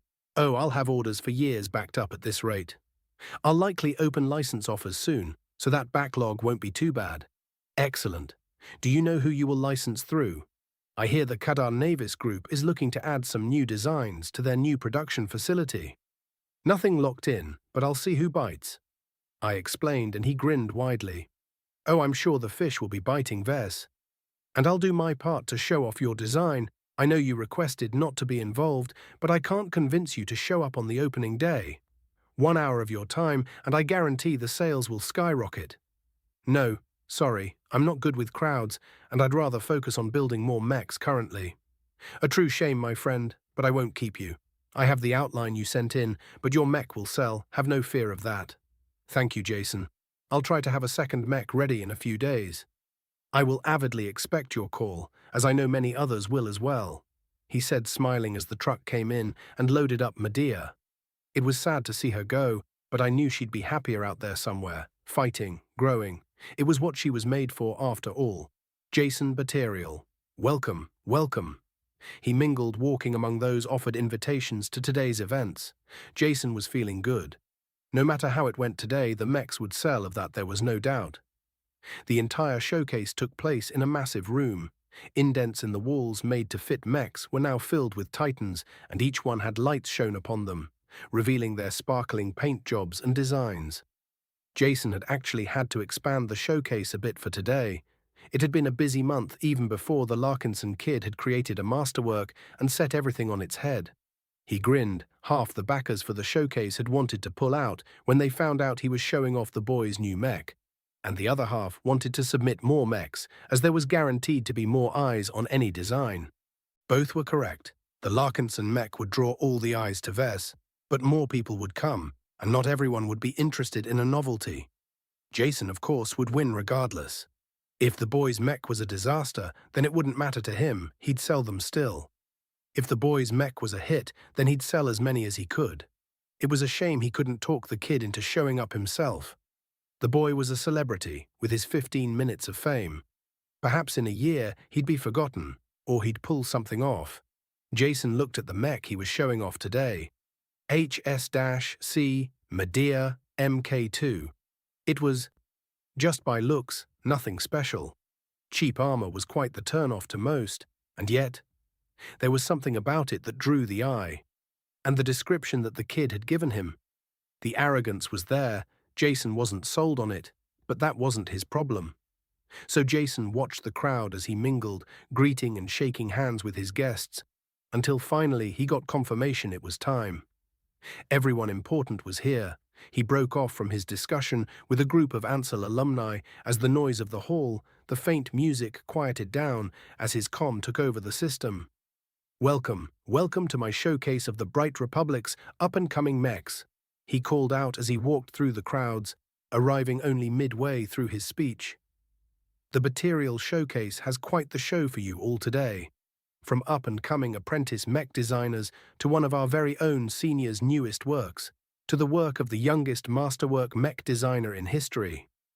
His last call had him fling his hand, an extra spotlight blaring over the mech in question, turning everyone's eyes. Oh yes, everyone was interested in that one. We also will have some pilots taking the mechs for a spin to show them off to you. So explore, gaze upon the works of our republic. He laughed as he took a bow, his persona fully in place as the welcoming and gregarious man of the hour. He mingled some more, moving with the crowd as almost everyone waltzed down the hall towards the mech of the hour. The Medea. He still wasn't sure about what the boy said, but well, he was the designer. Of course everyone is curious about this mech. The HS-C Medea Mark II, as the designer calls it, is of course the first design sold to the public from the mysterious Ves Larkinson. I've had the honor to meet the man himself, and he did leave me a short comment on his mech for me to share. Jason grinned as he took the steps up to stand at the mech's feet, and made a show of pulling out a piece of paper and slightly opening it and clearing his throat. Medea is a mech made for war. He started grinning as everyone listened in as he started. Coming standard with 6 unhackable by anything but first-rate states, she can provide overwhelming firepower for her partner and group. Coming in at 20 million bright credits, she will destroy or heavily damage any mech in the same price range. He ended the statement abruptly, which caught everyone a bit off guard. The kid wasn't a public speaker, that's for sure, but Jason did this for a living. Ves is a man of few words, but we'll be testing some of those comments ourselves. We have an anti-comms unit of the Mech Corps with us today, and we'll test this unhackable drone theory in just a few minutes. Jason grinned as the crowd mumbled and sounded interested. Honestly, it was mostly a scam. The former members of the Mech Corps were specialized in comms disruption, but they had a job to do to sell the damn thing. They'd mostly be faking the attack, or more accurately, attacking seriously. But if they hacked the things pretending they hadn't. Such was life as a mech broker. Jason needed the mech to sell. Whether the customer was happy after was the kid's problem.